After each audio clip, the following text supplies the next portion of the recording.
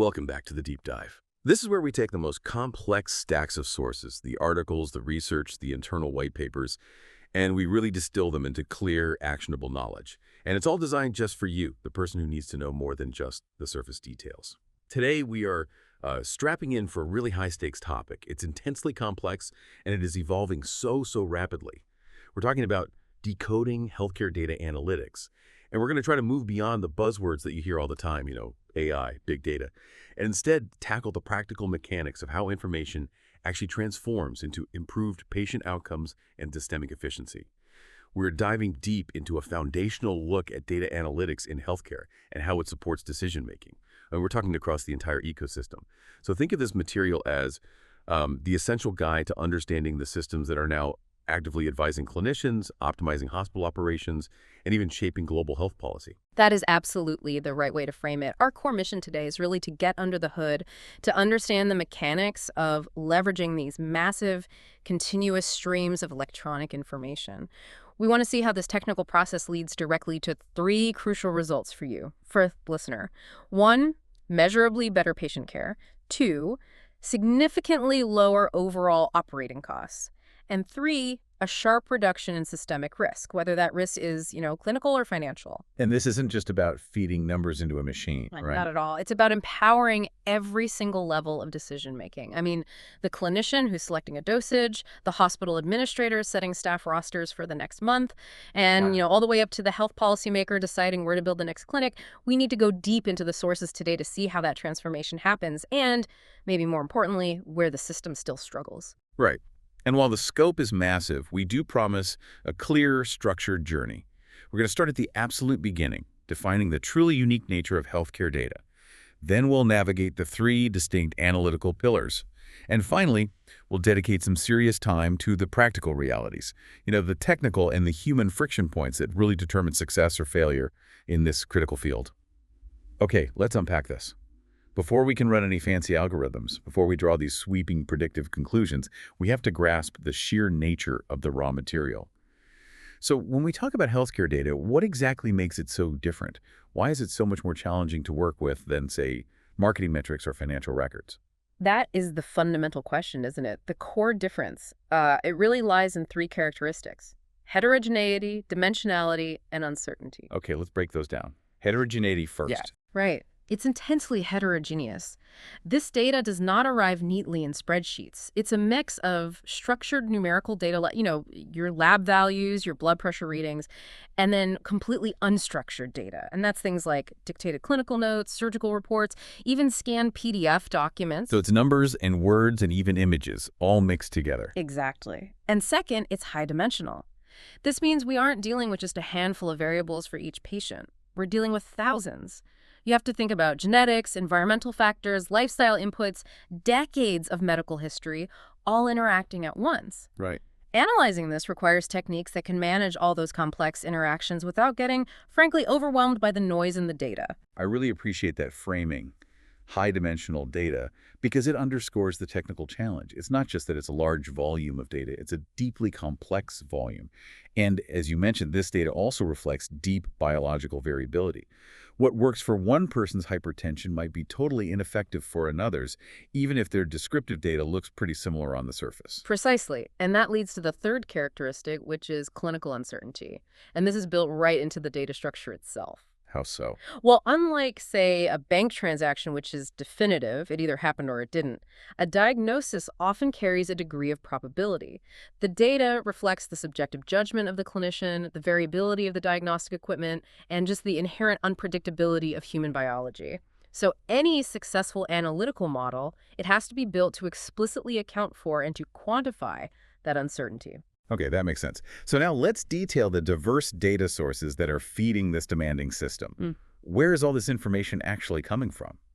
We should probably start with the obvious workhorse, the backbone of modern care, electronic health records, or EHRs. EHR is absolutely the foundation. They contain the patient histories, medications, allergies, treatment plans.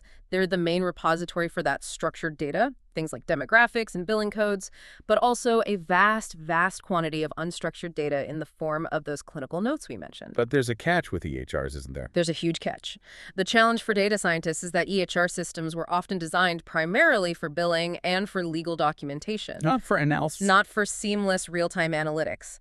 And this historical artifact, it makes extracting clean, usable data a massive, massive undertaking. That's a great point. I mean, most medical records are essentially financial documents first and clinical tools second. So how does that historical artifact impact how the models are trained today? It must mean we're often training these complex models on data structures that were optimized for revenue cycle management, not for clinical insight. It creates a lot of noise, just a ton of noise. For instance, to train a reliable model, you have to find ways to extract nuanced context from those dictated physician notes, that massive unstructured text field. You can't just rely on the code. You can't just rely on the standardized billing codes like ICD-10 or CPT codes. They simplify complexity for payment, but they lose all this vital detail that you need for prediction. This is exactly why natural language processing, or NLP, has become so critical in healthcare analytics. It's the bridge between that rich clinical language and machine readability. And speaking of machine readability, we have that constant stream of sensory input. I'm thinking of medical imaging and laboratory results. Oh, this is a huge and often overwhelming category of data. Think of the advanced pathology slides, the MRIs, the CT scans.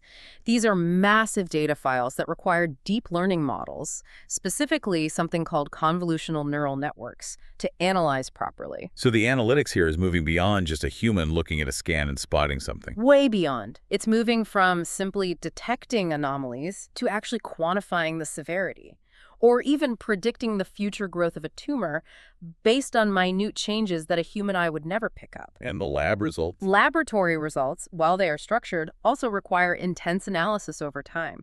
It's not just about the result today. It's the trajectory of, say, kidney function or blood count over months or even years that holds the predictive power. And we absolutely cannot overlook the financial engine that funds the whole system.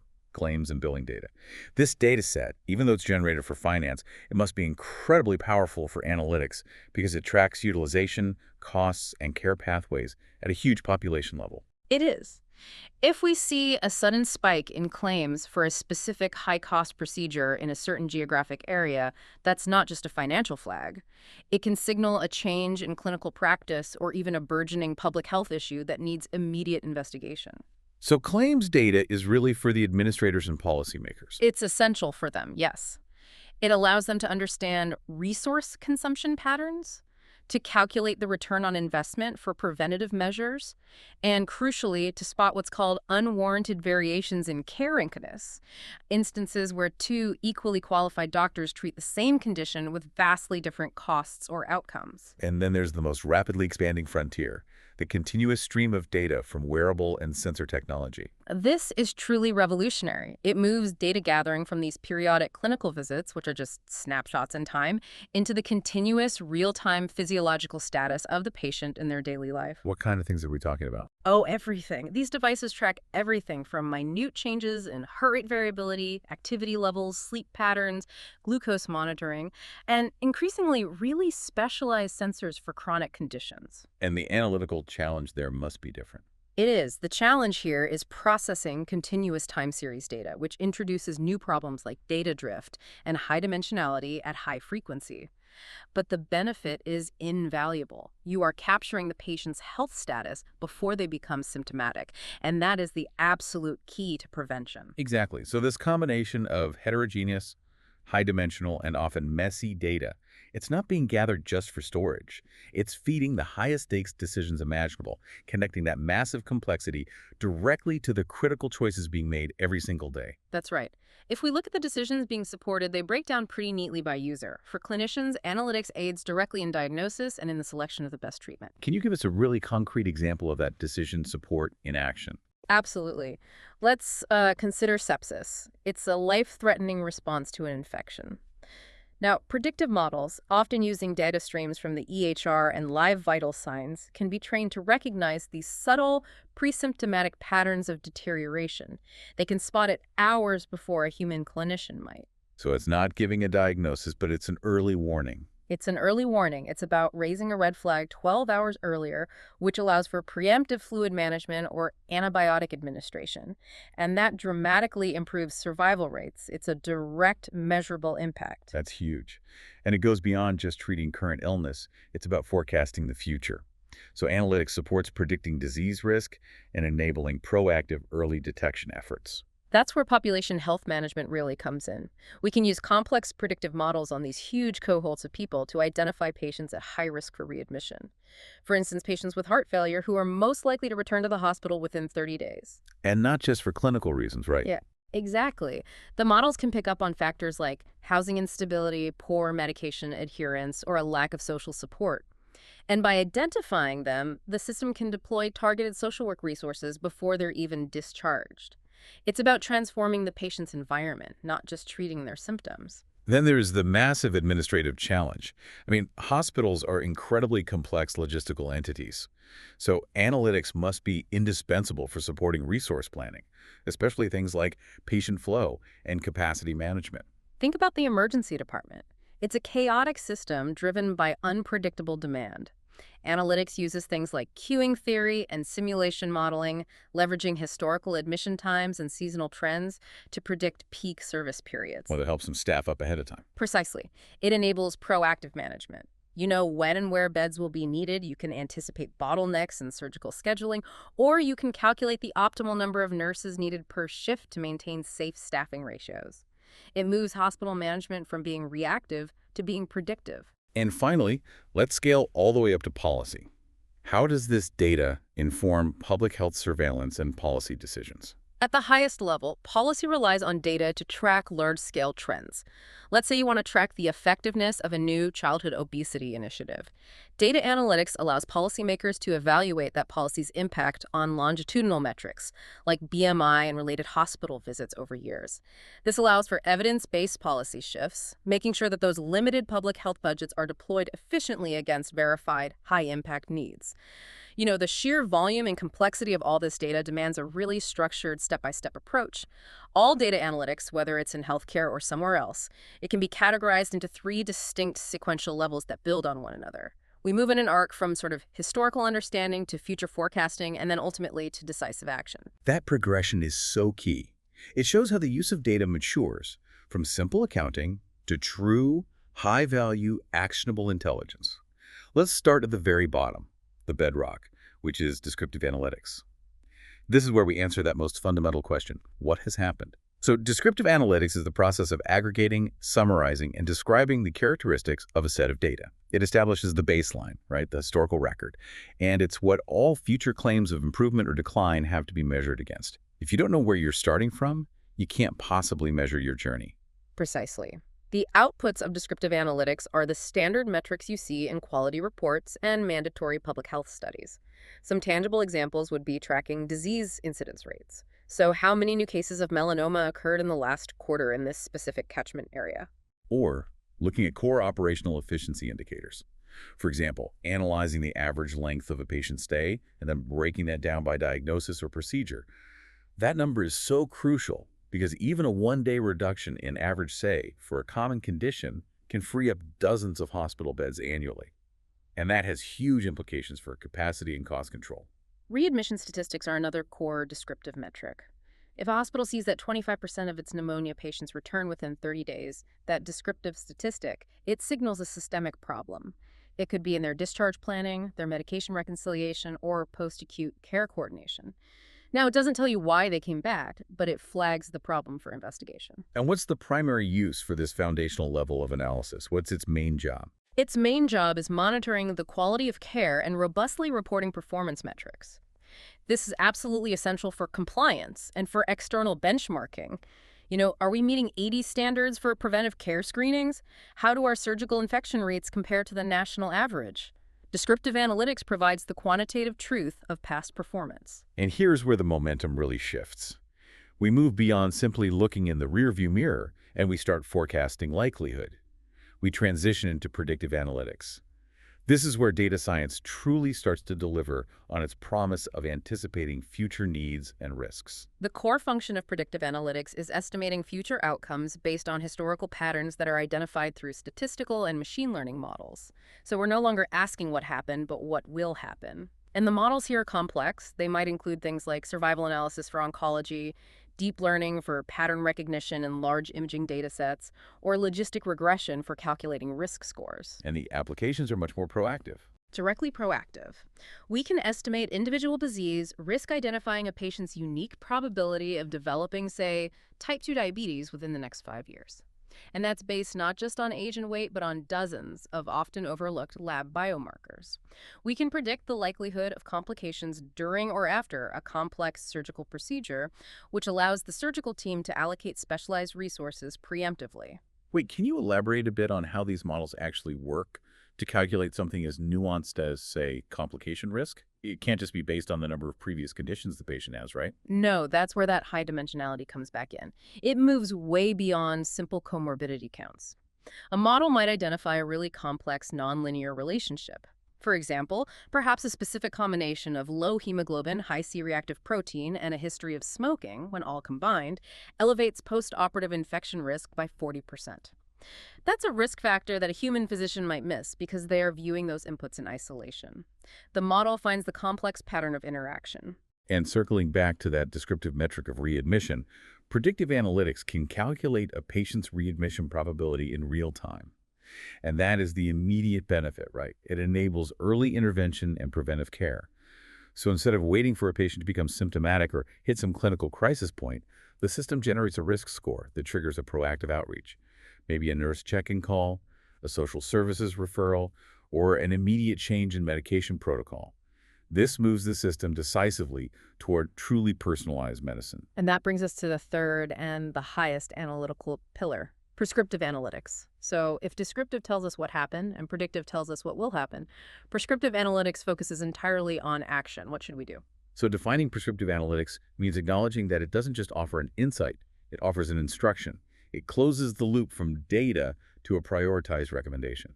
Exactly. This is where we combine the output of those predictive models, the risk scores and the likelihoods, with decision rules and really powerful optimization algorithms. The goal is to find the optimal path forward given a set of known constraints.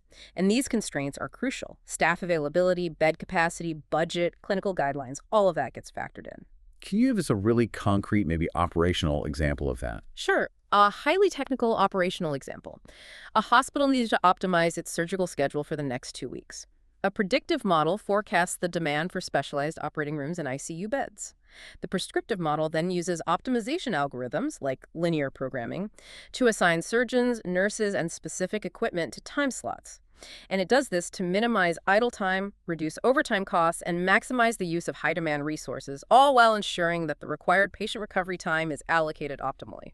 That is a perfect example of quantifiable cost reduction. What about a more direct clinical example? On the clinical side, a prescriptive model might analyze a high-risk patient's lab results and their medication adherence data. The predictive element says, this patient has an 80% likelihood of suffering a hypertensive crisis in the next 72 hours. The prescriptive element doesn't stop there. It offers Action A. Increase dosage of medication X by 10 milligrams immediately, and Action B, schedule a telehealth check-in within 24 hours. It moves from insight to immediate, specific direction. So the key difference is absolutely crucial. Prescriptive models don't just forecast the likelihood of a problem. They provide the recommended course of action, the optimal intervention strategy needed to prevent that problem from manifesting or getting worse. It's the difference between knowing a storm is coming and having the exact sequence of protective actions laid out for you. What's fascinating here is that while we strive for the precision of mathematics, medical outcomes are inherently messy. I mean, you're dealing with human biology, and that is variable and often unpredictable. So analytics has to incorporate this element of uncertainty into its models. Otherwise, it just leads to dangerous operational overconfidence. That is a huge differentiator from other fields like finance or logistics, isn't it? You cannot treat a patient like a perfectly predictable input on a production line. Since we're dealing with biological and clinical uncertainty, the tools used to handle that have to be sophisticated enough to express degrees of certainty, not absolute truth. So this means relying heavily on probabilistic models, which quantify and express likelihoods rather than certainties. It means generating risk scores that are accompanied by confidence intervals, telling the clinician not only the predicted outcome, but how confident the model is in that prediction. Yes, and we also use advanced techniques like scenario analysis. This is where the model runs hundreds of what-if simulations based on different possible treatment choices or logistical disruptions. This helps decision makers, the clinicians and administrators, balance the potential benefits against the potential harms of complex decisions. For instance, understanding the risk of delaying a surgical procedure versus the risk of performing it when the patient's vital signs are slightly suboptimal. But before we even get to that really complicated modeling stage, we hit the technical realities.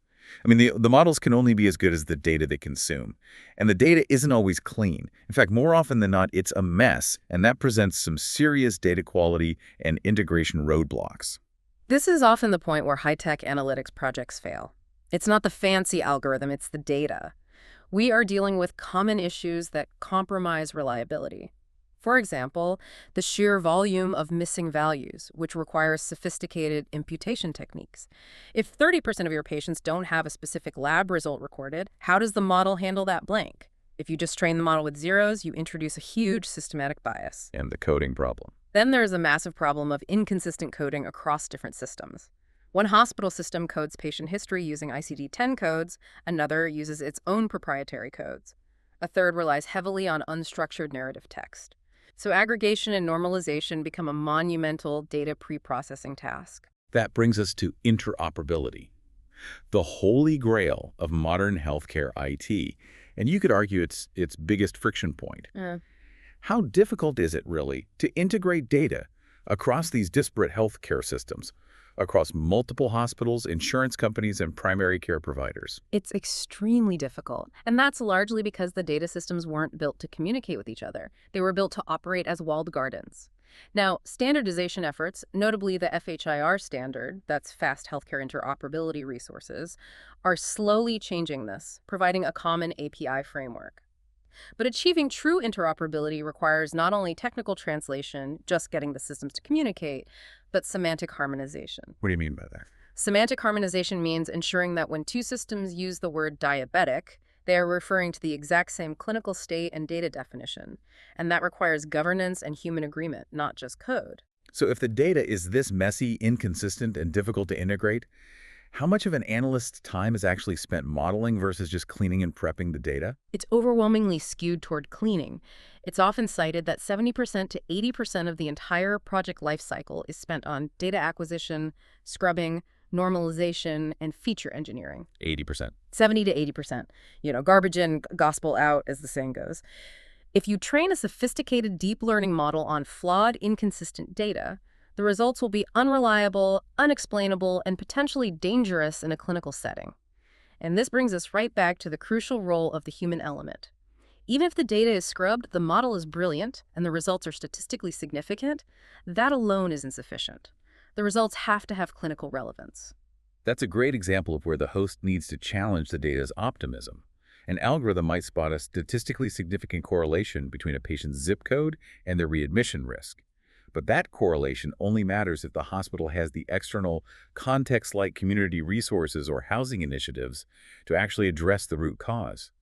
Statistical insight without contextual relevance is just intellectual curiosity. Absolutely. The analytics must always be interpreted against the external context required for interpretation. This means clinicians must weigh the data against current clinical guidelines, the established consensus-based best practices in medicine. If the algorithm suggests a deviation from that guideline, it requires a much higher level of validation and scrutiny. And what about patient-specific factors? They must also consider unique, patient-specific conditions that no generic training algorithm could ever fully capture. A machine learning model is trained on averages. The patient in front of the clinician is an outlier by definition. Maybe they have a rare genetic mutation or complex social determinants of health-like intermittent homelessness that the structured data just doesn't fully express. This just reinforces the essential nature of collaboration, doesn't it? It has to be a marriage between the analysts who understand the model limitations. For instance, why the model might be less accurate for a specific subpopulation, and the clinicians who understand the patient's reality and the practical feasibility of an intervention. Yes, the interpretation has to be safe and meaningful. The analyst provides the probability, The clinician applies the context, the ethics, and the judgment to translate that probability into a safe action plan. Now, we absolutely have to address the intense sensitivity of healthcare data and the required legal and technical frameworks surrounding its use. This isn't just commercial data, it's the most private information we possess. Right, and the requirements for any robust analytics program are rigorous and mandated by law. Compliance with privacy regulations, most notably EPA in the U.S., is a foundational baseline. And this is less about moral philosophy and more about stringent technical and administrative controls designed to protect what's called protected health information, or PHI. So what does that include, practically speaking? This includes technical requirements for data de-identification, access controls, audit trails, and very strict governance over data handling and storage. If data needs to be aggregated for population health studies, for instance, it must first be properly de-identified. That means any direct identifiers, names, addresses, specific dates are removed or encrypted so that the individual cannot be reasonably identified. And beyond the legal minimum, there is the technical requirement for maintaining trust. If patients don't trust how their data is being used, the data stream dries up and the entire system just collapses. That's right. Transparency and technical fairness are essential to maintaining that patient trust. If a model generates outcomes that disproportionately impact certain groups because of historical data imbalances, that is a failure of technical fairness that must be corrected. This requires continuous auditing of model performance across demographic subgroups to ensure generalizability and equity of insight. The system must be able to demonstrate that its insights are reliable and safe for all patients. So what's the ultimate mandate? Therefore, the ultimate technical and administrative mandate is clear. All data governance and all the resulting analysis must prioritize the technical safety and reliability of the output to protect patient well-being. Only then can you allow for secondary considerations like cost savings or operational efficiency. We've spent a lot of time focusing on direct clinical care, diagnosis, risk prediction, treatment plans. But let's broaden the lens now to the business of running the healthcare system itself. How does analytics move beyond the bedside to improve operational efficiency? Operational efficiency. This is the domain where massive cost reduction and risk mitigation really take center stage. Hospitals are massive industrial operations with, frankly, very thin margins and immense volatility. Analytics provides the insight needed to smooth out those fluctuations and maximize resource utilization, all without compromising clinical quality. Can you walk us through some concrete examples of those operational improvements? I'm thinking about scheduling, logistics, and resource management. Okay, let's start with physical resources. Managing inventory and supplies more effectively.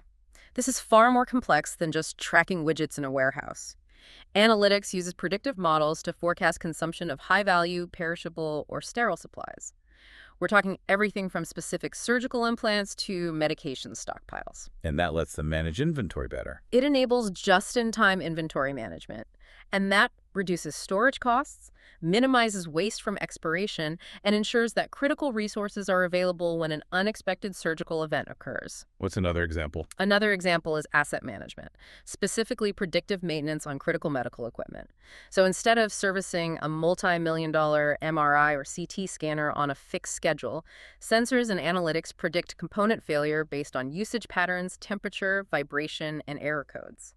This allows hospitals to schedule maintenance before a catastrophic breakdown occurs. And that reduces downtime. It dramatically reduces downtime, which can cost tens of thousands of dollars per hour. That is a phenomenal use of data to mitigate financial risk and ensure continuity of care. Now let's talk about the most complicated resource of all, human capital. Optimizing staffing levels based on demand. Right. The old way was often based on static ratios or historical monthly averages. It was very crude. Now, if analytics can predict, with reasonable confidence, that the intensive care unit will hit 95% capacity tomorrow morning based on incoming surgical schedules and current ER admissions, administrators can proactively adjust staffing now, minimizing nurse fatigue and ensuring patient safety ratios are maintained. And this ties into wait times. This directly ties into reducing patient wait times and improving patient flow to critical metrics for both satisfaction and safety. Analytics uses real-time patient status tracking and predictive modeling to identify bottlenecks before they occur. For example, predicting delays in lab processing or predicting when a discharge will be ready, which allows the environmental services team to prepare the next available bed immediately. So the ultimate outcome is reducing friction in the system. The ultimate outcome of sophisticated operational analytics is a reduction in system friction, exactly. It reduces cost by eliminating waste and inefficiency. And at the same time, it ensures that care quality is maintained or even improved because the clinical teams are not constantly stretched thin by these unpredictable surges in demand. And scaling up even further, we can move beyond the individual hospital and into the community. Data analysis is now a fundamental tool for supporting large-scale public health initiatives. This means shifting our focus from the individual patient to massive cohort analysis, the population level. The data points we discussed earlier, EHRs, lab results, claims data, and especially environmental surveillance, all of that gets aggregated to support public health authorities. And what specific functions are supported at this scale? First and foremost, robust disease surveillance and tracking. And this goes beyond simple reporting. Analysts use techniques like syndromic surveillance. This means tracking non-specific early indicators.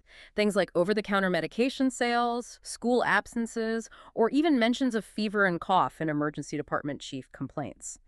Analytics can spot anomalies and unexpected clusters that signal an early outbreak detection weeks before a specific lab-confirmed case is ever reported. So it's an early warning system. It acts like a highly sensitive, forward-looking early warning system. Absolutely. And data analysis is also crucial for policy evaluation. When a new mandate is launched, say, a restriction on sugary drinks or a new screening program for rare cancer data is used to measure its real-world effectiveness. Are the metrics changing? Are we seeing the expected reduction in incidence? This allows policymakers to distinguish between good intentions and measurable positive impact. And how does this population-level analysis influence resource allocation?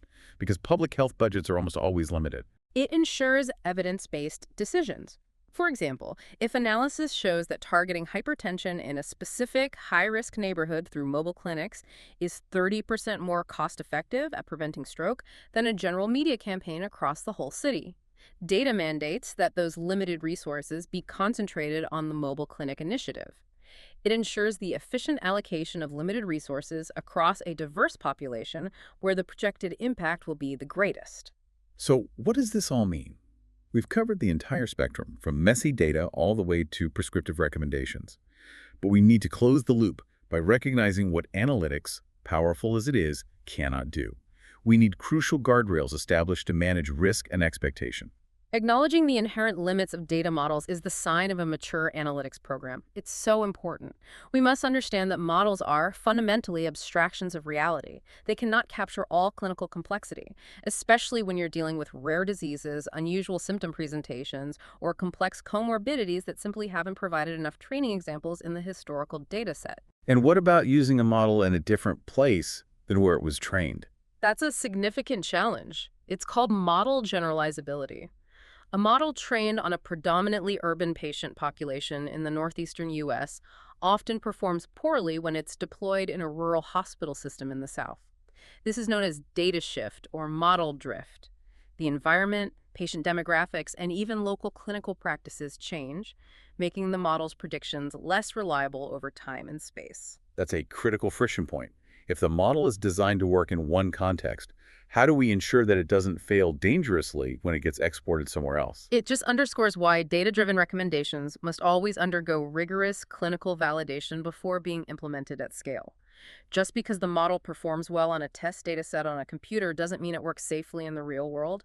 Validation requires prospective trials, often shadowed by clinicians, to see if the algorithm's recommendation actually leads to a better or safer outcome than standard human care. And the bias issue. And we must talk about bias, not necessarily as a philosophical concept, but as a technical failing. Models are subject to bias because they reflect the historical inequities and structural imbalances present in the training data. If historical data shows that a specific demographic received poorer quality care, the model learns that association, and it might inadvertently recommend a lower intensity or lower cost care path for that same demographic, which just perpetuates the historical pattern. So that's not a moral failure of the algorithm. It's a technical failure of the training data. Precisely. It is a data quality issue. And it requires constant technical auditing and mitigation strategies, such as reweighting datasets or using advanced metrics to check for parity of performance across different groups. The crucial takeaway that we must reiterate is this. Analytics supports decisions, but it absolutely does not replace medical judgment. The model is a highly skilled advisor, providing a probability. But the doctor remains the ultimate decision maker, bound by their expertise, their ethics, and the unique context of the patient sitting in front of them. Which brings us to the final, essential step. Communication. It's not enough to run a brilliant analysis. You have to translate and deliver that information into the right hands safely, and that requires precise, cautious language and excellent design. How the results are communicated determines whether they help or hinder decision-making. It's that simple. Analysts must translate their complex statistical findings, things like area under the curve scores or F1 metrics, into clinically meaningful terms. We need effective visualization and clear dashboard design. A p-value means nothing to a busy nurse in the emergency room, but a clear, cautious, color-coded statement about high risk of sepsis, 85% probability, that is what matters. And it needs to be integrated seamlessly into the existing clinical workflow, right? I mean, if the clinician has to log into a separate system just to see the risk score, the intervention delay might negate the benefit of the early prediction. That's exactly right. The presentation must be timely and contextualized. Furthermore, the communication requires clear and cautious language. We have to actively avoid the danger of overconfidence in predictions. If a system predicts something with 90% certainty, but the cost of the wrong decision is catastrophic, the decision maker has to understand the inherent limitations and potential failure modes of that 10% uncertainty. The ultimate purpose of communication, then, is to correctly frame analytics as decision support, not as an automation of care. We are giving clinicians better tools to think with. We're reducing their cognitive load by prioritizing information, not replacing the need for them to think critically and apply their unique human expertise. The algorithm suggests, the clinician decides. We have completed a comprehensive deep dive today, moving from the messy, high-dimensional landscape of electronic health records and sensor data all the way through the foundational steps of descriptive, predictive, and prescriptive analysis.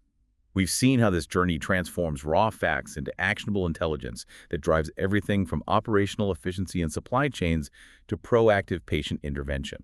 And we've grounded this conversation firmly in the practical realities, acknowledging the tremendous friction points, the challenges of technical interoperability, the necessity of rigorous clinical validation, and the structural complexities introduced by trying to merge algorithmic insight with human clinical expertise.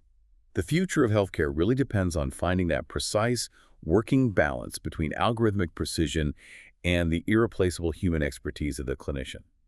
And that balance is the exact area we want to leave you to mull over. Since data-driven recommendations, as we've established, can be subject to bias reflecting historical data, and models inherently cannot capture all clinical complexity, what ongoing structural changes are needed in hospital governance at the administrative and board level to ensure clinicians always have the final authoritative say over the algorithm? How do we design an organizational structure that preserves essential medical judgment while still maximizing analytic insights? And what does that governance committee or that policy look like in practice? A critical question for anyone building or managing the next generation of health systems. Something to think about until our next deep dive. We'll catch you next time. Welcome back to the Deep Dive, where we take these colossal mountains of information you send us, and, well, piece by piece, we try to turn them into clear, actionable knowledge. Today, we are wading into a truly massive pool of data. I'm talking about the stuff your government collects, every single second of every single day. It's an unbelievable volume of information. It really is. Think about it for a second. Everything from your local zoning permits, your census data, your traffic tickets, the detailed budget for the next municipal park, the latest unemployment figures. Governments are, without a doubt, the largest data collection machines on the planet. I don't think that's even debatable. Not at all. But, collecting data is one thing. Actually using it to run society effectively, that is a completely different ballgame. Mm-hmm. So the big question we're tackling is this. Is this colossal data stack merely being used for historical reporting? Just showing us what happened last year. A kind of rearview mirror. Exactly. Or is it actively shaping our future policy? Is it helping officials move from, say, educated guesswork to what we're calling evidence-based governance? Our mission today is a deep dive into the unique world of public sector analysis. And we're basing this on key excerpts from the Principles of Data Analytics for Evidence-Based Governance. We really want to uncover the unique characteristics, the intense challenges, and the incredibly high-stakes applications of data analysis when the fundamental goal isn't profit. Right. The goal is delivering public value, ensuring effectiveness, and of course, enhancing accountability. And that shift in focus you just mentioned from profit to public value is, well, it's absolutely foundational. How so? It's the prism through which every single analytical choice, every data model, and every policy recommendation has to be viewed in the public sector. The stakes are just fundamentally different when the bottom line is human welfare, not, shareholder returns. So, let's begin by setting that stage. What defines the core purpose of data analysis when the customer is the citizen and the product is effective governance? What does the source material define as the primary objective? The primary goal, if you boil it all down, is to improve public decision-making, boost policy effectiveness, and ensure the efficient delivery of vital services. In the business world, as we know, analysis is all about driving the revenue curve and optimizing shareholder returns. Sure, maximizing profit. Exactly. But in government, the entire analytical framework is built around a much more complex, multi-layered metric, public value. That sounds like the textbook definition of evidence-based governance, which is a term we hear thrown around a lot. But what does it actually look like in practice, beyond just sounding good? In practice, it means moving away from instinct or inertia, that mindset of, well, we do it this way because we've always done it this way. Right, the bureaucratic default. That's it. And moving towards a process driven by measurable evidence. When governments really implement evidence-based governance, they are fundamentally enhancing the transparency of their operations, which is just crucial for healthy democracy. Okay. But on a practical level, this data analysis is designed to improve operational efficiency and, perhaps most critically for the taxpayer, to reduce waste and the misuse of public resources. Because in the public sector, the currency is the public trust and the tax dollar. Every dollar wasted isn't just a loss on a balance sheet. No, it's a service not delivered. It's a gap in coverage for someone who truly needed it. It has real human consequences. Right. Precisely. And this is where the tension begins. The stakes are just astronomically high. A mistake in predictive analysis for a major retailer might mean, they overstock blue widgets for the quarter? A minor financial hit, maybe? A minor hit. But a mistake in government predictive analysis, say, a misforecast on emergency medical supply needs, that could translate directly into a failure in disaster response or, a widespread public health crisis. So, if the foundation of government analysis rests on maximizing this elusive public value, how does that fundamentally change the types of questions an analyst asks compared to, say, an analyst at a tech company? Oh, it changes everything from the ground up. I mean, a typical business analyst might measure something like customer lifetime value, how much revenue a customer will generate over their relationship with the company. Sure. A very clear, quantifiable metric. Very clear. A government analyst, however, is tasked with measuring social outcomes, improvements in community safety, or overall citizen well-being. And these are metrics that are inherently abstract. They're difficult to isolate, and they're often only quantifiable through, indirect indicators. We'll have to come back to that idea of indirect indicators. That sounds tricky. It is, and it creates this perpetual tension in the public sector. Yeah. The drive for raw mathematical efficiency must constantly be checked against the mandate for public value and equity. Sometimes the mathematically best solution is not the politically feasible or the socially just one. So the numbers don't always tell the whole story. Never. And we have to understand that tension because it colors every single phase of the analytical process, right up to the final policy implementation. That makes perfect sense. Okay, let's unpack this a bit more. Before we look at how they analyze data, we really have to look at what they're actually analyzing. We need to explore the raw material itself, because the source material makes it really clear that the government data landscape is unlike anything you'd find in the private sector. That's absolutely right. The government data landscape is defined by three main factors. Its immense scale, its dizzying diversity, and the really challenging fact that the vast majority of it originated not for research. But for what then? Purely for administrative purposes. That administrative origin seems like a critical concept we need to linger on.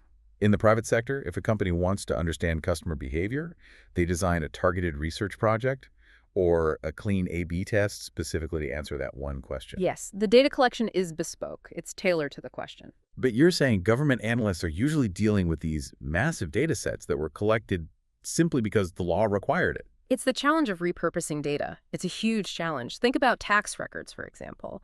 They're collected for one reason and one reason only, to verify income and collect revenue. That's it. Okay. Now, If an analyst later tries to use that same data to model, say, future housing market demand or regional wealth distribution, they have to contend with all the caveats and limitations inherent in that original collection process. Can you give an example of that? Sure. For example, specific tax deductions or filing status rules might skew the data in ways that are perfectly legal and correct for tax purposes, but are highly misleading for broader analytical purposes. So the data wasn't clean for the current policy question. It was clean for the previous administrative purpose. You've got it. That's the core of the problem. That must introduce inherent challenges related to completeness, consistency, and definition that an analyst has to spend enormous amounts of time correcting.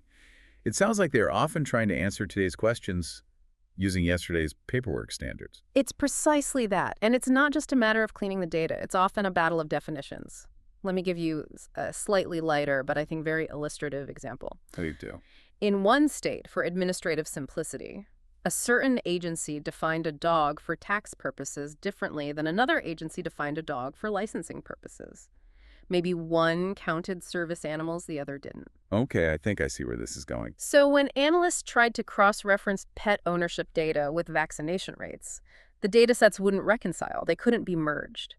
Because the fundamental definition of the unit they were counting a dog was inconsistent across these different government silos. That's fantastic. It perfectly illustrates the kind of, well, absurd but tiny hurdle that just balloons into a massive operational roadblock when you're dealing with millions of records. And that happens everywhere, with much more serious definitions than dog. I can only imagine.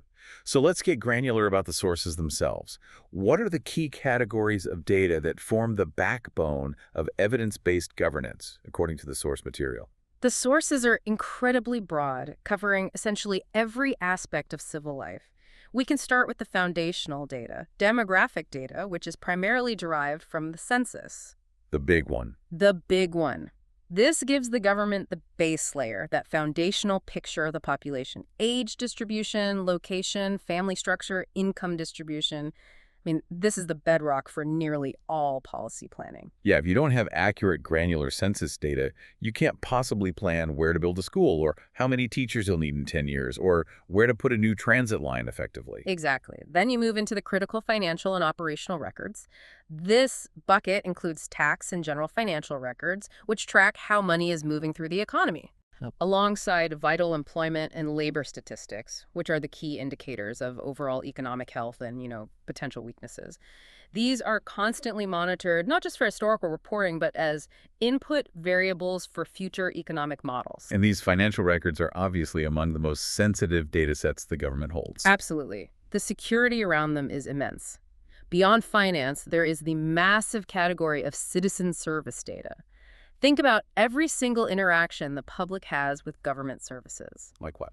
Detailed health records, education performance metrics, from standardized test scores to attendance rates, and social services data, including eligibility and utilization rates for things like food assistance or housing aid. Wow, so these data sets are essentially the pulse of public welfare. They show where the government is succeeding and where the social gaps might be widening. That's a great way to put it.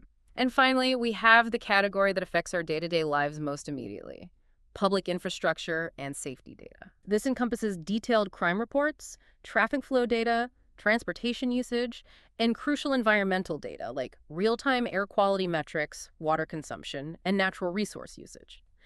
The sheer volume and variety of these sources mean that analysts must constantly perform complex data integration just to begin a project. That paints a powerful picture of the chaotic yet necessary raw material.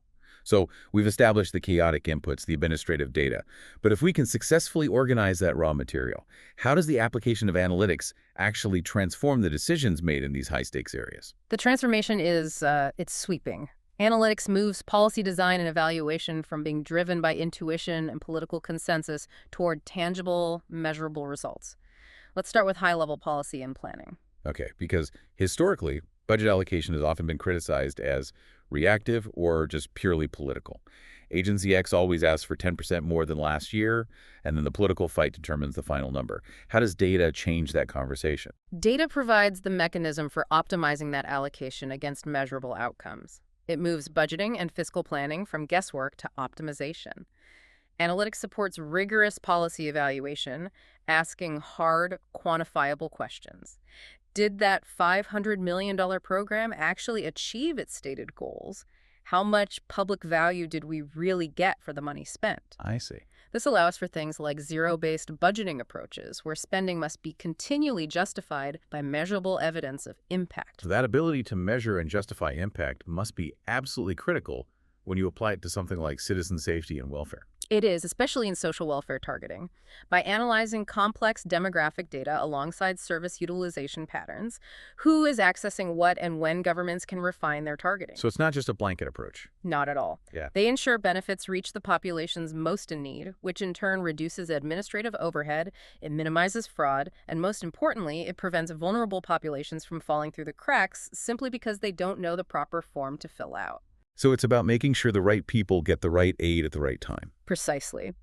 And in public safety, detailed crime analysis guides prevention efforts. Instead of having police deployment based on fixed schedules, analytics can identify micro-level hotspots, predict where resources are needed most acutely, and move law enforcement from a static deployment to proactive, time-sensitive engagement. And the physical world around us, infrastructure planning, this is where massive long-term investments are made.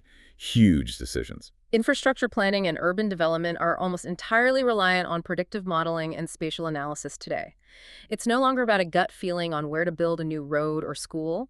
The data dictates the optimal location based on projected population density, forecasted traffic patterns, and economic benefit analysis. Can you walk us through a simple example of that spatial analysis? Of course. Take the decision for a new light rail line.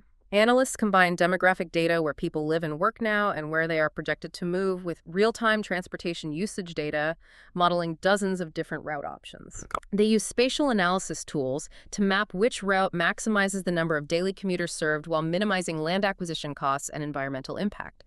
It ensures these massive public works investments are sustainable and well-placed for the next generation, not just for the next election cycle. And finally, what about compliance? That's less visible to the public, but absolutely essential for a functioning society. Regulatory monitoring is massive. Analytics ensures that industries adhere to complex environmental, financial, and safety standards. By applying analytical models to vast streams of transactional and operational data from regulated industries, governments can spot anomalies and non-compliance risk very quickly. This ensures that regulation is enforced fairly and efficiently, protecting the public interest without bogging down legitimate businesses with unnecessary paperwork. Okay, here's where it gets really interesting for me, because we've established the what and the why. Now let's explore the how. Analytics is not a monolith, as you said. It operates on 3 distinct dimensions of complexity, representing a continuum of analytical maturity. It moves from simply looking backward to proactively planning the future. That continuum is the key to understanding modern governance. Most people think of data analysis as just, reporting numbers, but that's really only the first, most basic step, descriptive analytics. Let's start right there then. Descriptive analytics. What happened? This is the foundational level, the one every citizen interacts with regularly, even if they don't realize they are looking at the output of a massive analytical process. Descriptive analytics focuses exclusively on historical reporting and monitoring. It takes vast, complex data sets and aggregates them, sorts them, and simplifies them to summarize past and current events. The single key question it answers is, what has happened? And its ubiquity means it's crucial for democratic function and just our daily lives. Yeah. We see these results everywhere, from economic reports to local government dashboards on their websites. Exactly. Think about the examples. The monthly unemployment rates released by labor departments, those are composite summaries of massive data sets tracking millions of individuals. Right. Detailed crime trends broken down by month and geographical area, comprehensive public spending reports that show exactly where every taxpayer dollar was allocated across agencies. These are all outputs of descriptive analysis packaged for accessibility. So what are the governance functions these serve, beyond just informing us? I mean, they're crucial for maintaining trust. Yeah, they are crucial for 3 specific mandatory functions. First, as you said, accountability.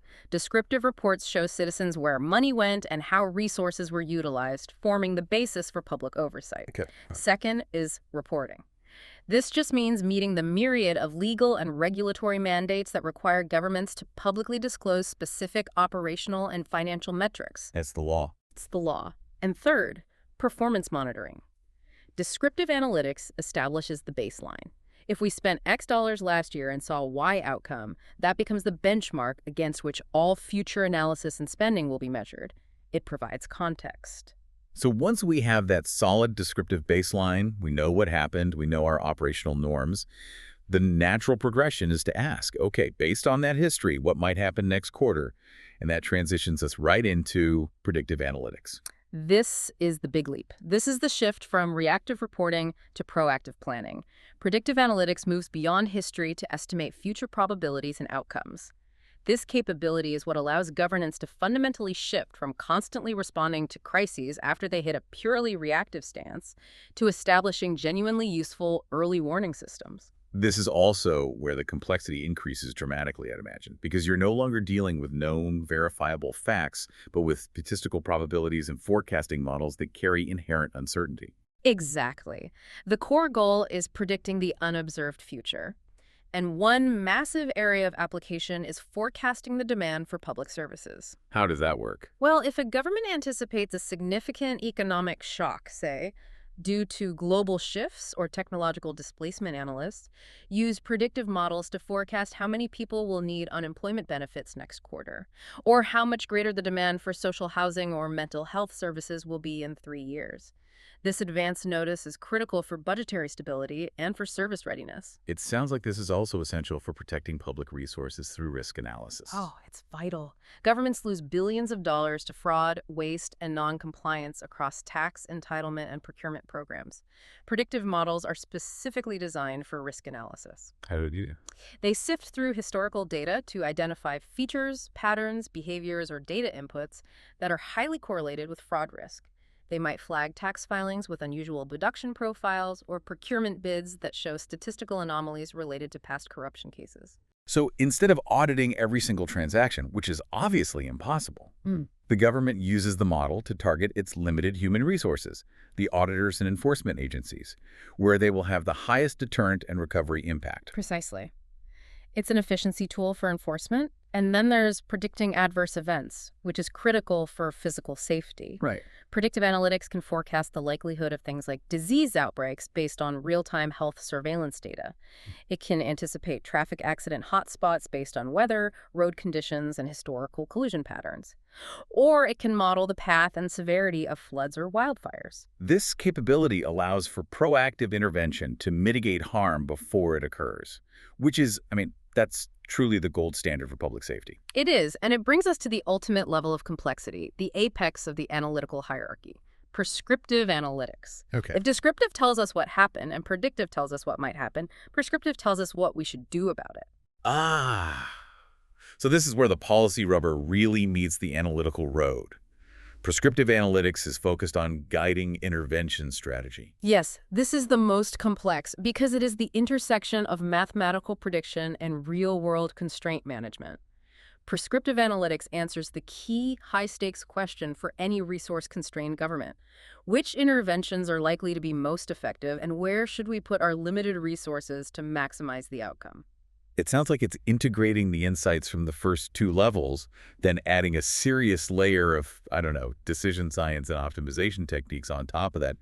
Can you break down the core components? The mechanism requires 3 things. First, the predictive forecasts. We need to know what's likely coming. For example, we predict a 20% increase in unemployment filings in the Northeast region. Okay, what might happen? Right. Second, the decision rules. These are the policy guidelines. For example, benefits must be distributed within 7 days of application. These are the constraints. Got it. And third, the optimization algorithm. This is the math that finds the best possible path forward given all known constraints. Budget limits, geographical boundaries, human capacity, and, of course, ethical mandates. The objective of the algorithm, then, is to optimize a specific, measurable policy goal subject to all of those real-world constraints. That's the essence of it. Let's return to the vaccine distribution example because it's so illustrative of a constrained problem. When a new public health threat emerges, the government has limited resources, a fixed number of vaccine doses, a set budget for labor, and limited capacity for delivery, say, 50 distribution centers max. So the prescriptive algorithm's objective function isn't just distribute vaccines, it has to be more specific. No, the objective function might be defined as Maximize the percentage of vulnerable populations vaccinated within 60 days. The algorithm then models thousands of scenarios: who gets the vaccine first, age groups, occupation, location, where the distribution centers should be located, what logistical pathways are needed, all while adhering to the constraint that no center can serve more than 5,000 people per week and the budget cannot exceed X dollars. That's a true optimization challenge. The output is a clear, actionable recommendation. Build centers A, B, and F and prioritize group Z first. It directly supports cost-effective policy implementation. Another example is deciding the optimal location for police patrols. Instead of just showing crime hotspots, which is predictive, Right. prescriptive analytics uses historical data, patrol capacities, response times, and current political goals like maximizing response time efficiency or maximizing community presence to schedule the precise patrol paths for the next 24 hours. This moves decision-making from subjective human scheduling to optimized resource utilization. So we've covered the unique data source and the three distinct ways it's analyzed. But as you alluded to earlier, analyzing complex data in a political system is never just a math problem. We have to talk about context, outcomes, and the messy reality of the data itself. This is the essential pivot. In the private sector, the primary contextual override is often the law, like avoiding antitrust violations. In government, the overrides are far more numerous and far more complex. Optimization for the public sector must always be viewed through the lens of policy constraints, often leading to decisions that are deliberately less efficient. Help us stress that difference again. Why can't a government decision be based solely on mathematical efficiency, even if the prescriptive model is perfect? Because the public sector operates under external and internal mandates that supersede pure efficiency. Take a classic dilemma. The efficient mathematical recommendation might be to close all small rural hospitals and consolidate services into one or two large, hyper-efficient regional medical centers. Okay. From a pure cost per patient perspective, that's highly efficient. The numbers would look great. But the policy constraint is access and equity. Exactly. The government has a legal and a social mandate to provide services to all citizens regardless of their proximity to an urban center. If that consolidation leaves elderly or low mobility populations in rural areas without reasonable access to emergency care, the efficient solution is a profound policy failure that violates the core principle of public value. So the analysis must always consider legal mandates, political priorities, and social equity considerations. These become non-negotiable constraints built into the analytical model itself. They absolutely must be constraints, not afterthoughts. The context ensures that the analytics align with public interest and fairness, even if it means choosing a solution that achieves, say, 85% efficiency for a 100% equitable outcome, rather than 98% efficiency for a 50% equitable outcome. I see. The human and ethical layer, the policy judgment, is always the final filter for the analytical output. You cannot automate judgment. You can only automate the insight that informs that judgment. Speaking of judgment, measuring success in the public sector is notoriously difficult, far harder than looking at a quarterly revenue statement. Let's tackle this measurement dilemma. The dilemma stems from the very nature of the government's output. Government success is measured by highly abstract, complex concepts. Social outcomes, the quality of service delivery, and overall citizen well-being. These are not easily quantifiable metrics like units sold or profit margin or click-through rates. Right, you can't put a dollar value on a reduction in local anxiety related to crime or a boost in community resilience after a disaster. Those things are real, but they defy direct counting. They are incredibly challenging to quantify, and because these ultimate social outcomes are abstract, analytics must rely on what we call proxy measures. Yes, these are indirect indicators that we hope correlate closely with the real goal. For example, instead of measuring citizen well-being directly, which is impossible, we might measure secondary proxies like reduced emergency room visits for preventable conditions or improved high school graduation rates. And if those proxy measures are chosen incorrectly, you can end up with the proxy problem, incentivizing behavior that looks excellent on paper but doesn't actually help citizens. That is the perennial risk of misalignment. It's a huge problem. Consider traffic safety. A government's goal is to reduce accidents and save lives. A poor proxy measure would be increase the amount of revenue generated from traffic fines. If that's the measure, police resources are targeted at issuing low-impact speeding tickets on safe roads, not at redesigning dangerous intersections or monitoring high-risk drunk driving hours. But a successful proxy measure would be something like reduction in severe injury or fatality accidents per capita. Exactly. The proxy must genuinely reflect the desired social outcome, not simply the easiest or most expedient operational outcome. If you only measure the speed of processing welfare applications, staff might rush through complex cases, sacrificing quality for speed just to hit the metric. Analysts have to continuously audit their proxies to ensure they align with the government's core mandate of public value. And before any of this advanced analysis, descriptive, predictive, or prescriptive, can even happen, analysts face the one major operational roadblock that makes every project start with a deep sigh: the data quality and fragmentation crisis. This is the messy reality on the ground, and it is the single biggest drain on analytical resources in government. Government data often suffers from deep systemic flaws rooted in two things. First, fragmentation across diverse agencies, the infamous silos. Right. The Department of Health collects data using one ID system, the Department of Labor another, and the Department of Transportation a third. They don't have common keys or standards. They don't talk to each other. So if a policymaker wants to know the link between, say, unemployment status and preventable hospital admissions, the data doesn't naturally connect. Not at all. And those silos lead directly to the second problem: inconsistent definitions and standards. We discussed the dog example earlier, but in policy, this is lethal. What constitutes a family unit for tax purposes is vastly different from the definition used by the Housing Assistance Department.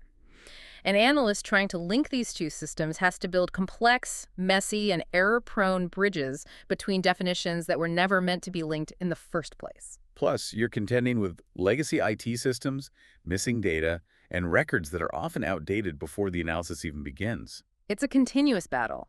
The sheer time analysts must spend cleaning, matching, and reconciling data before any meaningful analysis can begin often consumes 60 to 70% of a project's entire budget. Wow. Therefore, data integration isn't just a nice-to-have technological upgrade. It is absolutely essential for any meaningful high-level analysis that tries to look across different policy areas, linking health outcomes to income levels, for example. So, governance of data quality, establishing enterprise-wide standards, rigorous collection protocols, and ensuring data is interoperable is perhaps the single greatest operational challenge facing modern evidence-based government. Are we just trying to build a skyscraper on quicksand if the foundation of data quality is so poor? That's a powerful analogy. In many cases, yes, that's exactly what's happening. The solution requires a strategic, centralized approach to data governance, treating data as a critical public infrastructure asset, not just scattered digital paperwork. Until that is resolved, the sophistication of our analytical models will always be undermined by the quality of the inputs. Okay, we've established the goal, the data, and the massive hurdles. Now we need to dive into the issues that affect the public most directly: the necessity of transparency, the limits of the models, and the constraints of operating with such sensitive information. And we have to acknowledge the extremely sensitive nature of the information we've been discussing. Government databases contain highly sensitive personal information, everything from your health history and financial details to your criminal record. Which necessitates rigorous adherence to legal and privacy imperative. Compliance is the absolute baseline. Analytics must rigorously comply with existing privacy laws, data protection regulations, and legal mandates regarding the sharing and retention of personal data. The analytical process cannot even begin without a clear legal framework for data use. And linked directly to that legal framework is the essential consideration of avoiding systemic bias. Oh, this is critical. When analysts design predictive models, they must rigorously audit the data inputs to ensure algorithms don't simply learn and perpetuate historical biases. We have to design systems that actively mitigate this. What does that look like in practice? For instance, if a fraud detection model is trained on data where auditors historically only targeted one demographic group, the model will inherently learn to flag that group more often, creating a self-fulfilling prophecy of bias. Conscious mitigation strategies and fairness testing have to be built into the model design from the very start.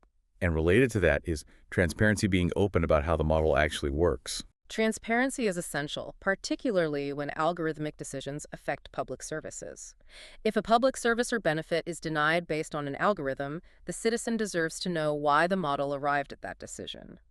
This requires explaining the model's logic and key factors, often called explainable AI principles, to non-technical audiences. And ultimately, all of this ties back to public trust, doesn't it? Public trust is the currency of governance. It's everything.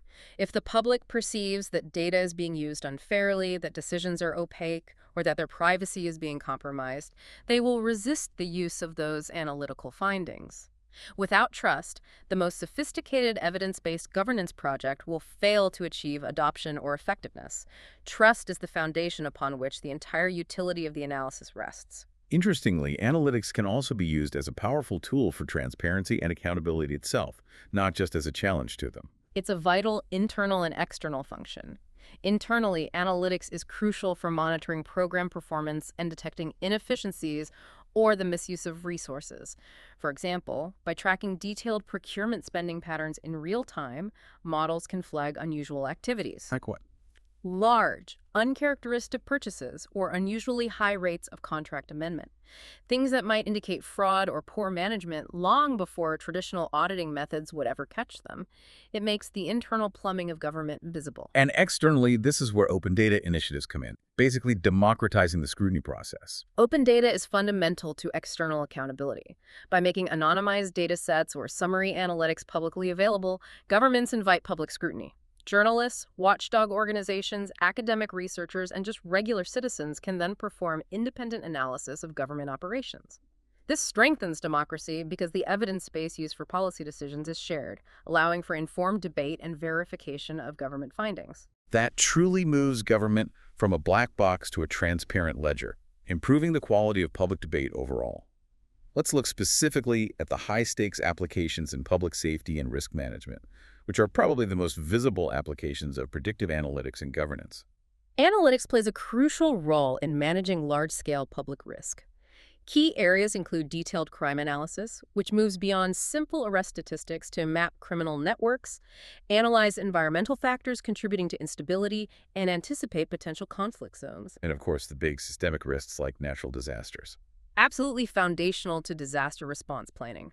Analytics optimizes resource staging, it calculates evacuation routes based on real-time population density, it models infrastructure resilience against severe weather events, and it helps pre-position emergency supplies. It turns a reactive scramble into a coordinated, data-informed deployment. And the simple but immensely important area of traffic safety. Analyzing collision data, traffic flow, and infrastructure stress points helps prioritize safety improvements, where to place speed cameras, which interceptions need redesigns, or where public awareness campaigns will have the most impact. Analytics in these domains is about prioritizing prevention and preparedness across the entire spectrum of public risk. But when these powerful predictive models touch human behavior and safety, there is always the caveat. A monumental caveat. We must apply this analysis cautiously, especially in high-impact areas like social service eligibility or public safety deployment. The goal must be to rigorously test models for fairness before they are ever deployed. So what's the risk? If a model predicts higher risk in a specific neighborhood, say for traffic violations or minor property crime, and that leads to a disproportionate allocation of resources, the model may simply be guiding enforcement efforts to generate more data points in one area. This creates a self-fulfilling prophecy and can foster deep mistrust. Analysts must break this cycle by ensuring input data is unbiased and that the model's impact is equitable. Finally, we need to bring this back to earth and acknowledge the reality. Data analysis is a tool. It's not a panacea that solves all political problems. What are the inherent limitations of data-driven governance? The first limitation is one of scope and complexity. Data-driven recommendations often risk oversimplifying complex social issues. Human motivation, deep-seated cultural norms, political history, and localized dynamics are incredibly hard to quantify and model effectively. A model might be mathematically perfect, achieving maximum efficiency in its confined parameters, but be completely socially irrelevant because it ignored a crucial, unquantifiable human element. So we might get an elegant answer to the wrong question or only part of the question. Precisely. And then there's the harsh reality of implementation. Political resistance and bureaucratic inertia. You can have the most compelling data set and the most optimized prescriptive analysis showing a clear path to savings and efficiency. But if that recommendation goes against a powerful political lobby, or if the bureaucracy lacks the capacity or the will to dismantle legacy processes, the recommendation will simply be shelved. Analytics is fundamentally constrained by political reality.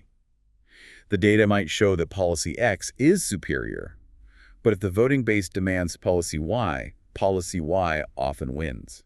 That is the nature of democratic decision-making. The analysts provide the evidence, but the elected officials must navigate the political constraints. Another limitation, which policy leaders must grapple with, is the time lag in outcome measurement.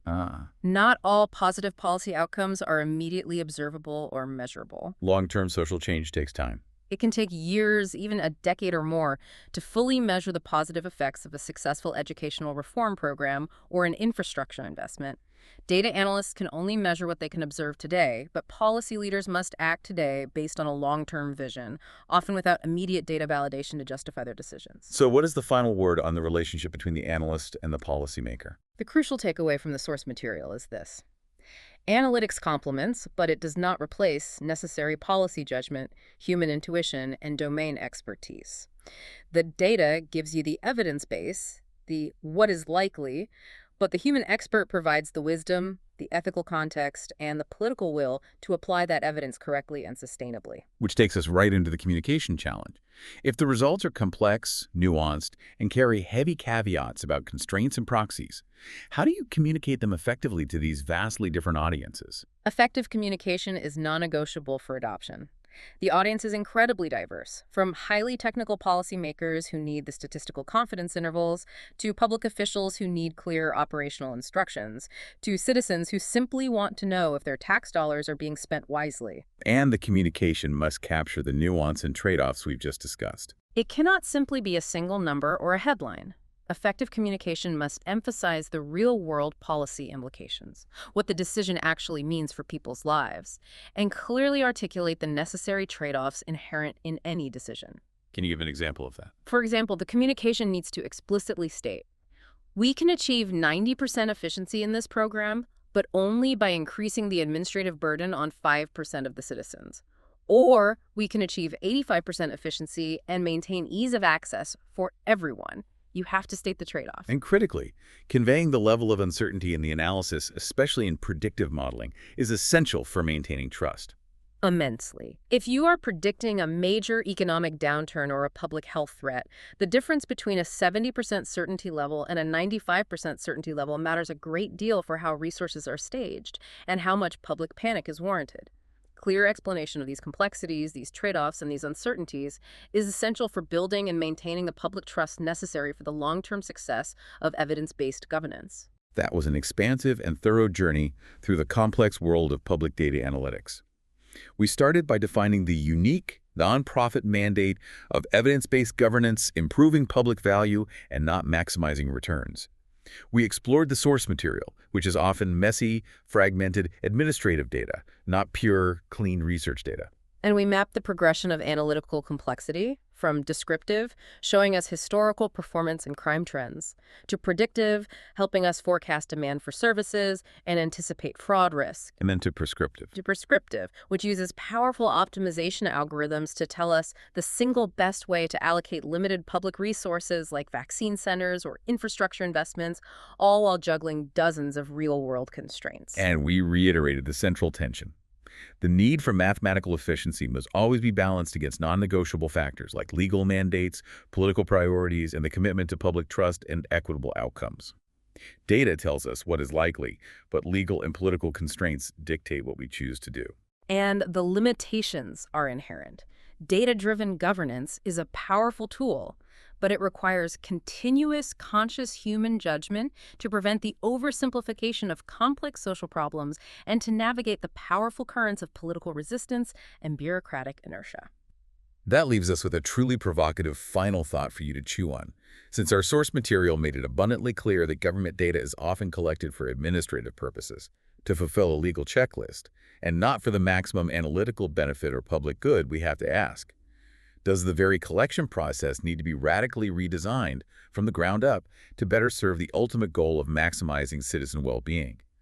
If transparency, fueled by high-quality data, strengthens democracy, what is the ultimate price we pay for the current systemic crisis of poor, fragmented, and siloed data quality?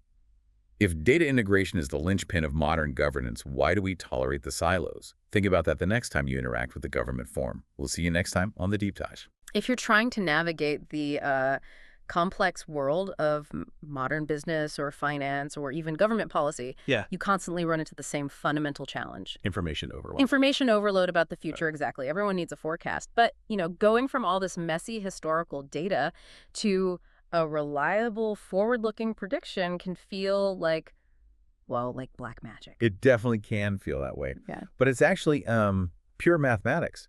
It's engineered specifically to handle the complexity of human behavior and, market dynamics. Right. We're talking about building the statistical architecture that allows a company to predict exactly how many units they should make. Or, on the other side, allows a government to anticipate the exact impact of a new tax. And that is our mission today. We've gathered a stack of sources that detail this specialized field of causal forecasting with a deep focus on the indispensable tool that makes it all work, demand regression. This deep dive is your shortcut. We're going to peel back the layers and show you, the learner, how these powerful statistical techniques turn correlation into credible, actionable causation. And the goal here is to give you thorough knowledge and give it to you quickly. By the end of this conversation, you won't just know what regression analysis is. You'll understand what those crucial coefficient numbers actually mean, why they're the key to unlocking the what-if scenarios that drive billion-dollar decisions, and maybe most importantly, the enormous risks involved if the underlying assumptions are fragile. So, settle in. We're going beneath the surface to explore the price of prediction, starting with, well, the sheer necessity of even trying to predict tomorrow. Okay, so let's unpack this core concept first. Demand forecasting. It sounds so simple on the surface, right? Just predicting future demand for your goods or services. It does. But when you look at the strategic cost of being wrong, you realize the stakes couldn't be higher. This is really the bedrock of all operational and financial planning. It's truly foundational. And its accuracy, or, lack of accuracy, it doesn't just affect one department. It sends ripples across the entire corporate infrastructure. Yeah. If we define it, we're simply talking about predicting demand. But the real measure of its importance, I think, lies in all the critical business functions that are entirely dependent on that single number. Okay, so let's detail those critical functions, because this is where the money is won or lost. I mean, if the forecast is off by even a small percentage, the financial implications are immediate, and they can be severe. Absolutely. Let's start with production planning. Okay. Just knowing what to make and when to make it. If you underestimate demand, you hit a stockout. Which is a disaster. It's an immediate disaster. It means lost sales right away, but maybe more damningly, it means customer frustration, potential long-term damage to your brand loyalty as people just, turn to your competitors. That's the opportunity cost right there. That is the pure opportunity cost of an inaccurate forecast. And on the flip side, if you overestimate demand, that's just wasted capital sitting on a shelf. Which leads directly into the second function, inventory management. And this is a constant, brutal balancing act. I can imagine. Overestimating leads to surplus inventory, which then incurs carrying costs. That's the cost of warehousing, insurance, and crucially, the cost of obsolescence or spoilage. Right, especially for tech or food. Oh, for perishable goods or fast-moving technology, a bad forecast can lead to a write-off of millions. The forecast is literally the blueprint for optimizing this trade-off, trying to hit that sweet spot between satisfying demand and minimizing those holding costs. I really appreciate you framing it in terms of both opportunity costs, the lost sales, and holding costs, the waste. Yeah. It really turns forecasting from a dry statistical exercise into a central component of risk management. It is risk management, plain and simple. We also see the forecast dictating pricing decisions. How so? Well, before launching a promotion or adjusting a list price, the company needs a robust model that can predict the elasticity. Elasticity, so how much demand will change in response to that price move. Exactly. You don't want to cut your price by 20% only to see demand creep up by 1%. The forecast should prevent that kind of poor strategic maneuver. And if we pull back and look at the long horizon, we get to capacity and investment planning. And this is where the forecast affects the balance sheet for, decades to come. Precisely. You cannot commit to a massive long-term capital investment, building a new plant, hiring hundreds of new engineers, signing long-term leases, unless you have very high confidence that future demand, maybe 5, 10, even 15 years out, will justify that massive expenditure. So the forecast is the evidence. A robust, causally derived forecast is the evidence that supports securing that financing. It's the document you take to the bank. So the ultimate goal isn't just a number, it's reducing operational costs and making sure resource allocation is as efficient as possible. But to get there, we have to recognize that demand isn't just one single force. It's a complex, multi-factor reality. That's the pivot point. That's where it gets interesting. When we move beyond simple gut feeling or just, looking at last year's numbers, we have to account for the numerous determinants of demand all at the same time. The explanatory variables. That's what economists call them, yes. Yeah. And a causal model has to account for all of them. Okay, so the first and the most intuitive one is the product's own price. The classic law of demand. Price goes up, quantity demanded goes down, generally. Correct. But immediately we run into simultaneous factors, like consumer income. Right. Is the consumer base feeling wealthy and spending freely? I mean, demand for luxury goods, for example, is highly sensitive to shifts in macro-level income and employment figures. And then we have to talk about the prices of related goods. This is where that deeper nuance of substitutes and complements comes in, which seems crucial for any kind of cross-industry planning. This needs to be crystal clear because it involves vital competitive analysis. So substitutes are items that can be used instead of your product. Butter and margarine. The classic example. If you sell butter, margarine is your substitute.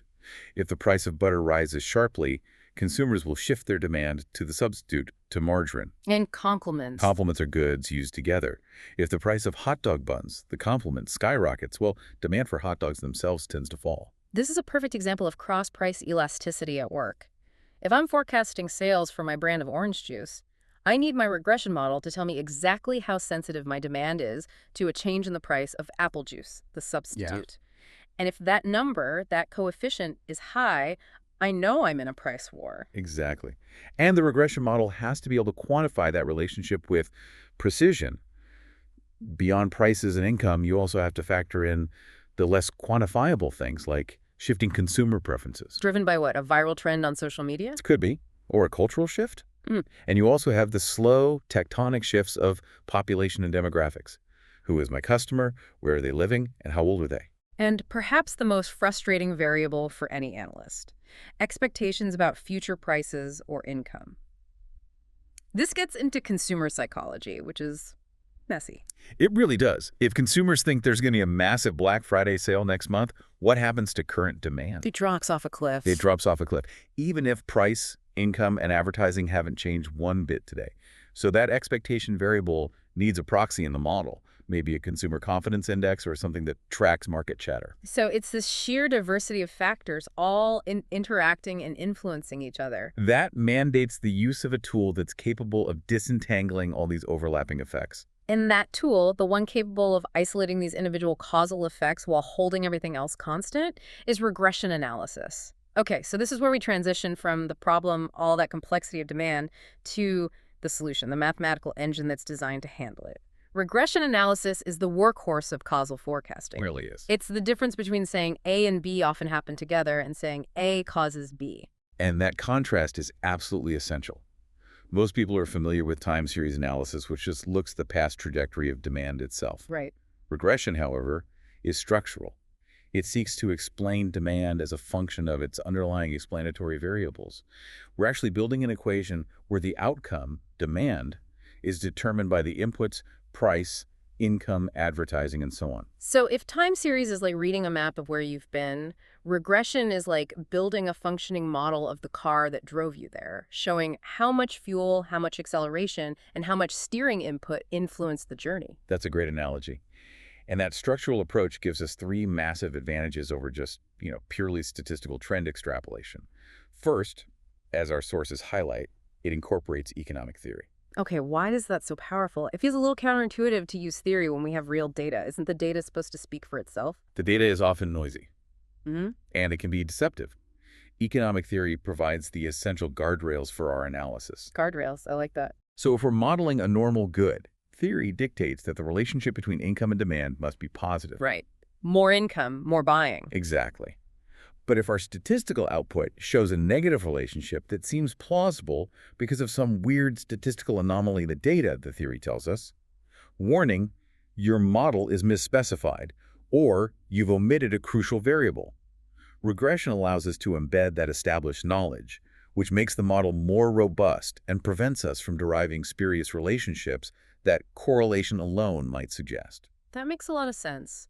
Theory ensures the results are not just mathematically sound, but economically sensible. And that leads right into the second advantage, interpretability. Yes, If the model is correctly specified, we can interpret the relationships with confidence. We can look at the output and say, for every dollar we spent on advertising, we saw X dollars in increased demand, holding price constant. We can actually quantify the why. Which is critical for budgeting and strategic decisions. Absolutely. And that interpretability feeds into the third and often the most strategic advantage, the what-if power. It supports scenario and policy analysis. This is the real competitive edge. It is.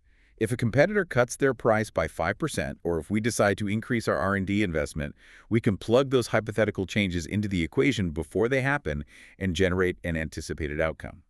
This moves decision-making from being reactive to being proactively simulated. Let's look at the mechanical differences in the models. When we look at simple versus multiple models, the simple one is where most people start, but it pretty quickly reveals its limitations. A simple regression involves only one explanatory variable. For instance, we might just look at quantity demanded equals some baseline amount plus a coefficient, we call it beta 1 times price, plus some error. And in this case? In this introductory context, the beta 1 coefficient is a direct measure of the price elasticity of demand. It seems like a clean, direct measure of responsiveness, which sounds great. But given all those demand drivers we just talked about, how useful is it in the real world where nothing is ever constant? Well, that's the challenge. Simple regression assumes an incredibly powerful statistical condition, that every single factor except for price is constant. Which never happens. Never. In reality, that assumption is violated immediately. Therefore, the simple model's limitation is that it drastically oversimplifies real-world behavior, and that leads to what we call omitted variable bias. So if I use a simple regression to measure the effect of my price on sales, but I fail to account for, say, a huge heat wave that simultaneously boosted demand for my ice cream, Then what happens? then my price coefficient will be wrongly inflated. It'll look like my price change did more than it actually did. Precisely. The price coefficient wrongly absorbs the effect of the omitted heat wave variable, and that biases the result. This is why simple regression is often relegated to, baseline studies or situations where the analyst genuinely believes one single explanatory variable dominates all the others. Yeah. Which brings us to the multiple regression model, the professional standard for forecasting. How does it tackle that inherent bias? Multiple regression includes several explanatory variables all at once: price, income, advertising, competitor price, seasonality, all in one equation. The superiority comes from its ability to control for confounding factors. So it isolates the effects. Exactly. By including income in the model, we mathematically isolate the effect of price on demand after we've already accounted for the influence of income. So to go back to an earlier example, if a competitor goes bankrupt and I'm using a multiple regression model, I can include a variable for competitor activity. Right. So when I run the analysis, the model can look at the total surge in my demand, attribute the part that was caused by the bankruptcy to the competitor variable, and then accurately assign the remaining demand change to my own price cut. That's exactly right. It partitions the overall variation in demand among its different causes, and that provides a far more realistic and therefore a much more actionable representation of the underlying relationships. This isolation of effects is the single most powerful feature of multiple regression. We've established the why and the what. Now, let's look under the hood at the actual results. We've run the data, we have a set of coefficients. For the learner trying to gain quick mastery, understanding these numbers is the key to unlocking the whole system. What do the coefficients actually mean? We have to focus intensely on the marginal effect. Each coefficient represents the estimated impact of a one-unit change in that specific explanatory variable on the dependent variable, on demand. But there's a huge catch. There is. This interpretation is only valid because of that principle we just discussed, ceteris paribus. That Latin phrase is the statistical mantra here, all else being equal. Exactly. The multiple regression model is designed to simulate something that's impossible in the real world, running a perfect controlled experiment. So if the income coefficient is, say, 0.5, it means that for every 1 unit increase in average consumer income, let's say that's $1,000 demand, increases by half a unit, so 500 units of your product. Assuming price, advertising, and every other factor in the model remained absolutely frozen. That's the crucial assumption. The regression mathematically holds all other factors constant, allowing us to isolate the specific causal mechanism we're interested in, which in a messy real market would be impossible to do otherwise. That isolation is the entire value proposition. It is. And once we have these marginal effects, we have to perform the essential economic sense check Just because a result is statistically significant, meaning it's unlikely to be random, that doesn't make it economically credible. Can you give us a concrete example of a result that would fail that economic sense check? Certainly. Let's say you're modeling demand for gasoline, and you find a large, statistically significant positive coefficient for the price of crude oil. So as crude oil gets more expensive, people buy more gasoline. Right. That violates basic supply-demand logic for a standard good. Now, it's possible it's capturing some complex market lag, but often it's a huge red flag that indicates a structural flaw in your model. Maybe omitted variables, maybe a functional foreign issue.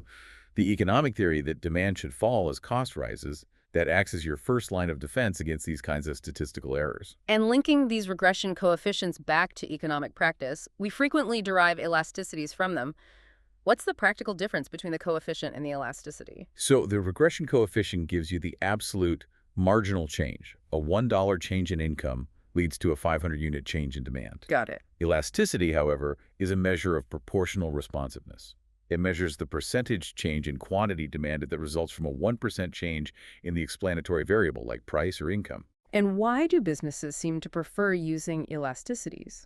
Because they're unit-free and they're easily comparable across different products and markets. If I tell a manager that the coefficient for a new luxury car is 0.5, they might say, is that high or low? Right, 0.5 what? Exactly. But if I tell them the income elasticity is 2.5, they instantly know that this is a highly sensitive, cyclical luxury product, an elasticity greater than 1, which means demand will boom or bust dramatically with even small changes in the economy. It's a standardized language for strategic decision-making. To build this powerful theory-driven machine, we obviously need a high-quality data foundation. What are the raw ingredients that are essential for constructing these sophisticated models? You need robust historical data.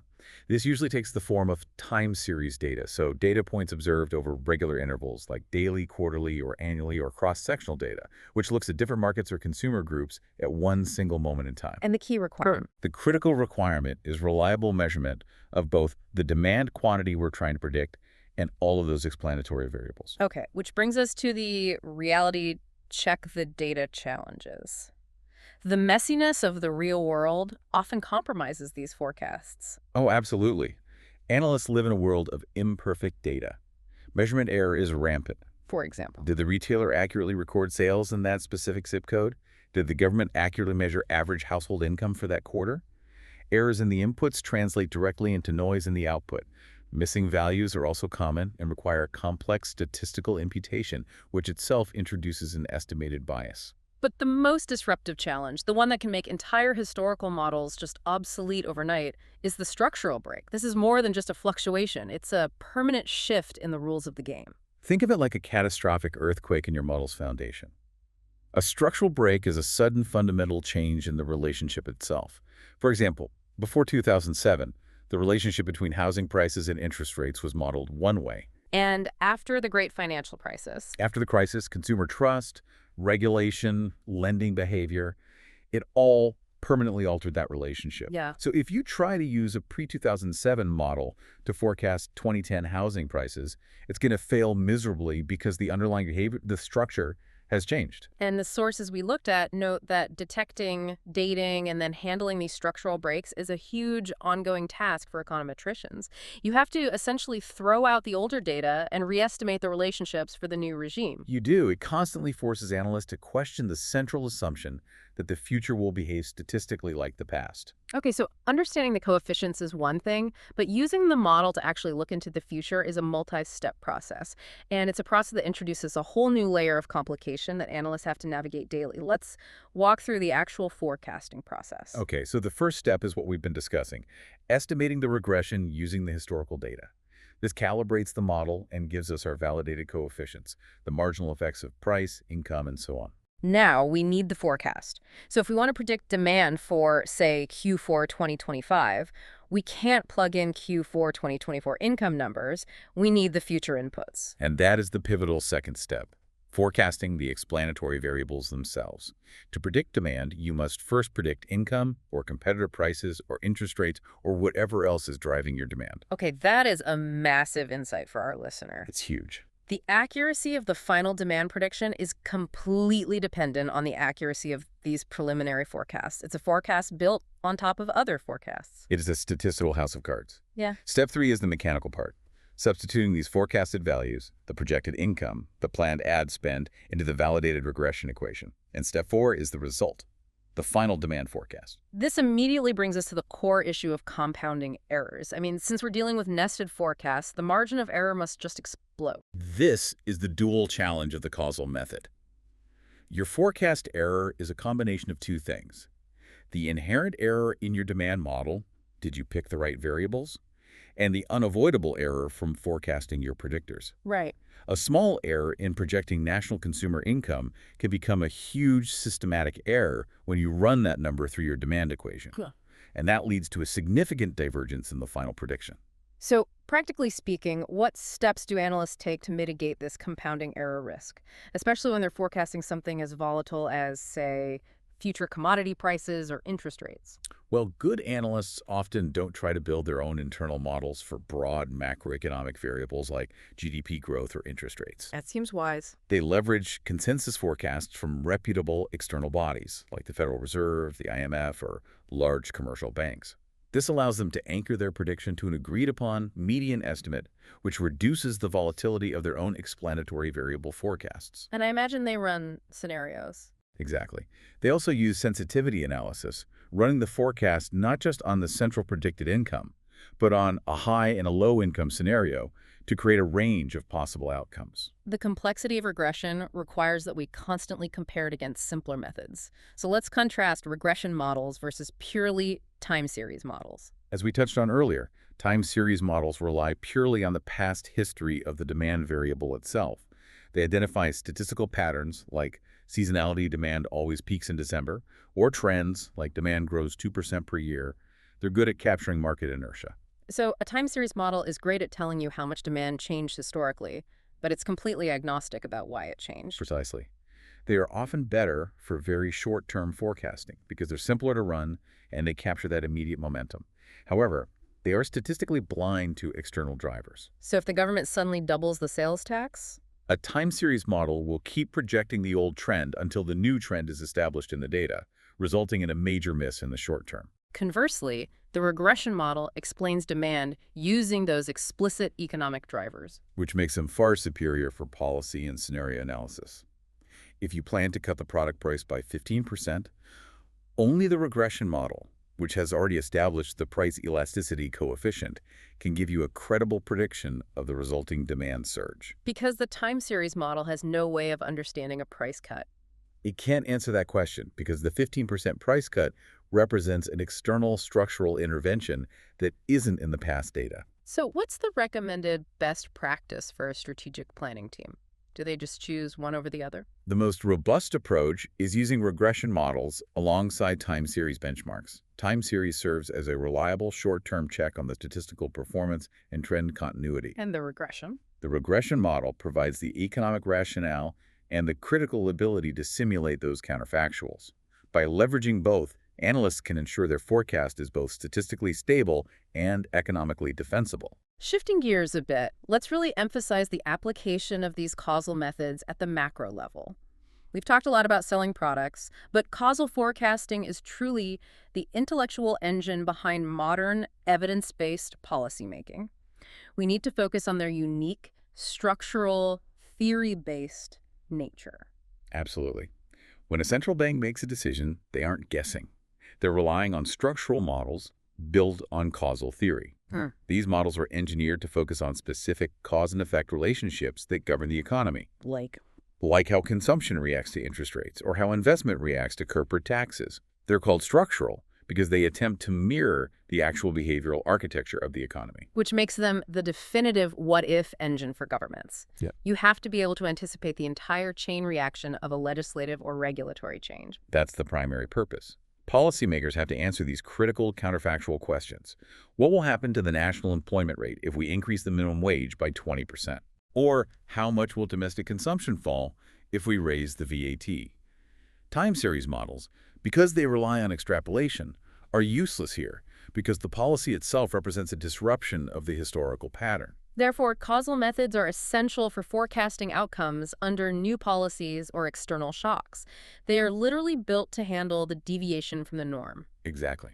Imagine trying to predict the outcome of a huge national healthcare reform. You have no historical data on this specific reform. Right, it's never been done before. But a structural causal model can incorporate the theoretical impact of increased government spending, new insurance mandates, and changes in consumer out-of-pocket costs, running these policy instruments through equations built on historical consumer behavior patterns. This just underscores the critical role of economic theory. Theory isn't just a footnote. It guides the entire process of building the model. Theory is the compass. It dictates which variables should be included, how the equation should be structured, that's the functional form, and what the signs of the coefficients should be. For instance, Monetarist theory dictates that high inflation should eventually lead to higher interest rates. If your model suggests the opposite, theory prompts an immediate reevaluation. This grounding is what protects us from modeling spurious correlations, relationships that appear statistically robust but are economically meaningless. okay, now we need to clarify a crucial technical distinction for any policymaking listener. The difference between structural and reduced form models. This distinction is apparently key to stability during times of change. This is really a difference between modeling behavior and modeling correlation. Structural models emphasize the underlying behavioral relationships. So a structural model would? A structural model would model household consumption as being determined by income, wealth, and interest rates, each with its own distinct equation. These structural relationships, how consumers behave, are assumed to be stable, even if the government changes the interest rate policy itself. So a structural model tries to find the stable core of economic behavior. Precisely. They're designed to be what we call policy invariant, meaning they don't break when the policy changes, which makes them vastly superior for long-term policy forecasting and scenario planning. Okay, so what about the reduced form model? What's its weakness? A reduced form model is more of an empirical shortcut. It might simply observe a strong statistical correlation, like higher unemployment is associated with lower consumption. It captures that correlation well. But it doesn't explain the underlying behavioral mechanism. Exactly. So if a major policy shift occurs, say a new long-term unemployment benefit is introduced, that old correlation might instantly break down because the behavioral incentives have changed. Reduced form models are more fragile and are much more likely to fail under significant structural changes. And the unique advantage for policymakers is that these causal methods treat policy variables explicitly. Absolutely. The model includes explicit explanatory variables that represent policy instruments. The federal funds rate, the corporate tax rate, the level of government stimulus spending. This is the difference between just measuring the economy and actively steering it. Right. By including these policy levers, the government can directly simulate the consequences of moving the levers up or down, which allows for optimization of the intervention before it's ever implemented. Okay, despite the incredible power of these causal models, they are fundamentally fragile. Their forecasts are only valid so long as a set of, well, often highly idealized statistical assumptions holds true. We have to detail the fragility of these assumptions. The first and the most challenged assumption is the assumption of stable relationships over time. We're assuming the price elasticity we calculated using data from the 1990s still holds true today, despite the rise of e-commerce, mobile technology, and global supply chains. When structural breaks occur, this assumption just fails. It completely fails. And analysts must also be certain they have the correct functional form. Is demand truly linear with respect to income, or does it, say, accelerate logarithmically past a certain threshold? And choosing the wrong functional form means your coefficients are systematically biased. Right. For instance, if the demand for luxury goods is truly nonlinear, meaning a $10,000 income increase has a much larger effect on the wealthy than on the poor, but you force a linear model onto it, your forecast will be wildly inaccurate at the extremes of the income distribution. You're essentially using the wrong language to describe the relationship. Another major technical challenge we have to spend time on is severe multicollinearity. This is where the model struggles to distinguish between its own inputs. Multicollinearity occurs when two or more of your explanatory variables move together almost perfectly. Imagine trying to model the effect of education and intelligence on lifetime income. But in your data, people with high education almost always score high on intelligence tests. Exactly. The regression model enters what we can call a statistical fog. It can't reliably determine which variable is truly responsible for the change in income. So the overall model might look good, but the individual coefficients become wildly unstable? Precisely. The standard errors inflate, making the coefficients statistically insignificant even if the variables are clearly important. And this completely undermines the whole interpretability advantage of regression. How do analysts deal with that? They usually have to drop one of the highly correlated variables or use techniques like principal component analysis, but it's always a painful trade-off. We also have the standard statistical requirement that the error terms are well behaved. This just means the residuals, the difference between what the model predicted and what actually happened, must be random noise. We need constant variance, which is called homoscedasticity. And no pattern in the errors over time, which is no autocorrelation. If the errors in one quarter are systematically linked to the errors in the next, it suggests you missed a key variable, probably a trend or seasonal pattern, and your standard errors will be unreliable. Okay, so moving beyond the statistical assumptions, the most profound challenge seems to be achieving accurate causal identification. This is the difference between a great forecast and a completely misleading one. Poor identification leads to biased coefficients. Let's revisit omitted variables. If you're modeling the effectiveness of a new marketing campaign and you fail to include the fact that the entire industry experienced an overall boom due to external factors, your model will wrongly attribute the entire sales increase to your marketing variable. and the cost of that omitted variable is a biased forecast and probably a very bad budget decision. And then there's the dreaded reverse causality, the chicken and egg problem, which must plague policy modeling. It does. If we model the effect of crime rates on policing levels, we might find that areas with more police also have higher crime.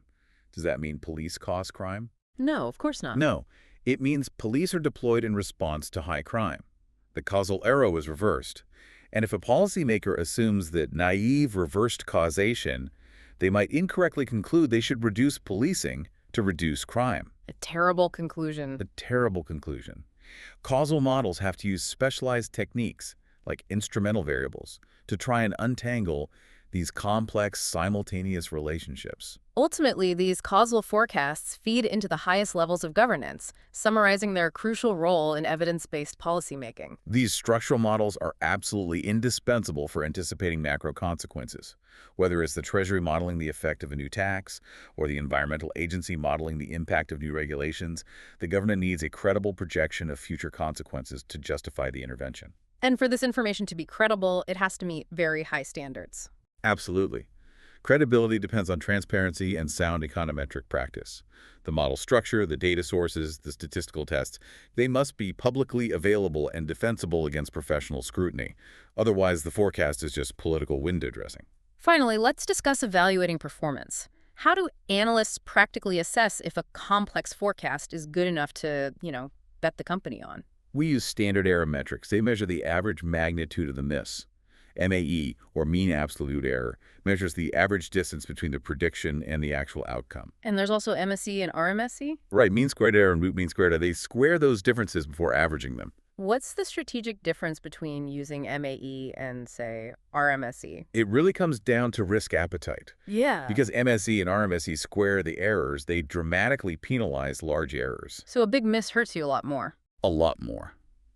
If your business can withstand many small misses, but absolutely cannot survive one massive stockout or one catastrophic inventory surplus, you choose RMSE. It forces the model to prioritize accuracy on the large magnitude predictions, reflecting a risk-averse strategy when it comes to volatility. But we have to stress that the crucial test is not how well the model fit the data it trained on the in-sample test. No, that only measures descriptive fit. The ultimate test is out-of-sample evaluation. Analysts hold back the most recent, say, 12 months of data, train the model only on the older data, and then use that trained model to predict those 12 months it has never seen before. And if it performs well on that unobserved data, you have a credible forecast. You have a credible forecast. And if that complex, resource-intensive causal model can't outperform a simple, naive benchmark like, say, assuming next month's sales will just equal this month's, then all that complexity is simply not justified. The superior insight of the causal model has to be validated by demonstrable superior predictive power in the real world. That's the final hurdle. That is the final hurdle. So, we've taken a deep dive into the engine room of modern prediction. We started by defining the immense strategic and financial need for accurate demand forecasting. a need driven by the high costs of inventory surplus and, of course, lost opportunity. And we saw how regression analysis moves beyond passive correlation to powerful theory-driven causal explanation. By incorporating multiple variables and employing that ceteris paribus principle, we isolate the true marginal effect of drivers like price or income, providing the crucial quantified insights needed for sophisticated resource allocation. The ultimate value of this causal approach lies in its structural nature, which gives policymakers and strategists the ability to ask those critical what-if questions. Whether it's anticipating consumer response to a new marketing campaign or modeling the effect of a change in global interest rates, causal methods are really the only tools capable of projecting outcomes under new, untested structural circumstances. They're indispensable for strategic resilience, allowing planners to design interventions based on mechanisms rather than merely riding past trends. So, here is the final provocative thought to leave you with, connecting all the dots on risk and certainty. We established that every long-term causal forecast relies entirely on forecasting its own predictors: future income, future technology adoption, future political stability first. And that errors in those initial predictions compound throughout the system. Exactly. So given the difficulty in maintaining that central assumption of stable relationships in a world facing accelerating technological disruption, climate change impacts, and rising political volatility, how reliable can any causal forecast truly be over extended time horizons, say 5 to 10 years? Does the increasing acceleration of global change mean that strategic planning must fundamentally shift its focus from precise long-term prediction to short-term, high-frequency adaptability? That fragility, the reliance on stable structural assumptions, is perhaps the biggest price of prediction today. Thank you for joining us for the deep dive. We hope you feel thoroughly and quickly informed. Welcome to the Deep Dive, where we extract the core knowledge from complex topics and deliver you the essential understanding you need to navigate the modern world. Hello. Today, we are opening the statistical playbook for predicting the future.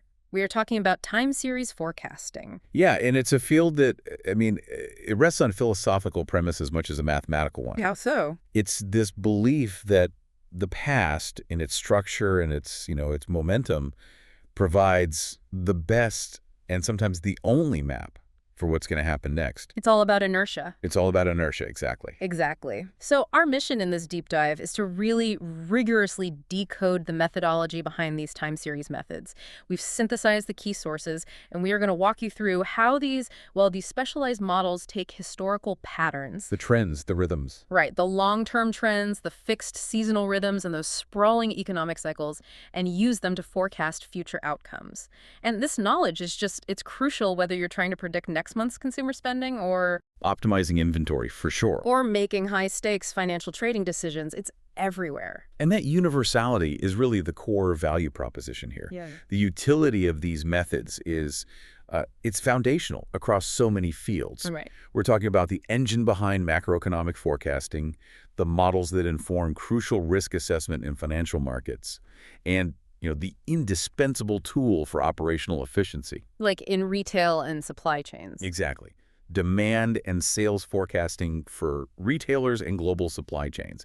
These are the tools that anticipate the immediate future. So this deep dive is your shortcut to mastering that statistical toolkit.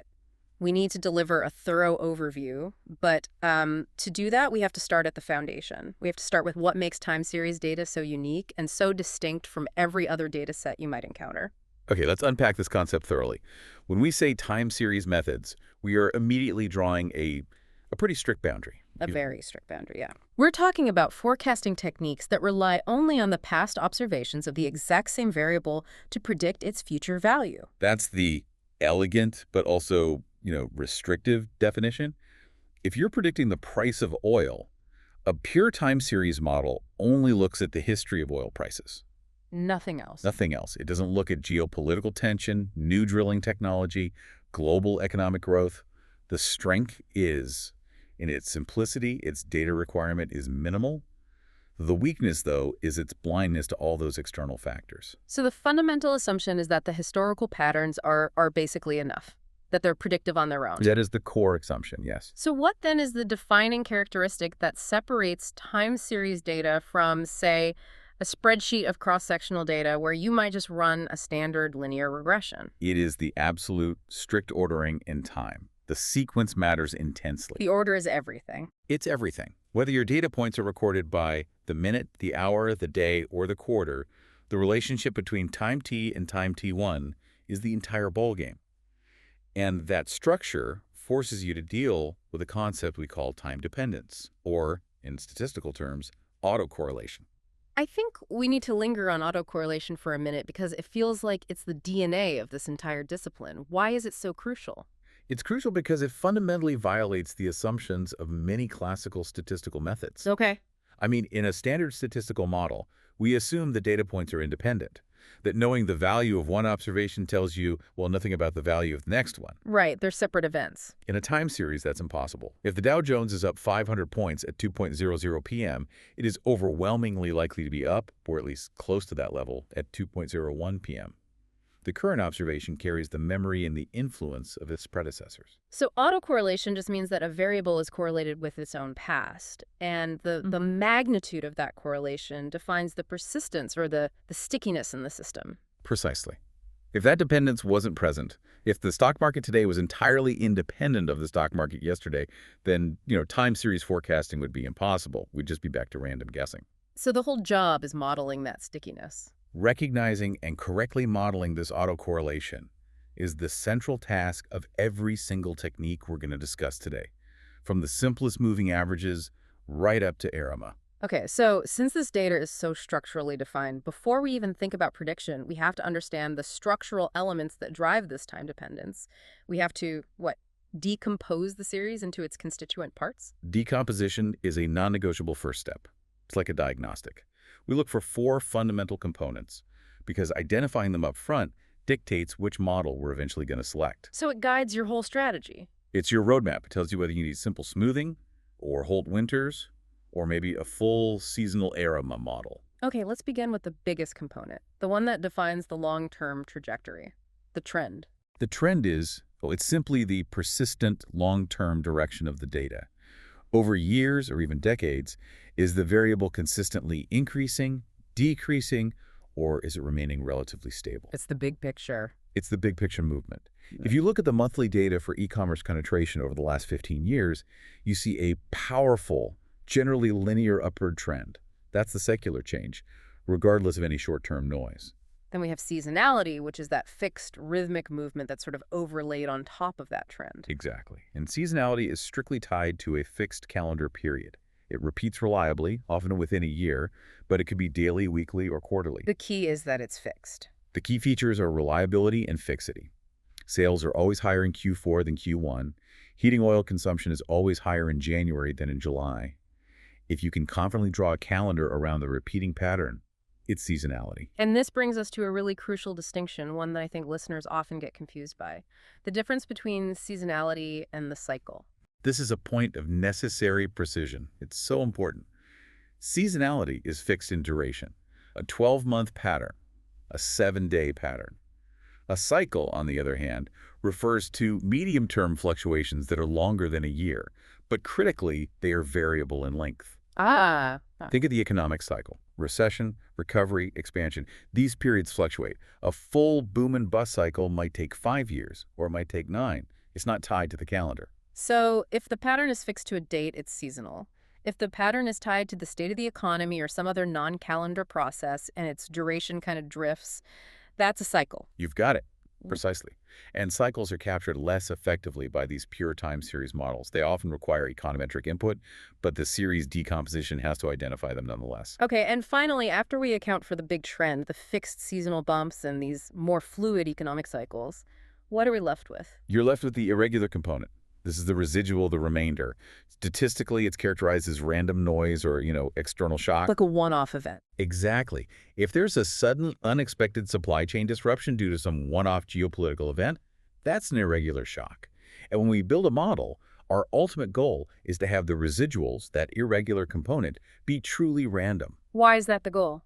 Because if the residuals are random, it means we've successfully captured all the underlying predictable structure in the data. There's no pattern left to find. That makes sense. So once we have that clear picture of the data's structure, trends, seasonality, cycle, and noise, we can start the prediction process. And the starting line is often, a lot simpler than people expect. In any forecasting exercise, especially a high-stakes one, you always hear about establishing a baseline.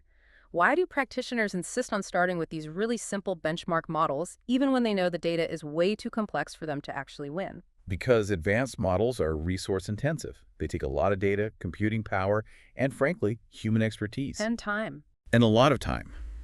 If your proprietary complex model that took 6 months to build only manages to reduce the forecast error by, say, 1% compared to a simple guess, that effort is probably not economically justifiable. So the simple models are the hurdle. They're the minimum performance hurdle. They prove the value added by complexity. And the most basic hurdle, the simplest guess imaginable, is the naive forecast. The naive forecast, yeah.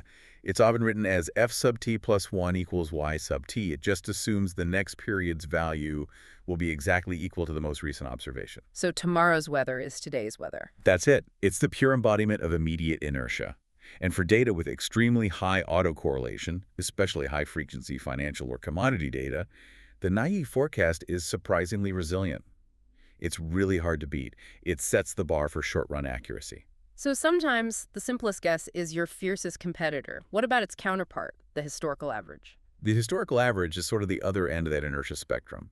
It assumes the future value is the mean of all past values. All of them. All of them.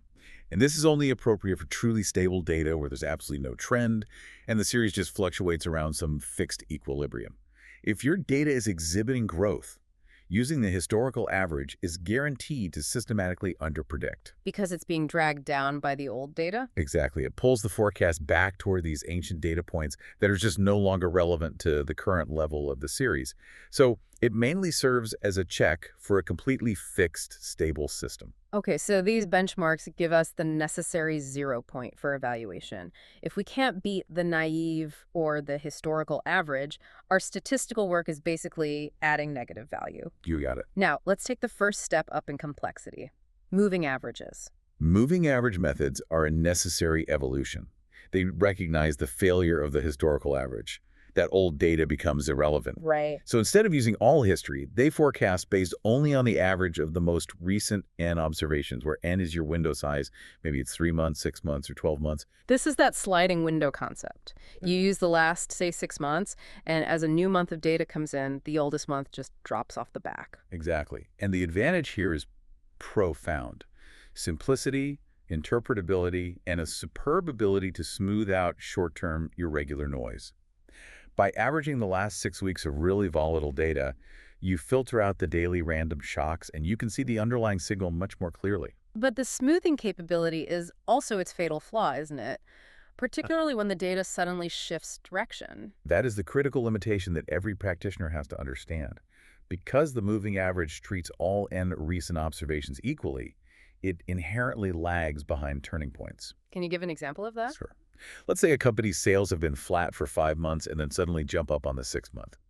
A 6-month moving average will only partially reflect that jump because it's still being burdened by those 5 flat months that are in the window. It's slow to react. Very slow. If the trend reverses, the moving average will continue moving in the old direction until enough new reversed data points have accumulated in its window. That makes the choice of the window size, that N, really high stakes then.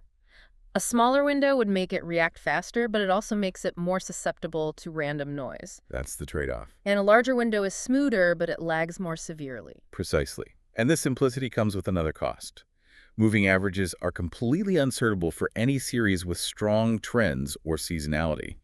By averaging January and July sales equally in a window, they just flatten out that predictable seasonality, which leads to massive forecast errors. So simple averages fail to respect the complexity of time. They treat all the recent observations equally, no matter how old they are inside that window. We need a method that applies a sort of time bias, a preferential treatment for the freshest data. Which brings us directly to exponential smoothing. This is the method that defines most automated, high-volume forecasting operations in business and logistics. It's the immediate and very significant evolutionary step beyond the simple moving average. The key word there is evolutionary. So how does exponential smoothing move beyond that simplistic equal weighting of the moving average? It assigns weights that decrease exponentially as the data gets older. The weight given to the observation from, say, time t1 is exponentially higher than the weight given to t2, and so on down the line. So it has a memory that fades. A rapidly diminishing memory. This mechanism ensures that the forecast is primarily driven by the most recent data, while still using all of history, but with less and less influence. That feels intuitively correct for dynamic systems. I mean, in supply chain or operational planning, the data from last week is far more relevant than the data from 6 months ago when you're projecting short-term demand. You've hit on a crucial point about its use in business forecasting. This flexibility and its capacity for what we call aggressive weight decay allow it to offer really strong short-term performance and rapid adaptability to changes in level. And it must be easier to compute. Exceptionally easy. It's easy to automate and requires minimal computational overhead compared to the statistical powerhouses we'll discuss next. And that's why it's the workhorse for millions of SKUs across global retailers. Let's break down the mechanics a bit. Exponential smoothing relies on what are called smoothing parameters. I understand these parameters are basically the entire engine of the system, determining how quickly the model forgets the past. Absolutely. The main parameter, which is typically denoted as alpha, controls the rate of decay for the level of the data. Okay, alpha. A high alpha value, something close to 1, means the model weights the most recent observation very heavily. It adapts quickly, almost like a naive forecast. And a low alpha. A low alpha value, close to 0, means the model relies heavily on the long-term historical average. It adapts very slowly, like a moving average with a massive window. So tuning this parameter is really the art of balancing responsiveness versus noise reduction. Now, you said exponential smoothing is flexible because it has different flavors designed to specifically handle the components we identified earlier, trend and seasonality. Can you sort of map out that model progression for us? Of course. We begin with simple exponential smoothing. This model only uses that alpha parameter to forecast the level of this series. So it's for flat data. It is appropriate only when the data is entirely flat. No trend, no seasonality. It just assumes the next observation will be close to a weighted average of the current and past levels. But if the data is consistently growing, simple smoothing is going to systematically underpredict. So if we see a clear trend in our data, what's the next step? We move to Holt's method, which is also called double exponential smoothing. This model introduces a second parameter, beta, specifically to smooth and forecast the trend component. So you're smoothing two things at once. You're smoothing the data's level with alpha, and you're smoothing the change in that level, the slope, with beta. Okay, so if sales increased by, say, 5% this month, the beta parameter helps the model recognize that growth rate and then extrapolate it forward, allowing the forecast to properly ride that upward trajectory. Exactly. It uses a separate equation and a separate parameter to track that momentum. This makes Holt's method really powerful for data that is trending, like increasing global population or long-term revenue growth. It's for when the inertia is upward or downward, but there's no fixed seasonality yet. And so the most comprehensive and widely used version in business forecasting has to be the one that handles the full pattern, both trend and seasonality. And that's the Holt-Winters method. The Holt-Winters method, or triple exponential smoothing, yes. It adds a third parameter, gamma, to smooth and forecast the seasonal component. So this model is capable of decomposing the data into level, trend, and seasonality all at the same time, and then projecting all three of them forward. It's the Swiss Army knife. It's the Swiss Army knife for most standard business time series, for sure. Now, I understand that within Holt-Winters, there's a critical technical choice that practitioners have to face. Additive versus multiplicative seasonality. Why does that choice matter so much? Oh, this choice is critical and highly practical. Additive seasonality assumes that the seasonal fluctuation is a constant value, regardless of the trend. For example, if your sales increase by 100 units every December, whether the company sells 1,000 units or 10,000 units overall, that's additive. It's a fixed amount. Okay, and multiplicative. Multiplicative seasonality assumes the seasonal fluctuation scales with the trend. It's a percentage. So if the company sells 1,000 units, the December increase might be 10%. If they sell 10,000 units, the December increase should still be 10%, which means a much larger absolute spike of 1,000 units. Wow, okay. So if you misspecify a multiplicative pattern as additive, especially in a high-growth business, you would systematically and catastrophically underpredict your December peak. That is the consequence. And in most economic or sales contexts where growth is involved, seasonality tends to be multiplicative. The seasonal swings get larger as the general level of the series increases. Holt-Winters has to be configured correctly to reflect this scaling. So the gamma parameter has to apply a ratio, not just add a fixed number. That's right. Okay. Holt-Winters provides this elegant, systematic, and computationally fast way to handle the structure of time. But as you mentioned, it's still fundamentally an intuitive method of weighted averaging. It doesn't offer the deep statistical confidence intervals or the ability to diagnose the precise nature of the autocorrelation. No, it doesn't. For that kind of statistical rigor, we have to transition to the true statistical powerhouses. We are now moving from models that are optimized for operational speed and automation into models that are optimized for statistical inference and diagnosis. And this is the domain of autoregressive AR models. When we say autoregressive, we mean that the value today is regressed against its own values from past periods. Is that right? Exactly. An AR model captures the notion of persistence and inertia. It's asking the question, how much of the memory of one period is carried forward to the next, independent of any external shocks? And it has an order. Yes. The AR order, which we call PEN-I, tells us how many past periods influence the current value. If PP2, it means the value today is influenced by the value yesterday and the day before yesterday. This sounds like the perfect mechanism for modeling economic variables that move with a lot of momentum. Things like GDP, inflation, or long-term unemployment figures. It is, because economies are sticky. Things don't just change overnight. AR models are fantastic at modeling that structural momentum. However, they rely on a single paramount technical requirement that we have to explain in detail. And what's that? The data must be stationary. Stationarity. Okay, that's the gatekeeper of all statistical time series modeling. What does it mean practically? Practically, a time series is stationary if its statistical properties, specifically its mean and its variance, do not change over time. So it's stable. It's stable. If a series has a trend, its mean is constantly increasing, so it is non-stationary. If the volatility, the variance of the series changes wildly over time, it's also non-stationary. And AR models, in their pure form, just fundamentally break down when you apply them to non-stationary data. But nearly all real-world economic data is non-stationary. I mean, it trends upward. Yeah. So how on earth do we make it stationary? We use the crucial step of differencing. Differencing is the mechanical process of transforming a non-stationary series into a stationary one just by calculating the difference between consecutive observations. So instead of modeling the level of GDP, we model the change in GDP from last quarter. Exactly. By taking the change, you eliminate the upward trend, which stabilizes the mean, and if the series is still non-stationary after one difference, you can difference it again. The D parameter in ARIMA, which we will get to shortly, represents the number of times you had to difference the series to achieve stationarity. This transformation is what allows the AR component to work effectively, because it's modeling the memory within the changes rather than the levels. Okay, so AR models handle the long-term memory or persistence. But what about those unexpected short-run events, the shocks that disrupt the pattern? That's where the moving average MA models come in. And this is where we have to draw the conceptual line very, very clearly.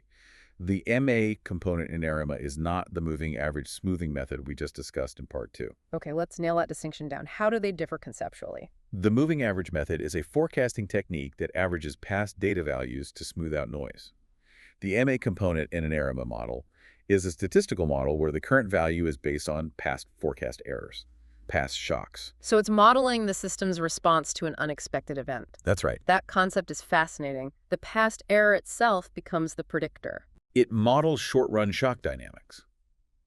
If our forecast was significantly too low last month, a positive error, or a shock, the MA model assumes that that shock might still be reverberating in the system this month before it fully dampens out. And it has an order too. It does. The MA order, which we call taco dollar, defines how many past error terms influence the current value. So AR is about the system's built-in inertia, and MA is about the system's short-term reaction to external disruptions. Exactly. And because real-world data almost always contains both intrinsic persistence, the AR part, and short-run shock dynamics, the MA part, we logically combine them. Into the ARMA model. The ARMA model, autoregressive moving average, incredibly powerful provided the data is stationary. But since we just established that real-world data is usually non-stationary and requires differencing... We arrive at the core tool, ARIMA. The I stands for integrated, which just encapsulates that differencing step that's required for non-stationary data. The ARIMA model is fully defined by its three parameters. PDQ, Q is the AR order, TUDOS is the integration or differencing order, and TELOS is the MA order. This framework allows us to model a vast range of time series data with unparalleled statistical rigor. And this rigor is the strength. It allows for precise confidence intervals, statistical testing. But here we kind of circle back to a limitation, don't we? The loss of economic interpretability. You're right. When you combine differencing AR terms and MA terms, the model becomes mathematically complex. It offers a sophisticated statistical truth, telling you how the momentum and errors propagated to the next period. But it can't tell you why. It cannot offer an intuitive economic narrative. It can't tell a policymaker inflation is high because interest rates were too low. It only says the deviation from the mean after one difference is correlated with the previous period's deviation. So ARIMA tells you what will happen, but it has no idea why it will happen. Precisely. And achieving this optimal PDQ combination isn't guesswork. Practitioners use very specific diagnostic tools to guide their parameter selection. This is a crucial detail we have to explore. How do we determine those orders, especially PI taller? I mean, how do you know if you need an AR1 or an AR2? We rely heavily on the visual inspection of two key statistical charts: the autocorrelation function, ACF plot, and the partial autocorrelation function, PACF plot. Okay, what are they telling us? The ACF shows you the total correlation between the series and its lagged versions. The PACF shows the correlation between the series and its lagged versions, but after you account for the influence of the intermediate lags. That sounds a bit dense, but what do we look for practically? What's the signal? Practically, the shape of these plots gives you the clues. The ACF plot helps you select the moving average order, dollars. The PACF plot helps you select the autoregressive order. Can you give an example? Sure. If the ACF plot decays exponentially, but the PACF plot sharply cuts off after, say, lag 2, that strongly suggests an AR2 model. Conversely, if the PCF decays slowly and the ACF cuts off sharply after lag 1, that points you toward an MA1 model. These plots are like the fingerprints of the underlying memory structure, and they're essential for correctly specifying the PA-Joller parameters. Without them, ARIMA modeling is just guesswork. That elevates the whole process from simple curve fitting to, well, genuine statistical diagnostics. Now, we've used differencing the eye to handle the long-term trend, but what about those fixed seasonal patterns, the December spike, that still exist in the difference data? For that, you need the seasonal extensions, which are often referred to as SARIMA, or seasonal ARIMA. SARIMA? SARIMA introduces 3 additional seasonal parameters, usually denoted as uppercase PAD, QQ, modeling, which operate over the seasonal lag. So for monthly data, that would be lag 12. So wait, you have a short-term ARIMA component, the lowercase pd, q modeling the month-to-month noise and dynamics. Yes. And a seasonal ARIMA component, the uppercase pd, q clause, simultaneously modeling the year-to-year similarity and that seasonal persistence. That combination is absolutely necessary because seasonality isn't a random shock. It's a predictable pattern that requires its own set of memory terms. If you fail to include the seasonal components when you're forecasting monthly economic data, your model residuals will inevitably be massive at the seasonal peaks and troughs. You'll just miss the pattern. You'll miss it every year. If seasonal patterns are stable, SARIMA dramatically improves forecast accuracy. It really offers the ultimate rigor in statistical time series analysis. Okay. We've built up the complexity, moving from the operational speed of exponential smoothing to the statistical depth of the ARIMA family. Now we have to address the ultimate practical question. What are the hard limits of these incredibly powerful tools? This section is the reality check. No matter how sophisticated your model is, whether it's simple smoothing or a full SARIMA time series, methods are inherently superior for short-term forecasting. And as we move the forecast horizon out, say, from the next month to the next 2 years, why does the performance reliably decline? I mean, why does it often just collapse after a few periods? Because the further out you go, the less relevant the immediate past becomes, and the more critical all those external non-modeled factors become. The performance declines significantly for 2 fundamental reasons, and they both relate to the methodology's self-imposed blindness. Okay, let's start with the first structural failure. First, these models are completely blind to structural changes in the underlying system. They assume that the historical mechanism that generated the data will just continue unchanged into the future. An assumption that's often wrong. Very often. Imagine you're forecasting travel demand, and a massive external shock occurs, a global pandemic, for example. The persistence and seasonal patterns that the model learned over decades are instantly invalidated. The model cannot anticipate this. It only registers the structural break after the data has already violently shifted. It's a pure extrapolation tool. If you put a curve into a certain trajectory, it just assumes the curve will continue indefinitely. It cannot account for a sudden cliff edge. That's the perfect analogy. And the second, and perhaps even more consequential omission, is that these methods include no causal economic relationships whatsoever. None at all. They build entirely on correlation over time. They don't model why things move, only how they move relative to their own past. So if a central bank implements a radical new interest rate policy that's designed specifically to break the historical inflation trend, Yes. the time series model will just continue to predict high inflation based on the past trend, completely ignoring the causal input that was designed to stop it. Precisely. They model inertia. They do not model intervention or causation. And this is why a pure time series model can never tell you the effect of a specific policy change, only what's likely to happen if everything remains on the current statistical path. Okay, let's try to synthesize this into a balanced view. Despite these very real limitations, their widespread use confirms their necessity. So what are the undeniable advantages that keep them so central to forecasting? The advantages are compelling and very practical. First, the minimal data requirements. You only need the history of the one variable you're forecasting. This makes them fast, cheap, and easily deployable, especially for new products or niche markets where broad economic data is sparse or non-existent. So agility is a major factor, particularly in rapidly changing business environments. Huge factor. Second, there's strong empirical performance in the short run. Because of that powerful inertia we've been talking about, for the next 1 or 2 steps ahead, they are often the most accurate forecasts you can get. Sometimes they even beat more complex causal models because they perfectly capture the immediate momentum of the system. Interesting. And finally, they are indispensable when your explanatory variables are unavailable or just unreliable. If you need a quick sales forecast but you can't trust the data you have on competitor activity or consumer confidence surveys, the time series approach provides a really robust internal benchmark. Now, if we flip that coin, the limitations we just discussed are significant, especially for high-stakes decisions like public policy. Let's just detail those limitations again to make them crystal clear. Okay. First, they systematically ignore economic theory and causality. This makes them unsuitable for scenario planning or policy impact assessment. If you want to know what happens in 5 different scenarios, you need a causal model. An ARIMA model can only forecast one path forward. And what about their sensitivity to crises? They are exquisitely sensitive to structural breaks. The moment the underlying economic regime changes, like the massive shift in supply chain patterns from the pandemic or the housing collapse in 2008, the model's historical training becomes irrelevant. And the forecast errors just skyrocket until you have enough new post-break data to retrain the model. And perhaps the most dangerous limitation for investors and policymakers, their well-documented inability to predict turning points. This is the fundamental trade-off. Time series models are designed to model persistence.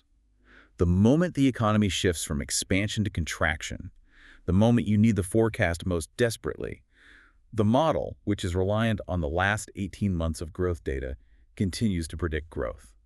It's looking in the rearview mirror. Completely. It is only designed to predict that the current state will continue, not that it will abruptly change. It's excellent at modeling the highway, but absolutely terrible at modeling the off-ramp. Given this critical set of advantages and limitations, what is the role of these models in actual real-world practice? I mean, are they ever used alone? Almost never in isolation, particularly not in finance or government. Time series models serve 2 primary and crucial functions. First, as we established way back in Part 2, they are the baseline models. The hurdle. They're the hurdle. Every complex, costly model must first prove it can outperform a well-specified whole winters or a simple ARIMA. They set the statistical minimum acceptable standard. They hold the advanced models accountable. Absolutely. And second, and this is critical, they are central components in forecast combinations. Best practice synthesis dictates that the most robust forecasting strategy combines 3 elements. Where are they? Pure time series models to capture the inertia, econometric or causal models to capture the why and the policy impacts, and crucially, judgmental approaches, expert opinion, and domain knowledge. And that combination mitigates the individual weaknesses of each approach. The time series model provides the rigorous extrapolation of short-term momentum. Right. The causal model incorporates the economic theory and the external variables, and the expert judgment steps in to account for the unmodelable stuff. The anticipation of policy changes or structural breaks that the statistical tools just can't see coming. It creates a powerful synergy. The best forecasters don't rely on the model that is most complex. They rely on the strategy that effectively synthesizes statistical rigor with external reality. Hashtag I drove up. That was an incredibly rigorous journey through the world of time series forecasting. We've covered a lot of ground, starting with the simple, naive benchmarks, moving through the operational flexibility of exponential smoothing, understanding the role of those smoothing parameters, alpha, beta, gamma, and the critical choice between additive and multiplicative seasonality. And we mastered the statistical rigor of the Arama family. We defined the mechanical necessity of differencing to achieve stationarity. And we highlighted how practitioners use the ACF and PKCF plots to correctly diagnose the internal memory structure of a series, separating that persistence, the AR part, from the shock dynamics, the MA part. We reinforce the core lesson here. Time series methods are unparalleled tools for short-run predictions based on structural inertia. They show you what happens next, based on the statistical reality of what happened immediately before. But you must always remember their blindness to causality and their weakness at turning points. And that leads us to our final provocative thought for you to explore as you apply this knowledge. If the models that are best at predicting the immediate future, things like the naive forecast and exponential smoothing, are simultaneously the worst at understanding the long-term structural forces at play, what is the cost of optimizing exclusively for short-term forecast accuracy? Is the ability to predict the next step with high precision actually less valuable in the long term than understanding the road ahead and the fundamental causal forces that dictate when the current path must inevitably change? The answer to that question, I think, fundamentally separates those who manage inventory from those who anticipate economic crises. We hope this deep dive has provided you with a powerful new set of tools for understanding and interpreting the predictions that shape our world. Until next time, stay curious. Welcome back to the Deep Dive. You presented us with a really fascinating challenge today. Go. We're doing a deep dive into the source material on, well, one of the most fundamental tools in strategic management, but also one of the least quantifiable. I think I know where you're going with this. The core question you're grappling with and that our listeners are grappling with is how do you predict the future when the data you've always relied on just stops making sense? That's it, exactly. I mean, for so long, organizations have operated under this really comfortable assumption that the past is the best predictor of the future. Right, you just lean on your statistical models, your algorithms. Totally. But then disruption hits. A political shock, a pandemic, a revolutionary technology, and suddenly all that historical data, it's just noise. We are leaving the world of spreadsheets and moving into that critical realm where, human judgment has to take over. Okay, let's unpack this then. Our mission today is to equip you, the listener, with the essential actionable insights on the art and science of qualitative forecasting. Exactly. This is the tool you use when structure fails or, when you're staring down the barrel of a completely new market. So we need a clear starting point. What's the core distinction here? Yeah, that initial definition is, it's crucial because it really sets the methodological boundaries. Qualitative methods, they rely fundamentally on expert judgment, experience, and informed opinions. The messy human stuff. The messy human elements, exactly. They are explicitly designed to bypass or complement formal statistical models that need those quantifiable, predictable historical relationships to even work. Okay. We're talking about turning deep institutional knowledge, that intuition, into structured foresight. And the why now of this just feels more urgent than ever. I mean, if you're launching a truly disruptive technology, a new kind of sustainable energy, a novel biotech treatment, you can't run a regression analysis on something with zero historical sales data. There's nothing to regress. Right. Our sources make it so clear that these methods aren't just some optional layer. Yeah. They're the starting line in these high-stakes novel situations. And critically, this is the exact point where quantitative models just break down when structural changes are expected. Think about a major geopolitical shift that completely reroutes global supply chains. Yeah. Or a fundamental change in interest rate policy that alters capital costs for everyone.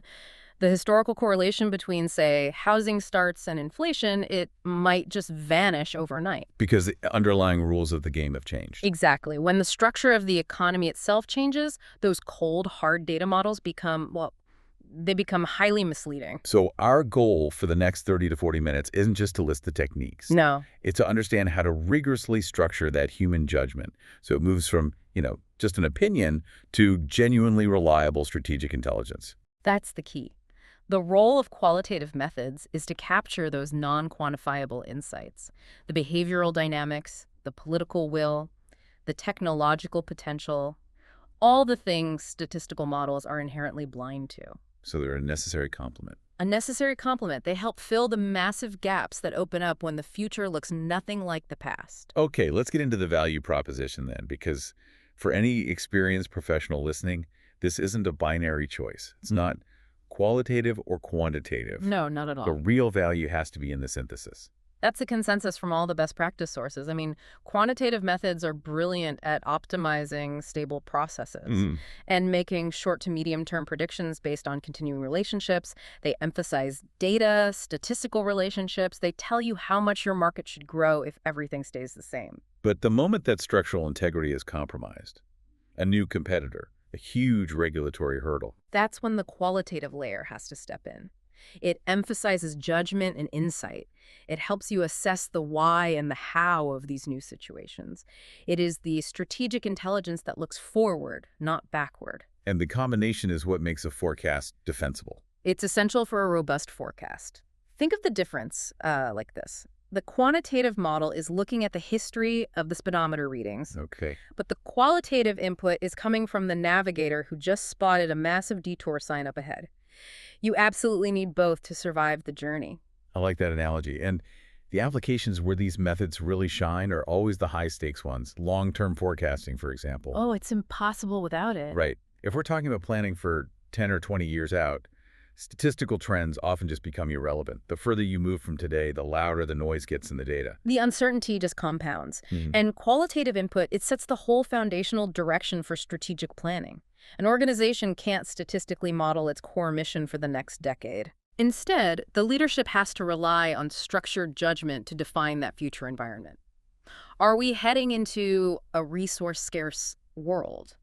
A hyper-connected one? A heavily regulated one? And that guides everything. Capital allocation, R&D spending. Everything.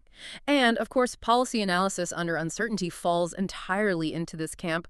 When governments are debating new carbon taxes or international trade agreements or sanctions on technology, You can't run an equation for that. you can't. You need to anticipate the actions, reactions, and eventual compromises of institutions and, political actors. These are fundamentally human problems. They are. And that brings us to what I believe is sort of the secret sauce of qualitative methods. Which is? Their ability to uniquely capture expectations and those crucial behavioral factors, the very elements that make markets move in ways that seem irrational. Okay, elaborate on that a bit, because a statistical model can capture consumer spending based on income, sure, but what happens when fear or euphoria takes over the market? Right. Those behavioral factors are the collective psychological states that defy simple mathematical logic. They encompass market confidence, consumer sentiment, the herd mentality of investment, or, the sudden panic that triggers a bank run. Our sources stress this point. A model might forecast a steady economic recovery based on GDP growth metrics. But if a sudden, unexpected political scandal causes consumer sentiment to just plummet, The forecast will fail spectacularly. utterly, the qualitative input acts as the leading indicator of human psychology, whereas the statistical data only catches up months later. By which point the damage or the opportunity has already passed. Exactly. And that leads directly to the sheer flexibility of these methods. A quantitative model needs clean data, structural stability. If you change one input variable, the whole model might need to be recalibrated. It's rigid. Very. The qualitative approach, however, is flexible and highly adaptable to unforeseen circumstances. It's the necessary lifeboat when the quantitative ship sinks during a crisis or, a massive disruption. And for any organization launching into uncharted territory, a new geographic market with complex social dynamics, or a truly disruptive product category, the fact that these methods require minimal historical data makes them the only tool you can use from day one. That's a huge point. You don't need decades of financials to get started. You need informed, structured, expert opinion on adoption timelines and potential roadblocks. So we've established the necessity of this structured judgment. Now, let's transition to the toolkit itself. Our sources outline 5 essential techniques, And they seem to move from relying on a single brain to these increasingly complex processes designed to root out human error. That's a great way to put it. Think of this section as climbing a ladder of methodological rigor. We start with the simplest application of wisdom, but the goal is always to move toward processes that systematize and challenge our own assumptions. Okay, starting at the bottom rung, simple expert judgment. This has to be the most common and, frankly, the most dangerous technique if it isn't handled carefully. Oh, absolutely. It's everywhere. It just relies solely on the opinions of experienced, knowledgeable professionals. The core mechanics couldn't be simpler, right? Find the veteran, the industry leader, the person who has seen 3 economic cycles and survived. You just ask them what the next 6 months look like. Exactly. And the strength is undeniable. It incorporates deep, often tacit institutional knowledge. That's the knowledge they can't always explicitly articulate, but that guides their decision-making process. That tacit knowledge is built up over decades. It lets them spot anomalies or patterns that a newly trained analyst staring at a spreadsheet would just completely miss. It's pattern recognition honed by survival. But, and this is a huge but, the risks here are immense. Right? The results are so intensely subject to individual bias. And we aren't just talking about being a little bit off. We are talking about structural failures driven by psychological factors. Like anchoring bias. Anchoring bias, where an expert just clings to the first number they heard. Why? Or confirmation bias, where they only look for information that supports what they already believe. And if the individual in question has a major stake in the outcome, their bonus, their professional reputation. That bias can become lethal to the accuracy of the forecast. It's not even a matter of professional integrity sometimes. It's a failure of structure. It is, and crucially, our sources emphasize that this method is just so difficult to validate statistically. If an expert says sales will be X, and they're wrong, you can't trace that error back to an incorrect coefficient in an equation. There's no statistical trail. No. That lack of traceability makes rigorous, accountable evaluation a real challenge. So you can criticize the expert, but you can't necessarily debug the process in a systematic way. And that lack of validation is exactly why we needed something more structured, which I assume leads us to the Delphi method. Precisely. The Delphi method is, it's essentially an organizational and psychological solution to the structural flaws of just relying on a single expert. It's designed specifically to mitigate that bias. And to prevent a single dominant personality from hijacking the whole outcome. That's a huge part of it. It sounds a bit like the perfect anti-meeting. It involves multiple rounds of surveys, but it's silent, it's iterative, and it's anonymous. So break down that process for us. Okay, so the mechanism of anonymity is really the genius of Delphi. In the first round, a group of diverse experts, and diverse is key, independently provides their initial forecasts. And crucially, their rationale for that forecast. Right, the why behind the number. The why. This immediately removes the social pressure of having to articulate a novel or dissenting view in front of your peers. Okay, then what happens? It doesn't just stop there. No, of course not. In the next round, a facilitator collects all the responses, calculates the group median, and presents a summary of the distribution. So everyone can see the central tendency and the range of opinions. Exactly. And they also present the anonymized rationales for the most extreme high and low forecasts. The experts then review all this group feedback and revise their own initial opinions. So if I was an outlier, I would see that maybe 90% of my peers are clustered in a much narrower range than my initial guess. And I'm forced to either move toward that consensus or provide a really rigorously defined defense for my radical position. Exactly. It achieves 2 major goals. First, it aims to achieve consensus, but it's an informed consensus. It forces the outliers to justify their dissent based on data and arguments, not just on ego. And the second goal? The second goal, which is arguably more important, is that it fundamentally reduces individual and collective bias by masking who said what. It mitigates the bandwagon effect. Where people just naturally gravitate toward the opinion of the highest-ranking person in the room. Yes, that conformity bias is one of the biggest silent killers of accurate forecasting in a traditional meeting setting. By depersonalizing the feedback, Delphi creates this intellectual arena where ideas compete purely on merit and rationale, not on professional seniority or, fear of conflict. Which is why it's so often used for those huge, complex forecasts. It is. Things like the timeline for quantum computing adoption or the long-term impact of AGI. It's too vast and disruptive for simple data models. Delphi is often the gold standard here. It structures the future debate today. Now, if Delphi is trying to find the single best collective judgment, Scenario building takes a very different philosophical approach. How so? It basically acknowledges that the future is fundamentally uncertain, especially in environments defined by complexity and high volatility. So it's not trying to predict one future. Exactly. It focuses on developing alternative, plausible future economic narratives. This sounds less like prediction and more like organizational preparation, like you're building different strategic playbooks. That's precisely the value proposition. Rather than betting the entire company on a single baseline forecast that might be dead wrong, scenario building forces leadership to consider futures that they might otherwise find too uncomfortable or too radical to even think about. And our sources detail the necessity of developing at least 3 distinct narratives, right? Yes, you have the baseline, which is the most likely, where current trends continue. Then the best case. The best case, which needs several positive, low-probability events to all line up. And then, of course, the worst case, which is what happens when multiple negative factors all hit at the same time. And the real genius of this isn't the prediction itself. No, it's the process. It's forcing leadership to shed these deeply held assumptions they have about the present. There's a classic example with Shell back in the early 1970s. Oh, right. Their scenario teams were forced to develop a narrative where oil prices quadrupled because of geopolitical tension. At the time, that was a scenario that was completely dismissed by the rest of the industry. And then the 1973 oil crisis hit, and Shell was ready. They weren't caught flat-footed. They had already considered that worst-case narrative. They had contingency plans, and those plans allowed them to adapt much faster and outperform competitors who were just paralyzed by this unexpected structural shift. So that's the real value add.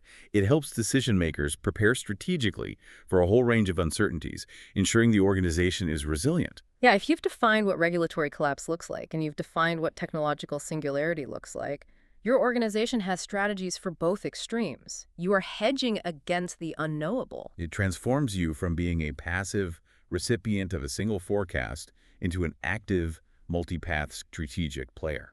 Next up, we have market research and surveys. And these are fascinating because they really sit on the bridge between the qualitative and quantitative worlds. How do you mean? Well, they attempt to quantify subjective human opinion by collecting raw data on sentiment and expectations, directly from consumers or businesses. So we're talking about collecting both types of data here. The qualitative, the open-ended feedback, the why do you feel this way, and the quantitative, the metrics, the scales, the how likely are you to buy? Exactly. The target audience is typically the end user, and the goals are really focused on gauging immediate demand expectations, market confidence, and sentiment.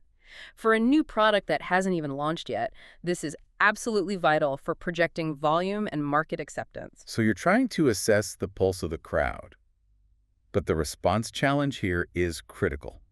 The risks can undermine the whole process. They really can. Our sources flag 2 specific risks: response biases and sampling biases. Let's start with response bias. It's the inherent human tendency to distort reality when you're being surveyed. Okay. And it comes in many flavors.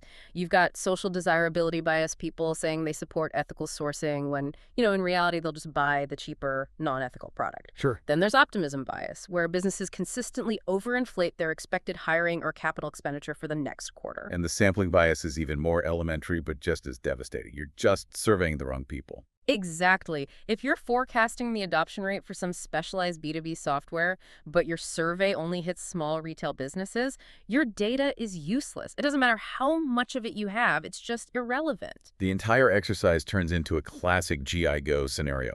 Garbage in, garbage out. Right. You can meticulously count and aggregate biased or poorly sampled opinions, and what you get is a precise but utterly false forecast.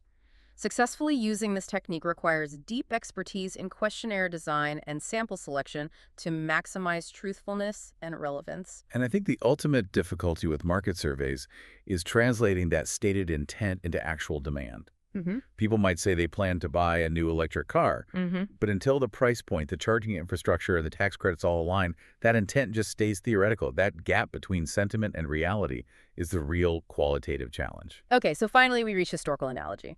This is the idea that new situations, while they're unique, often share deep structural similarities with past events or cycles. So you're forecasting based on identifying those resemblances. It's the ultimate pattern recognition exercise. It is, and it's often used in rapid, novel situations. For instance, comparing the current social media adoption curve to the diffusion of radio in the 1920s. Or comparing a regional housing bubble to the patterns we saw in the 2008 crash. Exactly. It's most useful when a new situation closely resembles a historical episode in key, measurable ways. If you're launching a new video game console, you can map its expected adoption curve, early adopter behavior, and eventual saturation point based on past successful innovations in that space. Like the VCR, the CD player, the previous generation of consoles. Right. This allows managers to accelerate their planning because they have a ready-made template for the life cycle. But, and this is a big one, this tool is perhaps the easiest to misuse. The major limitation is simple. Past analogies may not fully apply. And this requires incredible, rigorous judgment. You have to dissect the analogy. You absolutely do. If you're comparing today's AI boom to the 1990s dot-com bubble, you might identify the shared factor of irrational exuberance or excessive VC funding. That's fair. But you have to acknowledge the differences. You must. Today, the underlying infrastructure, the processing power, the immediate utility of AI systems, it's all exponentially more robust than the nascent internet of 1999. You have to separate the signal from the noise. If you fail to recognize what is truly comparable and what is fundamentally unique about the current situation, the analogy becomes a liability. It guides you toward catastrophic miscalculations based on outdated context. it's tempting to oversimplify and say, oh, this is just like X. It is, but a professional forecaster has to use the analogy as a framework, not a blueprint. The past is a reference point, not a destiny. Okay, so we've established that these methods are indispensable guides through uncertainty, but we have to directly address the elephant in the room, the skepticism. Since these methods rely so heavily on subjective human input, the inherent hurdles need to be addressed head-on.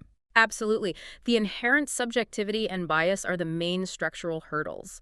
And this isn't just an intellectual problem, it's a huge organizational vulnerability. If the process isn't structured, it just collapses into guesswork. And this leads directly to the core struggle, the lack of formal accuracy measures. You can't use standard error or mean absolute percentage error or the other statistical metrics you rely on for time series models. Why is that impossibility such a huge limitation?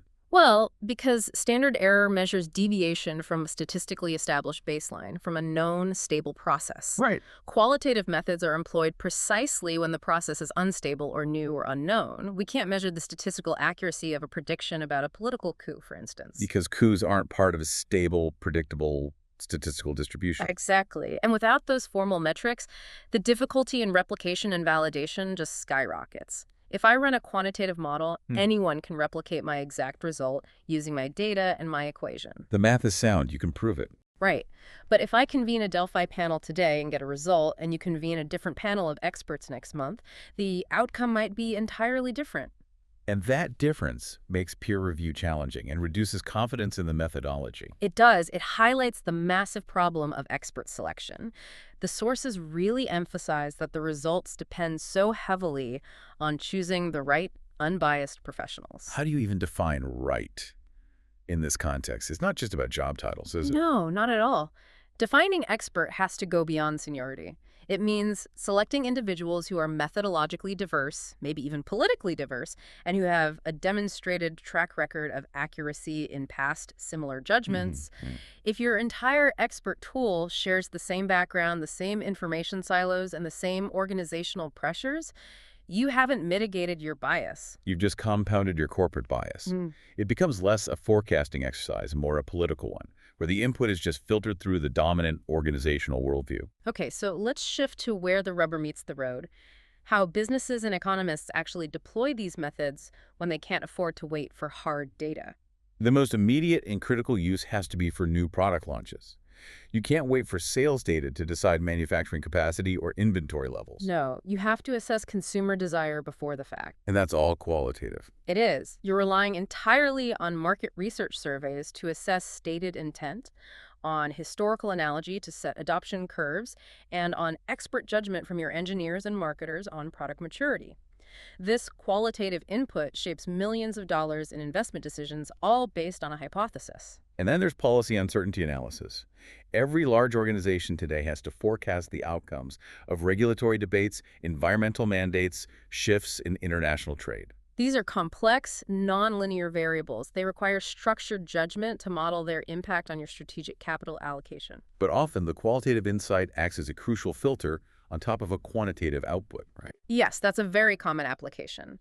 A statistical model might project a safe, steady 3% growth in regional sales. Okay. But if the expert panel knows that a key manufacturing plant in that region is about to shut down because of some local political dispute, management will fail downward. The qualitative layer serves as the necessary common sense check. It's the human intervention that saves the organization from being blindsided by these external shocks that the model is, by its nature, designed to ignore. So given all this inherent subjectivity we've discussed, the core strategic objective has to be improving the reliability of these inputs. And the way to do that, according to our sources, is through relentless structure.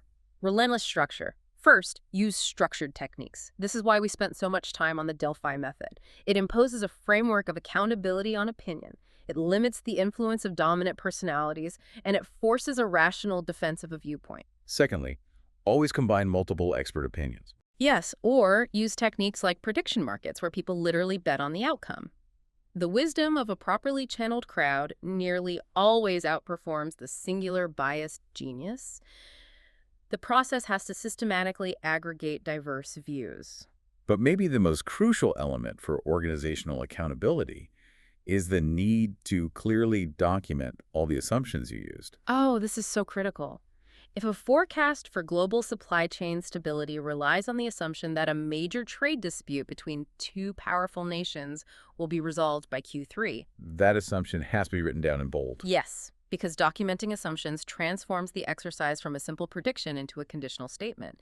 It allows for retrospective structural validation. So if the forecast fails, you don't just blame the expert. No. You look back and see if the assumptions held true. If the regulation didn't pass, you have immediate, powerful feedback on why the forecast was off. That is the definition of institutional learning. And finally, the essential quality control mechanism.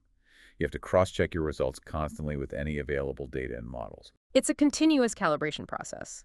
If your Delphi panel forecasts a 40% boom in demand for a commodity, but every quantitative model shows global inventories are flooding the market, You have a massive inconsistency. a huge red flag. You have to stop, reinvestigate the qualitative rationale, and either confirm the data is wrong or that the experts missed a major factor. The highest quality forecasts are neither purely qualitative nor purely quantitative. They're the result of structured, documented qualitative insights being rigorously tested and filtered against that quantifiable reality. That brings us to the final, necessary question. How do we measure success? Since all the statistical error metrics are out the window, how do decision makers judge if a qualitative forecast was good, reliable, and, useful? Yeah, the evaluation has to shift its focus entirely. It moves from statistical accuracy to internal logic and external utility. Our sources provide 3 specific pillars for judging the success of these non-statistical forecasts. Okay, let's start with the first pillar. Plausibility. What exactly does that entail? Plausibility asks a simple question. Does the forecast make logical sense given known constraints? Okay. Does it respect the current physical laws, the documented market dynamics, the regulatory framework, the operational realities? For example, if an expert forecasts the mass adoption of a new technology that requires manufacturing capacity that simply doesn't exist globally, The forecast fails the plausibility test. instantly, it has to exist within the realm of the possible, given the resources and constraints of the known world. Then we have consistency, which speaks to the internal logic of the prediction. Right. Consistency means 2 things, internal and external. Internal consistency means the forecast doesn't contradict itself. You can't predict a sudden surge in consumer confidence and spending and simultaneously predict massive layoffs in the labor market. Those 2 outcomes are inherently inconsistent. They are. And external consistency means the forecast has to align with surrounding, generally accepted data. It must harmonize with known GDP projections, population trends, or established scientific facts. And finally, the ultimate yardstick of success in strategic management. Decision usefulness. This is it. This is the ultimate measure. Was the forecast valuable to the decision makers who requested it? That's all that matters at the end of the day. Pretty much. A qualitative forecast might be 95% statistically accurate, but if it was delivered 6 months too late to inform the crucial budget meeting, or if it failed to address the specific strategic question the organization was facing. It was a useless exercise. Completely useless. Conversely, if a scenario planning exercise accurately defined the worst-case scenario, say a complete failure of the primary supply chain, and this allowed the company to put contingency plans in place that mitigated a disaster. Then its decision usefulness was immense. Immense. Even if the baseline scenario they bet on was slightly off, its value is demonstrated through resilience. So, to synthesize everything we've explored today, qualitative forecasting isn't just a fallback for when the data fails. It is the essential guide through uncertainty. It's a rigorous process for structuring human insight. So it's the method that turns decades of institutional wisdom, that gut feeling, and all that experience into actionable foresight. Yes, allowing organizations to confidently navigate the inevitable structural changes and novel situations that quantitative models simply cannot handle. And by imposing structure, like the Delphi method, scenario building, and rigorous assumption documentation, you gain the ability to plan for the unpredictable. And you capture the behavioral dynamics that define real-world markets. It's about building a smarter, more durable strategic vision by asking the right people the right questions in a systematic, bias-mitigating way. That brings us to the end of our deep dive into the principles and techniques of qualitative forecasting. We've established that it is indispensable when data runs dry, and that structure is the key to elevating subjective opinion to reliable strategic intelligence. And to leave you with a final provocative thought, since these forecasts depend so heavily on the selection and documented input of experts, the true enduring value of these methods might not even be in their measured accuracy, which is always hard to confirm. But in what then? It might lie in the institutional wisdom they force an organization to define, document, and share. So the process itself is the prize.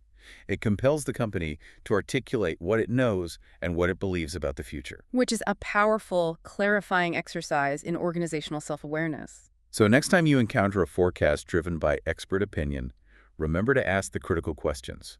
What assumptions did they document? And what structures did they use to mitigate their own bias?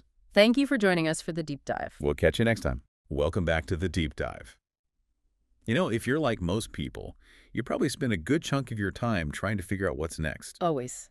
Will demand go up? Should we expand? Is the economy going to slow down? Exactly. It's this universal human desire, but it's also the absolute foundation of how every big business and government operates. Forecasting isn't just a wish. No, it's an operational necessity. And while the methods can feel really, esoteric and mathematical, at their heart, they're just systematic attempts to use what we know about the past. To predict the future. To predict the probability of future states. We're not talking about reading tea leaves here. We're talking about, well, a really rigorous statistical structure. Right. And that's our mission today. We're focusing on the spine of almost all of these prediction systems, the principles and mechanics of regression-based forecasting. We've gone through the academic papers, the business case studies, and we're going to unpack in a lot of detail how these models are actually built and used to quantify outcomes under, a specific set of conditions. Think of this deep dive as a shortcut. The shortcut to understanding the entire architecture of modern economic and business prediction. We want to move beyond that abstract idea of, oh, they found a relationship, and really dissect the mechanism that powers everything from central bank policy to how many baristas a coffee chain needs in July. And at its core, the utility of these models is really twofold. It's important to separate them. Okay, so what are those two core roles? Well, first, there's the classic application, predicting future values of economic variables. So things like GDP. Inflation rates. Exactly. The big stuff, it's the trajectory forecasting role. We're trying to figure out if things sort of continue as they have, where are we heading? Which is essential for any kind of long-term planning or budgeting. For sure. But the second role, and this is where it gets strategically fascinating, is the ability to quantify expected outcomes in specific hypothetical scenarios. The what-if analysis. That's it. This is the tool for the decision maker. It lets you ask, for instance, what happens to our sales if our main competitor cuts prices by 10% and fuel costs go up by 5%? The model gives you a quantitative answer to that very specific if-then question. That distinction is so important. It means you're not just passively forecasting the future.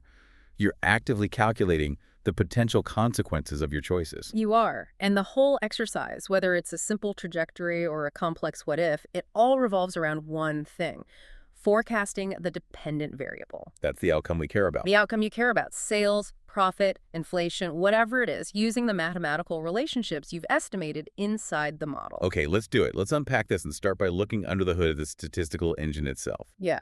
So the basic idea, the engine of all this prediction, is actually built on surprisingly simple logic. It really is. Regression models are designed to estimate a relationship, a connection, between an outcome, that's the dependent variable, the $, and one or more explanatory variables, the regressors, the $6. It's basically a structured mapping exercise. A mapping exercise, I like that. Yeah, think of it like this.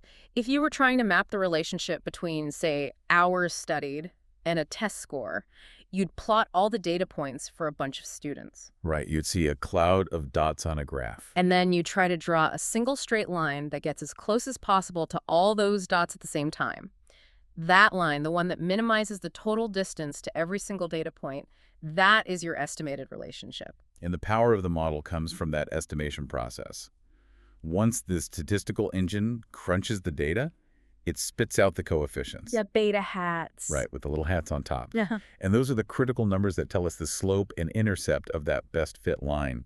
They tell us for every 1 unit increase in advertising spend, sales are expected to go up by this much. And that's where the prediction becomes almost mechanical. Once those coefficients, those halais, are calculated and locked in, forecasting is just simple algebra. You just substitute the future values of your explanatory variables into the equation and out pops your forecast. Out pops Hattie Dollar. It's a formal, quantitative prediction based on the huge assumption that past relationships will hold true in the future. That is a huge assumption, and it brings us to a really fundamental distinction we have to make, which is the difference between the population and the sample reality. Yes. This is crucial. When a true statistician looks at the world, they imagine this perfect, absolute, complete relationship between variables. The ultimate true recipe. We call that the population regression function, or PRF. It's the truth of the universe. Mm-hmm. The relationship if we could measure literally every single event or person that ever existed. Which is impossible, of course. Right, it's the statistical ideal, but it's unreachable. Exactly. Because we can't measure the entire universe, we have to rely on a limited, finite set of data, a sample, to make our best guess about that truth. And the model we actually build and use is the sample regression function, the SRF. And this is why the notation is so important. When we see hat beta, we know that's the predicted outcome. And the hat betas, the beta hats, are the estimated coefficients, which came from our sample data, not from the universe. The equation we're using is hat beta plus hat beta 1 by 1 plus dots plus hat beta xk.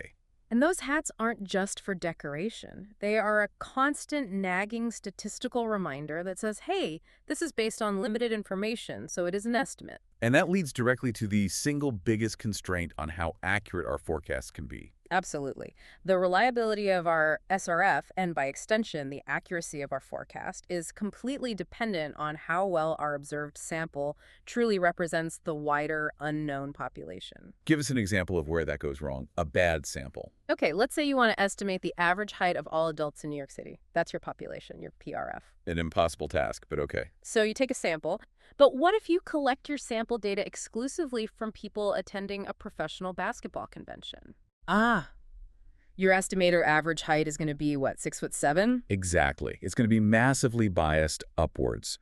The relationships you find in that sample, like the relationship between shoe size and income, might look statistically powerful, but they will completely fail to generalize to the actual population of New York. So if your sample is biased, your forecast inherits that bias. Garbage in, garbage out. But it's trickier than that. Sometimes it's not garbage. It's perfectly fine data, just taken from the wrong slice of reality. State equality, sampling method, it's all paramount. Okay, so assuming we get a good sample, we then have to decide where we're trying to predict. And this is that key difference between in-sample and out-of-sample prediction. Right. In-sample prediction is, you could say, the safe zone. This just means we're predicting values within the range of the data we already used to build the model. So if I build a model on sales data from 2018 to 2023, and then I use it to predict the sales for 2021, that's an in-sample check. You're basically just measuring the historical fit. You're asking, does my model do a good job of explaining what already happened? If it fails there, you're in big trouble. You know you have a fundamental problem, for sure. But the real game, the reason anyone builds these models, is for out-of-sample prediction. This is the scary part. Forecasting the future, or things we haven't observed yet, taking that 2018-2023 model and trying to predict sales for the third quarter of 2025. Right.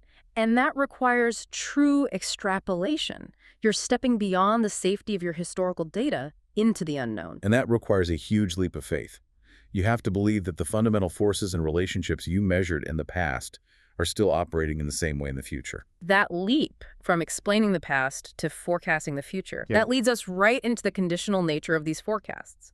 So a forecast from a regression model, it should never, ever be confused with some kind of prophecy. It's not an unconditional statement like, the market will go up. No, absolutely not. Regression forecasts are fundamentally conditional predictions. They only predict the expected value of your outcome given specific values for your explanatory variables. This is that if-then nature we touched on. And the implications are huge. If the relationship is, if X happens, then we expect Y, then the quality of my forecast for Y is totally dependent on how good my assumption for X is. Precisely. This is so vital for you to grasp if you're ever relying on one of these models. The model itself could be structurally perfect, the best possible fit for the data. But the forecast it produces is only as good as the assumptions you feed into it about the future. Give us a high-stakes example where that goes off the rails. Okay, think of a central bank forecasting inflation. Their model might show a really robust historical relationship. If the money supply grows at 4% and oil prices are stable at $80 a barrel, then inflation is projected to be 2.5%. Seems reasonable. But then, a geopolitical event causes oil to spike to $120. Or a global crisis forces them to let the money supply surge to 10% growth. Suddenly, that 2.5% inflation forecast is obsolete. But the model wasn't wrong. The model wasn't wrong, the input assumptions were wrong.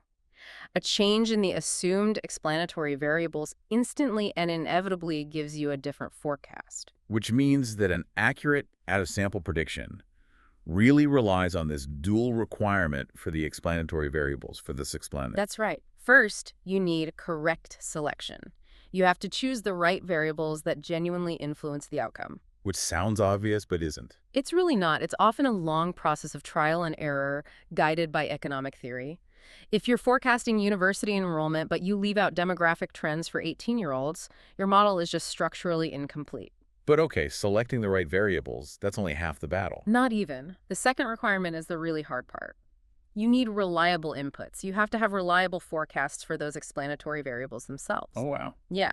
To forecast manufacturing output next year, you need a forecast for raw material prices, a forecast for labor costs, a forecast for consumer confidence. And each of those is its own forecast. Yeah. Probably from its own regression model. Exactly. It's a cascade. That sounds like a cascading vulnerability. You call it compounding error. It's a profound iterative difficulty.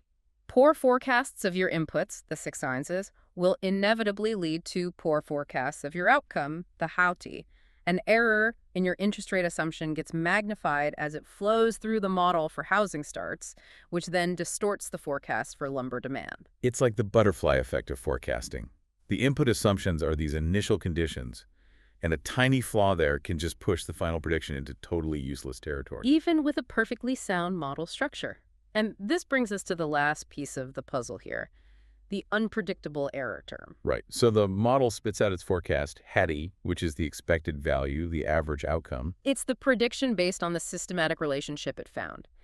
And a key assumption here is that the error term, which we call epsilon, is assumed to have a 0 expected value. What does that mean in plain English? It means we assume that over the long run, our mistakes will cancel out.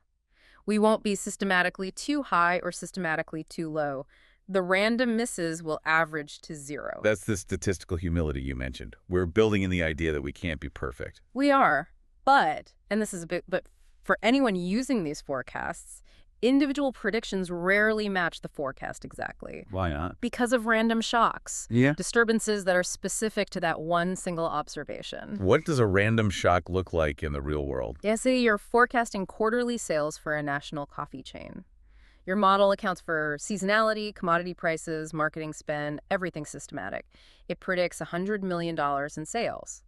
But then, a massive, unseasonable blizzard shuts down the entire Northeast for a week. Something that wasn't in your input variables and couldn't have been predicted? Could not have been. Or, on the flip side, a major competitor has a huge, highly publicized product recall, and all their customers flood your stores. Another random shock. These are random shocks.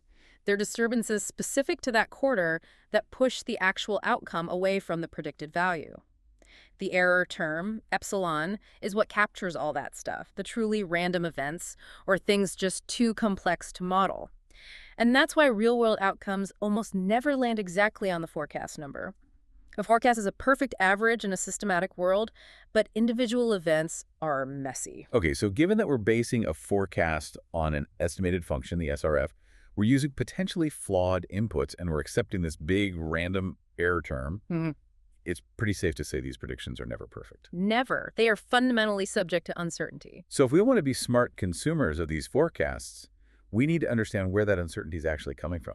You can break it down into two main sources. The first is estimation error in coefficients. Remember those beta x or estimated relationships? The slope of the line. Right. They're just estimates from our finite sample. If we could go back in time and grab a different random sample of data, we would get slightly different rands. It's just unavoidable sampling variability. So the uncertainty here is about how much faith we should have in the fundamental relationship we've modeled. Exactly. And that uncertainty in the relationship translates directly into uncertainty in the forecast. The good news is this type of error is generally something we can control. If we get a bigger, better sample, our errors become more stable. Okay, so that's uncertainty in the model structure. What's the second source? The second, and often the one that dominates, is the random disturbances we just talked about. The unpredictable shocks captured by that error term. And unlike the first type, we can't compute this one by just getting more data. No, this is inherent in reality itself. No matter how perfect your sample is, you cannot statistically predict a sudden supply chain collapse or a brand new technological breakthrough. So because of these two sources of doubt, just giving a single number as a forecast, like we'll earn $5 a share, is kind of irresponsible. It's statistically irresponsible and can be highly misleading for anyone trying to make a decision based on it. So what's the tool for handling this? This is where prediction intervals come in, and this is a really practical takeaway for you. Prediction intervals are how we quantify forecast uncertainty. Instead of just one risky point estimate, we express a range of likely outcomes. So instead of sales will be $100 million, you say. You say we are 95% confident that sales will fall somewhere between $96 million and $104 million. And that fundamentally changes how you use the forecast. It forces you to think about risk management. If you're a CFO and you see a prediction interval for demand that ranges from, catastrophic to great, you can plan your inventory. Absolutely. A narrow interval, say $99 to $101 million, means you have high confidence. You can be aggressive, plan precisely. A wide interval, maybe $85 to $115 million, is a huge red flag for uncertainty. It forces you to be flexible, hold more cash, have contingency plans. It shifts the entire conversation from trying to predict one future to managing a range of possible futures. Okay, so let's dig even deeper now, beneath the surface, to the unseen foundation that all of this rests on. The key assumptions, the statistical rules that if you break them, the whole thing falls apart. Right. And violating these assumptions just tanks the reliability of our estimates. There are a few, but the three most fatal for forecasting are, well, let's start with number one. What's the first one? The first is correct model specification. This is the absolute non-negotiable handshake with reality. The mathematical model you choose has to accurately reflect the true underlying process. What does that mean in practice? It means if the relationship between, say, housing prices and interest rates is actually curved, maybe prices are really sensitive to rate changes when rates are low, but less sensitive when they're already high. But you use a simple straight line model. Your model is just wrong. It doesn't match the real world. It's systematically wrong, and your predictions will be biased because of it. Okay, and the second big assumption ties right back to our reliance on historical data. Yes, this is the assumption of stable relationships over time. For the past to be a useful guide for the future, the structural relationship between the variables has to stay the same. If, historically, a 1% rise in income led to a 0.5% rise in spending, that parameter, that relationship, has to remain stable. But if some major economic shock or behavioral shift suddenly changes that relationship, then your whole historical model is now estimating a relationship that literally no longer exists in the world. It's obsolete. And the third, which is closely related, is the assumption of no systematic structural breaks. This is where models fail when we need them the most. A structural break is when the system just undergoes a sudden, fundamental shift. The whole game changes. Think about the 2020 pandemic and trying to forecast air travel. A model trained on 2010-2019 data would be completely useless for predicting 2021. Utterly useless. The entire regulatory and behavioral structure of travel fundamentally broke. The old rules just didn't apply anymore. Another great example is AI right now. Forecasting software development costs using pre-2023 productivity data probably isn't very helpful. It ignores the structural break that generative coding assistants have introduced. So a structural break just invalidates the whole premise of the model. And that ties us right back to the choice of functional form. We have to talk about how choosing between a linear and a nonlinear specification can dramatically affect your predictions. A linear model is simple, right? Yeah. A straight line. It assumes a consistent uniform effect of x on y. And the real world is almost never that simple. Nonlinear specifications, logarithmic, quadratic, they can capture these complex effects where the impact of x changes depending on its current level. And getting this wrong is a huge pitfall. It's a huge pitfall, and it leads to systematically biased forecasts. If the true relationship is curved, say it flattens out at the top, but your model assumes a straight line. Your forecast will just keep marching upwards, over-predicting everything. Relentlessly. And it gets so much worse with extrapolation. The farther out you try to forecast, the wider the gap between your assumed straight line and the true curve becomes. So the errors become exponential, not just simple misses. Exactly. And this brings us to the biggest limitation we have to warn you about. Regression forecasting is incredibly sensitive to these structural changes. It's the modeler's Achilles heel. It really is. Because the model is trained entirely on the past, it's inherently fragile when it faces something truly new or extreme. Performance just deteriorates, often rapidly, when economic relationships shift. The 2008 financial crisis is the textbook example of this, isn't it? It's the perfect example. Models trained on housing and macro data from the 90s and early 2000s failed catastrophically because the foundational relationships between leverage, subprime risk, global market liquidity, they just stopped working the way they had in the past. The structure broke. Correlations between things that were supposedly unrelated suddenly went to one, and the models, which only knew the old rules, had absolutely no way to adapt to the new ones. It's why you have to approach forecasting during a crisis with extreme humility. So we've laid out the limits, the assumptions. Yeah. Now let's talk about how modelers try to make their forecasts better by adding complexity. This is the multiple regression balancing act. Right. The benefit of a multiple regression model is pretty clear. You can improve your prediction by adding more relevant information, more $6 variables. Sure. If you're predicting when a machine will fail, you don't just want to know its age. You want its last maintenance date, its operating temperature. All of it. You expand the context, you capture more nuance. But, as you said before, this is not a free lunch. There is a real cost to complexity. If you start including irrelevant variables, things that have no true systematic relationship with your outcome, you can dramatically increase the model's variance. And variance is bad. It means your estimates are unstable. But why does adding something irrelevant make the model unstable? Because the model, in its desperate attempt to find the best possible fit for the data it has, starts using that irrelevant variable to explain away the random noise in your sample. So it's fitting to the noise, not the signal. It's fitting to the noise. And that leads to coefficients that are hypersensitive to the specific data points you happen to collect. If you ran the model again on a slightly different sample, those coefficients will just bounce around like crazy. They're completely unreliable guides for the future. So the goal isn't to just throw every variable you can think of into the mix. No, absolutely not. The modeler's job is to find that essential balance between complexity and predictive accuracy. You want just enough detail to capture the critical underlying relationships, but not so much that you start explaining the random junk in your training data. This sounds like the danger of overfitting. It is the cardinal sin of modeling. An overfit model looks perfect when you test it in sample. It explains 99% of what happened in the past because it has essentially memorized all the noise. But then when you ask it to do its real job, out-of-sample prediction, it fails spectacularly. It's too specific to the past. It can't generalize. It's like having a perfect view in the rearview mirror right before you drive off a cliff.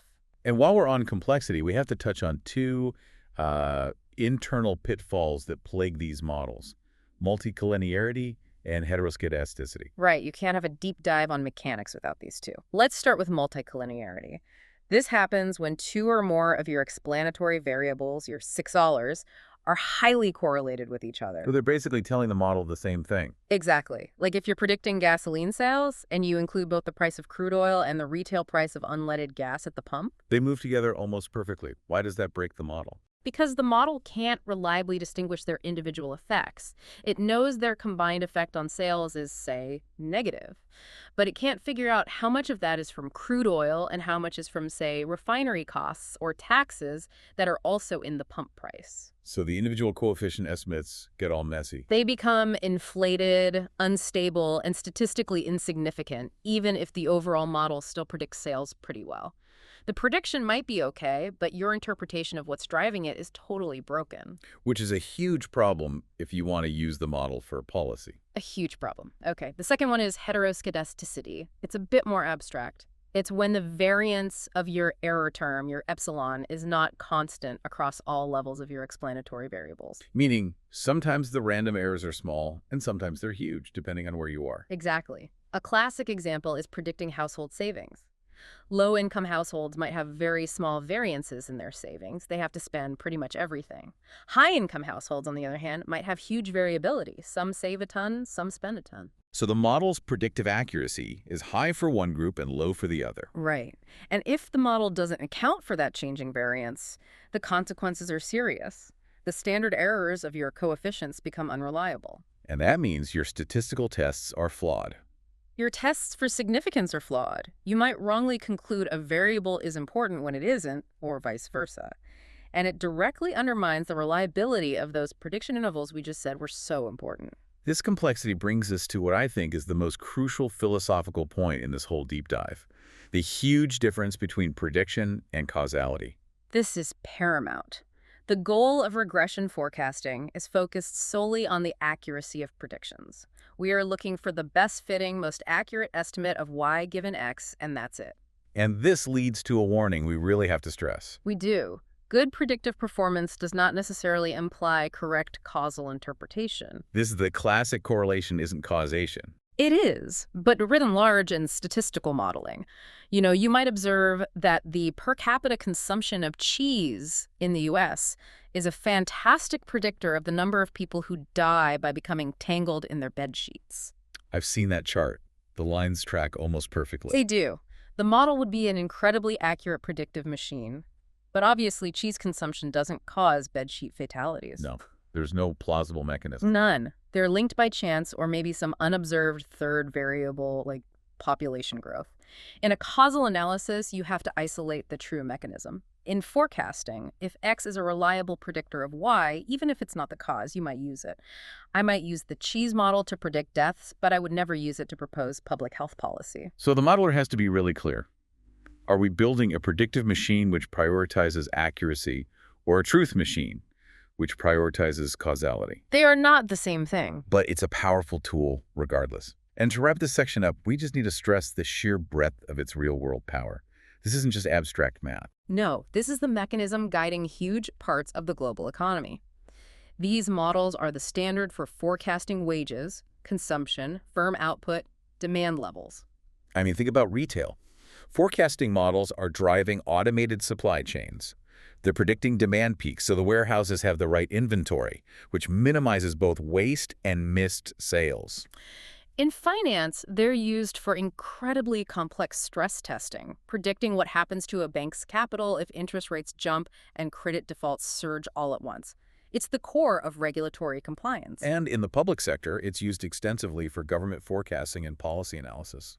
When the Congressional Budget Office predicts the trajectory of federal debt, or a state government needs to figure out the cost of road maintenance for the next 20 years, they are using massive, highly complex versions of the exact regression mechanics we've been talking about. So understanding this framework really means understanding the quantitative language of modern decision-making globally. It really does. So let's try to synthesize the key takeaways for you. Regression is, at the end of the day, an indispensable conditional tool. It's built on that sample regression function, the SRF, our best guess at the line of fit. And its ability to look forward is undeniable, but its reliability really hinges on a few critical pillars. First, you need stable assumptions. The fundamental relationships you observed in the past have to hold true in the future. If they don't, you're in trouble. Second, you have to have correct inputs. You need reliable forecasts for your explanatory variables to avoid that trap of compounding error. And finally, you have to accept the inherent uncertainty of the world and actually quantify it honestly using prediction intervals. Right. You have to move beyond that single, satisfying, but probably wrong number and embrace the statistical range of what's likely. It's the difference between a precise estimate and an honest one. It all comes down to the modeler's humility when they're facing the unpredictability of the future. But here's the final provocative thought for you to think about as you see these forecasts in the real world. Given that we know regression accuracy falls apart precisely when structural relationships shift or during extreme novel events, the very moments when leaders and policymakers need accurate guidance the most, how much faith should they really place in models that are built exclusively on stable past data, especially when they're trying to forecast the impact of truly novel policy or a technological revolution or a climate shift that is designed by its very nature to change the underlying structure of the economy entirely? It's a great question. Are we, in effect, always driving forward into completely new reality while looking exclusively in the rearview mirror, just hoping the road ahead happens to curve in exactly the same way as the road we've just traveled? That's something worth thinking about until our next deep dive. Welcome back to the deep dive. If you have ever been handed just a truly enormous business challenge, whether it's boosting efficiency, reducing risk, or simply trying to figure out what your customers actually want, and then you stared at that mountain of data available and just thought, how do I even begin to turn this very human problem into a machine-solvable equation? Then this deep dive is specifically tailored for you. That's a feeling I think a lot of people know well, the blank page problem. Exactly. We are dissecting what the industry calls the architecture of analytical problem solving. And forget the fancy algorithms for a moment. This conversation is all about the foundational, really high-stakes decisions that have to happen before you even open up Python or R. It's the blueprint phase. Right. We've been diving into some really critical source material on this topic, focusing specifically on how successful organizations bridge that gap between messy real-world goals and precise measurable data challenges. That's the whole game, really. Our mission today is to extract the absolute most important nuggets of knowledge from these sources and hopefully give you the framework you need to quickly grasp and deploy effective analytical thinking. Okay, let's unpack this. Starting with this fundamental truth that framing the analytical problem correctly is often the most critical step, maybe more important than the technical solution itself. Why does the setup carry such immense weight? Well, it carries so much weight because structurally, the analysis of real-world data never, ever begins with the algorithm. It begins with translation. It really does. You're trying to bridge this linguistic gap between, say, the CEO who speaks in terms of profit optimization and the machine learning model that only understands dependent variables and predictors. Okay, so it's a language problem first and a math problem second. Precisely. The initial framing is the structural integrity of the entire project. I mean, think of it this way. If you perfectly solve the wrong problem, you've solved nothing of business value. Right. You've just wasted a lot of time and compute power. A lot of time. Your technical execution can be absolutely flawless. Your neural network might hit 99% accuracy. But if it's answering a question that the business stakeholders don't care about, or, and this is critical, if it's predicting an outcome that arrives too late to be useful, the entire effort is just irrelevant. That structural analogy is perfect. You're saying we need a clear, precise blueprint. And if that blueprint is wrong, the structure collapses, no matter how good the construction workers are. Exactly. So the core mission, the real starting point, is achieving that successful translation, moving from that general business inquiry to a precise, measurable, analytical challenge. And without that, you're just lost in the woods. You are. If we can't translate the goal into something defined by data and by time constraints, the project will just drift. And these analytical projects, they consume significant resources, both human and computational. So a poorly framed problem is really just a sunk cost waiting to happen. Okay, that sets the stage beautifully. So let's dive into section 1 and really focus on that crucial foundation, the necessary translation. The source material is very, very clear on this. Yeah. The whole purpose of analytical thinking is bridging the gap between 3 distinct worlds. Right. First, you have business understanding. That's the intuition, the market knowledge, the sort of lofty goals of the organization. What we want to achieve. Then you have data availability, which is the gritty, often messy, frankly disappointing reality of what we actually have access to in our databases. What we actually have. And finally, modeling techniques, the technical toolbox of statistical methods. And analytical thinking is the connector, the thing that makes sure all three of these elements can harmonize. And the most challenging step in that harmonization, almost always, is converting the business question into the analytical question. They just operate on entirely different planes. Business problems are almost universally qualitative, they're vague, and they're focused on goal statements. They use terms like improve customer experience or optimize inventory or reduce unnecessary spending. They define the aspiration. And the aspiration is, of course, easy to state, but completely impossible to code. If a business unit leader comes to an analyst and says, we need to do better in Q4, that's the starting point, not the analytical input. Exactly. Analytical problems, in stark contrast, must be precise, measurable, and just fundamentally data-driven. The analyst's job is to take that qualitative aspiration and ruthlessly distill it into a mathematically tractable equation where the inputs, the data, and the output, the prediction, are all quantified and defined. Let's make that transformation concrete. The core example from the sources is a great one. A very common and vague business question is, how can we improve customer retention? That's a strategic operational directive.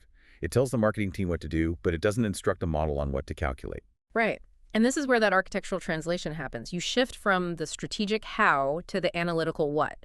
The precise analytical question that you can derive from that vague goal becomes, which customers are most likely to churn in the next 3 months based on their behavior in the last 6 months? Wow. Okay. That small adjustment fundamentally changes the entire scope. Now we've defined a specific action, which is identifying customers, a specific time frame, the next 3 months, and a specific measurable outcome, which is churn or no churn. And notice how the original question, how can we improve, is inherently strategic, right? It informs future action, but indirectly. The new question, which customers are most likely to churn, it defines a classification problem. It demands a specific data set structure, a defined dependent variable, and crucially, an actionable prediction timeline. Right. The how is for humans, the which is for the machine. Exactly. What's fascinating here is how this shift from the qualitative how to the precise which or what fundamentally changes the required modeling approach. And critically, it dictates exactly what data we even bother to pull from the database in the first place. So it saves you from boiling the ocean. It saves you from boiling the ocean. If we don't define that timeline in the output variable right at the start, we could spend weeks, maybe months, analyzing clickstream data when what we really needed all along was just the transaction history. That successful transition is the moment the analysis gains its structural integrity. That's a fantastic transition point, because now that we've achieved the translation, we have to formalize the blueprint itself. So let's move into section 2, defining the core architecture, what the sources call the 5 structural components required to clearly define any analytical problem. These are like the mandatory fields an analyst has to fill out. We start with the objective. This is simply articulating what is the goal of the model output. Is it to assign a value, assign a label, or assign an order? The sources define 4 types that give us a really excellent framework here. Yeah, this is a great starting point. The first one is prediction. This is about forecasting a future numerical value. So this isn't about categorizing things. It's about estimating a continuous quantity. Think predicting the exact sales revenue for next Tuesday, or predicting the likely future balance in a customer's account, or forecasting the temperature needed in some manufacturing process. The output is a number on a continuous scale. Right. And the second one, which is very common, is classification. This involves assigning an observation to a distinct, predefined category or label. This is your classic binary problem. Yes or no, approved or rejected, churn or no churn, fraud or not fraud. I see the difference.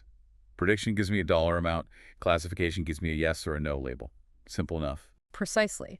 But then we have the third objective, which is ranking. And this one often gets confused with classification, but it actually serves a vastly different operational purpose. How so? Ranking is less about classifying every single item and more about prioritization. And that is absolutely critical when your resources are scarce, which they always are. Okay, give me an example. For example, classifying every sales lead you have might yield, say, thousands of high-potential customers. But if your sales team can only contact 100 people a week, you need a ranking objective. It orders the entire universe of records by their probability of conversion, allowing you to prioritize the top 100 leads who are most likely to buy. It ensures resource efficiency. It's about ordering, not just labeling. That's a crucial distinction. In the real world, nobody has unlimited resources, so the ranking objective immediately becomes highly practical. It tells you where to invest your next dollar or your next hour of a salesperson's time. Exactly. And finally, the fourth objective is description or exploration. This is often about synthesizing knowledge rather than predicting the future.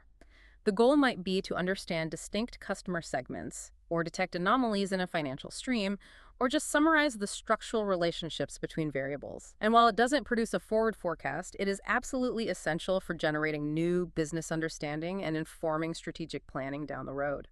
So once the analyst nails down which of those four objectives they're pursuing, the technical toolbox they can use is immediately narrowed down. But the objective only defines the general goal. We still need the precise output. Which brings us to the second component, the target variable. This is your dependent variable. It's the specific, quantified outcome the model is trying to explain or predict.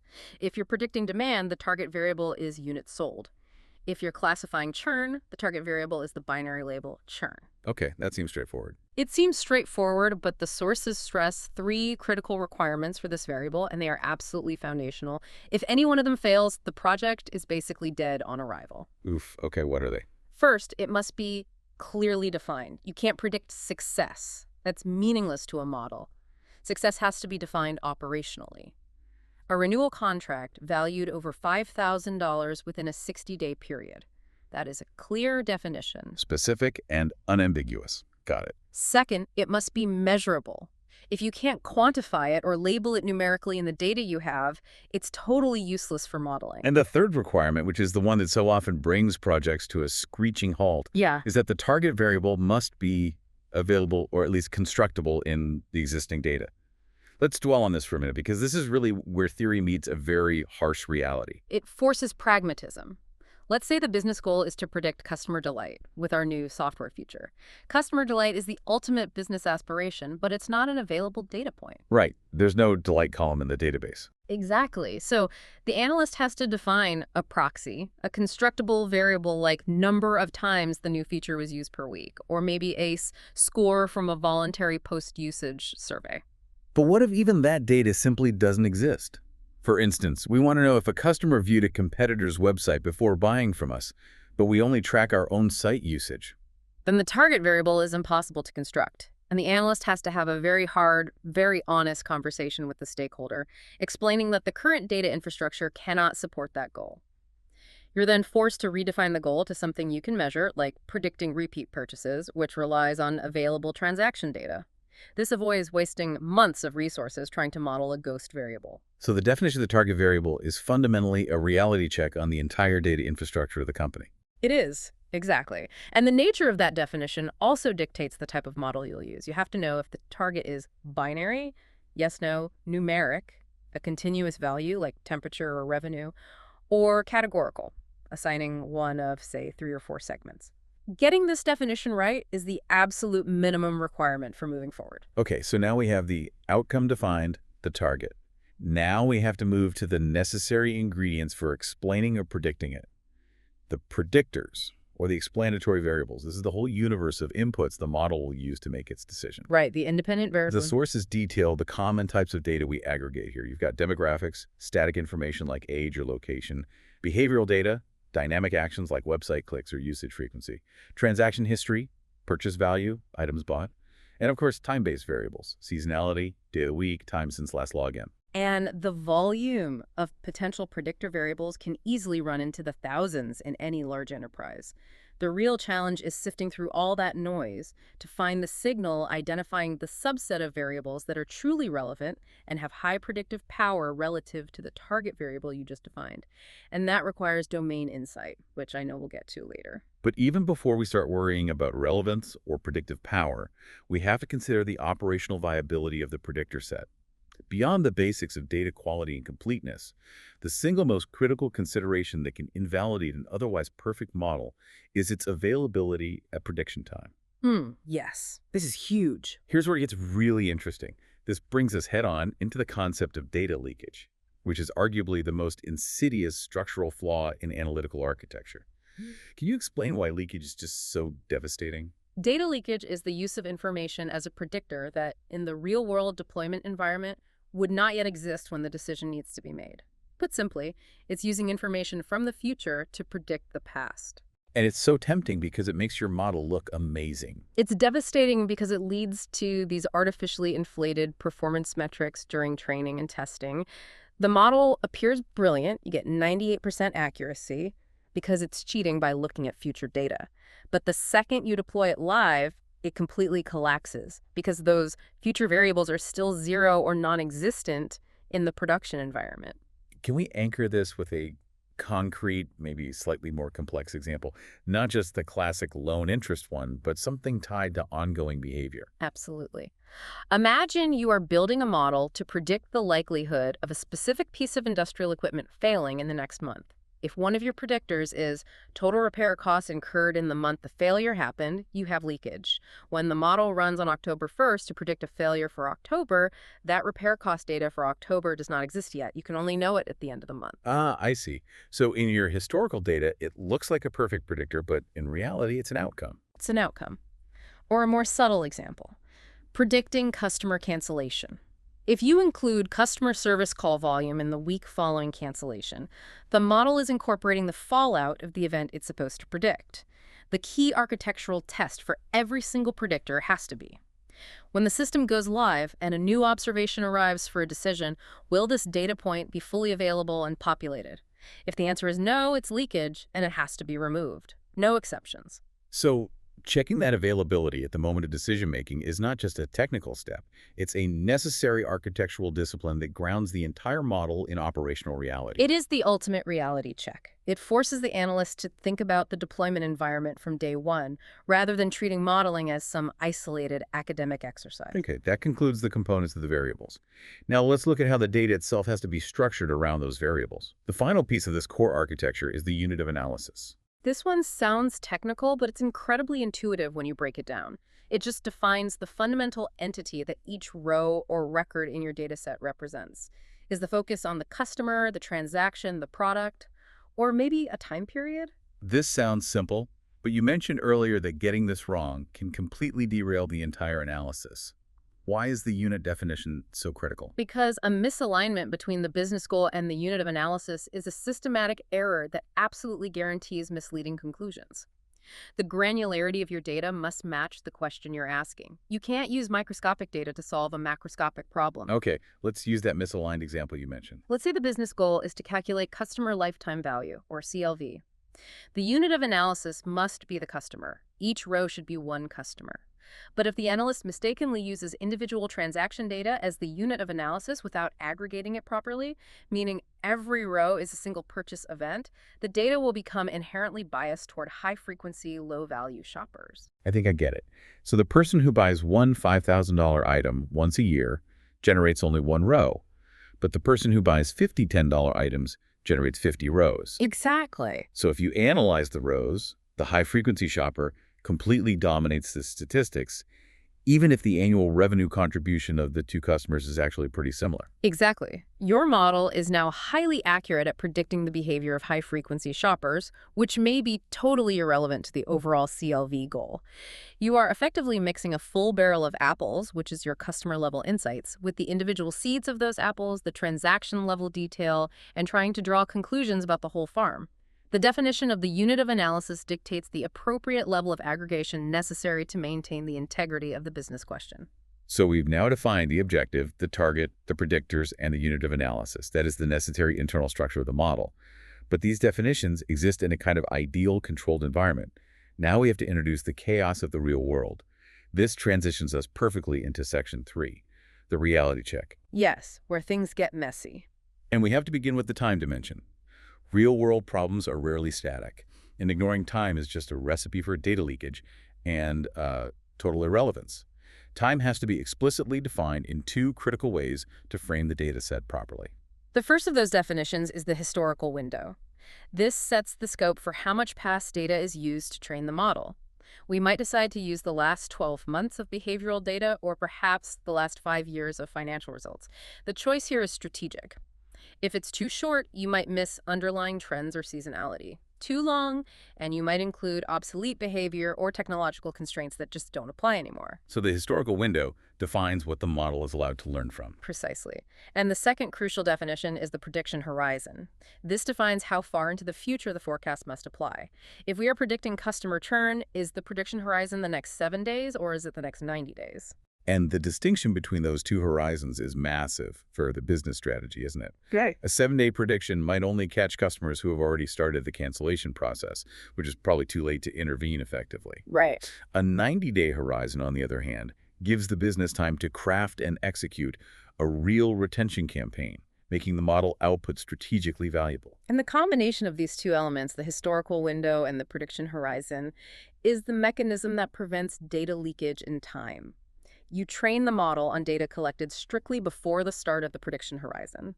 If you fail to define both, or if the training data accidentally includes the outcome you're trying to predict, your model isn't forward-looking. It's just predicting events that are already known.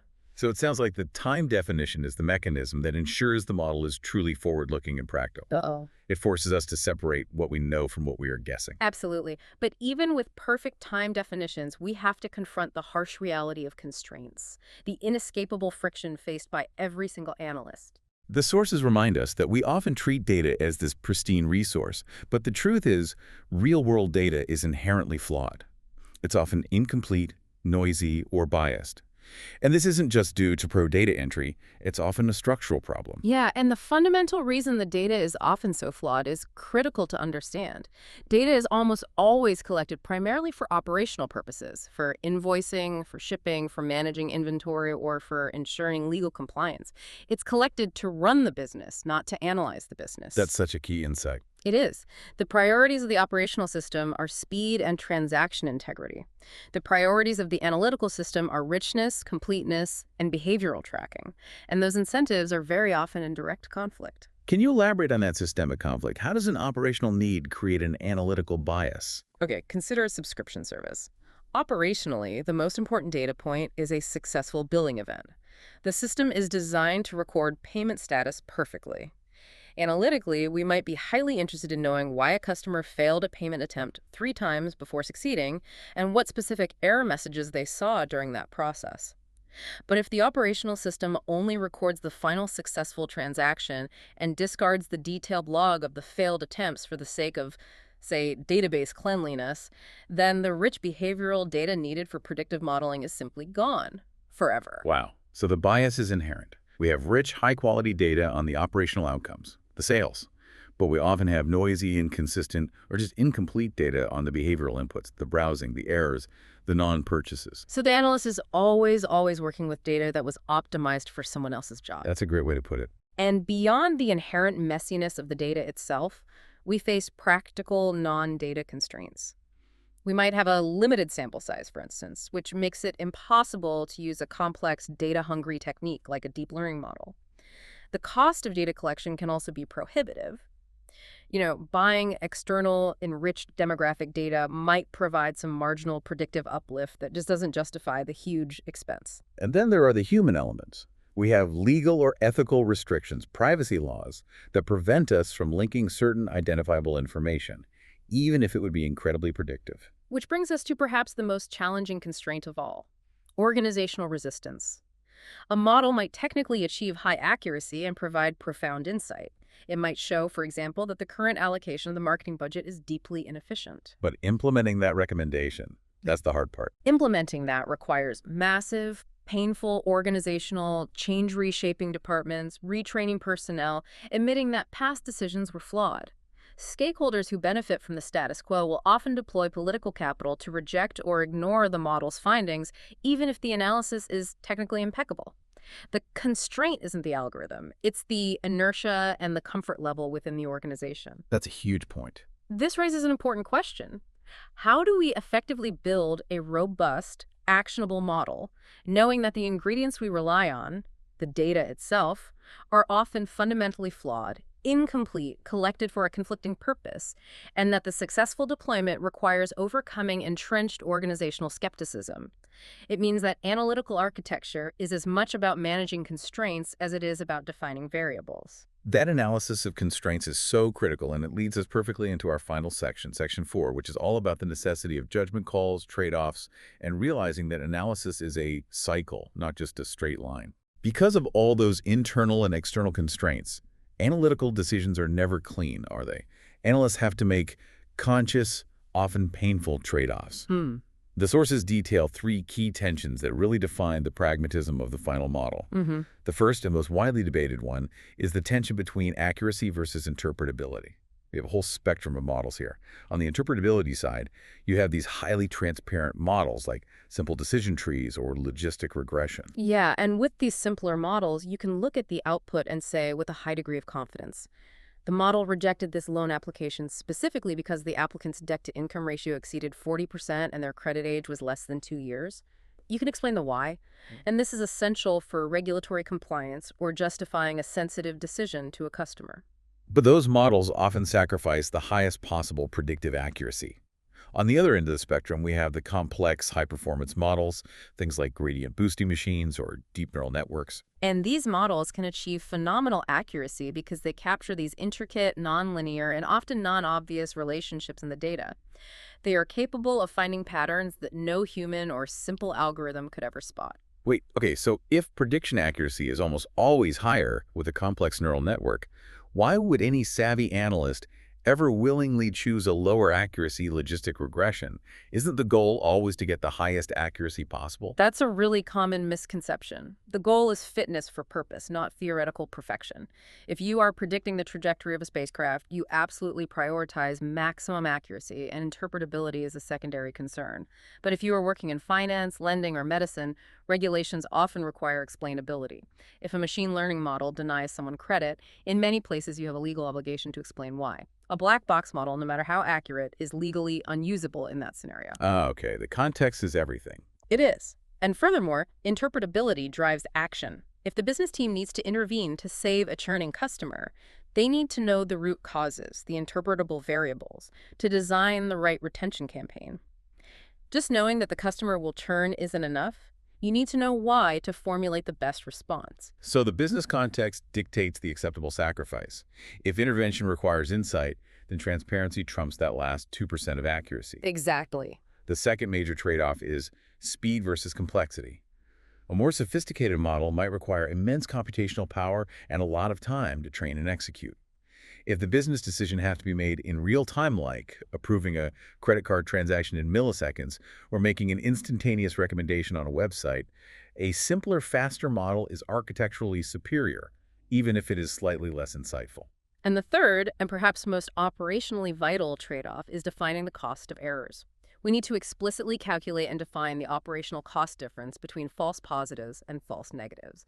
This often determines how we tune the model's sensitivity. Can you walk us through that distinction clearly? Because this seems fundamental to how models are actually used in practice. Sure. A false positive, a type I error, occurs when the model predicts an event will happen, but it doesn't. So you predict churn, but the customer actually stays. The operational cost here is wasted resources. You spend money and effort on a retention campaign for a customer who didn't need it. Okay, that's the cost of crying wolf. Exactly.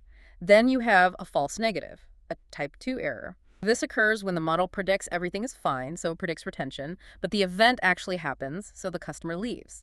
The cost here is the missed opportunity. You failed to intervene, and you lost that customer's entire lifetime value. Let's contrast those two in different operational environments to see how the cost dictates the tuning. If I'm sending a mass marketing offer to a customer who might churn, the cost of a false positive wasting a coupon is relatively low, right? Maybe a few dollars. Exactly. Because the cost of a false positive is low and the cost of a false negative, losing a high-value customer, is very high, you'll tune the model to be highly sensitive. You are willing to accept a high volume of false positives, sending coupons to people who would have stayed anyway to ensure you catch every single person who might actually leave. You cast a wide net. A very wide net. Now, switch environments to fraud detection. A false negative, so missing a fraudulent transaction, costs the bank thousands of dollars. But a false positive, blocking a legitimate customer's card while they're on vacation, that costs the bank reputation and customer goodwill. Which might be even more expensive in the long run. It could be. So in this case, the tuning is much more conservative. You want very few false positives, even if it means you might miss a few fraudulent transactions, because alienating thousands of good customers is more costly than absorbing a few fraud losses. The architectural decision is crystal clear then. Models must be fit for purpose, not theoretically perfect. The analytical architecture is an exercise in applied pragmatism, and it's guided by the price tag of getting it wrong. And that pragmatism absolutely requires the indispensable role of domain knowledge. This is where the human element, the contextual understanding, is completely non-negotiable. Analysts cannot operate in a vacuum of data and algorithms. They have to partner intimately with subject matter experts. Why is domain expertise so critical, though? I mean, if the algorithm can find subtle patterns in the data that a human can't see, why do we need the messy human element at all? Because the computer can find correlation, but it cannot explain or validate causation, and it certainly can't confirm operational relevance. Domain expertise is needed first just to select truly meaningful predictors. To cut through the noise. To cut through the noise, a large dataset might contain 800 variables. The domain expert, the business veteran who has worked with these customers for 20 years, knows that 750 of those are just noise or irrelevant proxies, and that there are 5 variables that are structurally important to the business decision, even if their raw correlation scores are initially low. This just speeds up the analysis dramatically and improves robustness. And crucially, I imagine domain knowledge is essential for interpreting the results correctly. The model might spit out a high correlation that seems totally counterintuitive to the analyst. But happens all the time. Let's take a hypothetical business example. A model predicts that customers who initiate a high number of technical support requests are actually higher value customers over the long term. A purely technical analyst might see that and flag it as noise or an error. But the domain expert understands the context. They'd say, of course, those are the customers using our most advanced complex features. They require support, but their deep usage signals a high commitment and stickiness with our product. Without that domain context, the model's insight is completely misinterpreted, leading to the wrong strategic response, maybe cutting support resources for those so-called high-maintenance users. That is a perfect illustration of how context completely reverses the operational conclusion. And I suppose domain knowledge is also the only reliable defense against the ultimate intellectual trap, spurious correlations. We all know the ice cream sales and shark attacks example. Can we apply a business analogy? Certainly. Imagine an analyst finds a strong correlation. Customers who visit the Contact Us page frequently immediately after signing up have a higher 90-day retention rate. The purely technical conclusion might be, push all new users to the Contact Us page. Which seems ridiculous. It is, but the domain expert looks at that and understands the underlying reality. They realize that the only customers visiting that page are the ones who were proactively reached by the sales team after they signed up and are now trying to find their dedicated account manager. The causation isn't the web page. It's the high-touch, expensive human intervention that isn't being recorded in the data. The domain expert prevents a disastrous, expensive recommendation. So the core insight here is that analytics is not purely technical. It is fundamentally context-driven decision support. The analyst has to be a translator, a statistician, and a business expert, or at least partner intimately with one. It's the synthesis of the 3 worlds we talked about in the beginning: business understanding, data availability, and modeling techniques. And domain knowledge is the glue that makes that whole architecture function properly. Finally, we have to conclude with the reality that this entire process is iterative, not a linear one-time assembly line. We've defined the architecture, built the model, and now we must accept that the first pass is almost never the last. Oh, never. Successful analytical deployment is inherently a continuous feedback loop. As soon as insights start to emerge from the data, and they always do, analysts have to be prepared to revisit and refine previous architectural steps. So you learn something and you go back to the drawing board. You have to. For example, if you defined a target variable that seemed measurable, but your initial analysis shows the event is far too rare, say less than 1% prevalence, to predict reliably with your current dataset, you must be ready to revise that target variable to a more common, slightly different outcome. Or perhaps, like you noted, a predictor you thought was crucial turns out to be useless, or the data quality is just so poor it has to be dropped. Exactly. This requires constant refinement. Adjusting objectives, redefining time horizons, or refining the predictor set as the analysis reveals unexpected data quality issues or other structural limitations. It is a dialogue between the data and the hypothesis. So the process is really analyze, discover, re-architect, reanalyze, and then deploy. This continuous loop stresses the indispensable importance of continuous feedback between the business stakeholders who understand the evolving operational goals and the analysts who understand the evolving data landscape. This iterative mindset is what turns a one-off analysis into a long-term, valuable business asset. This entire deep dive has just reinforced for me that the success of any analytical project really hinges on the upfront architectural thinking, the precise definition of the problem, the variables, and the constraints, long before a single line of code is ever written. It's the framework that guarantees that technical work is actually relevant. Absolutely. We began with the necessity of translation moving from that vague business goal to the precise analytical question. We defined the core architecture. The objective, the target variable, making sure it's measurable and available, the predictors, viciously guarding against data leakage, and of course, the correct unit of analysis. And then we got real. We acknowledge the friction caused by defining the time dimension and navigating the systemic messiness of real-world constraints, including that political friction of organizational resistance. And finally, we accepted that the final deployed result is born out of conscious trade-offs, balancing accuracy against explainability and the crucial cost of errors, all guided by the indispensable anchor of domain expertise. The true skill in modern data analysis is truly in the architectural framing of the problem itself. It is a remarkable blueprint, and understanding these components provides you with a crucial shortcut to being truly well-informed on what makes analytical projects succeed, or more often fail. Thank you for sharing your sources and participating in this deep dive. My pleasure. Before we go, here is the final provocative thought we want to leave you with, building specifically on the architectural constraints we just discussed, particularly that idea of organizational resistance. If biased data is inherently collected for operational purposes, and organizational inertia is cited as a key constraint against change, how does the analytical team effectively demonstrate the tangible business value of a new fit-for-purpose model, if that model fundamentally challenges the established, comfortable operational status quo? That's not a technical question. It's a political and implementation challenge that follows the technical brilliance. So that's something to mull over until next time. Welcome back to the deep dive. We're here to take those complex piles of information, the endless articles, the dense research, and really strip them down to pure, actionable insight. Today, we're aiming to give you the blueprint for high-level business intelligence. We want to fundamentally change how you look at dashboards, at data models. It's a big goal. It is. We're moving beyond just knowing the numbers to, I think, truly understanding the logic that actually generates those numbers in the first place. Okay. Let's unpack this. Our focus today is on something called conceptual business models, or CBMs. Right.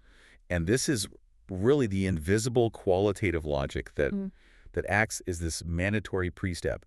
It turns that raw, disorganized data, that spreadsheet mess we all know, into genuinely actionable, strategy-aligned business insight. If you have ever looked at a complex model and just wondered why are those two variables related? Does that relationship even matter? Does it matter to the business outcome? Yeah, exactly. This deep dive is, I hope, the shortcut you've been looking for. Our mission really is to show you exactly how top-tier analysis gets built, and it moves past just finding a correlation, which, any machine can do that. Any machine can do that, yeah. Instead, it starts with using qualitative, structured logic to predefine the causality you expect to see, the meaning behind it. Think of the CBM as the master plan for your thinking. A blueprint. A blueprint. It's the key to understanding why certain data points are critical and how to use them effectively. It's about making sure your analytics serves the business strategy, not just, statistical curiosity. And what's fascinating here is that it immediately clarifies that data, just on its own, it's insufficient. It's not enough. It's not enough. Data is observational. It tells you what happened, often with incredible accuracy, but it doesn't automatically explain why it happened. Right. The why is missing. And crucially, it doesn't give you a foundation for taking action as an organization. If you imagine starting a project with just this massive lake of data, you're essentially looking for random patterns in the dark. A fishing expedition. Exactly. You might find a dozen strong correlations, but which one actually represents a strategic lever you can pull? A CBM says the most effective models, the ones that really drive change and profit, they're not just built on algorithms looking for patterns. They're built on robust, agreed-upon business logic. It's a bridge. It is the essential bridge. It's the translation layer between that deep business understanding and the highly technical execution of the data analysis itself. So let's really nail down that core definition, especially for our listeners who are maybe hearing this for the first time. What exactly are we talking about when we say conceptual business model? At its heart, it's a simplified, high-level, and often visual representation of how a specific part of a business actually operates. Okay, so it's like a diagram. It's like a diagram of how it creates value and why it gets the outcomes it gets. It's the strategic narrative, but boiled down to its bare mechanical parts, like a wiring diagram for your company's value chain. I like that, a wiring diagram. And a CBM explains three things really well, which I think is what makes it so indispensable for management. Right. First, it defines how value is actually created. Does our value come from speed, from quality, from price? Second, it clarifies what specific factors, internal and external, drive the business outcomes. The drivers, yeah. And third, it maps out how those different factors are logically related to one another, sort of in a sequence. It's like a mental flow chart, how an input is processed to create an output. And that distinction you made earlier, that this model is qualitative, that is not just some academic point. It is strategically vital. Why so vital? Because the CBM is logic-focused, not mathematical. It's the human reasoning that you impose on the analysis before you start. We're talking about hypotheses, about assumptions, not code or linear equations.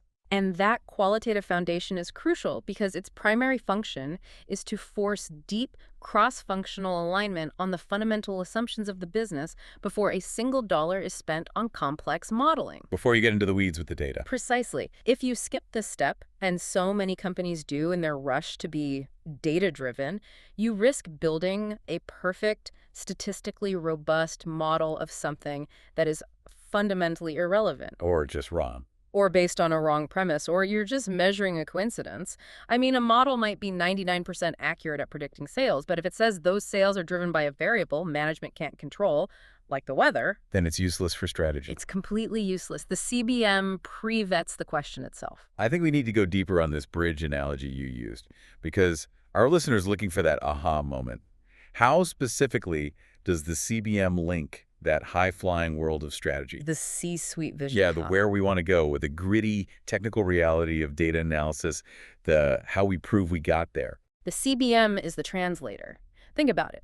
Business strategy, that's often driven by executives, by marketers. They live in terms of these high-level goals. Increase customer loyalty by X%. Improve efficiency. Boost profitability, yeah. Right. But data analysis, that lives in the language of the technical teams. They talk about variables, statistical tests, machine learning scores. They're different languages. Totally different. So the CBM translates the strategic goal, let's say increasing loyalty, into a logical structure. It might hypothesize that loyalty is driven by satisfaction, which is driven by prompt customer service, which relies on a well-trained staff. So it creates a chain of logic. It creates a chain, and that structure immediately provides the constraints and the context for the technical analyst. They don't have to hunt through every variable in the database anymore. No more fishing. No more fishing. They know to focus on variables related to staff training, service promptness, and satisfaction surveys. So instead of that broad expedition hoping for a bite, the CBM provides a focused attack plan where the targets are already defined by business wisdom. Precisely. They give you the context to understand why a relationship should even exist. If your conceptual model says higher service quality leads to higher customer retention, the analyst knows to look for a positive relationship in the data. And if they don't find one? That's the key. If the data comes back weak or even negative, the CBM becomes a diagnostic tool. You don't just accept the weird data point. You pause. And you immediately question the data quality or the variable definitions or maybe even the underlying business assumption itself. I see. And this is so important for you, the listener, to get. CBMs act as a really sophisticated filter to avoid meaningless correlations. That's a classic ice cream and shark attacks example. Exactly. An algorithm without a CBM might flag that as highly correlated. But the CBM, because it's grounded in logic, it ensures that your analytics supports real business decisions, things management can actually do, and isn't just a high-tech exercise that spits out statistical curiosities. So the rule is, if you can't logically explain the relationship to a 5-year-old, the model is probably built on sand. That is a perfect way to put it. Okay, to make this blueprint truly actionable for you listening, we need to really internalize its structure. Any robust conceptual business model is built on 3 core sequential components. IPO. Exactly. IPO, inputs, processes, and outputs. Think of it like a machine. Yeah. You pour in the ingredients, you watch the mechanism turn, and then you measure the product that comes out. Let's start with component A, the inputs, or the drivers. The levers. The levers. These are the factors that start the chain reaction. They're the things that influence your business outcomes, the variables you can manipulate or observe that are hypothesized to kick off the whole process. The sources give us some really good concrete examples here. Inputs could be price. That's a decision you actively make. Yeah. Advertising spend and investment you commit to. Customer demographics, fixed characteristics you observe, like age or location, or even service quality indicators, those internal metrics about how fast you deliver. And focusing on inputs as levers is inherently strategic. In analytical terms, these inputs become our primary predictor variables. If you don't define these levers up front in the CBM, you won't know which variables to collect and feed into your models. So the analysis, even if it's statistically perfect, might describe a relationship you can't actually influence. Which, again, makes it useless. Totally useless. The CBM forces you to model the controllable world. Okay, so that brings us to the centerpiece. Component B, processes or mechanisms. This is often the most neglected step because it's the hardest one to define. It's the black box layer. The messy middle. The messy middle. It's that crucial ground that describes how those inputs are transformed into the outputs. This is where the core business logic, the operational reality, and often the human psychology of your customer or employee actually lives. That's the real sticking point, isn't it? As an analyst, I can easily measure price, the input, and I can measure sales, the output. So why should I spend all this effort defining a process like the customer decision journey if I can't even measure it directly? That's the million-dollar question. If I can skip P and go straight from I to O, why bother? Because skipping P turns your model into a guessing game the moment the environment changes. The CBM forces us to confront this messy middle. Let's think of some examples of this mechanism. Customer decision-making isn't linear, right? It's a psychological process. Right, how they weigh value and trust and all that. That's a process. Supply chain operations is a process. The logistical movement of materials, manufacturing, delivery, that involves resource allocation and time. And think about the implication here. By mandating this process step, the CBM prevents analysts from creating what we call a telescoped model, where you just skip from input to output. So you don't just correlate ad spend with sales. You can't, because you miss the crucial intermediary steps. Did the ad create brand awareness? Did it shift customer sentiment? Did it drive traffic to the right channel? So if my business logic is, our service quality impacts retention because it builds customer trust, the CBM forces me to actually model trust as a process metric, even if I can only measure it with something imperfect, like a survey. Precisely. By forcing the inclusion of the P, the process, you are forced to model the real-world operational reality. And this is critical for feature engineering later on, because understanding that mechanism helps you create meaningful new metrics that reflect what's really happening. Which brings us smoothly to component C, the outputs, or the outcomes. So if inputs are the levers and processes are the engines, outputs are the gauges on the dashboard. Yes, the things management actually cares about. The measurable goals, the desired business results.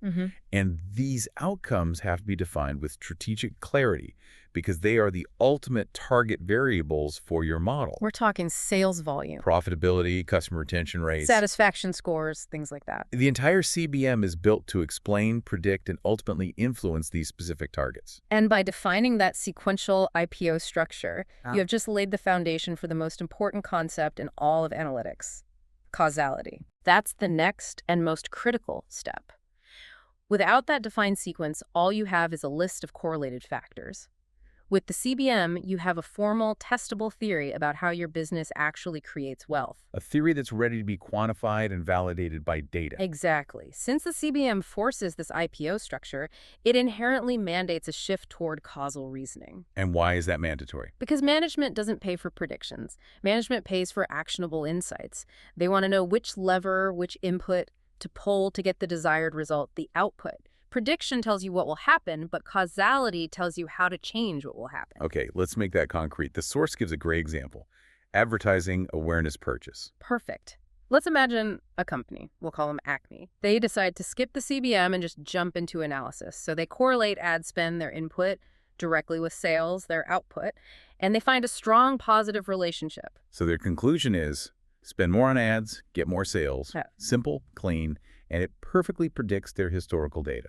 Right, but what happens when their main competitor, Beta Corp, launches a confusing but very high-budget campaign? Exactly. Acme dumps millions more into advertising, But their sales don't budge. Why? Because the model was too simple. It was. The original model, because it lacked that process step, it didn't account for awareness. In reality, Acme's ad spend only drove sales because the type of ad they were running happened to be really memorable and unique in that specific market. But when the market changed, When Betacore entered with all that noise, Acme's ads became less effective. The spend was still high, but the process, the transformation of dollars into customer awareness, failed. Had they built the CBM first, they would have been forced to measure awareness, maybe with brand tracking surveys. and they would have realized the true driver was the quality of the ad, the process, not just the quantity of the spend, the input. The CBM would have forced them to ask, what did that spend actually do? It created awareness, and it was that shift in awareness, that psychological process that truly drove the purchase. So that deeper understanding means if your model starts to fail, you know exactly which part of your business logic, the input, the process, or the output, is actually breaking down. The benefits are huge, even if you can't statistically prove strict causality, the way you could in a lab experiment. Which you almost never can in business. Right. But just having a strong causal hypothesis dramatically improves model interpretability. You can explain the results to a CEO using business terms and logic, not mathematical coefficients. And it boosts decision confidence because they're acting on a theory they believe in, not just a pattern they hope will repeat. Here's where it gets really interesting for me. This structured logic helps us avoid the seductive dangers of the purely data-driven trap. Oh, it's a huge trap. When companies adopt big data, there's this tendency to assume the algorithms will just figure it all out, that the sheer volume of data will override the need for human logic. But that approach is just full of pitfalls. First, you run the massive risk of identifying spurious correlations, accidental, meaningless relationships. We joke about ice cream sales and shark attacks, but in a business context, it might be something like the company rolled out new software at the same time they hired a phenomenal new sales leader. Happens all the time. The algorithm correlates the software usage with the sales uplift, but the logic, the CBM, would immediately flag the sales leader's performance, which is a missing variable, as the true causal factor. And in complex business data, these spurious correlations are so insidious because they're hidden. For example, a model might find that the frequency of internal team meetings strongly correlates with higher project success rates. So the data-driven answer is hold more meetings. Exactly, hold more meetings. But the CBM forces you to look at the process. And maybe you realize that only the successful teams can afford the time to meet, and the real driver is high team morale or skill level, which causes both the success and the meetings. Following the data blindly there leads to a ridiculous and ineffective policy. It does. The second major danger is overfitting historical patterns. This is when a model gets so tuned to the noise of your past data that it works perfectly on old numbers, but fails spectacularly on new live data. It's brittle. It's extremely brittle. When you ignore the CBM, the statistical model is forced to create a relationship, even if that relationship has no logical basis.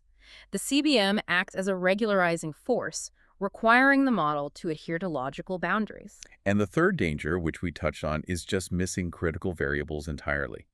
If the management team doesn't formalize the CBM up front, they often fail to even measure crucial inputs. Right. Maybe the competition's pricing strategy is a key driver, but because it wasn't in the CBM, no one bothered to collect that data systematically. And the model can't invent data that isn't there. So if the CBM wasn't defined, the business didn't even know they needed to go get it. So this all emphasizes the core filtering role of the conceptual model. It's the necessary screen for irrelevant data and, more critically, for those accidental relationships. It ensures that the organization's strategic wisdom is imposed on the numbers before any math is done. Which brings us to the fundamental principle from all this analysis. Business logic must precede statistical modeling. The logic comes first. Always. The logic defines the variables and the expected relationships, the hypothesis you want to test. The statistics then come in and quantify the strength and reliability of those definitions. If you invert that sequence, you end up with data science driving an unstable strategy instead of strategy guiding the data science. And that's the recipe for real long-term power and stability. Exactly. A CBM isn't just a theoretical concept. It's a detailed instruction manual for the analytical team.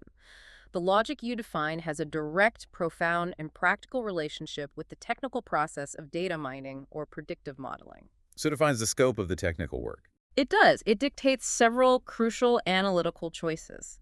First, variable selection.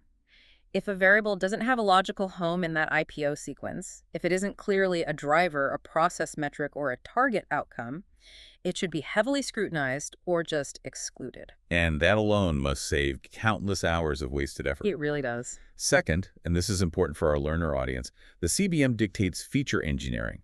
Now, for those less familiar, feature engineering is basically the art of transforming the raw, messy data you collect into new, more meaningful variables that capture real-world complexity. That's a great definition. Let's make that concrete. Imagine your CBM for service quality says that customer effort is the crucial process mechanism that impacts loyalty. You can measure raw data, like time on hold, number of transfers, how many agents they talk to. Right, a bunch of separate metrics. If you just feed those 3 raw variables into the model, the analysis might get confused. But the CBM, because it emphasizes customer effort, it guides the analyst to engineer a single, powerful, new variable, let's call it a customer effort score, by combining those raw metrics. So the model isn't looking at 3 noisy inputs anymore. No, it's looking at one highly descriptive feature that directly models the intended process. The CBM tells you what to create, and feature engineering is how you create it. Third, the CBM guides the choice of the right analytical technique. If your CBM posits a simple, linear relationship, say, more training budget leads directly to faster processing time, you might choose a straightforward linear model. But if it's more complex. Right. If the CBM suggests a complex, nonlinear threshold effect like customer satisfaction only impacts loyalty once it drops below an 80% rating, you need to choose a more sophisticated model that can capture that inflection point. And crucially, conceptual models are absolutely necessary to define the target variables, the outputs, and the predictors, the inputs. But they also define the expected direction of relationships, right? Yes, that's a critical sanity check. Your business logic dictates that a higher price usually means lower sales. If the data mining reveals the opposite, that a higher price is correlated with higher sales. The CBM immediately provides the red flag that forces a deeper investigation. Is there a confounding variable? Is there something about brand prestige or quality perception that we didn't model? So data mining is really the execution phase. That's right. It takes the logic supplied by the CBM, the hypothesis, and its job is simply to test and quantify those relationships. It measures how strong they are, how predictable they are, and whether the direction matches the business logic. And when there's a disconnect, the CBM becomes the diagnostic tool for management and the analyst to work from. Exactly. To make these concepts really stick, let's look at the 3 common conceptual model types that the materials provide. These are blueprints you can immediately adapt. Great idea. First, customer behavior models. These models are built around predicting what a customer will do. The inputs are descriptive things: demographics, past purchase history, website visits, loyalty status. What we know about them. Right? The core process here is internal and psychological. It's preference formation, how the customer weighs price sensitivity, brand affinity, and necessity. And the measurable output is a predictive goal, like purchase likelihood, expected lifetime value, or churn risk. This model is all about understanding the human mind behind the transaction. Right. The second type is marketing response models. These are much more tactical, really focused on optimization. The inputs are specific marketing levers: promotional discounts, communication channels used, timing of an outreach. The things you're actively doing to the market. Precisely. And the critical process here must accurately model customer exposure and response. Did they open the email? Did they click the link? Did they even remember the message? The output is clearly measurable: conversion rate, response rate, or the overall revenue uplift from that campaign. So it answers the question, if we pull this lever, what happens? Exactly. If we pull this promotional lever through this channel, what's the expected result? And the third type, operational performance models. These focus entirely on internal efficiency and logistics. All about how the sausage gets made. Right. Inputs here are resources and workload. How many staff are on shift, their training level, the volume of inbound requests, inventory levels. The process is operational execution, the actual logistics, adherence to procedures, machine utilization. And the output is almost always an efficiency metric: average service time, throughput per hour, or cost per unit. This model is absolutely essential for any business focused on logistics, scaling, or cost reduction. Now, there's a critical piece of insight here we can't miss. We need to stress the dynamic, living nature of these blueprints. Oh, absolutely. A CBM is not a static document you write once and then file away. It's an iterative structure that has to be constantly challenged and refined. Why does it have to evolve? For a few key reasons. It needs updating as new data becomes available. Maybe you integrate new data from IoT sensors or social media metrics that impact the process. It must change when your initial assumptions are challenged by reality. If the business assumed high-cost training led to better performance, but the data shows an insignificant link, the CBM needs revision. Maybe the true process is employee retention, not the training cost. And they also evolve when the analysis reveals patterns you just didn't anticipate, right? That's the great feedback loop. That's the feedback loop. Maybe data mining shows a critical relationship between, say, local unemployment rates and your customer retention that the original CBM never hypothesized. You don't ignore that finding. You don't. You use it to upgrade your CBM and formalize that new process or input. So this iterative refinement loop is what guarantees the analysis stays relevant. It's constantly improving both the business insight, the qualitative logic, and the analytical accuracy, the quantification of that logic. It's a continuous feedback mechanism. Yeah. It guarantees the strategist and the analyst are permanently speaking the same language, constantly refining their shared understanding of how the business truly creates value. Let's pivot now to the crucial managerial impact, because this is where the CBM, I think, provides its highest return on investment, often outside of the technical analysis itself. I would agree with that. They bring immediate clarity to complex, multi-departmental situations, helping the business unify its focus and prioritize resources. CBMs clarify exactly what problem is being solved, and maybe more importantly, what problems are just symptoms. That's a huge distinction. Is the core problem really low sales? Or is low sales just a symptom of a deeper problem, like low brand awareness? The process, which is caused by inadequate marketing spend, the input. The model forces management to agree on the root cause they're targeting. And that clarity leads directly to identifying which levers management can truly control. The model serves as the boundary between the internal and external world. It provides immense structure for strategic planning. So it distinguishes between the controllable, the predictable, and the just observation. That distinction is crucial for prioritizing anything. The CBM explicitly details 3 types of factors for managers. First, what can only be predicted. This is often market-level stuff, like forecasting demand based on seasonality or broader economic indicators. Things you can't control, but you can prepare for. Exactly. Second, what can be influenced. These are your core inputs or drivers. The ad spend, the price, the decision to invest in service quality. These are the actionable levers. This ensures management focuses their energy and their budget on variables they can actually change. It does. And third, what is merely observed. These are critical external factors. Weather patterns, competitor product launches, regulatory changes. Things you need to account for, but can't pull a lever on. Right. They are vital to include in the model as control variables, but management knows they can't change them. By formally mapping these 3 types of factors, the organization gains so much clarity on its limitations and opportunities. And this communication dividend is, I would argue, the most valuable non-analytical aspect. The CBM becomes a universal communication tool. A common language. A common language. Data scientists often speak in statistical significance and model fit, while managers speak in market share and revenue targets. 2 different worlds. Conceptual models bridge that gap.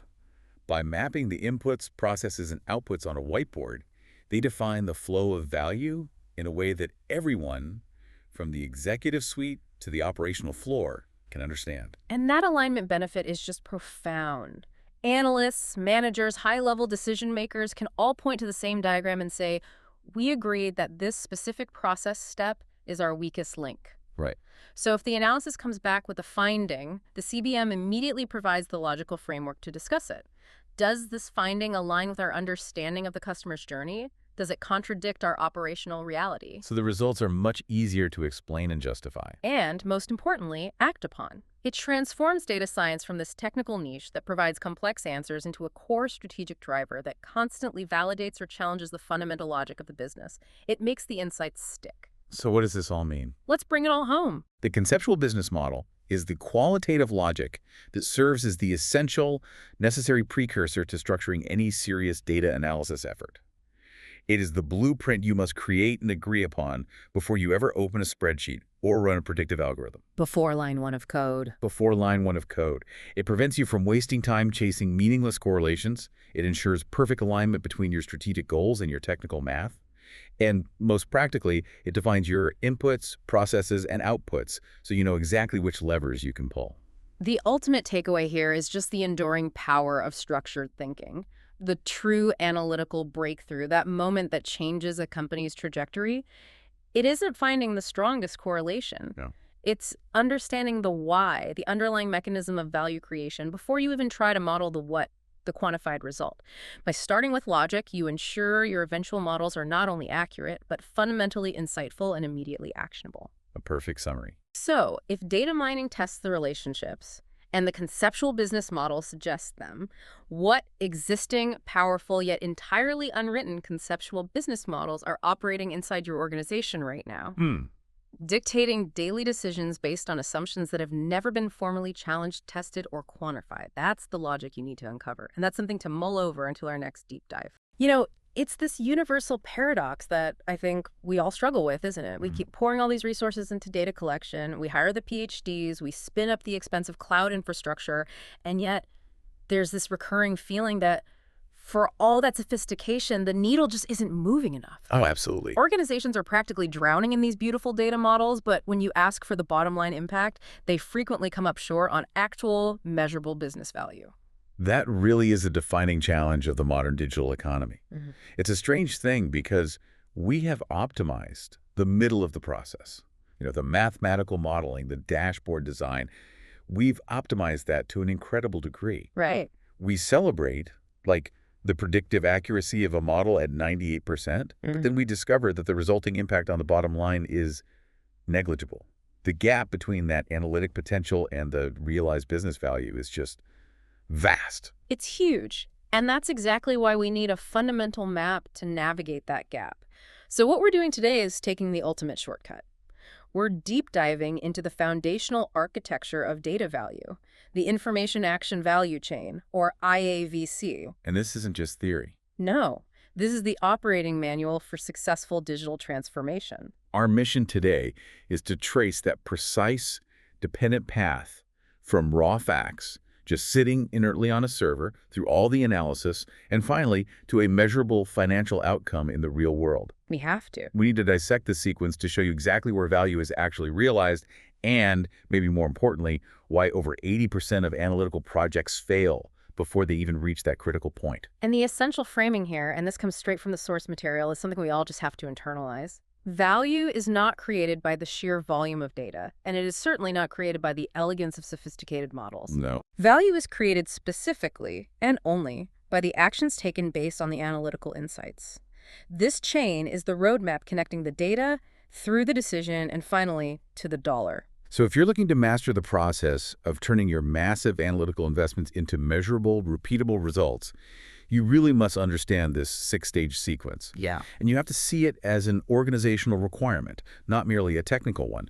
The IABC is your blueprint for organizational survival in an insight-driven world. Okay, let's unpack this. The information action value chain. When we use the term value chain, it implies this logical step-by-step transformation. So at its simplest, what is the IAVC mechanism really describing? Well, at its heart, the IABC is. It's the mechanism. It's the process that describes how you take raw, inert data and systematically transform it through various processes into tangible, useful business value. So it's a structure. Think of it structurally, yeah. The moment we start applying effort and intelligence, cleaning, modeling, interpreting, we're adding value. Yeah. But it's with the express goal of influencing a future action. That structural definition, that systematic transformation, that's so key. Because the core principle here, and this is crucial for you to grasp immediately, is that this is a sequential chain of dependent stages. Right. It's not like a buffet where you can just pick and choose the parts you like. That dependency is the law of the land here. It's non-negotiable. The output of stage C, for instance, has to seamlessly become the input for stage D, and so on down the line. And if it doesn't? Well, if the quality or the speed or even just the organizational trust fails at any single point, let's say we have brilliant knowledge but a flawed decision process, then the final output, that measurable value in stage F, is stalled or compromised, or it fails completely. But the whole thing grinds to a halt. The chain is only as strong as its weakest link, which is a concept we're going to dedicate a lot of time to later on. I find it fascinating how much time and energy, and frankly money, We in the business world obsessively spend just optimizing stage C, just the modeling. Oh, yeah. The sexy part. Exactly. Believing that if we just buy a better deep learning tool or hire a smarter statistician, the value is somehow guaranteed. But the source material is so clear that this hyper-focus is it's misplaced. It is, because that narrow focus completely misses the necessary clarification. We have to put analytics in its proper context. What does that mean exactly? It means recognizing that analytics, statistics, machine learning, data mining, all those advanced methods that generate predictions and insights, they're only one link in this much broader chain. They form stage C, the analytical engine, but they are not the final destination. They're not the end goal. Okay, so let's make that concrete. If a company spends millions building the most sophisticated customer churn prediction model ever created, I mean, a masterpiece of computational power, but then fails to integrate that model's scores into the actual business process that schedules outreach to high-risk customers, what have they actually built? They've essentially created an incredibly expensive, incredibly detailed diagnosis that never results in a prescription. The model just sits in a data science team's repository. It's admired for its R-squared value, but it never talks to the CRM system or the sales team or the marketing automation platform. The vast majority of the time, the technical solution is robust, but that organizational or operational handoff is completely non-existent. And that's the friction point. That's the gap we talked about. The value chain perspective forces you to take a more holistic view. Absolutely. Our core insight, therefore, has to be holistic. We must focus on the end-to-end flow.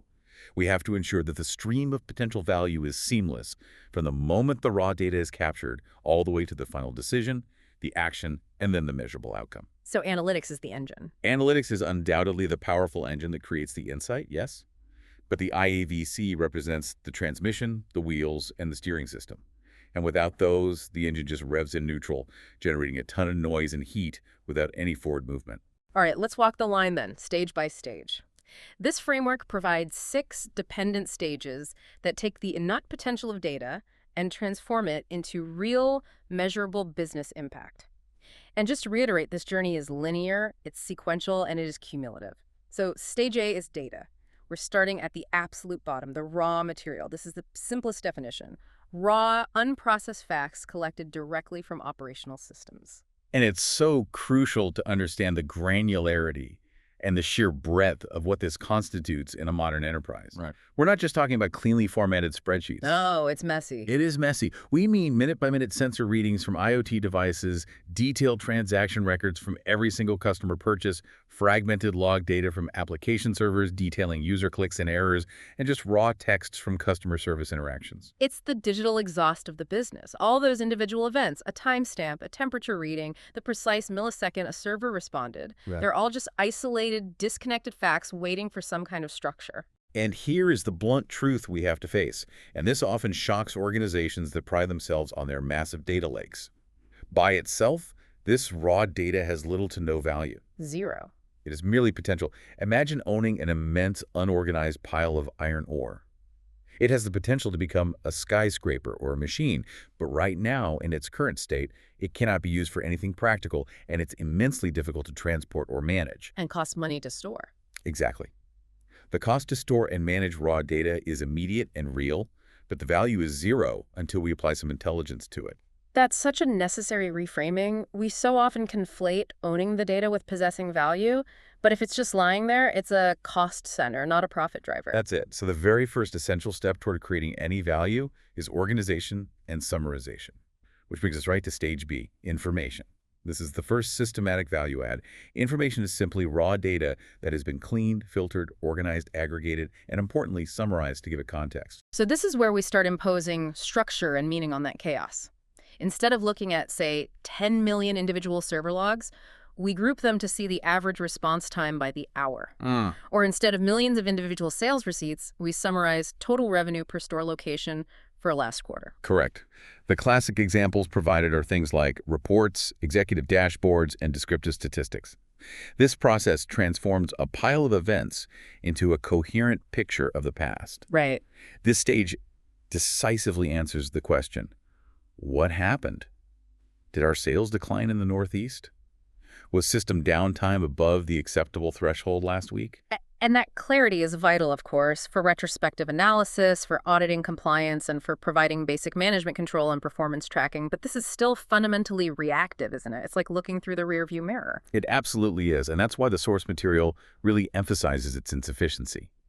While information provides clarity and historical context, it does not answer the truly critical managerial question, which is, what should we do next? Yep. Knowing that your sales declined is useful, but it doesn't propose an intervention or forecast the future impact of any current actions. To transition from just tracking the past to actually shaping the future, we need the analytical engine of stage C. Okay, so we've moved from zero value to some retrospective clarity, but we haven't yet reached the level of decision support. All right, so here's where the magic happens for so many technical teams. Stage C, knowledge or insights. This knowledge is generated through the rigorous, often complex application of advanced methods. Things like analytics, statistics, data mining, and machine learning. This is the engine room. It really is. This is the engine room that transforms what happened into what will happen or what could be optimized. And the output of this stage is the revelation of these crucial hidden structures, patterns, relationships, predictions that were completely invisible in the raw data or in those simple information summaries. This is the leap from describing the world to forecasting it or even shaping it. Let's talk about the specific manifestations of this advanced work. We're talking about generating things like predictive models, the probability score of a machine failure, for instance, or creating sophisticated customer segmentation. So groups defined not by simple demographics, but by complex interaction behaviors and, of course, the generation of risk scores. Let's use an inventory optimization example. Stage B, information, might tell you that product X sold 1,000 units last month. That's a fact. Okay. Stage C generates a complex time series model that says, factoring in seasonality, competitor pricing, and regional economic indicators, we predict demand for product X next month will be 1,450 units, and the optimal reorder quantity to minimize your holding costs while maximizing availability is 1,300 units. That forecast, that optimization parameter, that is knowledge. That's a huge leap in value. But this brings us to a really vital distinction we need to spend some time on. Where exactly does the analytical team's responsibility end? Is it when the risk score is generated or when that suggested optimal reorder quantity is presented? The source material is very, very clear on this. Knowledge provides decision support. It gives the manager, or an automated system, the tools needed to make a good choice by quantifying the risks or opportunities. It quantifies the optimal path. But, and this is critical, it does not provide the decision itself. The analytical team presents the probabilities, the forecasts, the optimal parameters. The responsibility for incorporating real-world constraints and making the definitive choice lies in the next stage, stage D. So if the model says the optimal reorder quantity is 1,300, the analytical team's job is largely done at that point. But they haven't actually ordered anything yet. They haven't pulled the trigger. Correct. They've provided the highest quality analysis possible, but they haven't reconciled that analysis with things like budget constraints or shipping logistics or supplier reliability, which are all non-data factors that are critical for the final choice. That reconciliation happens next. And stage D is this massive pivot. This is the decision stage, and it is the moment of commitment where the technical, clean output of stage C meets the messy, real-world constraints of the organization. I like that framing. Because unlike the previous stages, which were fundamentally technical processes of collecting, cleaning, and modeling, this stage is inherently managerial and contextual. It has to be. This is where human or automated judgment has to incorporate all those external factors.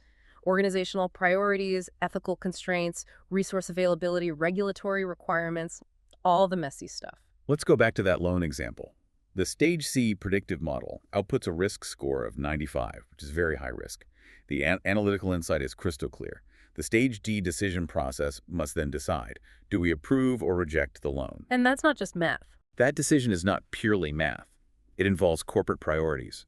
Are we aggressively chasing market share this quarter? It involves regulatory constraints. Does approving this loan violate any fair lending rules? And, crucially, it involves human discretion. And this is where the conflict so often arises, isn't it? The model suggests action A, which optimizes for profit, but the strategic priority of the leadership team requires action B, which optimizes for, say, long-term customer satisfaction. Stage D forces that trade-off. It does, and that's why this sounds like the point of highest risk. I mean, think about it. We've spent immense effort building pristine data, organizing information, and generating brilliant knowledge. But if the person or the system making the decision is constrained by political silos or driven by personal bias, or simply lacks the necessary context to interpret the insight, Then poor decisions, even if they are based on brilliant, high-quality analytics, can completely negate all the value that you've brought up through stages A, B, and C. If the perfect predictive model on loan default generates a perfect risk score, but a loan officer ignores that high score because they're motivated by a quarterly bonus structure that's tied only to volume, the entire chain fails right there. it does. That decision, the deliberate choice to either override or follow the insight, that is the breaking point. The value chain stalls right there at the handoff between technical support and managerial commitment. The data is perfect, the insight is perfect, but the decision is fundamentally flawed due to non-analytical organizational factors. Okay, so if the decision in stage D is the mental commitment to act, stage E, action, is the physical and digital execution. This is the deployment of those decisions within the actual business process. And this point cannot be overstated. I mean, this is the defining thesis of the entire IAVC. This is the definitive moment where potential value is actually realized. Not before. Not before. Insights that are beautifully rendered, perfectly modeled, and correctly decided upon, but are simply not acted upon, are financially and fundamentally worthless. You might as well have just left the data uncollected back in stage A. So what does this execution actually look like in the real world? It's not just a click of a button, right? It's the large-scale operational deployment. It involves physical and digital execution across the entire marketplace. So if the decision was to send personalized offers, the action is the sending of marketing campaigns to 500,000 target customers. Right. If the decision was to optimize pricing, the action is adjusting the dynamic pricing algorithms across 5,000 regional stores in real time. If the decision was preventive maintenance, the action is dispatching a physical maintenance crew to the piece of equipment identified by the risk score. So the moment the maintenance crew physically turns the wrench, the moment the price actually adjusts on the e-commerce platform, that's the collision of digital insight and physical reality. The business only generates that marginal revenue or avoids that marginal cost right here at stage E. Correct. The data science team creates the potential at C, the manager approves the potential at D, but it's the operations team that converts that potential into reality at E. Value only exists when resources are moved, systems are changed, or communications are sent. And that leads us finally to stage F, outcome, or value creation. This is the quantified business impact that results directly from the actions taken in stage E. This is the payoff. This is the final, verifiable result that justifies the immense analytical spend required across all 5 of the preceding stages. We're talking about concrete, hard metrics, increased revenue from successful personalized campaigns, reduced operating costs by avoiding that unexpected equipment downtime, or improved customer retention rates by proactively addressing those high-risk customers.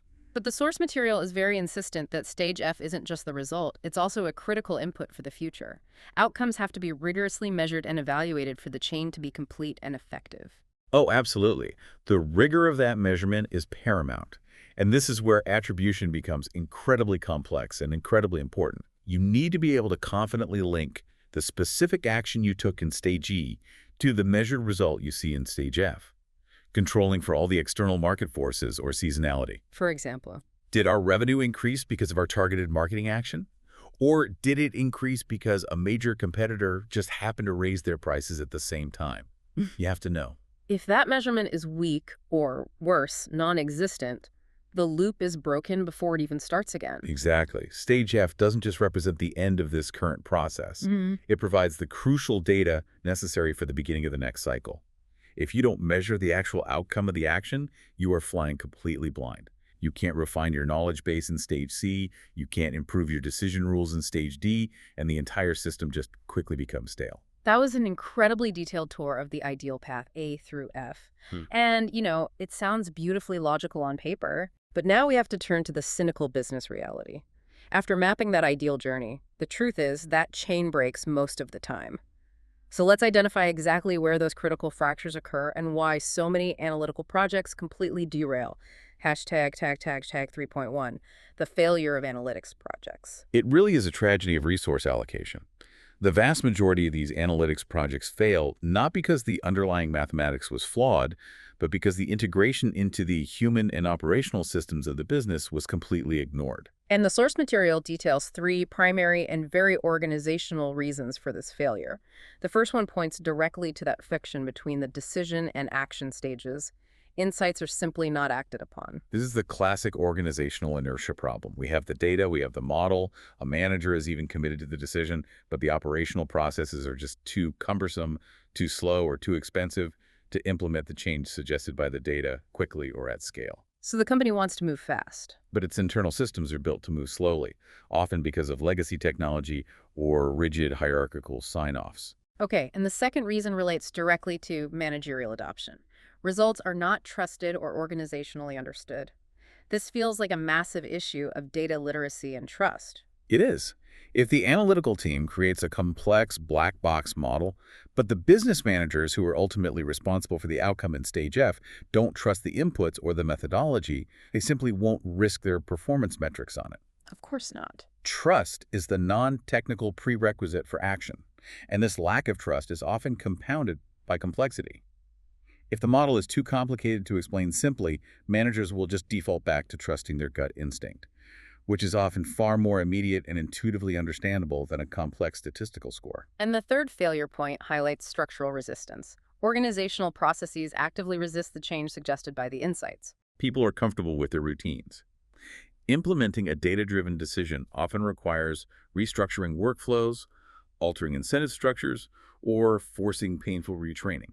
The entrenched process, which was optimized for stability, actively fights back against the analytical output, which is optimized for performance.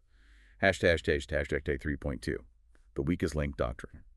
And this brings us to the fundamental diagnostic principle that's derived from the IAVC, the weakest link doctrine.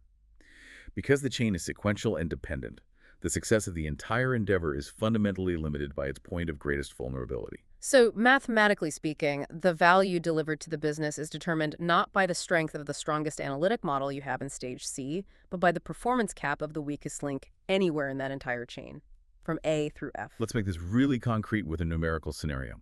Imagine you have allocated resources to the chain such that your predictive model in stage C is 99% accurate, which is world-class. However, your data collection process back in stage A only captures 50% of the relevant customer interactions, meaning your data quality is effectively 50%. And separately, your execution capability in stage E is old and can only handle triggering the appropriate action for 60% of the suggested insights. So in that scenario, the maximum value you can ever realize is capped not by that brilliant 99% model, but by the weakest factor, which is the 50% data quality, or maybe the 60% execution capacity. Precisely. If we accept the premise that value is only created at stage E, at the action, and your capacity for action is limited to 60%, then the value of your 99% accuracy is irrelevant. It doesn't matter. You are paying for 99% insight only to realize 60% of its potential value.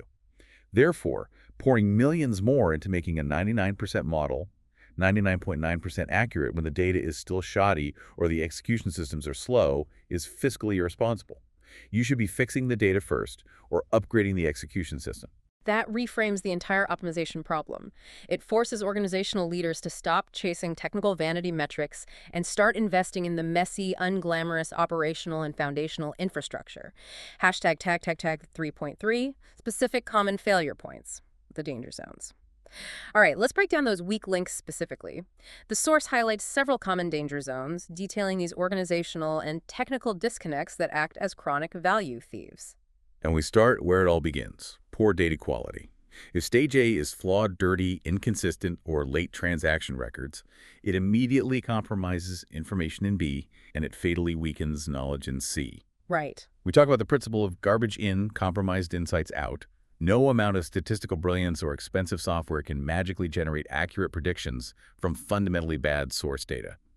This is often ignored because data preparation is tedious and lacks the glory of building a model. Okay. Moving up to the interpretation phase, we see a massive risk between knowledge and decision, misinterpreted insights. This happens when the analytical team, speaking in terms of confidence intervals and R-squared values, fails to communicate the insight effectively to the business leader, who thinks in terms of risk tolerance and market share. A prediction of a 70% probability of churn might be interpreted as a certainty by an untrained or stressed manager, leading to overly aggressive or overly cautious decisions that misalign with the true risk profile. The lack of a shared language and data literacy becomes a massive failure point. Then we hit the structural resistance. Organizational silos. This is the death of end-to-end integration, isn't it? It's the absolute killer. The data team is rewarded for clean databases in stages A and B.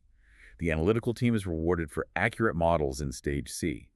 And the operational team is rewarded for throughput in stage E. Their systems don't talk to each other, their incentives aren't aligned, and the insight has to jump these huge organizational barriers just to get from C to D. Do you have an example of that? Sure, let's use a brief anecdote to illustrate this silo effect. A marketing analyst identifies a highly profitable segment that's stage C. She recommends a specialized pricing strategy. But the pricing system, which handles stages D and E, is owned by the finance team, which optimizes solely for minimizing regulatory risk and cannot rapidly adjust prices. So they're at odds. Completely. Because the analyst's incentive, which is profitability, conflicts with finance's incentive, which is stability, the recommended action is blocked by the silo. The insight dies right there. And this one is probably the most devastating failure point of all. Lack of authority to act. This is that rigid bureaucratic barrier between the decision and the action. The model generates the perfect insight, the manager decides it's the right course of action, but the system or the process requires 3 additional signatures from departments that are currently preoccupied or just lack the incentive to execute.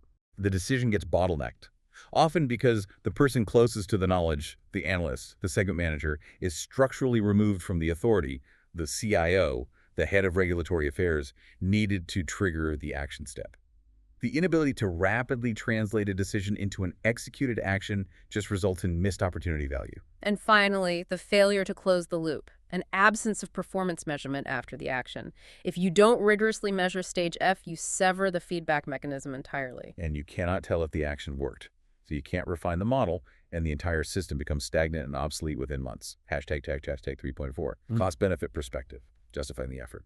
It is so vital to maintain a pragmatic bottom-line perspective on all of this, because every single one of these stages, A through F, incurs real costs: technology licenses, people salaries, storage, infrastructure, and process refinement time. And this forms the crucial business mandate. Analytics should only be deployed when the expected value of the resulting actions clearly exceeds the total cost of implementing and maintaining the entire 6-stage chain, from data capture all the way through measurement. This forces managers to view the analytical investment holistically. It's not just the cost of the data scientist. It includes the hidden cost of manual data cleaning in A and B, the system integration cost to connect D and E, staff retraining, and the ongoing measurement infrastructure for F. Let's take a practical example of when not to use advanced analytics. Imagine a small regional logistics company needs to optimize its truck routes. They could deploy a highly advanced machine learning optimization model in stage C that costs $1 million to build and integrate. This model might achieve, say, 99% route efficiency. Okay, but alternatively, they could simply use a classic linear programming heuristic, a much cheaper, established technique, still stage C but simpler, that costs only $50,000 and achieves 95% route efficiency. Right. So if the marginal gain in efficiency between 95% and 99% only saves the company $50,000 per year in fuel, the $1 million investment is clearly unjustified. The simpler solution, based on cheaper analytics, still delivers sufficient value in stage F without the overwhelming friction and cost of implementing a full-scale machine learning solution. Exactly. Not every problem justifies deep learning. The complexity of the solution must be proportional to the potential lift in the value of the action. This lens forces managers to be ruthlessly pragmatic about where they apply their scarce analytical resources, ensuring they target problems where the expected action value is immense. Okay, so if Section 3 showed us exactly where the chain breaks due to all these organizational constraints, Section 4 has to provide the strategy for success. And this requires a fundamental shift from focusing on technical achievement to focusing on business transformation and the enablement of action. Hashtag 4.1. The necessity of end-to-end integration. Success requires the complete demolition of those internal silos and the mandate for seamless flow. We have to recognize that the IAVC is fundamentally an integration challenge. What does that integration requirement actually look like in the technical architecture? It has to be more than just sharing spreadsheets, isn't it? Oh, much more. It's linking 4 critical components that previously operated in total isolation: the core data systems in A and B, the analytical modeling tools in C, the formalized decision rules engines in D, and the operational execution systems in E. And they all have to talk to each other. These components must speak the same language, often through real-time APIs, and function as one holistic, integrated system. I'm picturing a real-time system where the moment a sensor detects an anomaly, that's data, stage A, the predictive model in C, recalculates the risk score, and that score is instantly pushed into the maintenance scheduling software for a decision in D, which then triggers an immediate work order. That's the action in E. That level of seamless flow has to be the goal. Precisely. The consequence of failure here is immediate and destructive. Technical disconnects actively destroy value by introducing latency. If your perfect model in C generates an optimal real-time price adjustment decision, but the integration pipeline takes 20 minutes to update the retail website's pricing system in E, that 20 minutes of last opportunity where the price was suboptimal is lost value. Value is time-sensitive, and integration friction is often the silent thief. Hashtag 4.2. Balancing automation and human oversight. Okay, so if we're striving for this seamless real-time flow, we have to talk about how much of the decision and action stages should be automated versus where we need to retain human intervention. We have to leverage technology where it excels. Speed, consistency, and scale. Technology is excellent at high-volume, low-complexity tasks like scoring, ranking, and rule-based decisions. For instance, automatically rejecting a credit card application when 3 independent high-risk flags are triggered. That should be automated for efficiency and consistency. But the source material is clear that certain critical roles must retain human oversight. So where does a manager draw the line? The human element is required for ambiguity, for novelty, and for issues with strategic ramifications. This includes the necessary check on ethical considerations, reviewing model output for unconscious bias that might disproportionately affect certain customer groups, and strategic trade-offs. Only a human manager who's accountable for the long-term vision can weigh the trade-off between the model's recommendation to maximize current quarter revenue versus a strategic decision to temporarily reduce prices to gain market share, which the model may not have been trained to optimize for. So the goal isn't a hands-off, fully automated system. It's creating effective systems that maintain this critical balance. Exactly. Leveraging the speed and consistency of automation for routine tasks while mitigating regulatory, ethical, and strategic risk by maintaining a critical human-in-the-loop control point for high-stakes decisions. That control point in Stage D is like the firewall between analytical potential and organizational disaster. That's a great way to put it. Managers need to understand the analytical output well enough to know when to trust the score and when to override it based on unmodeled external variables. Hashtag 4.3. The feedback and learning loop, ensuring longevity. So we've established that Stage F, outcomes, isn't the finish line. It's the start of the next cycle. The feedback and learning loop is what ensures the entire system remains relevant and effective over time. Precisely. This means the outcomes must be captured, measured against expectations, and systematically fed back into the start of the system driving improvements in data, information, and knowledge. This is how the system becomes adaptive. Okay, let's trace a full failure analysis cycle. Say an analytical recommendation was acted upon in E, but the measured outcome in F showed customer retention did not increase as predicted.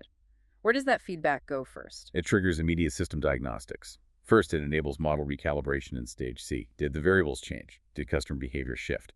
The poor outcome data tells the data science team the model is drifting and needs retraining. And what else? Second, it drives data improvement back in Stages A and B. If the model was trained on data that wasn't properly capturing competitor actions, for example, the outcome analysis mandates cleaning up that source data. And third, it refines the decision rules in Stage D.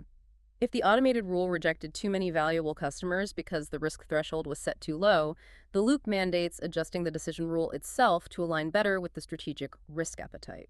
Without this continuous mandatory learning loop, the system is just brittle. The risk of stagnation is immense. If customer preferences or market dynamics change, but your model is never recalibrated based on real-world outcomes, you're making new decisions based on old, irrelevant knowledge. The value chain quickly collapses under the weight of its own obsolescence. Longevity is bought through mandatory feedback. Hashtag 4.4. Managerial implications. Shifting focus. Let's end this tactical section by putting the responsibility squarely on management, because the IAVC clearly proves that technical brilliance is secondary to operational enablement. Managers must fundamentally pivot their focus. Their primary job is not to commission interesting analysis, but to focus on enabling action. The analytical team delivers a tool. The manager must provide the organizational structure, the incentive alignment, and the systems to ensure that tool can actually be used effectively to generate value. What are the crucial requirements for this managerial pivot? How do they ensure the value doesn't die in that handoff from C to E? First, they need to be active participants in the alignment process. This means actively aligning analytics output with existing business processes. If the model suggests real-time localized pricing, but the retail operations team can only physically change shelf tags on a weekly basis, the manager must either invest in dynamic digital signage or demand a less granular model. The process has to match the prediction. That makes sense. And second, They must enforce accountability for the resulting outcomes. If the insights were acted upon, but the outcome was poor, the manager needs to know why the process failed. Was it the data in A, the model in C, the decision constraint in D, or the execution speed in E? Holding teams accountable for the full chain, not just their individual link, is what drives holistic performance. so the final conclusion really is that an analytic strategy is ultimately a business transformation effort, not just a technical one. That's it. It is about fundamentally changing how the business operates, how it thinks, and how it decides. It's about forcing decisions to be guided by insights and ensuring those decisions immediately translate into executed actions. If the technology isn't serving a decision that leads directly to an action, it is merely an expensive hobby. Hashtag tag outro. Wow. What a deep and, I think, necessary dive into the real architecture of data value. To quickly recap, we saw that the information action value chain is a 6-stage dependency. Starting with inert data, that's A, organizing it into information, B, running it through the engine to create predictive knowledge or insights, C, that knowledge then informs the decision, D, which is then realized through physical or digital action, E, leading finally to the measurable outcome, F. And if you leave this deep dive with one conviction, let it be this. Value is realized exclusively at the action stage, stage E. If you have the cleanest data, the most detailed information, and the most insightful knowledge, but no one has the organizational authority, the system capability, or the necessary operational alignment to trigger the action, that entire preceding effort is fundamentally worthless. The greatest destroyer of analytical investment is organizational weakness in that final mile. And that brings us right back to one of the most frustrating and devastating failure points we identified, the lack of authority to act. Decisions require that managerial judgment, that priority setting, and respecting real-world constraints, which is why they can't be fully outsourced to machines. Right. But if the person closest to the knowledge, the team that understands the predictive insight best, is structurally powerless to trigger the action, the chain just snaps due to bureaucracy. So, our provocative thought for you to consider as you finalize this understanding focuses on that exact disconnect between organizational knowledge and organizational power. Since the decision stage requires weighing judgment, priorities, and constraints, which specific high-value decision point in your organization is currently being bottlenecked because the person with the best knowledge, the person who understands the predictive insight and its implications, does not possess the necessary authority or organizational alignment to trigger the corresponding essential action step? Identify that single biggest friction point, and you have identified the bottleneck that is currently capping your realized business value. Fix that link, and you fix your value chain. That's all the time we have for this deep dive. Thank you for joining us, and we'll catch you next time. Welcome back to the Deep Dive. Today, we are strapping in for what I consider the ultimate reality check for anyone who works with data. Right. We are moving entirely beyond those, sterile, perfectly balanced lab environments you might find in a textbook or a training course. Yeah, the clean stuff. Exactly. We are plunging into the messy, glorious, and, let's be honest, frustrating reality of real-world data, the raw, unfiltered output generated by actual events. That's really the essential difference, isn't it? When data is clean, it's usually because someone already did all the hard work of curating it, balancing it, sanitizing it. Someone's already cleaned up the mess. But in operational analytics, in the business of the real world, the data arrives already scarred. It's got human error, machine inconsistencies, shifting external context baked right in. And that scarring, that messiness is precisely what we are here to analyze. This deep dive is designed to give you, our listener, a fast track to understanding why real-world data analysis is so much harder. But also so much more insightful. Yes, exactly. So much more insightful than working with those clean sets. Our mission here is to recognize the inherent flaws, what our sources call the 7 hidden truths of real-world data, and use that knowledge not as a limitation, but as the foundation for building genuinely robust models and, making far better decisions. We're focused squarely on the anatomy of these real-world events and the data footprints they leave behind. Okay, let's unpack this and uncover some of these untidy truths of data science. So let's start by drawing a hard line. What is the fundamental difference between data generated in a traditional scientific setting and the data we're calling real world? Why can't we just apply the same clean statistical methods across the board? The core distinction, and we really need to treat this as an almost philosophical separation, is the presence or absence of control. Control. In a traditional scientific experiment, you establish a control group, you isolate your variables, and you're aiming for strict repeatability. You are designing an environment specifically to minimize any outside influence. So you can draw a clear line from A to B, cause and effect. Precisely. You want a strong, clear line of cause and effect. And that controlled environment is instantly shattered the moment you move into, say, business operations. Completely shattered. In a business context, whether it's finance, logistics, healthcare, retail, you name it, the environment is perpetually wide open. It's subject to every micro fluctuation in the economy, every shift in human mood, every failure of a mechanical part. Right. This lack of control is the primary source of what we call the messiness factor. Real-world data is inherently imperfect, noisy, and incomplete because it is a direct reflection of a reality that is never, ever tidy. But I have to ask, for the informed listener, doesn't this just sound like an excuse for, bad database design? If the data is messy, shouldn't we just spend more money on better logging systems and stricter input protocols? That's a fair challenge, it really is, but the root causes of this messiness are, I think, far deeper than just IT constraints. They reflect the inherent unpredictability of the world itself. Okay, so it's not just a tech problem. No, not at all. I mean, consider human behavior. A customer's decision-making process is never going to be perfectly rational or consistent. Or consider operational constraints. A logistics fleet faces traffic, weather, unexpected component degradation. Things you just can't predict. And then there's environmental uncertainty. Regulatory changes, geopolitical events, competitor actions. All of these unpredictable factors of life and business introduce variability that no database design, no matter how perfect you make it, can ever eliminate. So the data is messy because the world is messy. The data is messy because the processes that generate it are probabilistic and uncontrolled. So if the data is messy, we have to look past the spreadsheets and go back to the genesis moment, what you call the event footprint. What is this event footprint concept, and why is tracing it so critical? The event footprint is, it's the fundamental unit of analysis. All relevant business data originates from these discrete, singular, real-world events. The atomic moments. That's a great way to put it. They're the atomic moments where a physical or a digital action occurs. If you lose sight of the event, you lose the context that defines that data point. Okay, let's use the specific examples from our sources to illustrate this, just to make it really concrete for everyone. Yeah, let's do it. Think about 4 vastly different real-world scenarios. First one, a customer makes a purchase. Simple enough. The data footprint here includes the time, the price, the location, the specific items purchased, payment method, any loyalty identifiers. It's a whole cluster of information from one event. Okay, second one. Second, a patient visits a clinic.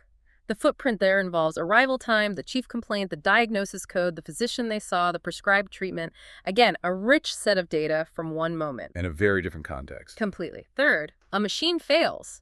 This generates a footprint, including all the sensor readings leading up to the failure temperature, vibration, pressure, plus the time of shutdown, and the ID of the component that failed. And the fourth one is digital. Fourth, a user clicks on a website. The footprint here is incredibly rich. You've got click coordinates, browser type, the page they were on before, where they went next, total time on page. So those 4 examples, commerce, healthcare, industrial ops, and digital interaction, they demonstrate that no matter the industry, the data we analyze is really just a trace, a consequence of that one discrete real-world action. Exactly. Each discrete action, each real-world moment, it leaves a trail of measurable data points. And understanding these events, knowing what happened, when it happened, and under what immediate conditions, is the essential starting point for all the analysis that comes after. It dictates everything. It dictates how we structure our features for modeling, how we define our success metrics, and ultimately what stories the data can even tell us. If an analyst misinterprets the nature of the event, if they think a customer visit is the same thing as a successful treatment, they inevitably misinterpret the data footprint, and their entire analytical structure is just flawed from the very beginning. That sets the stage perfectly. We've established that the world is messy and events are the source of the data. So now we can transition into the 7 core characteristics of this real-world data. And these aren't just minor inconveniences, are they? No, not at all. These are the structural realities that define why standard, clean analytical approaches will consistently fail when you apply them to operational scenarios. This is where it gets really interesting because we're defining the operational traps that analysts fall into every single day. Right. These 7 truths, they define the high-stakes environment where real decisions are made. We have to address each one head-on, not try to, clean them away. Hashtag, #A. The challenge of rarity. Okay, let's dive into the first one, rarity. This seems a little counterintuitive. Data analysts are often trained to collect more data, right? Oh. Yet often, the most critical pieces of information are the rare ones, the exceptions. That's because the business world is, for the most part, generally stable. Critical business events are inherently rare. They are the needle in the data haystack, but they carry this completely disproportionate impact. So we're talking about anomalies. We're talking about events that are anomalies, yeah. Deviations from the norm, but they represent massive risk or massive opportunity. So give us those specific high-impact examples again. The classics are fraud detection, customer churn, and major equipment failure.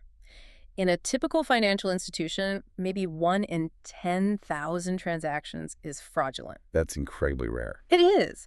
In a subscription service, maybe 5% of customers cancel in a given month. The rest are loyal. For a machine running 247, a critical failure might only happen once every 3 years. So you have millions of successful, unremarkable data points and just a handful of hugely expensive or impactful rare events. The data sets are therefore fundamentally overwhelmingly imbalanced. Right. So if 99.9% of transactions are legitimate, a model that just predicts legitimate every time can boast 99.9% accuracy. And that accuracy is statistically excellent. But operationally worthless. Exactly. This extreme rarity poses a major challenge for standard machine learning, which is inherently designed to minimize overall error and optimize for the majority class. If the model isn't properly configured, it just learns the path of least resistance. Predict the common outcome. Which means it catches 0 instances of the rare, high-cost event. 0. So how do analysts approach this mathematically? What specialized techniques are, absolutely mandatory here? Well, the analyst must first acknowledge that standard metrics are misleading. You just stop caring about simple accuracy. You have to pivot entirely to metrics that penalize the failure to identify that rare class. And these are primarily precision and recall. Precision and recall. Okay, let's quickly break those two down with a real-world example so the operational difference is crystal clear. Sure. Think about a system flagging financial transactions. Recall measures how many of the actual fraud cases your model successfully identified out of all the possible fraud cases that existed. So how many did you catch? Right. High recall is critical if you want to ensure you catch every single instance of fraud, no matter the cost of reviewing a false alarm. And precision. Conversely, precision measures. Out of all the cases your model flagged as fraud, how many were actually correct? High precision is critical if you have limited human resources for review and you can't afford to waste time chasing false alarms, or if flagging a legitimate customer is a huge operational inconvenience. So if I'm a bank fighting terrorism financing, I want near-perfect recall. I have to catch every single potential risk, even if I get a lot of false positives. You'll deal with the false positives. But if I'm an e-commerce platform reviewing low-value transactions, I need high precision so I don't annoy and audit too many good customers. That's the operational difference right there. And the F1 score is often used to kind of balance that trade-off between precision and recall. But beyond that, analysts use specialized data techniques. You can't just feed the model the raw, imbalanced data. So you have to manipulate the data first. You have to. We use techniques like oversampling the rare class, like an algorithm called SESMODI, which synthetically creates new, similar data points for the rare class. Or you can undersample the majority class. Both techniques fundamentally change the distribution of the data, forcing the model to pay more attention to the critical events. Wait a minute. If you're using SESMODI, You are essentially creating fake data points based on interpolation. Isn't there a risk there? A risk that you're teaching the model to recognize noise or, patterns that don't truly exist just to balance the classes? That's a highly critical and valid concern. It really highlights the judgment required from the analyst. When you synthetically oversample, you absolutely risk introducing artifacts, patterns that are purely statistical constructs of your sampling method, not actual features of the real world. So how do you guard against that? This is why analysts must validate on the original unbalanced test set, and it's why domain knowledge is so essential. You have to be cautious about relying purely on statistical balancing. It's often better to prioritize algorithms that are inherently designed for anomaly detection rather than just trying to trick a standard classifier. The challenge of rarity is truly a balancing act between sensitivity and stability. #be signal versus noise. So if rarity defines the challenge of the critical few, then noise defines the pervasive influence of the uncontrolled. Everything. Real-world processes are, by definition, influenced by countless uncontrolled factors, and this injects variability and complexity into every single observation. This sounds like a fundamental limit on how accurate we can ever expect a real-world model to be. It is, and that's a critical acceptance for any analyst. Noise manifests in 3 key ways. First, you have random variation. Just the natural, unpredictable fluctuation in consumer confidence or operational friction. The background hum of the universe. Exactly. Second, measurement error. A sensor might be slightly off, or a data entry clerk might misread a number. Simple mistakes. And third, and this is the tricky one, unobserved heterogeneity. What's that? These are factors that influence the outcome but were never recorded in your data set, like how much sleep an employee got the night before inputting data, or localized weather patterns that affected demand. So the unobserved part is the most insidious because you don't even know it's there, but it's still impacting the outcome. Precisely. That unobserved influence shows up in your data as random variation that just seems to defy logic. If I'm trying to predict how many units a factory will produce in an hour, and my model is built only on machine settings and raw material input, Right. the actual temperature of the building or a power fluctuation, which I failed to record, that becomes noise. And that noise clouds the underlying truth, the signal. So the core task for the analyst becomes extracting that stable, repeatable signal from this overwhelming sea of irrelevant, distracting noise. It's the central tension in all modeling. If your analytical model is too simplistic, it ignores the signal entirely. But if your model is too sensitive or, overly complex, using too many input variables, it ends up overfitting. Overfitting. Overfitting means the model literally memorizes the specific historical manifestation of the noise, those one-time sensor glitches or that weird week of behavior, and it mistakes it for a genuine, repeatable pattern. Which results in a model that looks fantastic on old data. Perfect on historical data, but then it performs terribly when you deploy it in the future, where the noise is guaranteed to look slightly different. That makes the modeling imperative crystal clear. Robustness against noise is more important than theoretical peak accuracy. Always. Analysts must prioritize models that generalize well, and this often means embracing simpler, more interpretable models over these complex black box solutions. The focus has to be on extracting the enduring, repeatable structure, the signal, even if that means leaving some of that historical accuracy on the table. #C. The non-repeatable world. Okay, this next characteristic is why we cannot treat business analysis like chemistry. In a lab, I can run the same reaction 50 times. In business, I cannot rewind time. The non-repeatable world. It fundamentally limits our ability to establish that strict, laboratory-grade causal certainty. You simply cannot reset the entire market, the economic conditions, and customer expectations to rerun your Q3 marketing campaign with a slightly different offer. Right, so if we run a new pricing strategy and sales increase, how do we know if it was the pricing strategy or if it was just the unexpected news that a competitor went bankrupt that same week? You don't, not with certainty, because external conditions are constantly shifting. Market trends evolve, preferences drift, regulatory frameworks change. The context of the event is never stable. So what do we do? This inherent lack of experimental control requires analysts to fundamentally shift their goal. We move away from trying to prove simple causality toward establishing what we call sophisticated inference. What exactly falls under sophisticated inference? That sounds like a term that could cover a huge range of techniques. It does. It describes the tools we use to try and mimic the isolation of a controlled experiment, even though we only have observational data.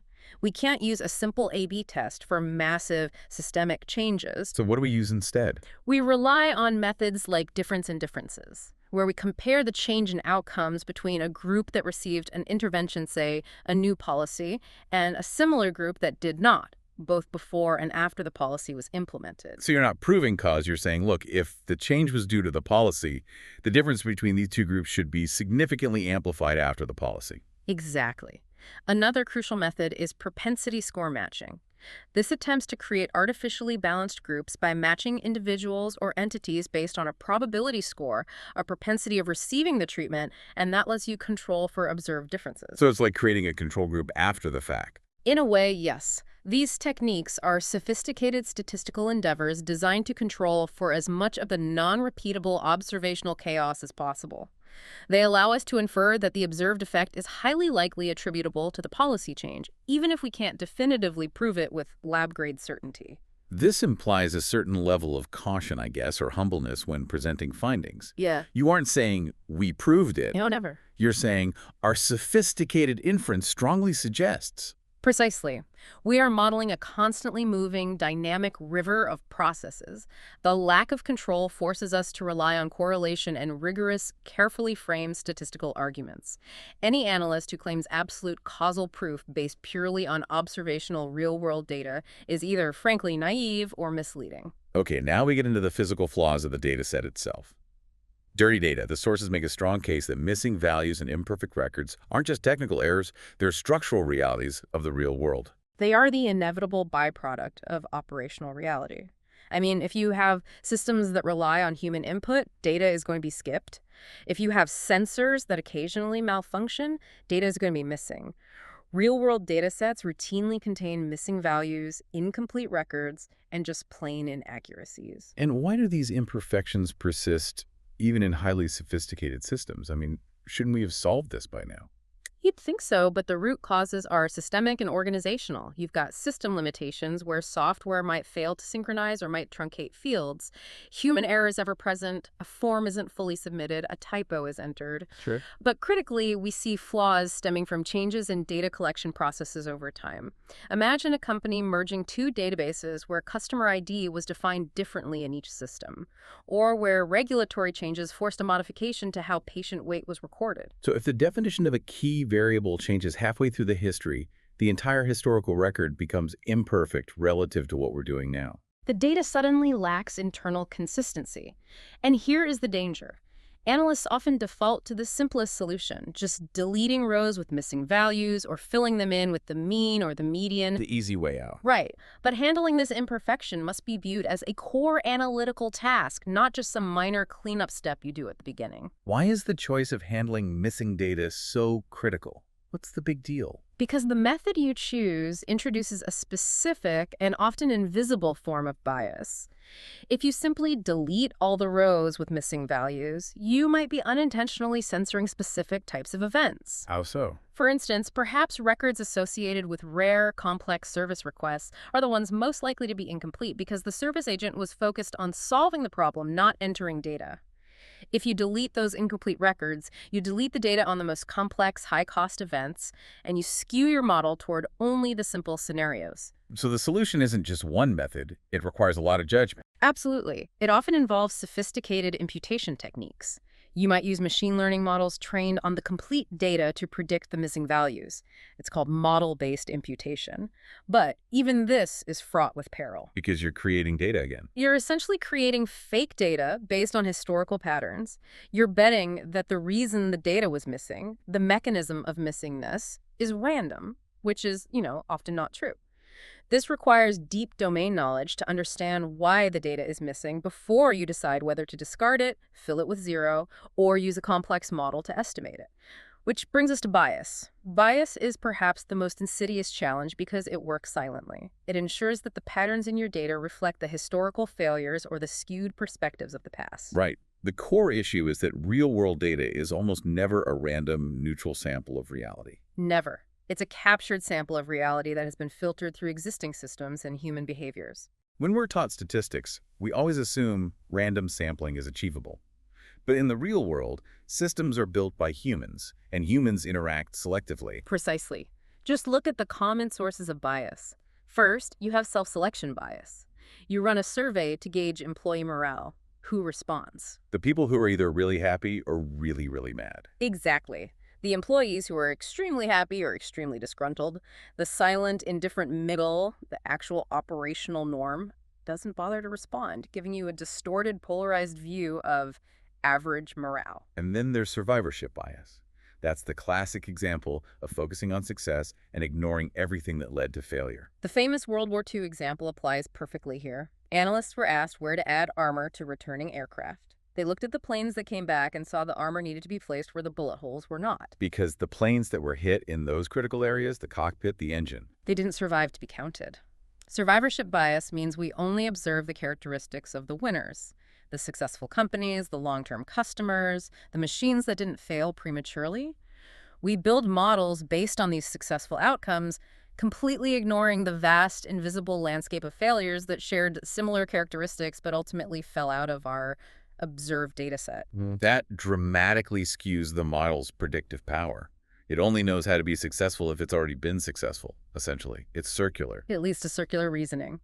But the third source, which is so critical for future decisions, is historical policy decisions. This is structural bias. Okay, what do you mean by that? Policies made years ago, perhaps how a credit bureau structured risk scoring, how a government allocated resources, or how a hospital designed its triage pathways, are embedded as structural truths within the data we collect today. Wait, but isn't saying models can't possess domain knowledge just an excuse for poorly engineered features? I mean, can't we train the model to understand the operational constraints in these historical policies? That's an excellent point, and it pushes back on the limits of automation.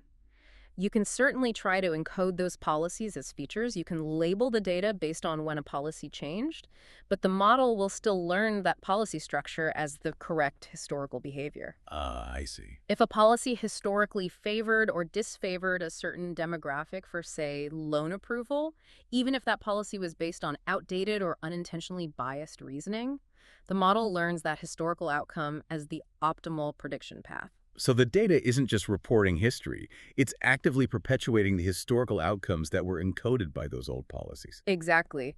If bias is not recognized and actively weeded out through rigorous checking, it will inevitably distort insights, it will perpetuate past inequalities, and it will lead to poor, fundamentally inaccurate decisions.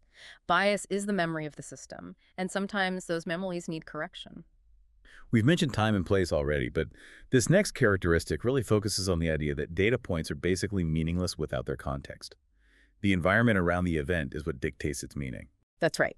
Data is profoundly influenced by time, seasonality, and the specific context of its collection. A number is just a number until you know the circumstances under which it was generated. We need to analyze, I'd say, 3 layers of context to really understand the implications of any data point. Okay, start with the temporal context. Temporal context is simply when it occurred. Consider a 20% spike in customer support traffic. If that spike occurs in November for a retail company, it's expected. It's the seasonal rush. Business as usual. Right. If that exact same spike occurs in July, during a historically quiet period, it signifies a massive, unexpected operational failure. A product launch has gone wrong, or there's a critical outage. The raw number is the same, but the time of year completely flips the analytical meaning. And the locational or system context where the event happened. This refers to the system, location, or the process environment. Imagine a machine reporting low-efficiency readings. If that machine is an aging legacy piece of equipment in a facility that's scheduled for closure, that low efficiency is, a mild inconvenience. You don't really care. But if that identical reading comes from a brand new mission-critical machine in a highly automated, modern plant, it represents a systemic crisis that requires an immediate shutdown.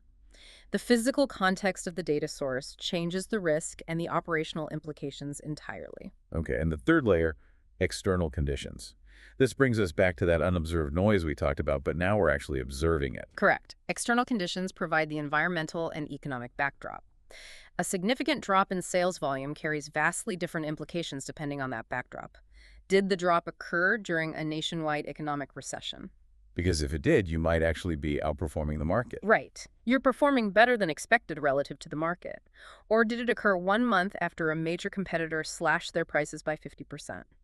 The external event dictates whether the data reflects an economic opportunity, market competition, or an internal flaw. So ignoring this context, analyzing raw numbers divorced from time and environment. It's the fastest way to invalidate your analytical conclusions. Hashtag GG. Data is a proxy, not reality. This last one is perhaps the most philosophical, but also maybe the most dangerous trap in modern data science. We are measuring the effect, not the cause. We're dealing with shadows on the wall. We have to internalize this truth. Recorded variables are merely representations. They're proxies of the real phenomena we are interested in. They are imperfect snapshots, not the holistic, perfect measure of reality itself. Let's use the classic example of customer satisfaction scores, and then maybe we can broaden it out. Yeah, customer satisfaction scores, CSAT, or Net Promoter Scores, NPS, are a perfect proxy. We want to measure something like true loyalty or genuine happiness. Which you can't measure directly. Right. Since we can't implant a direct sensor into a customer's brain, we use a survey score. This score captures their willingness to recommend or their general reported happiness at that specific moment. But it can't capture the long-term emotional bond, the true switching costs, or the customer's decision-making complexity. It's an observable behavior that stands in for an unobservable internal state. And the risk comes when we confuse the proxy for the reality. This is the essence of Goodhart's law, isn't it? When a measure becomes a target, it ceases to be a good measure. A perfect articulation. If we optimize a business purely to maximize the CS score, managers quickly figure out how to game the metric. How? They might simplify the product, increase customer hand-holding only during the survey window, or restrict who even gets surveyed in the first place. They improve the score, but they may inadvertently reduce genuine long-term loyalty or profitability because they're optimizing the proxy, not the underlying business objective. Give us another less obvious example where optimizing the proxy leads to dysfunction. Sure, consider developer productivity. A company decides to measure it using a proxy like lines of code written per week or number of code commits. The goal is true productivity, delivering useful, stable features quickly. But by optimizing the proxy, developers are incentivized to write long, verbose, and poorly modularized code, or to make dozens of tiny, inconsequential commits, thereby increasing their metric score while actually decreasing the quality and maintainability of the product. the analyst's responsibility then is to understand and to constantly communicate these severe limitations. Absolutely. The analyst must know what the proxy captures, and crucially, what it inherently fails to capture. Misinterpreting the proxy, believing that the measurement is the phenomenon, is a guarantee for flawed reasoning and detrimental operational decisions. We have to constantly be asking, what hidden undesirable behaviors are we encouraging by focusing on this specific metric? So we've built up this comprehensive picture of unavoidable messiness: rarity, noise, structural bias, contextual influence, and proxies. It sounds daunting. So now we shift the conversation to the solutions. How do analysts, data scientists, and managers build an effective operational playbook that not only survives these realities, but uses them to gain deeper insight? This transition is where the rubber meets the road. We move from diagnosis to engineering and strategy. And the solutions aren't about eliminating the mess, they're about designing systems that respect and withstand the mess. #A, requirements for robust models. So the primary requirement for models trained on real-world data is that they have to explicitly account for noise, bias, and constantly changing conditions from the moment they are conceived. They have to be durable. Does this mean we should always be building the most sophisticated, complex models possible to handle all that variability? Ironically, the opposite is often true in operations. There's a massive trap we call the danger of complexity. As we discussed, overly complex models face a really high risk of overfitting. Right, they memorize the past. They are exquisite historical artifacts. They perfectly map the random fluctuations of the past data, the noise, but they fail dramatically when faced with future unseen scenarios. So how do we define robustness in opposition to complexity? What does a robust model look like? Robustness means stability over time and against unforeseen inputs. A complex model might achieve 98% accuracy on historical data, but if it drops to 60% accuracy 2 weeks after you deploy it because a minor operational change was introduced, it's operationally useless. Okay. A simpler, more robust model that consistently maintains 85% accuracy is far, far superior. The model needs to perform well not just on the training data, but on data that exhibits distribution shifts data that is subtly different from what it was trained on. This brings up the crucial concept of model drift. If the real world is constantly changing, how does an analyst make sure their model remains robust after it's been deployed? Model drift is the inevitability that your model's performance degrades over time because the underlying reality, customer behavior, system operation, the external context has subtly changed or drifted. So what's the solution? Robustness demands active monitoring and production. Analysts must implement systems that constantly track the relationship between the model's predictions and the actual subsequent outcomes, and crucially, track the input features themselves. So you're not just watching the output, you're watching the input. Why? Well, if the statistical distribution of a key input feature, say the average transaction value, suddenly changes due to an external economic factor, the model should flag this immediately, even if its performance metric like F1 score hasn't dipped yet. It's an early warning system. Exactly. This signals data drift, which is the precursor to model failure. The guiding principle in the real world is that robustness and long-term stability are far more valuable than striving for some kind of theoretical optimality. We seek models that generalize well across time and context. Hashtag BEV, evaluation challenges, and practical usefulness. When we talk about evaluation, we've already established that standard accuracy metrics are highly misleading, especially because of rarity and class imbalance. So if we can't trust accuracy, where do we shift our focus? We have to pivot entirely to business-focused evaluation. We stop asking, is the model statistically correct? And we start asking, is the model operationally valuable? And this involves two major components, I take it. Two major components. Let's tackle the first one, assessing the cost associated with different types of errors. This is all about defining the cost matrix. In the real world, a false positive predicting an event will happen when it won't, and a false negative failing to predict an event that will happen do not carry equal financial weight. Never. Take fraud detection again. A false positive flagging a legitimate customer as fraudulent is costly. You inconvenience a good customer, you lose their transaction, maybe you lose their future business. But a false negative failing to catch a major fraudster might cost the bank hundreds of thousands of dollars in direct losses. The monetary damage of a false negative is exponentially higher. Absolutely. Therefore, the cost matrix dictates that the model must be tuned to prioritize avoiding the false negative, even if that means accepting a higher rate of false positives. If the false negative cost is $100,000 and the false positive cost is $10, you tune your model's prediction threshold to maximize recall, sacrificing some precision, because avoiding that catastrophe is worth the minor inconvenience. And you can flip that example, right? You can. If you are modeling something low risk, like identifying which internal emails are spam, the cost of a false negative, missing some spam, is very low, but the cost of a false positive, flagging a critical executive email as spam, is very high. In that case, you prioritize precision. So the evaluation metrics aren't chosen by the data scientist in a vacuum. They are dictated by the business risk and the financial cost structure. Precisely. It turns the modeling problem into an operations research problem. And the second component is assessing the real-world practical usefulness of the prediction in an operational setting. Meaning? A model might deliver a technically flawless prediction, but if that prediction takes 3 hours to compute, yet the operational team only has 30 seconds to intervene, the prediction has zero practical utility. Or if the prediction is just, this piece of machinery is likely to fail sometime in the next 3 years, that's way too vague to act on. Right. Usefulness means the prediction must be timely, actionable, and interpretable. It has to integrate seamlessly into the workflow. And this is why validation using new, unseen data is absolutely essential, non-negotiable, and it must happen perpetually.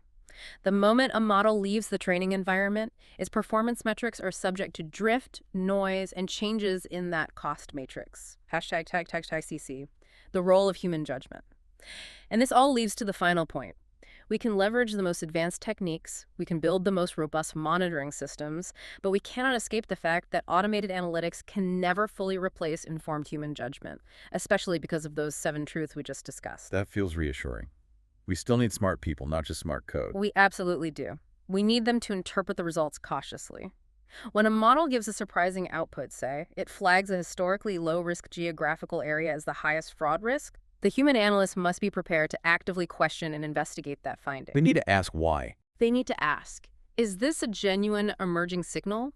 Or is this the model picking up on a newly introduced data collection flaw or some unknown historical bias? So the model provides the data-driven recommendation, but the human provides the contextual investigation. Exactly.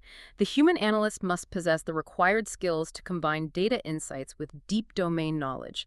They need to understand the business, the regulations, the systems, and the people that generated the data in the first place. Can you give an example? Sure. Only the human analyst equipped with domain knowledge will know that the sudden spike in fraud flagged by the model corresponds exactly to the day the company switched payment processors. And the model is merely learning the statistical anomaly introduced by the system change, not some new wave of criminal behavior. So rather than treating the model output as definitive gospel, the human has to treat it as a powerful advisor that requires vetting against the messy, contextual reality. That's the core mandate. Understanding the complex, messy, and biased characteristics of real-world data is the key factor in improving the final decision quality. If you fail to respect the flaws of the data, its rarity, its noise, its reliance on proxies, you will lead your organization to make decisions based on an incomplete, statistically overfit, and potentially biased view of reality.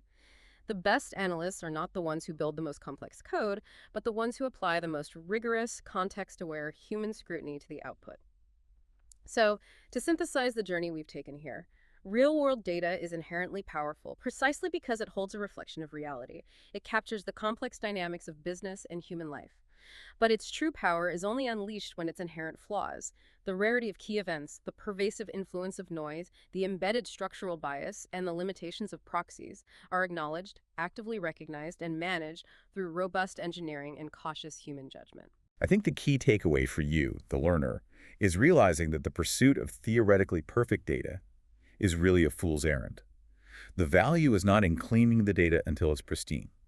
The minute you do that, you often scrub away the vital context or mask a structural bias that you should be addressing. The value is in building analytical systems and operational processes that respect its fundamental, unavoidable messiness.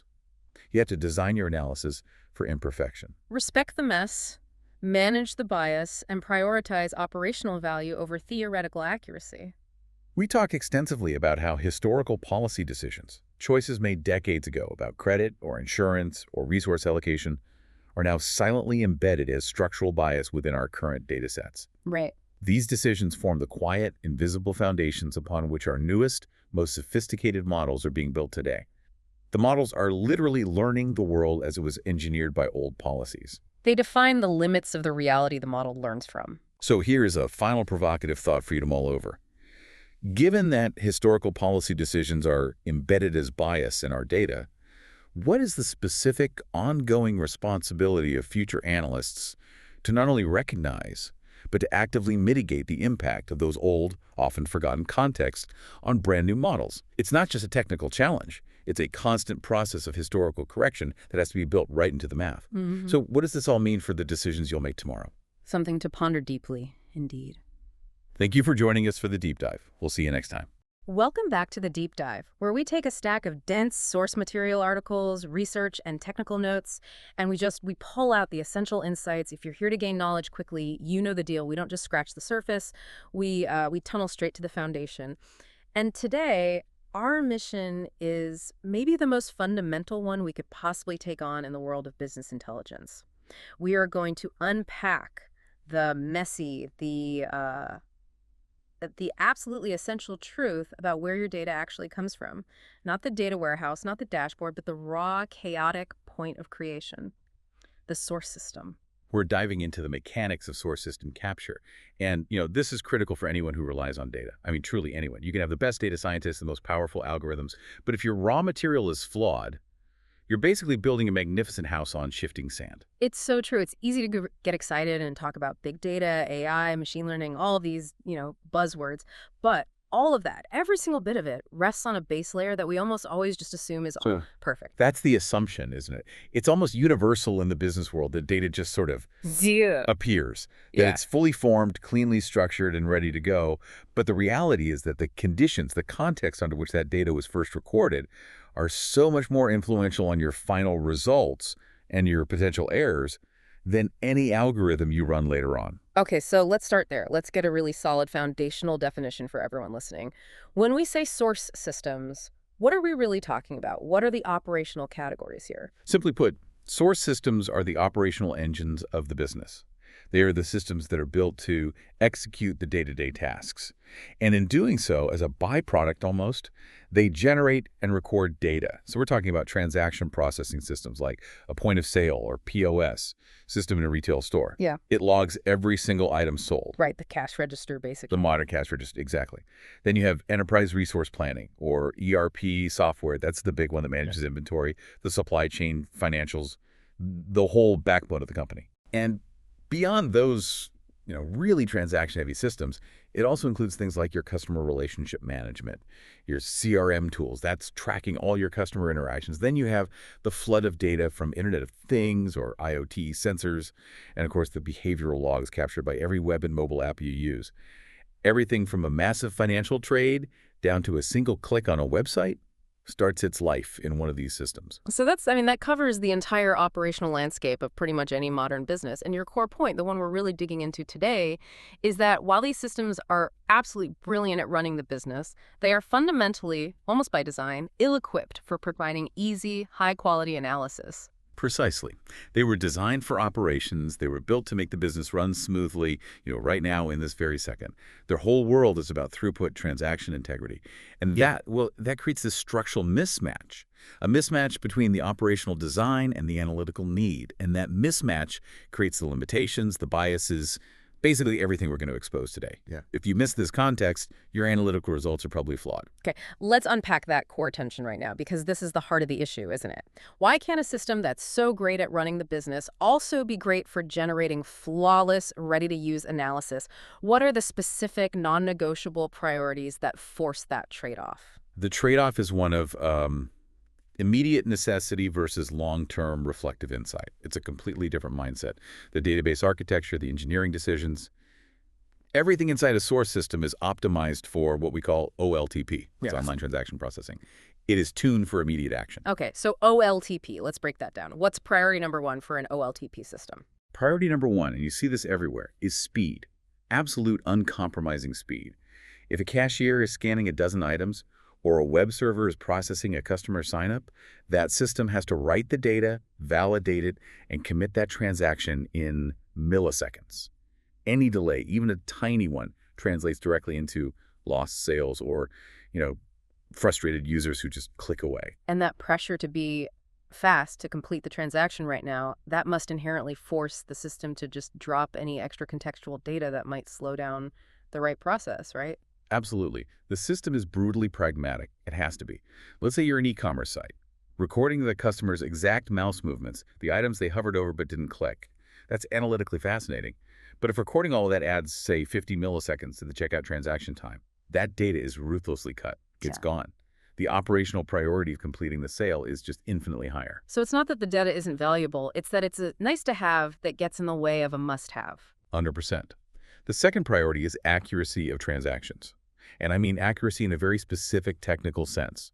The integrity of the data being recorded at that exact moment. Is the final sale price mathematically correct? Is the inventory tally updated precisely? Is the right amount of money moved from account A to account B? This focuses on things like referential integrity and atomicity, fancy database terms that basically mean the transaction is either correct and complete 100%, or it doesn't happen at all. It gets rolled back as if it never existed. And nothing halfway. No partial updates. Never. And thirdly, kind of related to that, is reliability. The system just has to maintain mission-critical uptime. It cannot fail. Think about it. Your ERP system, your CRM, your payment gateways, if they go down, the business stops. Full stop. So they're optimized for continuous availability. Those three pillars, speed, transactional accuracy, and reliability, they are absolutely paramount. Everything else is secondary. Okay, that makes perfect sense for, corporate survival. But now let's flip the coin. Let's look at the analytical side of the house. What specific needs do those same systems neglect or even actively fight against in order to achieve that operational performance? They neglect three really critical analytical needs. And if you understand these three, you'll understand why data teams spend, the famous 80% of their time just preparing data instead of analyzing it. Okay, what's the first one? The first, and this is a huge one, is historical consistency. Operational systems are living things. They are constantly being upgraded, patched, modified, what we often call schema drift. New fields get added, old ones are retitled, and crucially, definitions change over time. So if you have a field for customer type and, I don't know, customer type A changes its definition 5 years into the business, maybe it used to be defined by revenue, but now it's defined by product usage, the operational system just moves on. It just moves on. The operational system couldn't care less about ensuring that the definition of customer type A from 5 years ago perfectly aligns with the definition today. Its only job is running today's process correctly with today's definition. And that lack of historical consistency creates a monumental problem. It's a nightmare when you try to run a time series analysis comparing performance across, say, a 5 or 10-year window. Because you're not comparing apples to apples anymore. You're comparing today's apples to yesterday's oranges, but they're all labeled fruit. So analysts are forced into these incredibly complex data modeling techniques, things like implementing slowly changing dimensions or SCD Type 2 logic in their data warehouses. This whole complex layer of data engineering exists solely to track when and how a single definition evolved over time in the source system. It's a direct response to the source system's structural instability. That's a huge hidden cost. I mean, you're talking about entire teams of engineers whose job is just to fix the timeline. Exactly. And that stems directly from that operational focus. So what's the second neglected analytical need? It's analytical completeness. We kind of touched on this.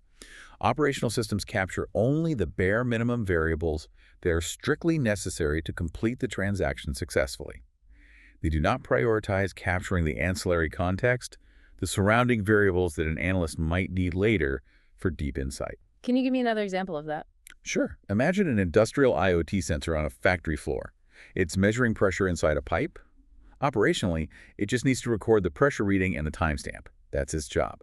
But analytically, if we want to figure out why a machine failed, we might also need to know the maintenance status of that machine, the ambient temperature in the room, the name of the shift supervisor who was on duty, and the specific chemical batch running through the pipe at that moment. All the context. All the context. And if the operational system doesn't require those variables to complete its core task of measuring pressure, they won't be recorded. They're just gone. Even if they're absolutely essential for a root cause analysis of a failure later on. The system records the effect, the pressure reading, but it completely ignores the potential causes or contextual drivers you need to explain that effect. Wow. So the analyst is just left completely blind. They have the what, but none of the why. Absolutely. The operational goal is to log the event. The analytical goal is to explain the event. And the source system, by design, only gives you a partial biased view. Yeah. And that brings us to the third neglected area, which we can call modeling convenience. And this ties directly back to that OLTP architecture we talked about. Operational databases are, for good reason, heavily normalized. Normalization is a design principle where you spread data across many small interlinked tables. The goal is to reduce data redundancy. You don't want to store the customer's full address with every single one of their 1,000 transactions. You store it once in a customer table and just link to it. This makes updates fast and efficient for transaction processing. Okay, that sounds smart. Why is that a problem for analysis? Because analytical systems, which we call OLAP or online analytical processing, they have the opposite priority. They don't care about write speed, they prioritize read speed for massive data sets. Analysts, and especially people building machine learning models, they need what we call wide or denormalized tables. They want every piece of related information, customer details, product info, store location, time of day, all joined together into a single comprehensive row. So the analyst needs one massive, easy-to-read table to feed into a model, but the operational system stores that same information in like 50 separate, small, highly efficient tables. Exactly. So the analyst has to perform these massive, computationally expensive joins and complex transformations just to reconstruct a single usable row from that highly fragmented, normalized operational structure. This reconstructive surgery is the primary reason raw source data is almost never ready for analysis straight out of the system. And managers need to get this. When you optimize for operational speed, you are immediately creating technical debt for your analytical teams downstream. Better analytics requires better, more analytically aware data capture upstream. That just explains the structural tension so perfectly. It's not that anyone's doing a bad job, it's that they're optimizing for two completely different and often opposing goals. Okay, so let's move past the structural design now and get into the actual mechanism of data capture. Because this is where it gets really interesting. We need to talk about how the system decides when and what it writes down. Because understanding this mechanism is, I think, the key to seeing the gaps in your data. Yes, this is almost a deep dive into the philosophy of data logging. We need to look at three major mechanics here. event-driven recording, granularity, and the embedded rules that govern the data input itself. Let's start with that first one, event-driven capture. We tend to think systems are always recording, like a security camera. But that's not really the case, is it? What does it mean for data to be event-driven? It means the system is fundamentally passive until something happens. It's not watching, it's waiting. Data is only captured and recorded when a specific, predefined operational event occurs. So if you're a banking system, the event might be loan application submitted or loan application approved. If it's a manufacturing floor, the event is batch production run completed. This system is not constantly taking exhaustive notes about the state of the world, it's just logging successful milestones. This sounds totally logical from an operational efficiency perspective. I mean, why would you record nothing happening? But what is the massive, hidden analytical consequence of that design choice? The consequence is, it's monumental. And it really defines the limits of behavioral analysis. It's this. If an event does not occur, no data is recorded.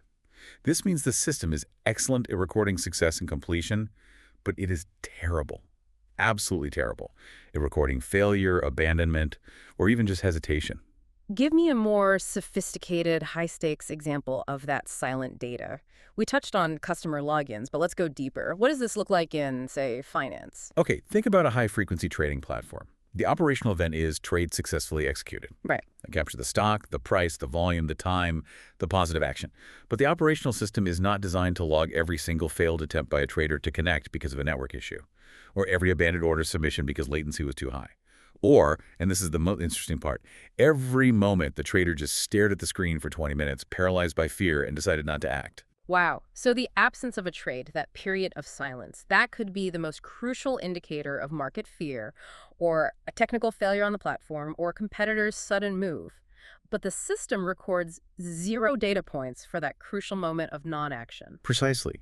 That absence of action, the non-event, is often the critical signal that you need for things like fraud detection or predicting customer churn or analyzing market sentiment. And the analyst is forced to try and figure out that silence. They can't just query the database and say, show me all the users who didn't trade. That query doesn't make sense. They have to construct this complex counterfactual logic. They have to compare the population of expected events, like all users who were active during that time window, against the population of recorded events, the successful trades. And then they have to compute the difference to infer the silent population. So the effort required to turn no data was recorded into here's a meaningful data point about market hesitation is an immense analytical burden, and it exists purely because of the operational design of that source system. It adds an entire layer of necessary complexity. And it's error-prone. You're essentially trying to read the negative space left by a logging system that was designed only to confirm success. Okay, that's a huge concept. Let's move on to the second mechanic, granularity. This seems more straightforward, but I suspect the level of detail captured can create a permanent ceiling on what you can actually learn. It absolutely does. Yeah. Granularity just refers to the specific level of detail at which the source system captures data. And that level is strictly, and I mean strictly, determined by operational necessity. So if we look at a CRM system, it might operate at the customer level. It records contact info, account history, things like that, one record per customer.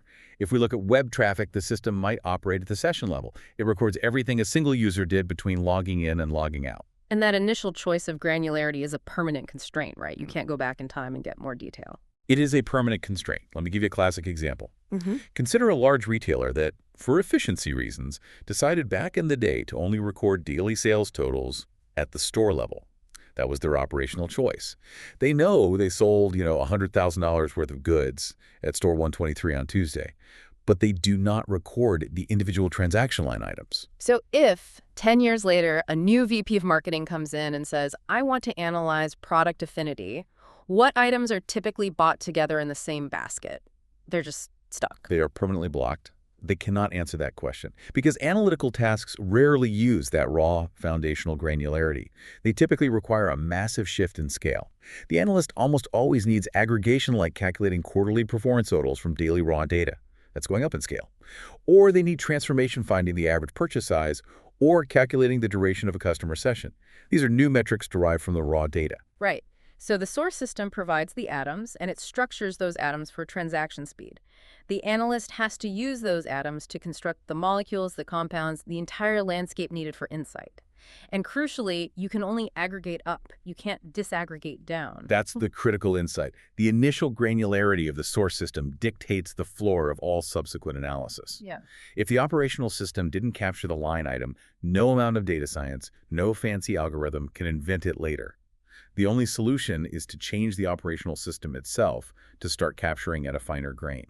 And that is often a multi-million-dollar, multi-year undertaking. Wow. Okay. Finally, in this section, let's talk about business rules and encoding. This is where the operational mandates, the policies of the business, actually become part of the data itself.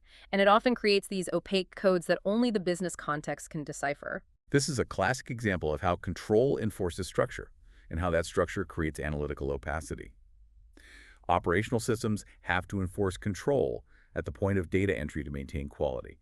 They enforce business rules. They make certain fields mandatory. They run validation checks to make sure a data is formatted correctly. And, crucially, they use limited drop-down selections instead of allowing free text entry. Which is essential for operational consistency. I mean, you don't want a customer service agent typing type A, another one typing customer A, and a third typing type 1 customer, when they all mean the same thing. Exactly. You need that control. But these controls profoundly influence the analytical data set. They dictate which data is captured, because mandatory fields have to be filled, right? And how the values are encoded. Think about an insurance system.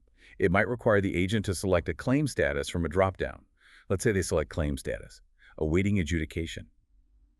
That status is stored in the database not as that human-readable text, but usually as a simple, highly efficient numerical code, say the number 403. So if I'm the analyst, and I'm just handed a raw table from the database with a column labeled claim status CD that's just filled with a sea of 403s and 512s and 901s, I'm completely useless unless I have the secret decoder ring. You are completely useless. Precisely. Analysts have to effectively reverse engineer the operational manual to correctly interpret these encoded values. Yeah. You need that mapping table, that data dictionary, because if you just treat that status code 403 as just another number, you might accidentally include awaiting adjudication transactions in a calculation for completed claims. Right. And you've just completely invalidated your quarterly performance metrics. This failure to understand the business rules embedded in these numeric codes is maybe the first and most common pitfall that leads to massive misinterpretation of raw source data. Okay, so we've established that these source systems are built differently. They prioritize speed and transactional integrity over consistency and completeness. They use event-driven capture and encoded rules. Now, let's get into the hidden pitfalls. The structural instability and biases that fundamentally undermine the trust we place in that raw data once it leaves the source system and heads toward the analytical engine. Right. And these pitfalls, they're not usually due to like a single data engineering error. They are structural artifacts of the operational environment itself. They're baked in. Let's start with the classic one, data quality limitations. We all know the phrase garbage in, garbage out, but let's really analyze the genesis of that garbage. Where does it come from? The garbage originates at the point of capture.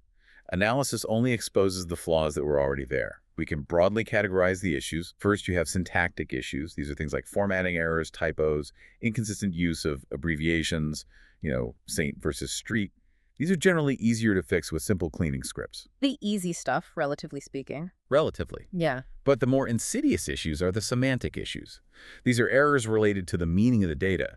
It's things like using the wrong code for a product category, miscategorizing a high-value customer as low-value, or entering an old address that is syntactically perfect but semantically wrong for the current business process. And the causes are everywhere, right? It could be the sheer pressure of operational speed leading a call center agent to make a human input error. Or it could be the system defaulting to a null value because a necessary input isn't immediately available. Or even underlying changes in business processes that just weren't immediately reflected in the data validation roles. Yes to all of that. Consider a system where a sales rep is under immense pressure to close a deal quickly before the end of the quarter. They might just rely on a system default for a non-mandatory field, like lead source, knowing they can maybe go back and clean it up later, which they probably won't. So that creates a large number of system defaults in the raw data. And an analyst now has to decide, are these real data points, or do they represent a lack of real input? The business environment itself actively compromises the quality of the data in the interest of operational throughput. Okay, next up is a real headache that I think every data professional has felt. System changes over time. Source systems are constantly evolving. What happens to the historical record when they inevitably get an upgrade? When source systems evolve, they introduce instability into the historical record through what we call schema drift. They are not static platforms. They undergo massive software version upgrades. They add entirely new fields to track new compliance metrics that didn't exist 5 years ago. And they change the fundamental definitions of existing fields. Give me a concrete example of a definition change that just completely breaks historical consistency. Let's use a really common metric, active user. In your company's ERP version 1.0, an active user might have been defined as anyone who logged in at least once in a given month. Very simple. But then in version 2.0, management demands better engagement metrics. So the definition changes. Now, an active user is someone who logs in at least 3 times and performs a key action, like creating a report. Okay, I see where this is going. The problem for the analyst running a 3-year longitudinal study is the breakdown of consistency. The data recorded before the upgrade uses the old, lax definition. The data recorded after the upgrade uses the new, stricter one. So if you simply chart active user counts over those 3 years, you will see a massive, inexplicable drop-off. And that drop-off will coincide exactly with the software upgrade date. So I'm not measuring a change in my business performance. I'm literally just measuring a software change. The analyst has to become a data archaeologist. They have to go back and audit the version history of the software to create a harmonized, adjusted time series. And if they don't know to do that, they'll draw completely wrong conclusions about performance. They'll think engagement fell off a cliff. Precisely. This structural discontinuity is why data integration and warehousing teams have to invest so heavily in metadata management, which is just data about the data. They have to track when fields were added, when definitions shifted, when validation rules were tightened. It's a constant battle against historical decay. Now we arrive at what you said is the most crucial and subtle pitfall, the one that really defines the philosophical limits of what we can know from data. Let's talk about data capture bias. What is the structural blind spot, and why is it so incredibly dangerous? Data capture bias is the critical realization that source systems capture data based only on what the business has explicitly chosen to record. And that choice is usually driven by immediate operational needs or, compliance and regulatory requirements. The danger is profound. The variables that are unrecorded may be equally, or in many cases, more important than the recorded ones when you're trying to explain a complex outcome. So the very design of the system imposes a narrow perspective on reality. It's like looking at the world through a keyhole. That's a perfect analogy. Let's go back to our trading platform example, but let's widen the scope. The system, as we said, records the successful execution of the trade, the price, the volume, the time. It does not record the trader's emotional state. It doesn't record the general fear or greed in the market. It doesn't record the simultaneous news reports coming across the wire that influence that trader, or the complex intuitive reasoning that led them to choose that specific transaction size at that specific moment. All the human stuff, the context. All the really important stuff. So the analyst can build an incredibly complex quantitative model that predicts future trades based on historical price and volume. But that model will be structurally and permanently blind to the fundamental drivers of the decision. The external variables and the human factors that the business decided were operationally irrelevant to log. So the analytical model can only ever find correlations between the variables that were recorded, even if the actual causation lies entirely within the unrecorded context. That is the structural bias in a nutshell. The business is structurally limited by the perspective of the system's original designer. And the key takeaway for you, for anyone listening, is essential. The absence of data does not mean the absence of influence. It just means the source system wasn't designed to measure it. And therefore, your analytical results are never a picture of objective reality. They are a direct reflection of how the data was captured, including all its inherent limitations and all the biases imposed by that original operational mandate. That's a truly challenging thought. We spend so much time and effort trying to find the truth in the data, but the data itself is only ever presenting a partial, operationally defined perspective of that truth. It means the analyst's first job isn't to run the numbers, it has to be questioning the data's provenance, right? It is the ultimate humility that is required of an analyst. They have to learn to work within the constraints of what was recorded, while always questioning the motives and the operational pressures behind what was not recorded. Ignoring this bias can lead managers to act on insights that are not insights at all. They're just structural artifacts of the software design. We've painted a very detailed and frankly a pretty sobering picture of the inherent limitations created by these source systems. Raw data is a construction site, and it's often full of historical debris. So what does this all mean? What does it mean for the analyst who's just trying to get a straight answer and for the manager who's trying to justify a big investment? We need to transition now to the implications, to the way forward. For the analyst, it means their primary job is not what they think it is. It's not visualization or modeling. It is fundamentally about remediation, context creation, and data harmonization. And for the manager, it means they need to shift their investment focus. They need to look upstream toward the source itself. Okay, let's focus first on the implications for data preparation. Given that source systems are so messy, what is the analyst's inescapable labor? The inescapable truth is that raw source data is almost never ready for direct analysis. I can't say that enough. The bulk of the analytical effort, and those numbers like 70 or 80% are real, is devoted just to making the data usable. And what are those specific tasks? The analyst's required tasks are heavy. First, data cleaning, as we discussed. Dealing with the syntactic and semantic issues, the missing values, the inconsistencies that were baked in at the point of capture. This is a perpetual, never-ending task. Second, and this is often the hardest part, is data integration. You rarely get the full picture you need from a single source system. You have to combine data from across disparate systems. You have to marry the customer profiles from your CRM with the transaction records from your ERP, and then layer on the behavioral data from your web application logs. And since those systems were never designed to talk to each other, their goal was speed, not analytical convenience. The IDs and the keys you need to link them, they probably don't match up neatly. They absolutely do not. It's a mess. This requires complex work called entity resolution, which involves fuzzy matching and probabilistic algorithms just to determine if John Smith from 123 Mainstate in the CRM is the same person as Jay Smith who made a transaction in the POS system. This data integration step is not only computationally expensive, but it introduces its own set of potential errors and false matches. And what's the third major task? The third task is feature construction. This is the more creative step, but it's still hard labor. This means creating new variables, new features, based on the raw input that are actually meaningful for a model. For example, transforming a raw timestamp into derived features like day of the week, or more complexly, time since last purchase. This requires really complex logic to handle that granularity mismatch we talked about earlier. You're constantly converting micro-level events into macro-level summary statistics that a model can understand. So really understanding those original data capture mechanisms directly improves the quality and efficiency of all these pre-processing decisions. Like if I know that a specific field in my IoT sensor data is only populated after 10 a.m. because of some weird initialization script, I can write a much smarter imputation script that doesn't just fill in random values for the morning hours. Precisely. Knowing the limitations helps you select the right harmonization strategy.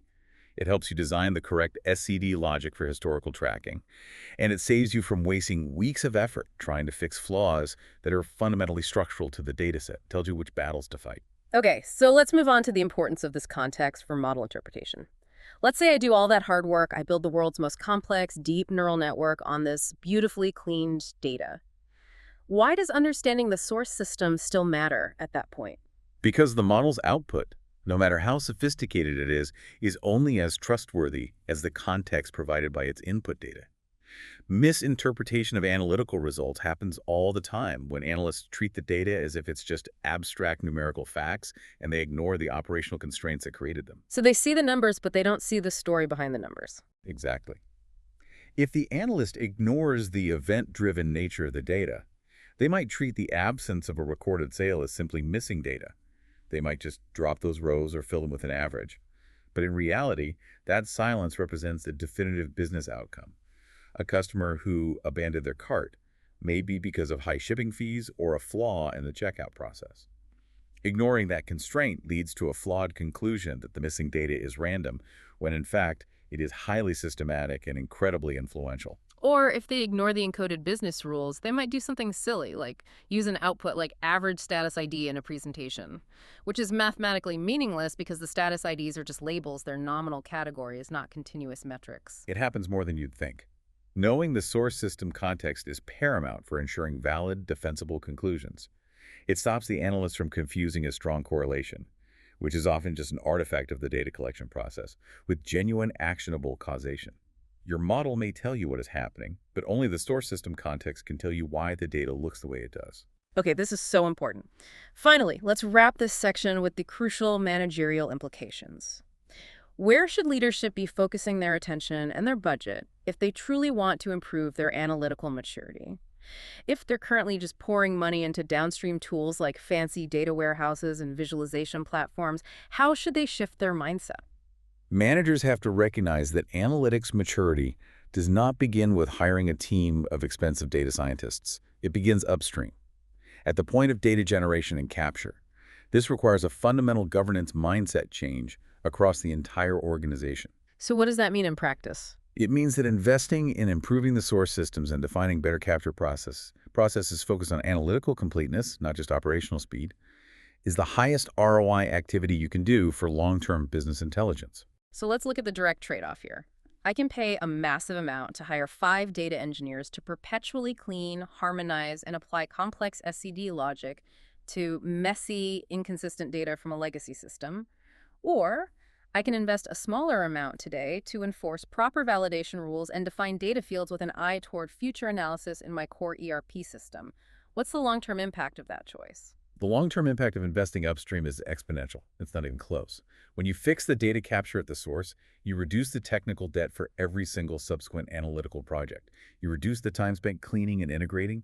You free up your expensive data teams to actually analyze and build models and create value instead of just being data janitors. So it's a culture shift. It's a huge culture shift. It requires the operational system owners, the people who are responsible for the ERP, the CRM, the POS systems, to understand that their systems are not just for processing transactions, they are the genesis of the organization's long-term intelligence. The success of the analytics and data science teams is completely dependent on the investment decisions they make in the operational landscape. Without that upstream focus on data governance, the analytical teams will always be stuck in a reactive cycle, just cleaning up yesterday's operational compromises. This has been an incredibly thorough and, I have to say, eye-opening deep dive into the very foundation of business data. We started by defining the source system as that operational engine, and we quickly established that its priorities, speed, accuracy, reliability, fundamentally conflict with analytical needs like consistency, completeness, and convenience. We detailed the mechanics of capture. We talked about how event-driven recording means the absence of data is often the meaningful signal we have to infer, and how the initial granularity of the data dictates the permanent limits of our analysis, and how those embedded business rules encode structural bias into every single numerical data set you have. And we covered the structural pitfalls, the unavoidable quality issues that originate with human input, the structural discontinuities introduced by system changes over time, and that silent critical danger of data capture bias, the fact that we only measure what the business chose to measure, leaving potentially more important variables completely unrecorded. And the path forward, really, it requires analysts to embrace that huge labor of cleaning, integrating, and context construction. While at the same time, managers have to make that critical shift to invest upstream, to improve data capture itself, and to transform their operational systems into true intelligence engines. So let's leave you with this final provocative thought. Something for you to mull over as you prepare for your next big strategy meeting. If a significant business decision, maybe your biggest decision of the quarter, hinges on a key performance indicator derived from a single source system, a sales metric, a churn rate, a profit margin, how certain are you, really, that you are measuring a universal, objective business truth? And not just the historical limitations and the narrow operational mandates of the specific piece of software that recorded it. Think about that structural bias. What story are you not allowed to tell, simply because the data was never captured in the first place? The measure itself is often just a reflection of the mirror, not the landscape. That's a deep dive for today. We hope this knowledge gives you the insight to look past the surface of your data and understand its true genesis and its inherent biases. We'll see you next time. Welcome back to the Deep Dive. Today, we are tearing into the very foundation of all organizational intelligence. We really are. You hear the buzzwords constantly: AI models, predictive machine learning, all these cutting-edge algorithms. Right, they're everywhere. But here's the cold truth, that our sources just hammer home again and again. None of that innovative work, and I mean 0% of it, works unless the underlying data structure is absolutely sound. It's the ultimate case of garbage in, garbage out, but with a twist. It's not just about the quality of the data itself. No. It's about the architecture you build to hold it. And our source material today is focused squarely on these foundational concepts, these structural differences, and the strategic considerations for managing data that is destined for analysis. So this is an essential deep dive. It absolutely is, because the core sources show us something completely unambiguous. The quality of your data storage design is the single biggest determinant of your analytical capability. Full stop. And that's the mission for you, the learner. We are skipping all the shiny tools for a minute and looking at the bedrock. Exactly. We're figuring out how the infrastructure choices, the ones made way upstream, are what actually turn raw operational data into useful strategic decisions. You have to internalize that. The quality of insight, the very genius of your models, it rises or falls based on choices made and how you organize the bits and bytes. So when we look at the scope here, what do these data storage systems actually determine? Well, it really boils down to three critical and interdependent areas. First, they dictate how data is stored, the physical arrangement, the relationships between things, the schema. Okay, the structure. The structure. Second, they determine how efficiently that data can be retrieved, especially when you need to pull, trillions of historical records for some big analysis. Yeah, this is the whole point of this. It's the whole point.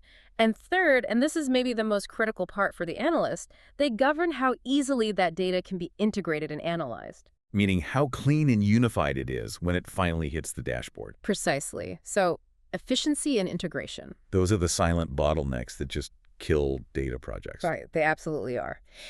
And this brings us to the key warning, the essential managerial implication that really defines this entire discussion. Which is? Poor storage design limits analytical capability. It's a guaranteed path to project failure. We see this play out constantly. How does that look in the real world?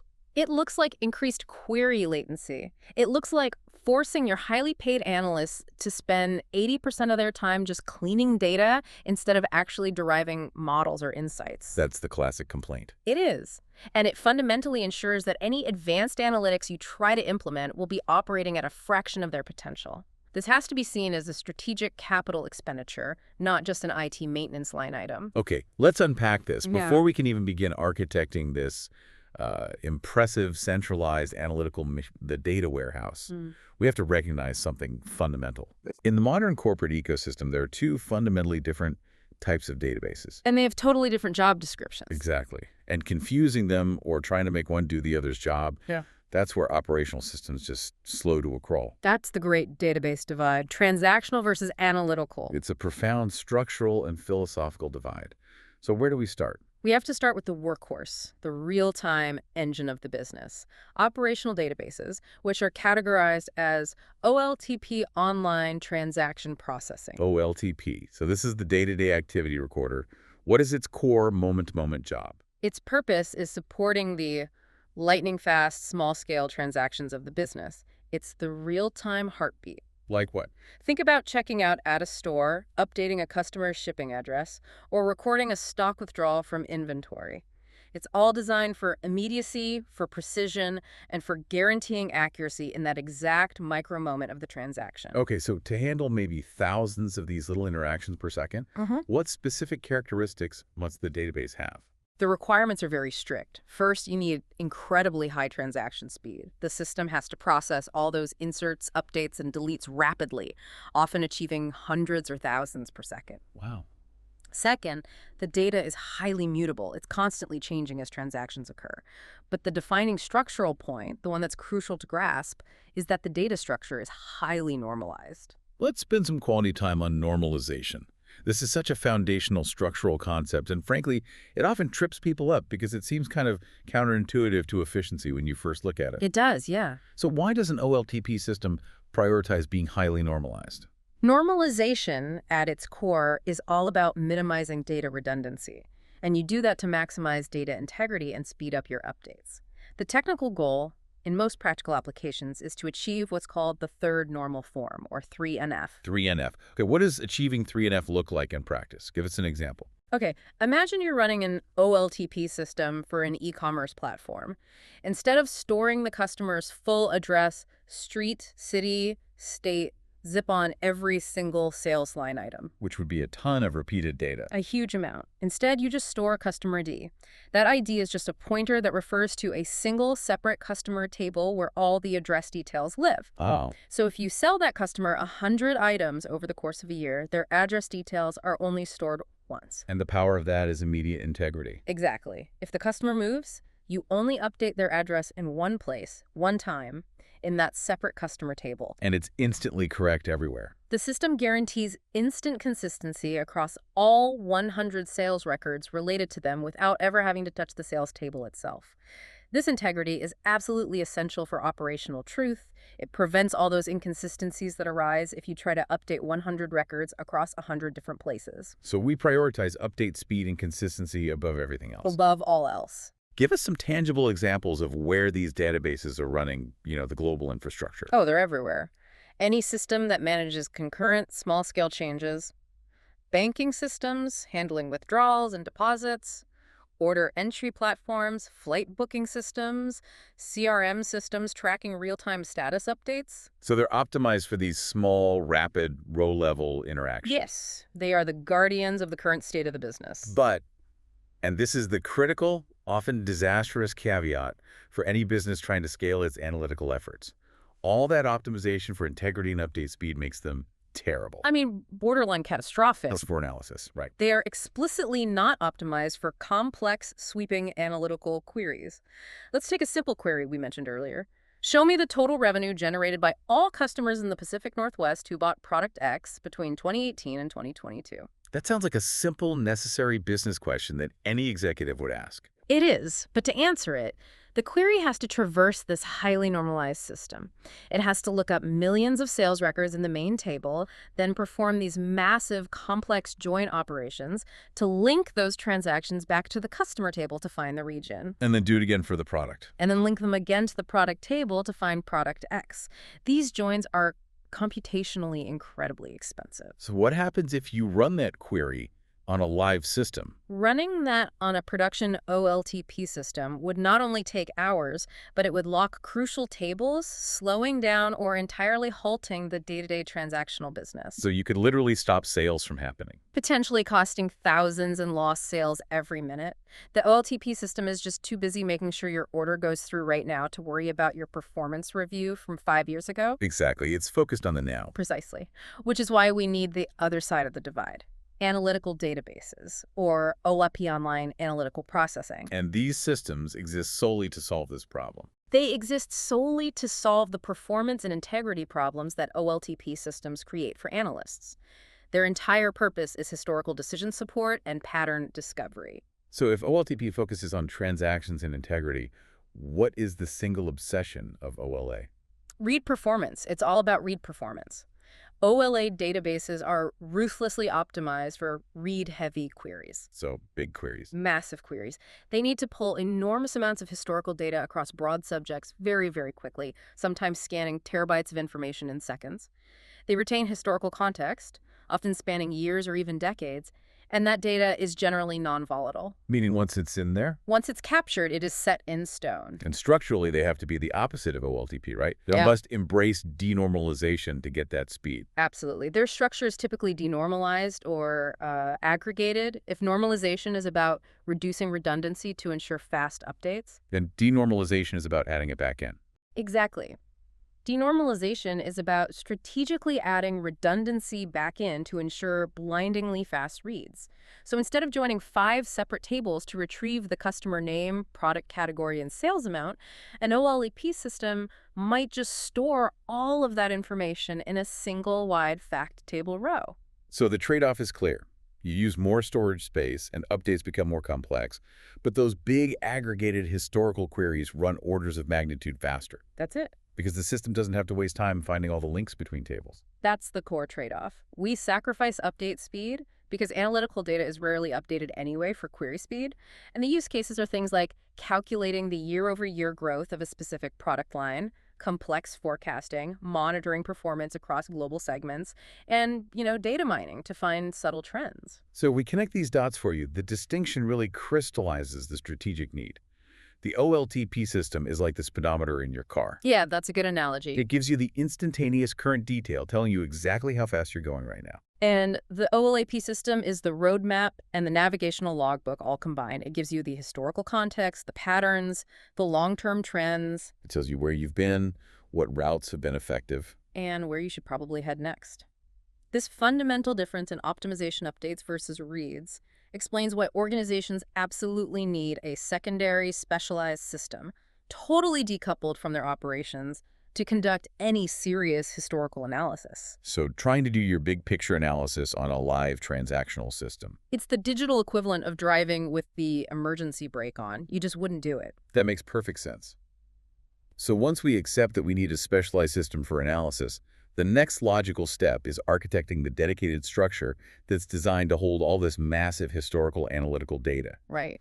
We're moving into the concept of centralization and the data warehouse. And the data warehouse is the strategic centralized command center for all of your analytical efforts. It's crucial to understand it's more than just a big database. It's not just a bigger bucket. No, it's a specific type of repository, explicitly engineered and optimized for analysis, not for operations.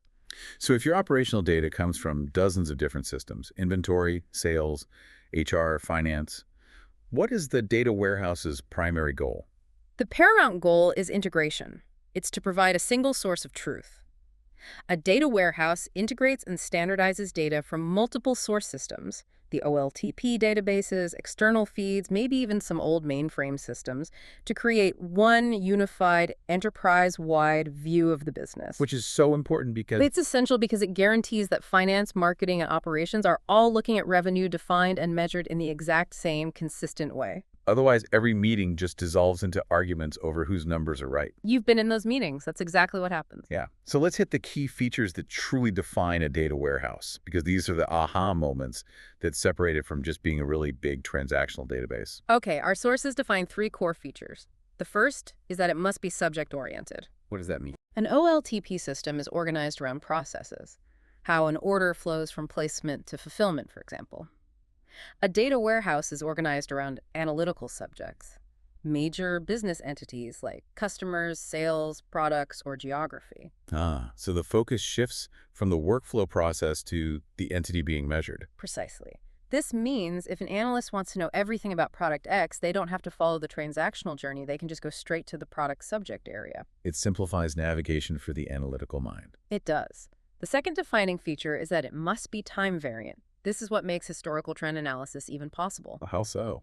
Unlike an operational system where updating a customer record just overwrites the old address, a warehouse retains a history of changes.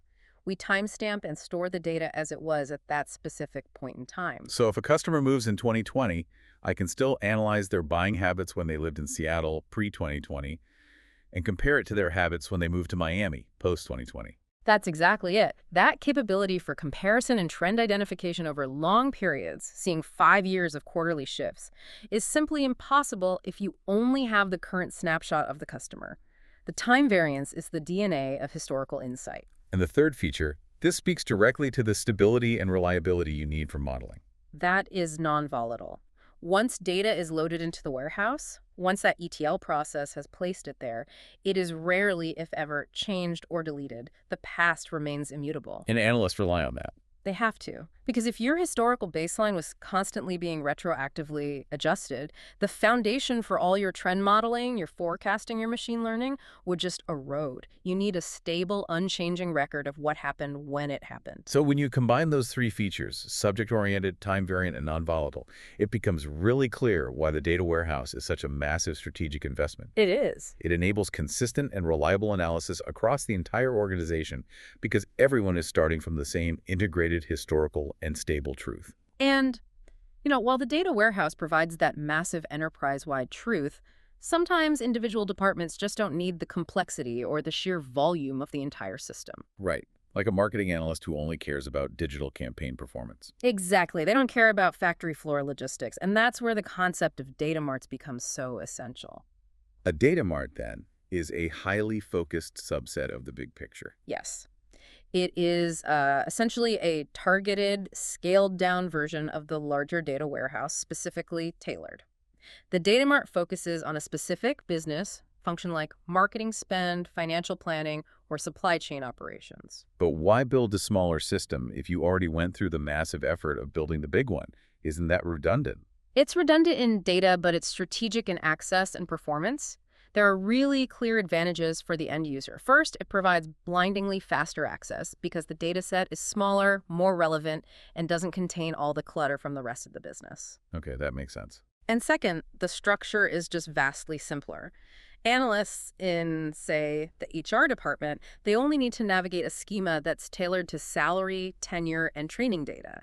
They don't have to wade through schemas related to global inventory tracking. So data marts empower specific teams by giving them a focused, performant tool which translates directly to faster departmental insights. Exactly. It maximizes utility at the local level. Now, whether we're designing a massive enterprise data warehouse or a targeted data mart, we have to talk about the blueprint that organizes the data inside them. Data models and schema design. Yes. This is where the structural choices really make or break your query performance. The schema is the logical map, the skeleton of the analytical system. Why does this logical structure affect performance so much? Because the schema dictates the complexity of the query the analyst has to write. And that, in turn, dictates how many resources the database engine has to spend linking the data together. So if the schema is too complicated, If it's overly complicated, it just increases the risk of analyst error, forces tedious data retrieval, and dramatically slows down insight generation. Analytical schemas are specifically designed to minimize joins and maximize scanning speed. which analytical schemas are the gold standard in these warehouse environments?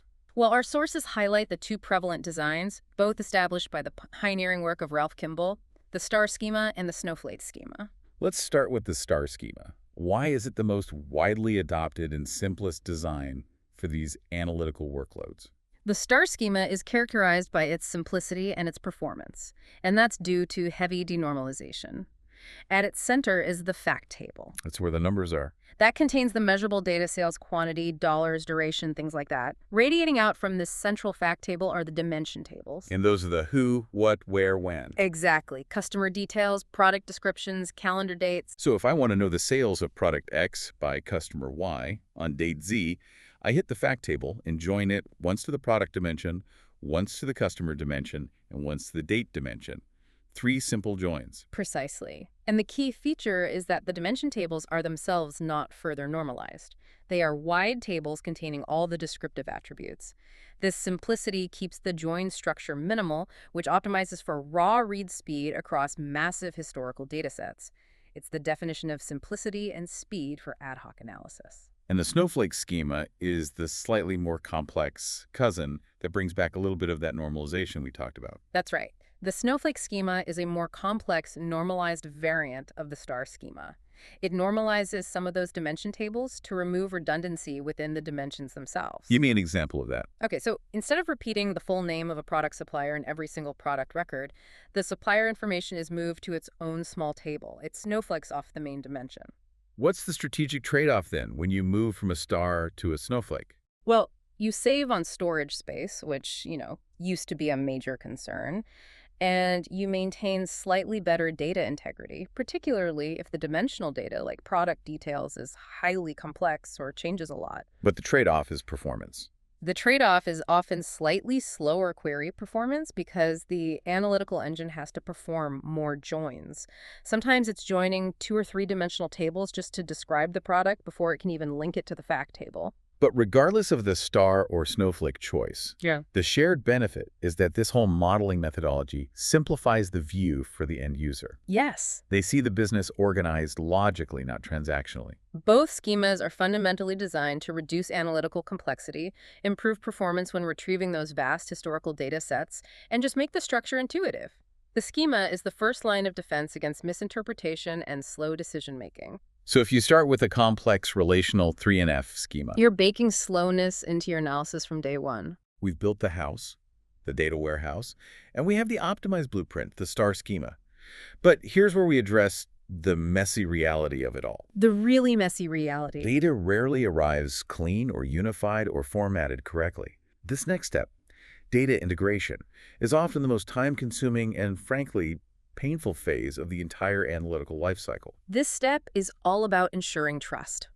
Data must be robustly extracted from its original operational source systems, those diverse, rapidly updating OLTP environments, and then standardized before it can ever be analyzed reliably. So we're bridging the gap between the operational world and the historical analytical world. That's exactly what we're doing. That standardization process is encapsulated in the infamous acronym, ETL. Let's really break down the process. Extract, transform, load. And I think we need to focus heavily on transform because that's where the data engineers really earn their stripes. For sure. So we begin with the extract step. This involves pulling data from the source systems, and this extraction often requires very careful coordination. You can't just pull everything at once. No, we usually use bulk extraction methods, but they have to be managed so they don't impact the critical high-speed operations of the live OLTP systems. We are essentially taking a snapshot of the transactional world to analyze in isolation. Then comes the heavy lifting, transform. This is the forge where raw data is hammered into analytical gold. What are the real-world nightmares that data engineers are tackling in this phase? This is where 80% of the effort is. The transformation step is all about converting the raw source system data into the clean, consistent, conformant format that the analytical warehouse required. The complexity is immense. It's immense because the source systems don't talk to each other. They were never designed to.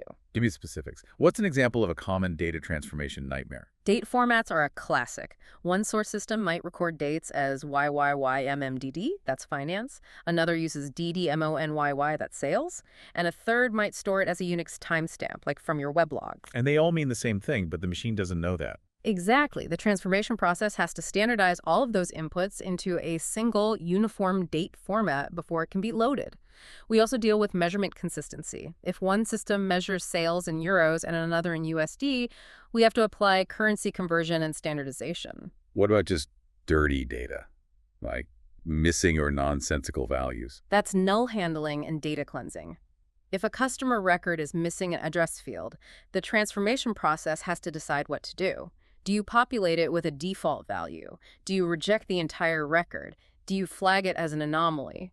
And there are business rules for all this. There have to be. Then there's merging data points.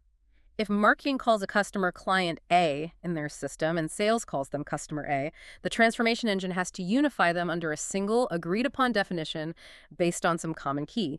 Otherwise, your analysis will double count the customer. So without rigorous transformation, you're essentially building perfect models on garbage inputs. Your math could be flawless, but the insight is fatally flawed from the start. Absolutely. Transformation ensures data quality, consistency, and usability. It's the gatekeeper. The final step is load, placing the transformed, clean, and consistent data into the analytical storage, whether it's the main data warehouse or a targeted data mart. This step is usually highly optimized for bulk insertion. The sources really emphasize that the essential role of ETL is, well, it's comprehensive. It ensures quality, consistency, and usability, yes. But the hidden benefit is organizational consistency. An error introduced at the ETL stage, say a flawed definition of active customer, will propagate through every single subsequent report, dashboard, and analytical model. Wow. You cannot achieve reliable, unified insights across an organization without a meticulously engineered and monitored ETL process. It is the cost of entry for any sophisticated analytics. And tied directly to that reliability is the concept of metadata and data documentation. This is the context, the part that explains what the numbers actually mean. Which is so vital when you have a warehouse full of integrated data. Metadata is literally data about the data. It is the instructional manual that describes the data itself. If the data is the fact, metadata is the context that makes the fact intelligible. So what specifically does good metadata cover in an analytical environment? It's the complete documentation package. It covers core data definitions. What exactly is net revenue? Is that before or after taxes? Does it include or exclude shipping? It includes units of measurement. Is this quantity in thousands or millions? Critically important distinctions. And most critically for analytical trust, it details data lineage. Explain data lineage for us. Why is tracing the source so vital? Data lineage traces exactly where the data came from, which OLTP system, what transformations were applied to it, which ETL role changed the date format, and when it was loaded. So if an analyst sees a weird drop in sales? Right, a drop in sales in Q3, they can use the lineage metadata to trace that data all the way back through the warehouse, through the transformation rules, all the way back to the exact source system to verify if it was a real business trend or just a data migration error. I can immediately see why metadata is critical for correct interpretation and trust. If I don't know the exact unit of measurement or the definition of a metric, my analysis is just guesswork. It is guesswork, and it undermines organizational confidence. Metadata is also vital for reproducibility. If one analyst achieves a result, a robust metadata system allows someone else to follow the exact same documented path, starting from the original source data, and achieve the exact same result. So the findings are scientifically sound and replicable within the organization. Yes. And the cost of failure here is severe. The danger is immediate and corrosive. Poor metadata leads directly to misinterpretation and misuse of analytical insights. Decisions are made based on numbers that were fundamentally misunderstood because their context was lost or undocumented. An organization with great data but poor metadata is strategically blind. So we've thoroughly discussed the traditional relational foundation, the OLAP system, the data warehouse, the dimensional schema design. But the scale of modern data has forced organizations to evolve. We have to go beyond those traditional relational bounds. You mean the sheer volume, speed, and variety of information flowing in today? Exactly. It requires specialized big data storage solutions. Before we jump into big data, let's quickly solidify the bedrock one last time: relational databases and the SQL standard. Because this foundation is still powering the vast majority of our analytical systems. It is. Relational databases are the classic structure. They store data in structured tables defined by rigid rows and columns. They use structured query language, or SQL, and are governed by the ACID principles: atomicity, consistency, isolation, durability, which guarantee transactional integrity. What are their enduring, irreplaceable strengths that keep them so relevant today? They provide unparalleled data integrity and strong consistency. The structural constraints ensure that the data is reliable and verifiable. And the technology is mature, which means tooling, expertise, and operational stability are abundant. So for structured data, they're still the best. They are absolutely the best choice when integrity and relationships are paramount. But then, the business world started collecting data that SQL just couldn't handle effectively, not without immense custom hardware builds. And that's the big data challenge. Correct. Traditional relational systems hit severe limitations when faced with what we call the 3 V's of modern data. The first V is volume. Just sheer size. Sheer size.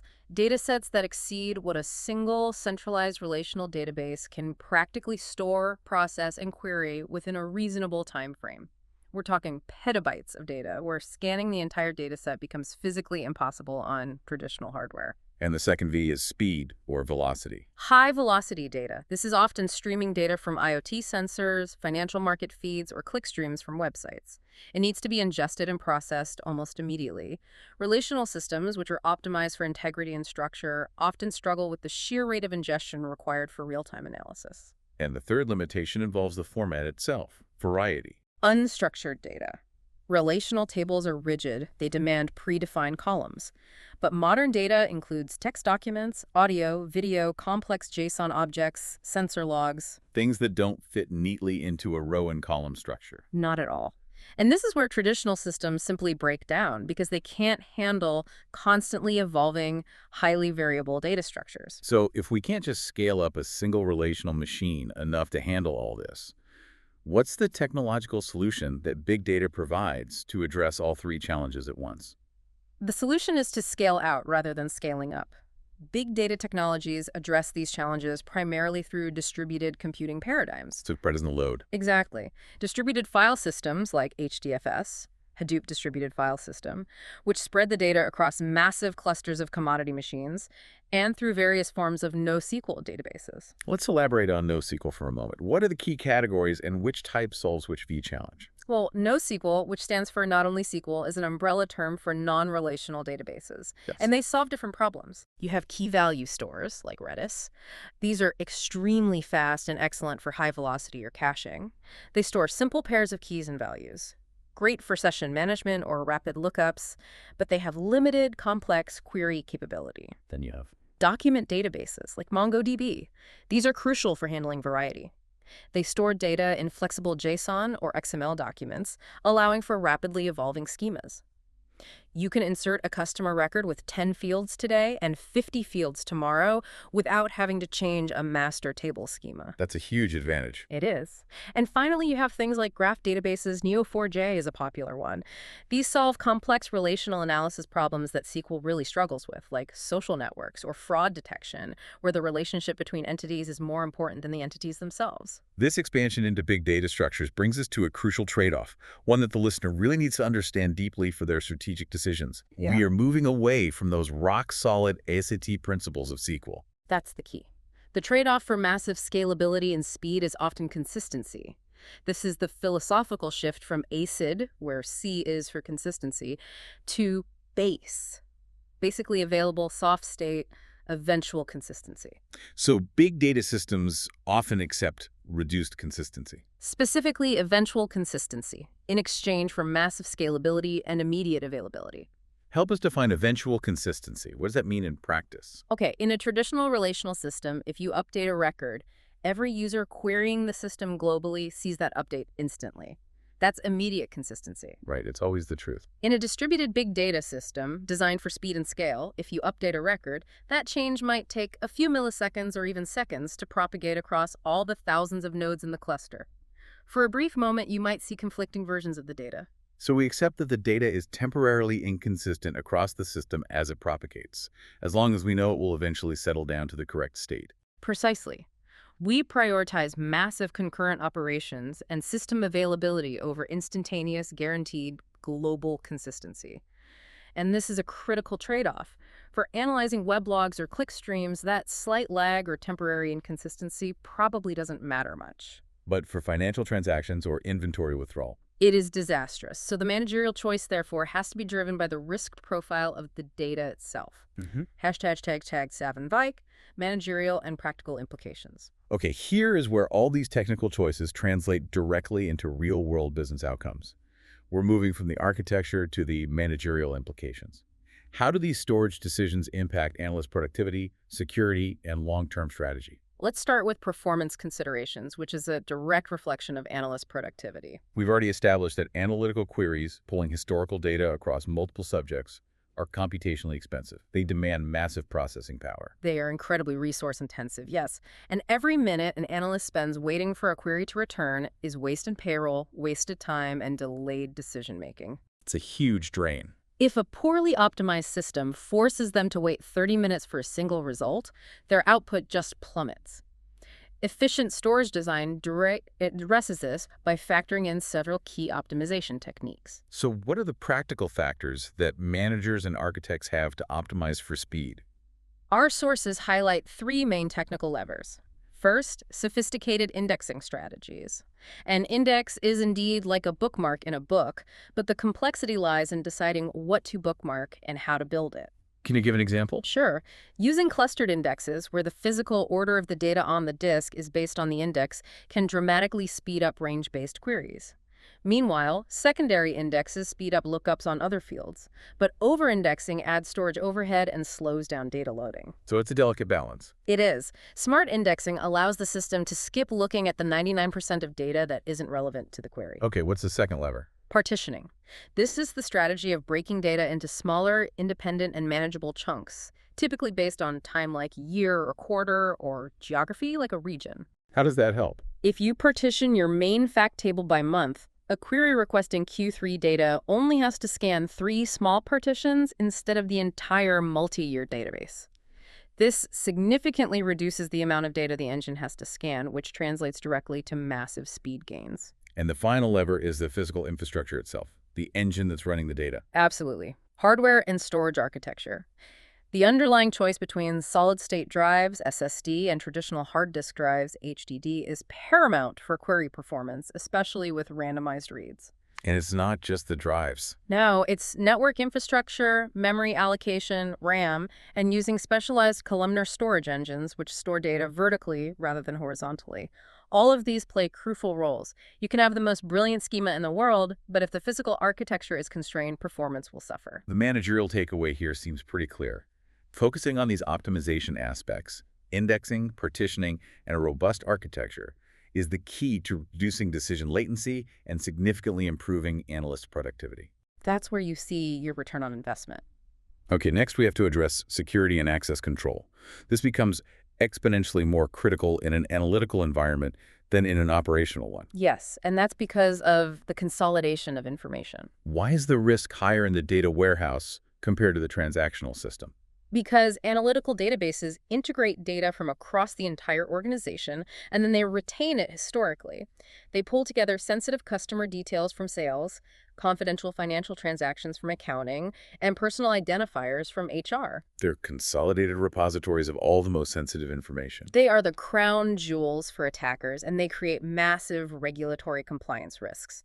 They are a single, very attractive point of failure. So what are the key considerations for protecting this centralized trove of data while still keeping it available for analysis? The organization has to implement robust, granular user access permissions. Who can see what row or what column? But critically, we also have to employ advanced data protection techniques like data masking and tokenization. Can you explain that? For example, an analyst might need to calculate the average salary by department. That's an aggregate report. But they absolutely should not be able to view the salary of a specific named individual. So we mask the personally identifiable information, the PII, for the analyst, while still allowing them to use the underlying numerical data for their aggregation. Exactly. We provide the utility without the risk. Furthermore, strict regulatory compliance is just non-negotiable, particularly with global data privacy laws like GDPR or CCPA. The data lineage metadata we discussed earlier becomes essential here, as regulators often need to know exactly how and where a piece of PII was stored and processed. This sounds like a perpetual balancing act. You need the data to be usable for analysis, but you also need it locked down, secure, and masked. It is the tightrope walk of data governance. Security measures have to be implemented carefully so they don't unduly restrict analytical accessibility. If security protocols make the data impossible to use, say, if masking is so aggressive that it ruins the statistical viability, then the entire investment is wasted. So governance requires finding that sweet spot. That protects the individual while maximizing the collective insight. Finally, let's wrap this up with the overarching managerial implications. We started by saying this is a strategic choice, not just a technical cost. We need to reinforce that executive perspective. The core idea, and it's so important, is that investment in data storage infrastructure is a strategic capital decision. It's designed to create competitive advantage, not merely an IT infrastructure cost to be minimized. The storage system you choose dictates your market responsiveness and potential growth curve. It absolutely does. So what are the tangible benefits of making the right strategic investment in these well-designed analytical systems? The benefits are profound. First, they enable advanced analytics capabilities. If your data is clean, unified, fast, and structured, you can successfully implement true machine learning, complex predictive modeling, and AI applications that are just impossible on fragmented data. Second, they drastically reduce analysis time. They turn weeks into days, which improves the organization's responsiveness to market changes. And ultimately, they improve the quality of organizational decisions because those decisions are based on accurate, timely, and holistic historical truth, rather than relying on gut feeling or siloed departmental reports. And on the flip side, what is the cost of failure? The penalty for deferring this strategic investment? Poor storage decisions carry an immense silent penalty. They increase operational costs due to wasted analyst time, increase system maintenance complexity, and slow, inefficient query speeds. But fundamentally, they limit the depth of insight the organization can achieve. You can only ask the questions your infrastructure is physically capable of answering. That's it. If your systems are fragmented, non-volatile, or slow, your strategic insights will be perpetually limited to the shallow end of the data pool, regardless of how brilliant your data science team is. It caps your organizational intelligence. That brings us to the end of a really critical and necessary deep dive. We have mapped out the entire foundation required to leverage data for competitive advantage. We have. We explored the essential structural difference between OLTP, the transactional normalized engine of the present, and OLAP, the denormalized time-variant recorder of the past. And we established the role of the centralized data warehouse as that integrated, subject-oriented command center, the definitive source of organizational truth. Right. We then stressed the absolute non-negotiable necessity of the ETL transformation process and rigorous metadata to ensure that the data being analyzed is consistent, trustworthy, and correctly interpreted. That is the engine of trust. We also stepped into the modern world of scale, acknowledging that while relational SQL systems offer that rock-solid integrity, the massive demands of modern data volume, velocity, and variety require distributed big data solutions. And that often means trading that guarantee of immediate consistency for massive speed and scale. The enduring strategic wisdom here is that the analytical potential of any company rests entirely and foundationally on the quality of its storage system. It does. The system determines the questions you can ask, the projects you can attempt, and ultimately the quality of the decisions you can make. So if the data isn't unified, or if the structure prohibits joining it in a meaningful, timely way, the required insight is simply unattainable, regardless of the sophistication of your analytics team. that is the perfect summary. To leave you, the learner, with something provocative to mull over, let's consider the strategic trade-off we just discussed in the big data world. Oh. Since systems designed for massive speed and scale often accept reduced consistency, that eventual consistency in exchange for availability, you must change how you define accuracy. Yes, think about that subtle shift. If your high-stakes analysis, say regulatory reporting or critical real-time supply chain inventory forecasts, if that relies on data that is only eventually consistent, how do you practically adjust your definition of truth or accuracy to manage that inherent variability? It's a great question. What are the practical, real-world limits of accepting reduced consistency in a scenario where a high-stakes decision has immediate financial or compliance repercussions? Food for thought indeed. You have to learn to live with a degree of uncertainty that transactional systems never ever allowed. We'll catch you on the next deep dive. Welcome back to the deep dive. This is where we take that just overwhelming noise of modern information. All that source material that you've sent us. Exactly. And we stack it all up and we filter it down to pure, actionable insight. Just for you. And today, we are really diving deep. We're going into the infrastructure that, well, it basically powers the entire modern economy. Big data and cloud analytics. We're wrestling with a challenge that fundamentally defines our era, which is this sheer, almost unimaginable torrent of information being generated every single second. That's really the core of it, isn't it? When we talk about data today, we're talking about a flood so enormous that it makes the internet of, say, 2 decades ago look like a tiny drip from a kitchen faucet. It's not even comparable. And the critical lesson from our sources is this. Big data is not just more data. If it were, we could just buy a bigger server, problem solved. Right. But this requires a complete rethinking. It's a fundamental transformation in both the technology and the business strategy behind it. It absolutely demands a revolution. We're witnessing this mandatory shift away from the traditional, the centralized computing model. That single powerful server in the closet. That's the one. We're moving away from that and toward these massively distributed systems that reside almost entirely within the cloud. So what's our mission for this deep dive? We're going to unpack the architecture of this whole revolution.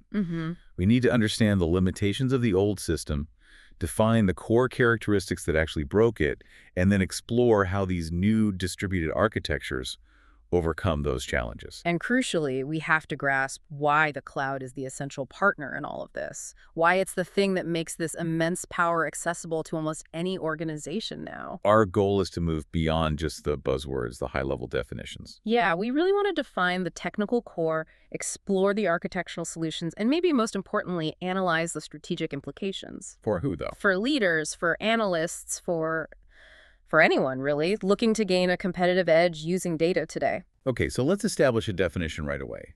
Our sources define big data not just by its volume, but by data sets whose sheer, their size, complexity, or speed of generation just completely exceed the capabilities of traditional data management tools. It's a definition based on deficiency, really. How so? That phrase, exceeding traditional capabilities, that is the key distinction. It means big data is defined by the analytical challenges it introduces. Okay. So if your current SQL server can handle it, it's just, large data.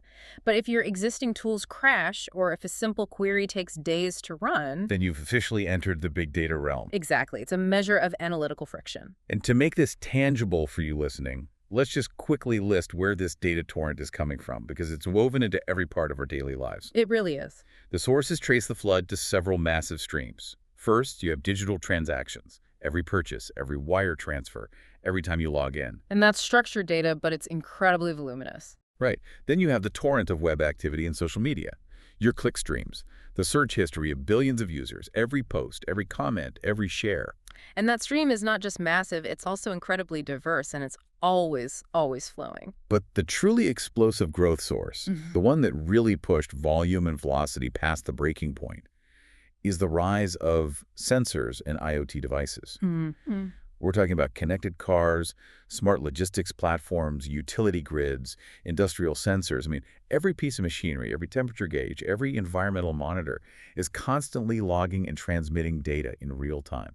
And that's the difference, right? The difference between data generated by a human, which is intermittent, and data generated by machines. Which is just relentless. Relentless. It's autonomous, and it operates 204/7. It produces these continuous high-speed streams of information that are just fundamentally different from the old batch data models of the past. That relentless nature is exactly why we need a new framework. Okay, let's unpack this and get into that foundational framework.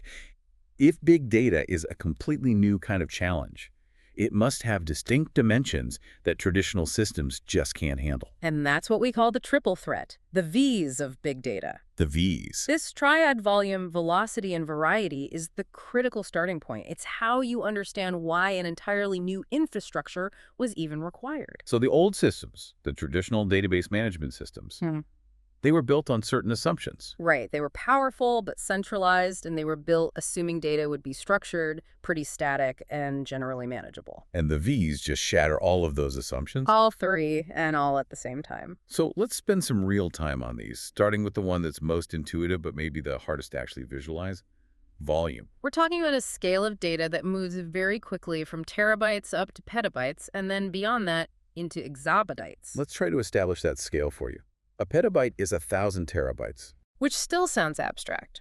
So to make that real, if a gigabyte of data were, say, a standard file cabinet full of paper, Okay. a petabyte would be enough of those file cabinets to fill the entire Empire State Building. Wow. And we're talking about major operations accumulating that kind of capacity, not over a decade, but sometimes daily. And at that scale, the sources are clear. The traditional single-server databases they stop functioning. It's not just about being slow. No, you hit hard physical limits. The server runs out of RAM to hold indexes. It runs out of disk I/O speed to read the data. And the cost to even manage that amount of data just becomes completely prohibitive. The problem with that traditional approach is that scaling it is so difficult. When a traditional system hits its limit, your only path is to scale vertically. Meaning you just buy a bigger, more powerful, and much more expensive server. Exactly. You're stacking on specialized proprietary hardware. And that cost curve for vertical scaling isn't linear, it's exponential. Oh, absolutely. Going from a server with, say, 128 cores to one with 256 is often 3 or 4 times the price. Not double. Not double. You're paying a huge premium for the proprietary architecture of a single monolithic machine. And that architecture just cannot handle the gravity of today's data efficiently. So the constraints of volume were really the fundamental thing that forced the industry to look for something else. It forced them to look outside of proprietary solutions and toward commodity distributed systems. Okay, so that's volume. Next up is velocity. This is the element that adds a real operational urgency to the mix. Right. We're not talking about static data that's just sitting in storage anymore. We're talking about data being generated and processed at incredibly high speed. And often requiring a very low latency response. Velocity really defines the requirement for real-time decision-making. Think about the sources we mentioned earlier. Streaming data from financial markets, sensor readings from a high-speed factory floor. Or even just continuous security logs, tracking user access across a giant network. The moment where this becomes really tangible for everyone is with online user activity. Like an e-commerce platform. Perfect example. When you move your mouse across a product image, or you click from a recommendation to a product page, that clickstream is being analyzed in motion. As it's happening. Right. If the system takes 5 seconds to figure out that your click pattern means you're really interested in a certain product, well, The opportunity is gone. completely lost. The opportunity to influence your purchase by offering a discount or suggesting a related item, it vanishes. Velocity imposes this need to process data in flight, making the analysis almost synchronous with the data generation. And that is such a sharp contrast with the traditional world, where analytics meant running reports on data that was maybe 24 hours old? At best. With high velocity, if the analysis isn't done in near real time, the data quickly becomes stale. It loses its economic or operational value almost instantly. So the architecture has to respond to that. It needs to include parallel processing that can handle continuous ingestion, stream analysis. Not just nightly batch jobs. That model is obsolete for these use cases. Okay, so that brings us to the third V, variety. And I'd argue this is often the most complex challenge to solve. I would agree. It's where traditional systems, which were built on these rigid relational databases, they just truly buckle. Because data today just refuses to fit neatly into predefined rows and columns anymore. Variety is the complexity dimension. We can categorize data into three major forms, and only one of them, structured, is what traditional systems were ever built for. Structured data is what we all know. Tables, defined fields, clear data types. It's neat, it's clean, it's predictable, a spreadsheet, basically. Then you have semi-structured data. Yeah. And our sources specifically call out formats like JSON and XML. And this is the data that powers almost all modern APIs or application programming interfaces. Why do we call it semi-structured? Because while it has tags and it has a sort of hierarchical organization, its schema is flexible. If you're integrating data feeds from, say, 50 different partners, their data formats might change daily. One record might have 5 fields, the next could have 7. And a relational database with its rigid schema would just break if a new field showed up unexpectedly. It would completely fail. Semi-structured data allows for that schema flexibility. It means you don't have to redesign your entire database just because an API feed added a new piece of metadata. That flexibility is a necessity then. It's an absolute necessity when you're dealing with rapidly evolving web and mobile data. And finally, the beast. Unstructured data. This is the content that makes up the vast majority of the modern data landscape. We're talking emails, text documents, sensor logs, images, audio recordings, video files. This data is just massive in volume, and it completely lacks any internal, easily parsable structure. You can't query a video file like you can query a database table. So how do you get meaning out of it? Yeah. It requires sophisticated, very specific analytical tools. Things like natural language processing or NLP for text, or computer vision and machine learning models for images and video. Without these computational heavy lifters, the raw data itself is basically meaningless. So you essentially have systems that were built to process neat ledger entries. Right.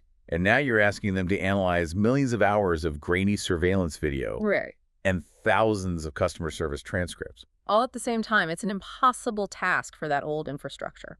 And because the challenges from these first 3 Vs are so profound, the conversation has expanded, right? It now includes these crucial bonus dimensions. That's right. These bonus Vs really define analytical quality and strategic purpose. The first one being veracity. This gets like the massive uncertainty, the inconsistency, the quality problems you find in high-volume, high-variety data. Which raises that critical strategic question, is massive data always good data? And the answer is? Absolutely not. When you combine millions of social media posts, which are inherently biased, informal, sometimes even malicious, With data streams from thousands of slightly unreliable IoT sensors. you inherently increase the chance of noise, errors, and contradictions in your data set. And if you feed that bad data with low veracity into these complex, highly automated machine learning models, what happens? You don't just get slightly wrong results. You get bad predictions, only faster and at an exponentially greater scale. So managing veracity requires a lot of upfront work. Oh, yeah. Complex data cleansing and anomaly detection techniques before you even begin the analysis. Which leads us directly to the ultimate goal, which is value. This V is like the strategic litmus test. It really is. If the massive technological investment in handling the first 4 Vs, the volume, speed, and complexity, doesn't yield measurable value, meaning usefulness for effective decision-making, then the entire endeavor is fundamentally flawed. The insight here, and this is what we're pulling from the sources, is that data volume now often exceeds our ability to even ask meaningful questions. That's a great way to put it. The competitive edge is no longer just gathering the data. Anyone can do that now. The advantage is in defining the specific, high-value questions that petabytes of data can actually answer. And avoiding the paralysis of analysis. Exactly. Value brings the whole conversation back to the managerial perspective. What is the actual business objective this data is serving? If you can't monetize the insight or improve a process or reduce a risk, then the data is just an expensive liability. A very expensive liability. And that strategic liability is what finally broke the old model. We've established that traditional systems were built for structured data, moderate scale, and centralized vertical scaling. Let's dig into that traditional system breakdown a little more. The fundamental flaw is in that centralized monolithic design. When data volume grew, the only architectural solution was that vertical scaling we talked about. Buying bigger, more expensive, specialized hardware. Right. But beyond that exponential cost curve, you eventually just hit physical limits. There's only so much memory you can jam into a single server cabinet. Only so many I/O channels you could dedicate to disk access. So trying to process and exhibit a varied data on one machine is just a physical impossibility no matter how much money you throw at it. And critically, that centralized model creates a single point of failure. If that one monolithic server goes down, your entire operation stops. And in a world of high velocity and high volume, that downtime is absolutely catastrophic. So the realization was pretty stark. If you can't build a single server big enough to handle the sheer volume and velocity, You have to fundamentally change the architecture, the solution demanded a mandatory shift from vertical scaling to horizontal scaling. which leads us directly to distributed architectures. The whole idea of one single source of truth had to be replaced by a replicated, dispersed cluster of truths. Okay, so let's really unpack that architectural shift. If the traditional centralized model can't handle the triple threat, what architecture can? And this leads us right to the fundamental concept of distributed systems. This is the foundational architectural response. At its core, what is a distributed system? It's predicated on a revolutionary, but actually very simple idea. Instead of relying on one enormous, incredibly expensive, specialized machine, You use a lot of smaller ones. you leverage dozens, hundreds, or even thousands of smaller, cheaper commodity machines, all working collaboratively. It's the difference between trying to lift a skyscraper with one massive proprietary crane versus using 1,000 smaller, highly coordinated construction vehicles working at the same time across the whole footprint. That's a perfect analogy. So let's start with distributed data storage. How does splitting the data across all these machines actually work, and what's the strategic gain? The core mechanism is called sharding. You divide the entire dataset into manageable, smaller chunks or shards, and you store those chunks across a cluster of interconnected machines, which we call nodes. So each node only holds a small piece of the total data volume. Exactly. And the primary benefit, the reason this solved the volume problem, is simple and linear scalability. Precisely. If your data volume doubles next month, you don't have to go out and rebuild your single giant server. You just add another cheap commodity machine to the cluster. And the system just absorbs it. The system is engineered to automatically absorb that new node and start distributing the load. This horizontal scaling is incredibly cost-efficient and allows your capacity to grow linearly with demand almost infinitely. Okay, that's a huge benefit. But what about when things go wrong? The second major benefit is fault tolerance. Right. In a distributed system, the failure of a single machine is no longer this catastrophic event that brings your whole operation down. Why not? It's because of data replication.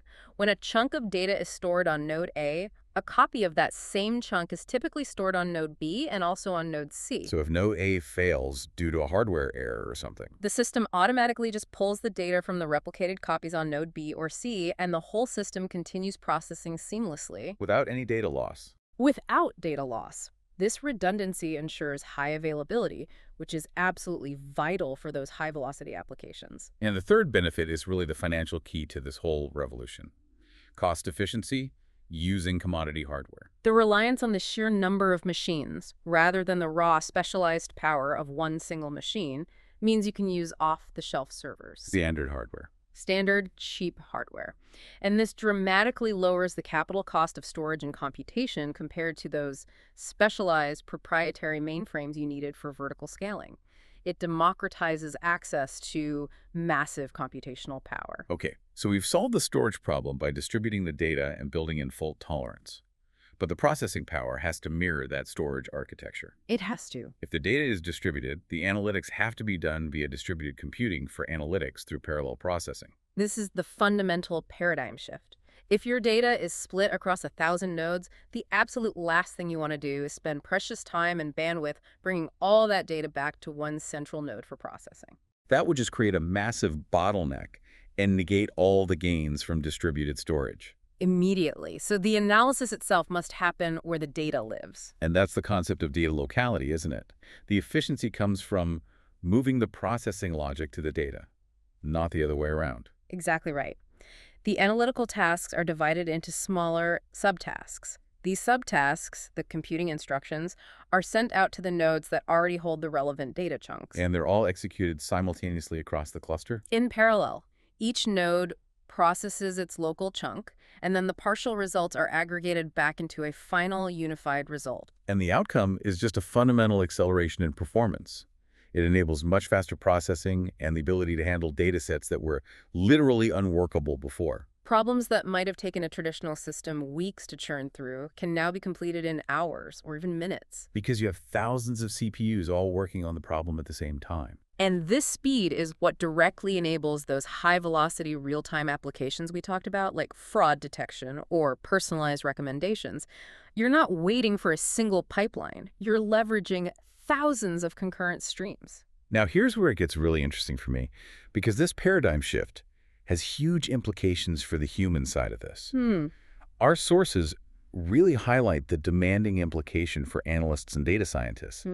They have to adapt their algorithms to function effectively in this new distributed environment. It's a complete transformation of the skill set. A traditional analytical algorithm was designed assuming a single sequential processing environment. You do step 1, then step 2, then step 3. And when you move to a distributed system, That sequential code just won't work efficiently, if it works at all. so what does this new skill set really entail, technically? They need to understand how to parallelize the steps. They have to design their workflows, often using frameworks like MapReduce or Spark, which are built for these environments, to minimize the network traffic between the nodes. So the goal is maximum computation, minimum data movement. That's the mantra. This requires moving beyond pure statistical data science and into the realm of distributed systems engineering and optimization. You have to design for the architecture.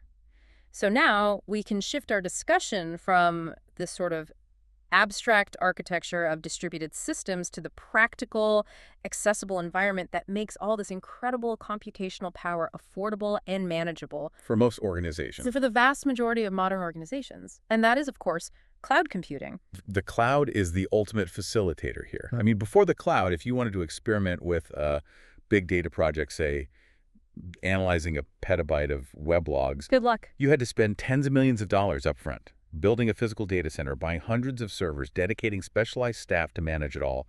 The barrier to entry was just astronomical. And the cloud's core value proposition is defined by agility and access. It provides on-demand access to storage, to computing power, to analytical tools. And it instantly transforms a massive multi-year capital expenditure, a CapEx investment, into a flexible monthly operating expense, or OpEx. And that agility means you no longer have to go through that painful process of capacity planning. Right. You don't have to guess what your peak capacity needs are going to be 5 years from now and build for that. Which often means you're paying for enormous idle resources most of the time. That's the key advantage. The cloud lets you scale resources up or down instantly, often programmatically. If you need 5,000 servers for a massive 3-hour deep learning job overnight, You spin them up, you run the job, and you shut them down when you're finished. You literally only pay for the specific compute time and storage you use during that window. it just eliminates so much resource waste and maximizes efficiency. So let's connect the specific power of the cloud back to those core challenges, the V's. Our sources highlight 4 key advantages of cloud-based analytics. And they align perfectly with this need for efficiency, scale, and cost control. First, we have enhanced scalability. The distributed architecture is inherently scalable, but the cloud makes that process automatic, rapid, and essentially infinite. It can handle massive, unexpected data growth and sudden workload spikes that would just crash an on-premise system. Then there's flexibility, and this is all about the breadth of services and tools you have at your fingertips. Marketplace. Exactly. Cloud providers offer this diverse, integrated marketplace of analytical tools, everything from serverless databases to specialized graph databases, real-time streaming engines, powerful machine learning platforms. And you can pick the precise tool you need for a specific task without having to physically install, configure, and maintain that software on your own hardware. The third advantage is, of course, that dramatic cost efficiency, which is rooted in that pay-as-you-go model. This model ensures your resources are tightly aligned with your usage, which drastically reduces waste. And this cost structure fundamentally changes the economics of doing exploratory analysis. It does. And finally, accessibility. This is so critical for modern, globally distributed teams, which is how most major organizations operate today. Cloud platforms ensure that your analysts, your data scientists, your engineers can all access the exact same data sets and tools from anywhere in the world. It fosters collaboration and it breaks down those geographic barriers that always hampered centralized data centers. However, this shift of all your data to a third-party, globally accessible platform, it introduces significant new challenges. It absolutely does. We have to have a serious conversation about security and governance in the cloud. The moment you shift massive data sets, especially customer data, financial records, proprietary research offsite, and into the control of a cloud provider, you fundamentally change your risk profile. The primary managerial concerns really revolve around data privacy and maintaining complex regulatory compliance, things like GDPR in Europe or HIPAA for health records. And cloud storage complicates that compliance because data sovereignty becomes an issue. Where is my data physically stored? Can my global team access it? And this brings up the absolutely essential concept of the shared responsibility model.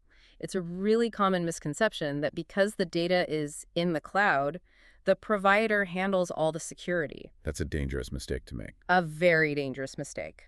Under the shared responsibility model, the cloud provider manages the security of the cloud, the physical infrastructure, the facilities, the underlying network. But the customer is entirely responsible for security in the cloud. Meaning you have to secure the actual data, you have to manage identity and access controls, you have to configure your virtual network correctly. So what are the required safeguards that organizations absolutely have to implement to manage this? They must implement robust encryption, both encryption at rest while the data is sitting in storage and encryption in transit while it's moving across the network. What else? They also need rigorous identity and access management, or IAM systems, to define and enforce granular access policies. So you can ensure that only authorized people can access sensitive data, and only for as long as they need to. Precisely. And crucially, organizations need comprehensive audit controls. Because the data is so dispersed and accessible, managers have to be able to track exactly who accessed what data, when they accessed it, and for what purpose. It's the only way to maintain compliance and detect misuse. Which brings us back to the managerial responsibility angle.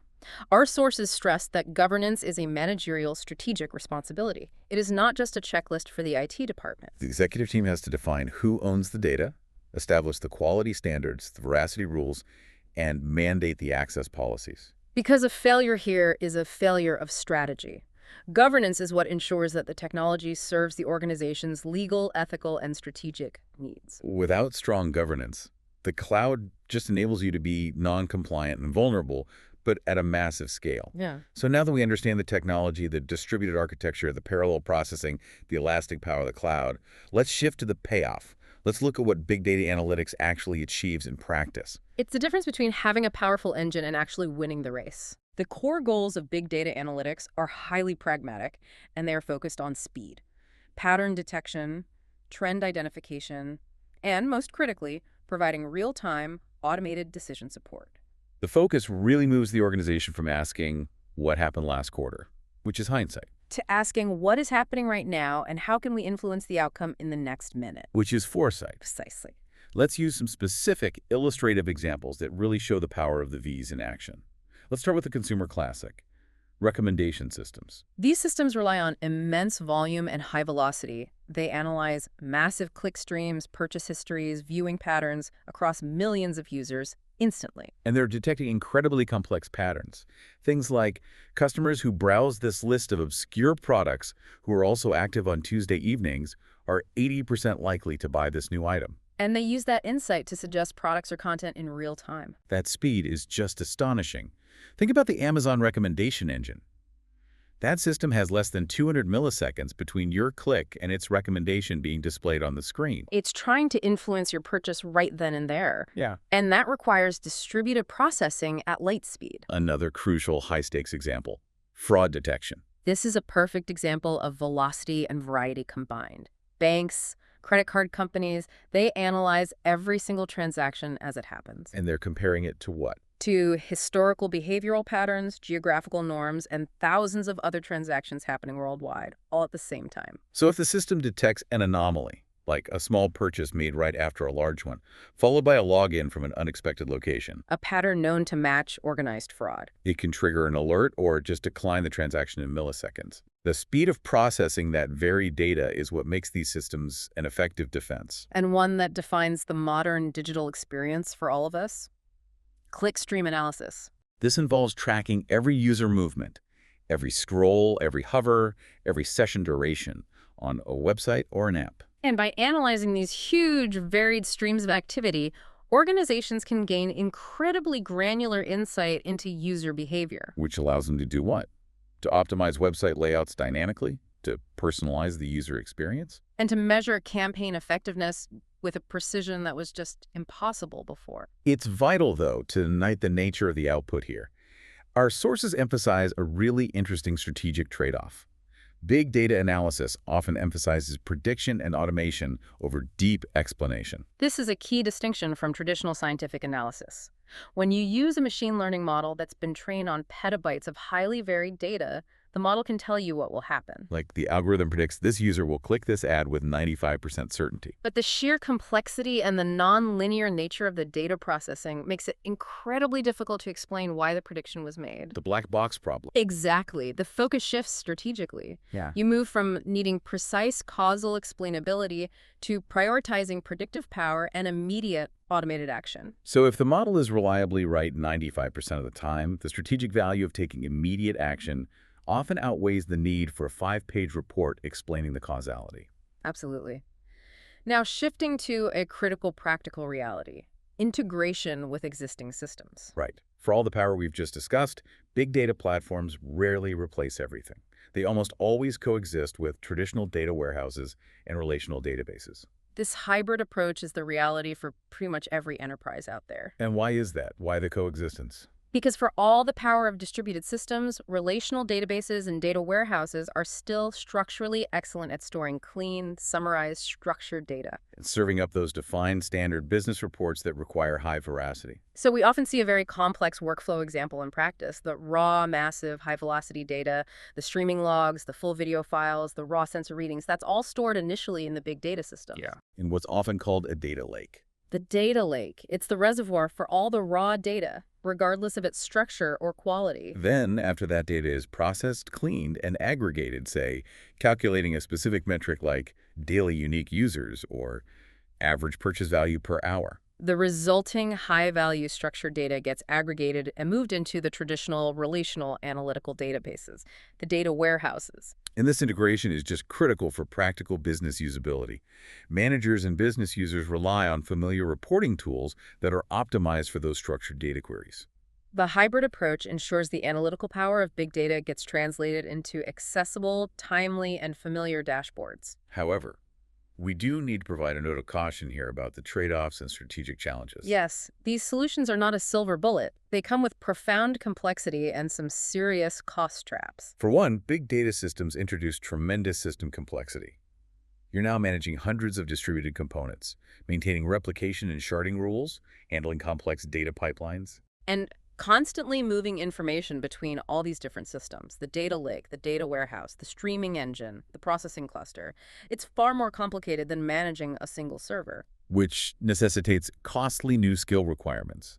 The people managing these systems need expertise not just in data science, but deep knowledge in cloud architecture, distributed systems engineering, and complex data governance. And as we discussed, those skills are highly specialized and very expensive to acquire and to retain. There's also the risk of the efficiency trap, and this is a crucial lesson. Not all analytical problems require big data solutions. Right. Just because you can use a massive distributed cluster doesn't mean you should. If your problem is a moderate scale and the data is mostly structured, It can often be solved far more effectively and affordably by a traditional, centralized, optimized database. so implementing a highly complex, distributed, cloud-based big data solution when it's not necessary is just strategic overkill.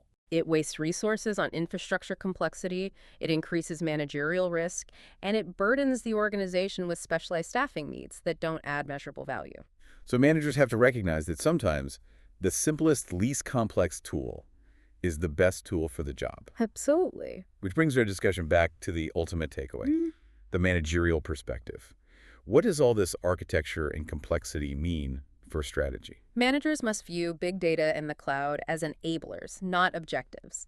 The goal should never be, we must adopt the latest big data framework. No, the goal must be measurable. Something like reduce supply chain costs by 15% through predictive maintenance. And the big data tools are merely the means to achieve that specific strategic outcome. And to maintain that essential focus, managers need to be continuously and critically asking two core questions. The first one is, what specific business decisions will this data improve, and what is the measurable outcome? And the second, which is just as crucial for long-term sustainability, is, does the strategic value we gain justify the massive complexity, the ongoing cost, and the specialized risk associated with maintaining this system? Because if the business gain doesn't outweigh that total investment, the project is strategically flawed from the start. Right. So in conclusion, the key insight is crystal clear. Strategic alignment is what determines success, not the sheer adoption of the latest technology alone. You can have the fastest, most scalable cloud architecture in the world, but if it's pointed at the wrong problem or it's managed poorly. It's just a very expensive, highly complex paperweight. So we've taken quite a journey from the limits of that single server facing the overwhelming volume, velocity, variety challenge. We've explored the necessary architectural solution provided by distributed storage, sharding, and parallel processing, all focused on data locality. And finally, we embrace the flexibility and on-demand power of the cloud while also, navigating its inherent governance risks. We've seen how big data shifts the strategic focus, from simple historical reporting to real-time prediction and automation. And why achieving real usability depends on integrating these new complex systems with established, trusted data practices. But if we leave you with one final provocative thought about the future application of these tools, it has to circle back to that value V. The one that so often gets forgotten amidst all the technical dazzle. The technology is here. The engineers have largely solved the scale problem. We know how to handle exabytes of messy, fast data now. The true, enduring challenge for every learner engaging with this subject is no longer how to physically store and process the data. It's the wisdom to translate that immense, complex data into genuinely improved strategy and actionable decisions. The technology exists to capture everything, to clean the noise, to predict the patterns. But the human element, the wisdom to know what questions to ask, what actions to automate, and whether the value actually justifies the cost, that remains the next frontier. The tools are here. The strategy is up to you. That's all for this deep dive. We hope you feel significantly more informed and critically strategically aware of the architectural choices that define the modern data economy. Until next time, welcome to the deep dive. Today, we are immersing ourselves in, a really rich stack of sources that zeroes in on the architectural blueprints of high-speed system optimization. And this isn't just about small tweaks or, incremental improvements. No, not at all. This is about the foundational advanced architectures that really define analytical capability in the cloud era. So if you're focused on how to achieve that rapid, massive scale analysis using elastic infrastructure, this deep dive is absolutely for you. Our mission today is pretty laser-focused. We're going to dissect and synthesize the critical insights around two, I'd say, technological pillars. Right. Virtualization and in-memory computing, or IMC. Now, individually, they're powerful for sure, but we really need to understand how their combined synergistic effect creates these unprecedented analytical capabilities that have become, table stakes for modern data science. Okay, so let's unpack this. And I think the best way to start is by establishing the context, the history. Before we even get to the solutions, what were the fundamental structural limitations of traditional computing that these sources were highlighting? What was the problem that demanded these kinds of radical overhauls? It's a great place to start, because if you look back at computing infrastructure, even just a decade and a half ago, the systems were just plagued by these fundamental roadblocks. They really inhibited modern, large-scale analytics. Right. And we can distill this down to two major, I would even say crippling limitations. The first was fixed hardware capacity. The classic rigidity problem. Exactly. That's the perfect phrase for it. When an organization provisioned a system, they were locked into a rigid infrastructure. It was all defined by physical purchases. So if you bought 10 big servers, then your total analytical capacity was fixed at the capacity of those 10 servers. Period. It didn't matter what your current demand was. And if your workload suddenly tripled for an hour? You were stuck. Simple as that. Expanding meant this massive, time-consuming capital expenditure. You're talking purchase orders, shipping, racking, stacking. It took months. And what we learned from the sources, and this is the key economic point, is that this rigidity led to just tremendous inefficiency because everyone had to provision for the absolute peak load they might hit. That is the economic core of the problem. You were often buying enough horsepower to handle, say, Black Friday surge traffic, even though that peak might only happen for 72 hours out of the entire year. So for the other 95% of the time? For the vast majority of the year, that very expensive, very specialized hardware was just sitting there, maybe 80 to 90% underutilized. And this waste just significantly inflated the total cost of ownership, or TCO, for enterprise computing. It was unsustainable. Okay, that's the efficiency issue. That's the money side. Now let's talk about the speed issue, which is, I'd argue, the even greater barrier for any kind of analytical breakthrough. I'd agree. The second limitation, and this is the one that truly crippled large-scale iterative analytical work, was slow disk-based data access. Right, the I/O bottleneck. The I/O bottleneck. Traditional computing relied on constantly moving data between the volatile main memory, the RAM, and much slower persistent storage, spinning disks or even those first-generation solid-state drives. So every single query, every single time you train a model. Every iteration meant waiting for disk input-output, or I/O. And in the world of big data, where you could have petabytes of data, that repeated latency, it just balloons. It turns minutes into hours and hours into days. Precisely. This reliance on the disk bottleneck completely destroys the high-speed, iterative demands of modern data processing. It's just not feasible. I mean, if you need 50 iterations to train a complex machine learning model, and each one of those takes 10 minutes just waiting for the disk, you're looking at an entire workday lost, just waiting. So, okay, if we accept that the problems are inefficiency because of rigidity and bottlenecking because of I/O slowness, then the joint purpose of the technologies we're covering today has to be a targeted attack on those two flaws. Absolutely. The research is very clear on this. The combined purpose is to fundamentally improve the efficiency, the scalability, and the overall performance of analytical systems. And they do that by tackling these two constraints at the same time. It's really the roadmap toward faster analytics and much more flexible on-demand resource use. And this is where the architecture gets so fascinating, because these two technologies, they approach the solution from completely orthogonal directions. If we use the metaphor of a high-performance analytical factory. Okay, I like that. Virtualization provides the structure. It's the floor plan, the dynamic walls, the plumbing, the flexibility. It's what governs how resources are organized and shared. And in-memory computing, or IMC, provides the brute force. It's the high-octane engine running inside that factory. It dictates how fast that data is processed. You need both. You absolutely need both. You need the adaptable, optimized floor plan, and you need the speed-of-light machinery for the system to achieve optimal results. In a modern cloud context, they are fundamentally interdependent. Let's start with that enabling layer then, virtualization. This concept is so deeply integrated into modern infrastructure that I think we often just take it for granted. But for a deep dive, we really need to focus on the mechanisms. So at its core, what is virtualization actually doing? It's fundamentally about two concepts: abstraction and isolation. That's it. What we're doing is creating a software layer, it's called the hypervisor, that sits between the physical hardware and the operating systems. And that layer allows multiple, distinct, independent virtual systems, what we call virtual machines or VMs, to run at the same time on that one single physical machine. Okay, let's not just skim over the hypervisor. This is really the critical piece of technology that makes the whole thing work. For our listener who follows this topic closely, what are the architectural choices here? I'm thinking specifically Type 1 versus Type 2 hypervisors, and why does that distinction matter so much for complex analytics? That's a critical distinction to make. A Type 1, which is also called a bare metal hypervisor. Think things like VMware, ESXi, or KVM.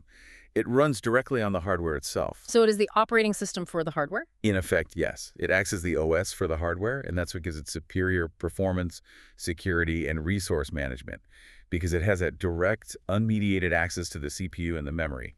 This is the architecture that powers, nearly all public and private cloud environments, simply because performance is absolutely paramount. Okay, so contrast that with Type 2 for us. A Type 2 or a hosted hypervisor.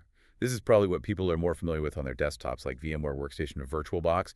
It runs inside a conventional operating system. So it's an app on my laptop. It's an application, exactly. They're much easier for development and testing, sure, but they introduce this extra layer of overhead, and that means they are slower and less efficient. So for analytical production workloads, where we're talking about massive computational demands, Type 1 hypervisors are really the indispensable foundation.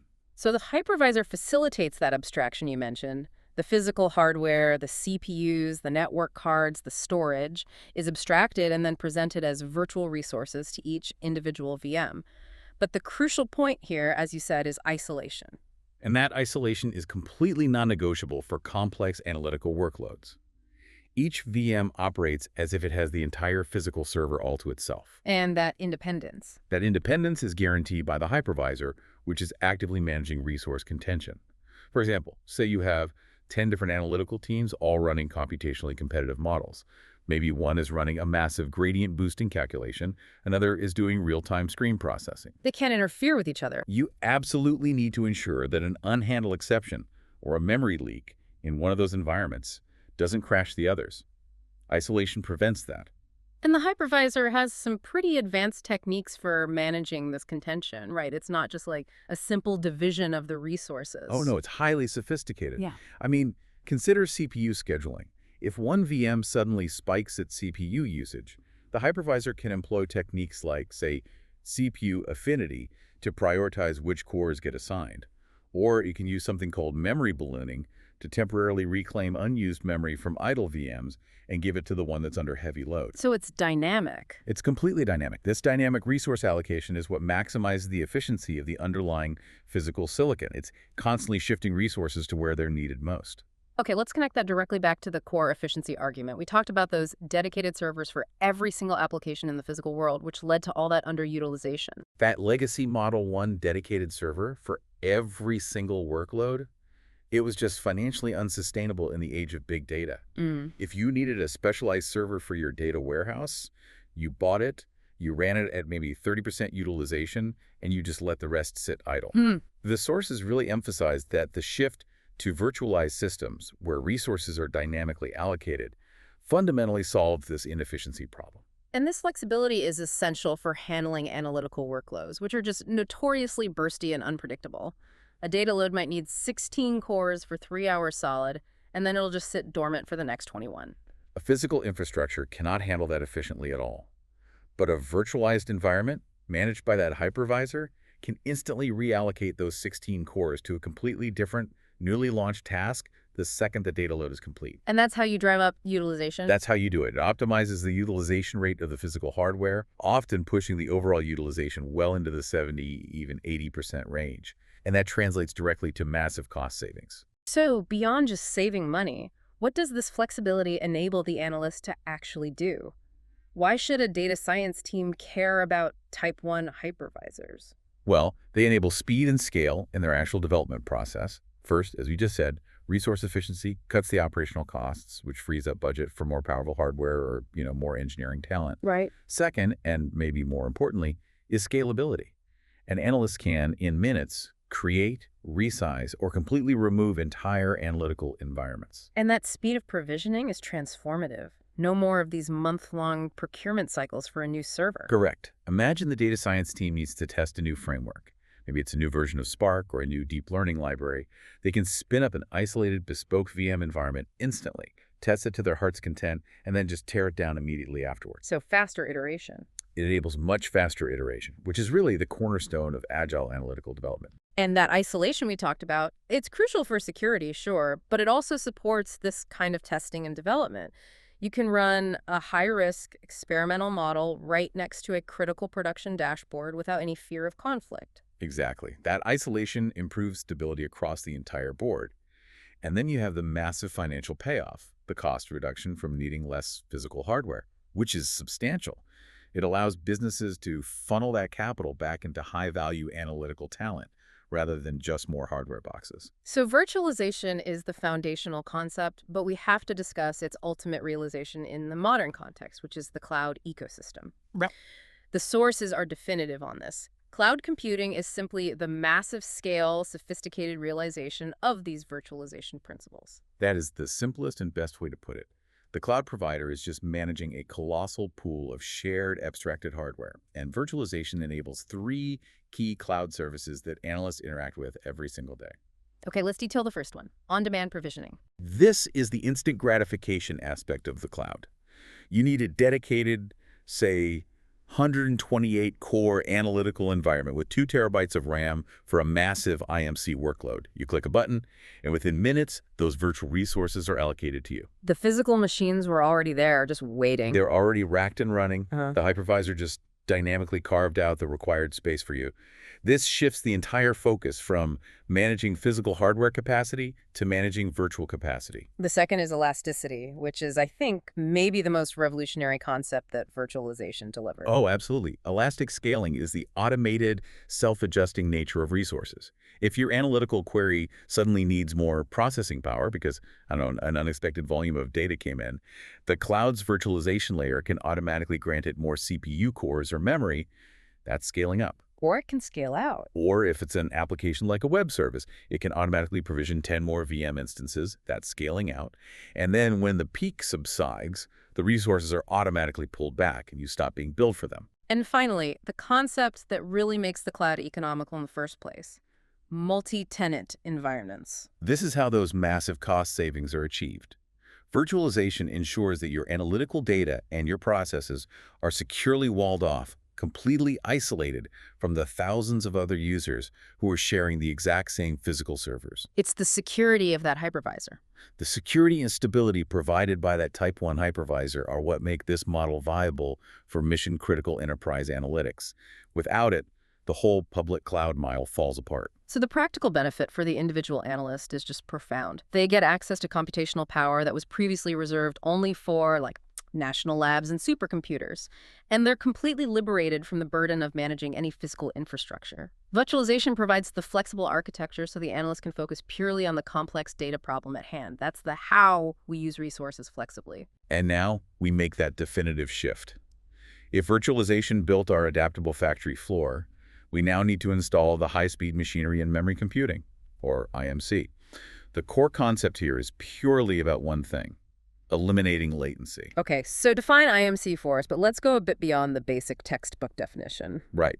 So IMC is the architectural paradigm where the entire working set of data that you need for processing, whether that's a massive analytical table, a graph structure, or a machine learning training set, is stored and processed directly in main memory. That's the computer's volatile RAM. You're not using the disk as the primary source. You're not using the disk as the primary read source during computation. You are bypassing it entirely. This elimination of repetitive disk access, it seems like a simple architectural choice on the surface, but it's really an attack on the single biggest bottleneck in analytical efficiency.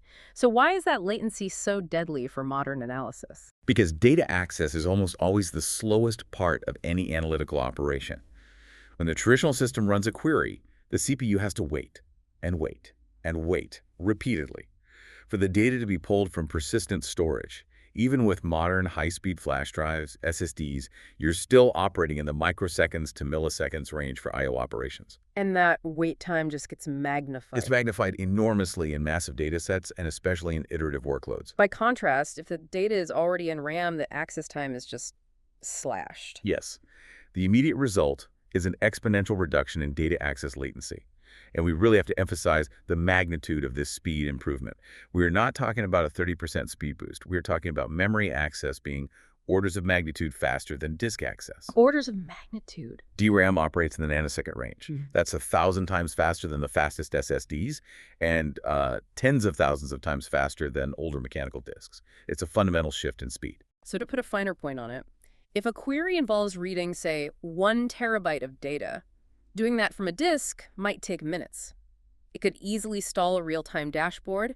Doing it from memory might take seconds, or even fractions of a second. That is the high-value translation right there. That raw speed enables analytical capabilities that were literally impossible before IMC became viable. It enables true, near real-time analytics. Dashboards that reflect minute-by-minute market conditions instead of stale, hourly snapshots. And it completely transforms the development cycle for data scientists. Absolutely. The time spent just waiting for model training collapses. This is rapid model training and development enabled by IMC. Data scientists can feed these vast data sets into complex, computationally expensive models. Think deep neural networks and get feedback almost instantly. Which shortens the time to insight. Radically. Yeah. And crucially, it supports interactive, iterative data exploration on truly massive data sets. It allows analysts to follow a line of inquiry without the system just grinding to a halt. The sources specifically call out that IMC is mandatory for scenarios that require that repeated iteration and constant data access. And this brings us to the most resource-intensive use cases. Yeah, we're talking about highly specific areas where microseconds of latency translate directly into a competitive advantage or a critical insight. Think of high-frequency decision systems like algorithmic trading platforms. Right. There, the ability to process market data and execute a trade in a matter of milliseconds is literally the difference between profit and loss. Or large-scale simulations. Yes, large-scale simulations, whether you're modeling climate patterns, complex physics, or chemical reactions, they require extremely fast feedback loops to adjust parameters and rerun scenarios. If each one of those loops is disk-bound, the project just becomes infeasible. With IMC, the simulation can run at the speed of the CPU, not the speed of the disk. And the iterative nature of modern data science seems perfectly aligned with this architecture. It is. Consider iterative machine learning algorithms. Things like k-means, clustering, or stochastic gradient descent. They involve repeated passes over the same large blocks of training data. If those blocks are accessed from RAM, efficiency is maximized. If they have to be pulled from disk every single time, the entire training cycle is throttled to the I/O speed. IMC is what's necessary to move these processes from taking days to just taking hours. Okay, it sounds like the perfect solution for absolutely everything, but we know technology never comes without a trade-off. So this is where we need to introduce the reality check, the constraints of IMC. And the constraints are severe and they are unavoidable. They force designers to be very strategic. The first one is simple: cost. DRAM, or dynamic random access memory, is inherently and structurally more expensive per gigabyte than traditional NAND flash or mechanical disk storage. It just is. So deploying a 50-terabyte analytical cluster Requires a massive initial investment in RAM, a huge one. And the second constraint, which is tied directly to that cost, is capacity. I mean, even though RAM modules are getting larger, there's always a physical ceiling.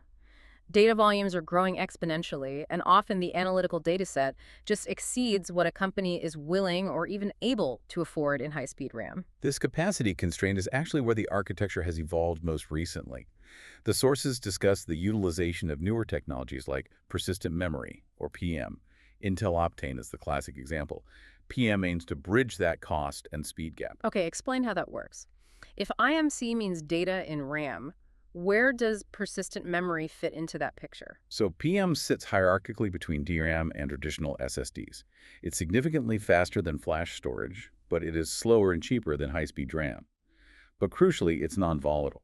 Meaning the data stays if the power goes out? Exactly. The data persists even if power is lost, which mitigates that volatility risk of traditional RAM. So system designers can now use like a tiered approach. That's the idea. The hottest, most actively processed data sits in the most expensive, fastest DRAM. The warm data resides in the cheaper, slightly slower PM. And the rest, the cool data, is stored on disk. It's a strategic compromise, and it's one that's necessitated purely by cost. And that requirement for strategic compromise leads directly to the need for careful system design. You can't just dump all your data into a large memory pool and hope for the best. You need some sophisticated architectural components. You do. And what are those specific technical approaches? Well, first, you need sophisticated data partitioning strategies. Since you can't fit everything into memory, you have to intelligently segment the data. This means using techniques like, say, hash partitioning, where data is split based on a calculation applied to a key field, or range partitioning, where data is split based on a value range. And this ensures that queries only ship the relevant data. It ensures that analytical queries only need to access the specific relevant data blocks that are residing in that expensive RAM. Which implies the database itself needs to be aware of this memory architecture. This is common in databases like SAP, isn't it? It's foundational to columnar, in-memory databases. They are designed from the ground up to manage this partitioning and data placement intelligently. The second necessity is robust memory management techniques. The system has to know which blocks to swap out or compress when memory is constrained. Which data is cold and can be moved. Exactly. Which data is cold and can be moved to disk or PM, and which data is hot and must remain in that nanosecond access zone. Let's directly address the persistence issue that you brought up earlier. If volatility is the inherent characteristic of DRAM, how do these systems protect mission-critical analytical data when they're designed to process it purely in memory? This is why, as the sources all emphasize, IMC is almost never a standalone architecture. It relies heavily on complementary disk-based systems for safety. You need persistence mechanisms. Typically, this involves two key operations. First is asynchronous logging. This is where every transaction or change is written immediately to a persistent disk-based log file, often using super-fast NVMe drives. So even if the power cuts out, that log has captured the very last state change. Precisely. And second, frequent snapshotting. The entire memory state is periodically saved to disk. So if a system failure occurs, the database reloads the last snapshot from disk, and then it rapidly replays those asynchronous log entries to restore the system to the exact state it was in just before the failure. So the disk is the safety net. The disk is the safety net.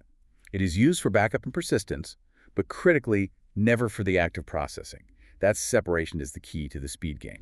Okay, so we've built the two pillars. Virtualization gives us this flexible, elastic infrastructure, allowing us to provision huge memory nodes on demand. And IMC gives us this phenomenal processing speed by eliminating I/O latency. So now we arrive at the core of our deep dive, the powerful synergy. What happens architecturally when you put these two forces together? The result is something that is profoundly more powerful than just the sum of its parts. Virtualization manages the dynamic creation and resizing of the underlying hardware pool. The ability to get a 4 terabyte RAM instance instantly. And then IMC? IMC maximizes the utility and the speed of that massive RAM resource that you just provisioned. Right, because without virtualization, scaling an IMC database would involve purchasing and installing massive fixed-capacity physical servers. Which reintroduces the exact rigidity problem we spent all of Part 1 trying to solve. Exactly. The cloud provider's virtualization layer provides the elasticity that's necessary to provision the specific, large, memory-rich systems required for IMC workloads. Things like running a massive Apache Spark cluster or an enterprise SAP Aryan deployment. The combined outcome is the creation of scalable, high-performance analytical platforms. These are absolutely essential for modern cloud services. Let's talk about the orchestration there for a second. How does that elastic scaling in the virtualization layer interact specifically with the data partitioning requirements of IMC? Okay, so consider a major analytical project, like a pharmaceutical company running a complex drug interaction simulation. This requires huge distributed IMC resources. Virtualization allows the system to monitor the workload and then, on demand, instantly provision, say, 100 new VMs, each with 256 gigs of RAM. Okay. Now, crucially, the IMC layer, the database or the processing engine, is designed to recognize these newly provisioned virtual nodes and then automatically redistribute its data partitions across them. So that seamless scaling ensures that the speed gain isn't lost to some kind of management overhead. The virtualization handles the infrastructure scaling, and the IMC engine handles the data scaling. And it's a complete transformation of the analytical workflow. Let's detail the practical impact on data science teams. The first key impact is just shorter model development cycles because of that instant feedback. The difference between a development process that takes 3 hours versus one that takes 5 minutes completely changes how a team can even work. Of course.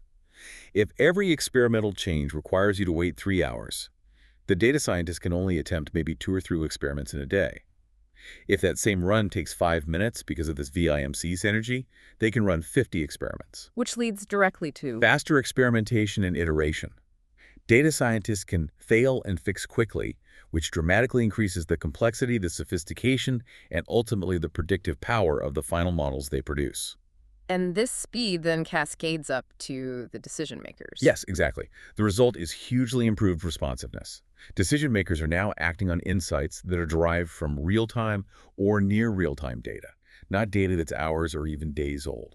Can you give us an example? Sure. If a major supply chain disruption happens in Asia overnight, the logistics optimization dashboard that's powered by this synergy can reflect the impact immediately. And that allows for rapid tactical adjustments, not delayed reactions based on yesterday's numbers. And the final and maybe most compelling impact is that this immense computational power supports advanced analytical techniques that were they were previously too time-consuming or too resource-intensive to even be practical. This is where the ceiling of possibility truly lifts. We're talking about massive graph database traversal for network analysis, or real-time fraud detection that requires complex pattern matching across trillions of transactions, or high-fidelity optimization algorithms used in energy grid management. Things that were just too slow before. In the old model, these calculations were either simplified to the point of being useless, or they just took weeks to run. The VIMC synergy makes these techniques standard operating procedure. It shifts the entire analytical baseline for what's possible. Okay, now for the managerial and strategic considerations, the necessary reality check that the sources warn us about. These architectures are powerful, yes, but they are enablers. They are not guarantees of insight. And managers must approach this with surgical precision. The primary consideration is that economic trade-off. They have to carefully evaluate the necessity of this architecture, weighing the significantly increased cost of IMC against the concrete, measurable performance benefits that are realized. And that cost is complex because you're comparing the higher unit cost of RAM versus disk, but you also have to factor in the lower TCO of the overall system because of the virtualization layer's efficiency. Precisely. You have to be able to prove that the speed gain provides a proportional, measurable business value. Does cutting that model training time from 8 hours to 30 minutes translate into an earlier product launch? Does it create a better fraud model that saves millions? Does it create a more optimized supply chain? If the answer is no, then the expense is just unwarranted. Which brings us to the necessity of data tiers, a concept managers absolutely must grasp when they're deploying IMC. You cannot afford to put all of your data in RAM. It's just not feasible. So managers must adopt a strict data tiering strategy, and it's based on what's called data temperature. Okay, break that down. So number one, hot data. This is the small, critical, frequently accessed data that's needed for real-time analysis. That goes into the expensive, fast DRAM. Right. Number two, warm data. This is relevant historical data or infrequently accessed transactional data. That goes into persistent memory, the PM we talk about, or high-speed NVMe SSDs. And the rest. And number three, cold data. Archives, rarely touched data that resides in cheap, dense object storage or disk arrays. So if a manager tries to put terabytes of cold archival data into the IMC system, they're basically committing financial malpractice, even if the system can technically support it. Absolutely. The suitability for specific analytical tasks has to be the guiding principle. If your project is a simple, scheduled weekly report on 3 years of static historical archives, IMC is completely irrelevant. Standard virtualized infrastructure is perfectly sufficient for that. So you're just burning money. Deploying an expensive, memory-intensive platform where it's not strictly needed guarantees a negative return on investment. And the final warning from the research deals with complexity. While virtualization simplifies the physical infrastructure, it does introduce management overhead in that virtual layer. Overuse or just poor management of this synergy can lead to some serious operational complexity. If the system isn't managed meticulously, you can end up with issues like VM sprawl, a proliferation of unused or forgotten virtual machines, sometimes called zombie VMs. And they still consume resources. They still consume licenses and management cycles, which counteracts the efficiency gain you were hoping for. The overhead of managing sophisticated data partitioning, advanced memory management, and elastic provisioning has to be justified by the analytical value that's generated. Strategic deployment rooted in analytical necessity is the only way to maximize the immense value offered by this powerful combination. And the complexity of managing these massive dynamically resizing memory pools is a cost in itself. You basically trade the complexity of physical hardware procurement for the complexity of virtual resource orchestration. And that orchestration layer requires highly skilled engineers. It's a shift in where the capital and the human resources are spent. If you can justify that operational and financial cost, the payoff is transformative speed. But the cost of entry is higher, and the required management sophistication is definitely non-trivial. So let's synthesize the core findings for you. We've completed a deep dive into the dual architectural engines driving modern high-speed analytics, virtualization, and in-memory computing. To recap the core contributions, virtualization provides the elastic structure and the flexibility. It allows us to scale resources instantly, isolate workloads securely, and achieve maximum efficiency from that physical hardware pool. And in-memory computing provides the indispensable speed-achieving orders of magnitude acceleration by eliminating that I/O bottleneck, moving processing into nanosecond access RAM for those iterative real-time demands. Their synergy solves the fundamental limitations of rigidity and latency. It does that by creating platforms that are capable of hosting and executing the most massive, most complex analytical workloads instantly. This combination really is the operational engine room of the modern data-driven enterprise. Our sources indicate that this combination fundamentally makes previously impractical advanced analytics viable by eliminating constraints. So, here is the final provocative thought for you to carry forward. If guaranteed, near real-time, iterative analytical feedback becomes the norm, what critical decision-making process in business, science, or finance that currently relies on stale, batch-processed data could be fundamentally disrupted. Yeah, imagine if a central bank could recalculate the risk exposure across its entire national banking system, not weekly, but dynamically, every single hour.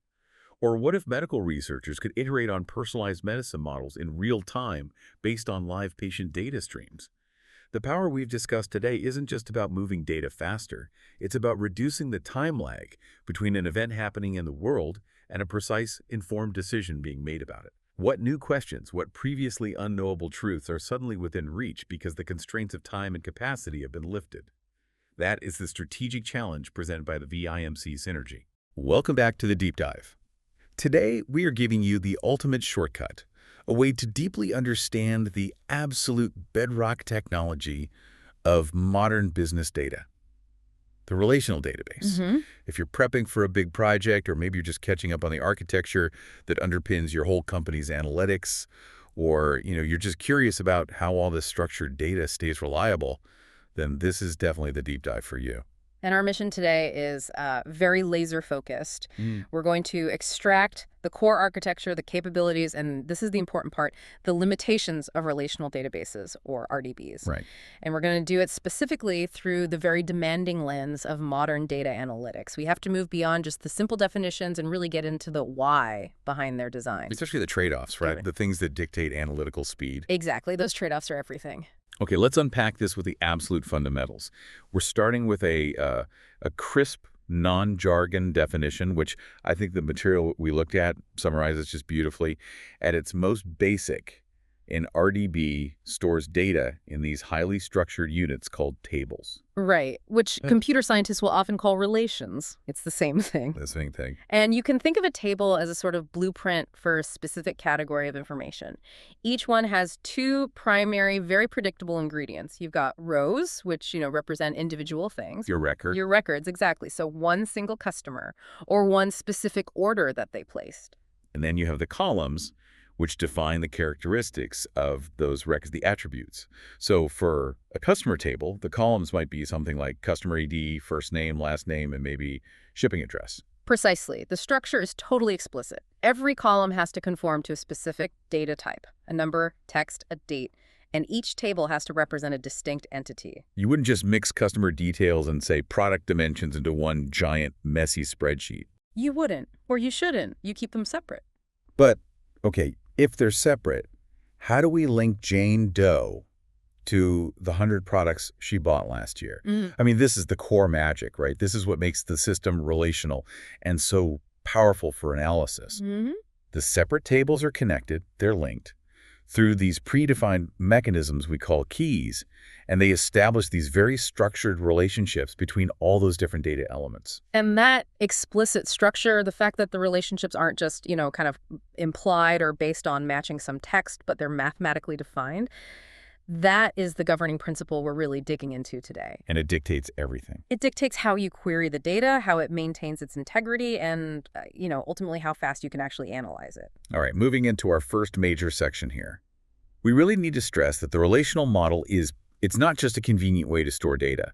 The sources we reviewed really highlight that it's rooted in these formal, pretty profound theoretical principles. Oh, absolutely. It was developed by E.F. Codd back in the late 1960s, and it was based on mathematical set theory and first-order predicate logic. Okay, so that sounds very academic. It is. Why should an analyst care that it's based on all this formal theory? Well, because that grounding is what guarantees data integrity and reliability. It's not just a file system, it's a rigorous model based on relational theory. And that theory, it prioritizes two non-negotiable concepts. Logical consistency, meaning the data has to follow the rules you set, and explicit relationships, which you just mentioned. So when you're running some complex query that's going to determine, quarterly revenue, you need absolute certainty that the underlying math holding all that data together is sound. You do. And that the relationships you're relying on are, well, unambiguous. Exactly. And the research details the specific mechanisms used to enforce this integrity, the primary and foreign keys. Let's start with the primary key. It's the unique identifier for each individual row. It's the fingerprint. It's the fingerprint. I like that. If the data is modeled properly, every single row in that specific table must have a primary key, and that key has to be unique, and it can never, ever be null or empty.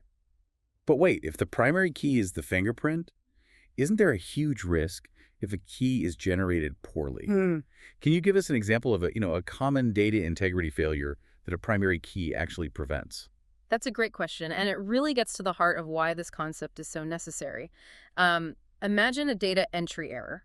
Two separate customers, both named John Smith, are accidentally assigned the exact same internal ID number. Yeah, happens all the time. All the time. Yeah. Without a primary key constraint enforced by the database itself, the system would just happily accept that duplication. It wouldn't know any better. And then what happens?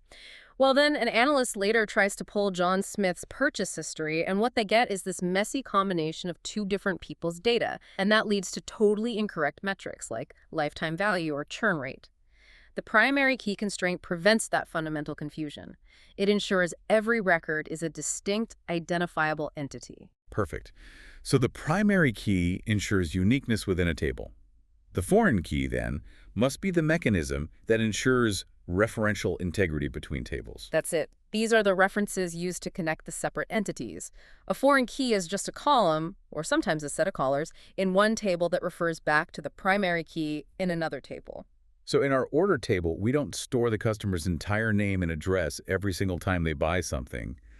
That would be crazy. Insanely redundant. Instead, we just store a foreign key, the customer ID, and that little number links the order back to the unique primary key in the customer table. So if the primary key ensures that Jane Doe is unique, the foreign key on the order table is the explicit codified mechanism that guarantees that that specific order belongs to that unique Jane Doe. And the relationship is enforced by the database engine itself. It's not an optional thing. Without that, linking a customer's past purchase history to their current profile would just become a fragile assumption-based nightmare, especially when you get to scale. An absolute nightmare. And those two concepts, primary and foreign keys, they are the real scaffolding of the entire relational model. They ensure that integrity remains constant. Okay, now let's move to a concept that is structurally essential for maintaining this integrity, but which, and this is kind of counterintuitive, it becomes a real analytical headache. And that's normalization. The research details that data is stored in normalized tables with these very clearly defined schemas. Normalization is the formal process of structuring the database to minimize redundancy and eliminate what are called data anomalies or errors. And if we think about this process in stages, we usually talk about the first three normal forms, 1NF, 2NF, and 3NF, because those are the most relevant for business systems. Okay, let's start at the beginning. First, normal form, 1NF. What does this actually achieve? 1NF is really simple, but it's crucial. It just states that all columns must contain atomic values. Meaning single, indivisible pieces of data. You can't have a single column called, say, phone numbers that contains 3 different contact numbers separated by commas.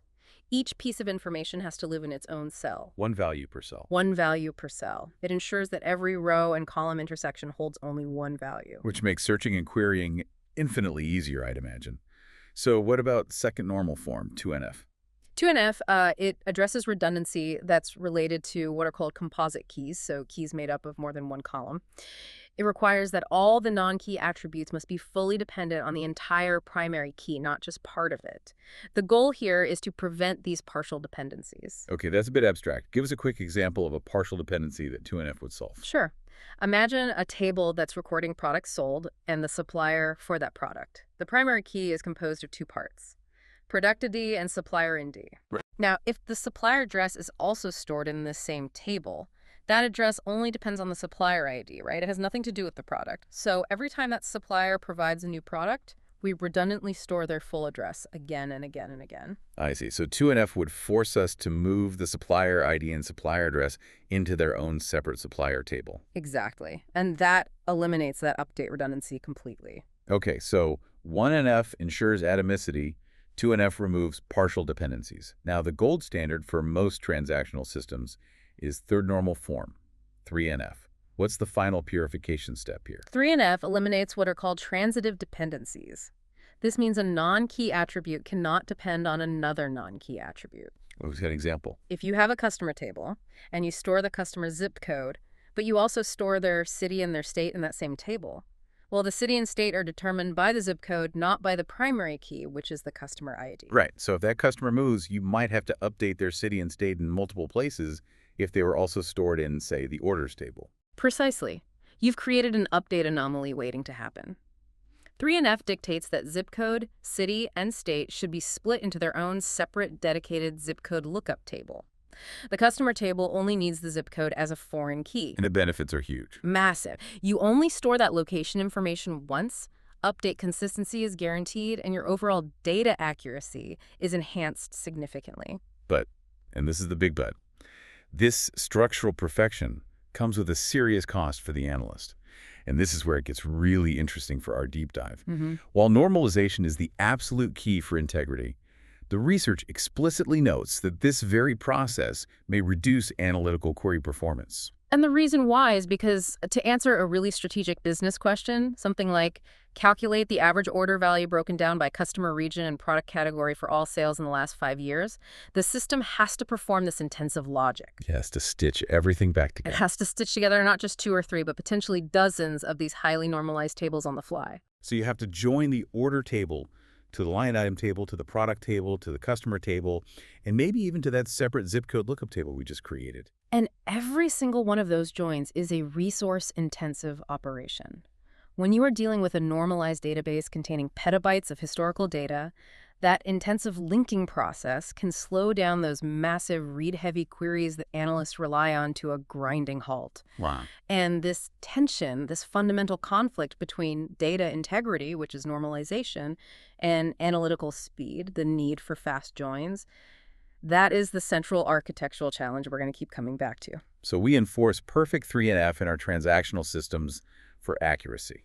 But then we have to find clever ways to undo that separation later for reporting speed. It's a constant push and pull. So we have this beautifully structured, highly consistent environment built on this scaffolding of keys and normalization. How do we, as analysts, actually interact with it? How do we pull out the critical business insights that are hidden across, dozens of meticulously separated tables? Right.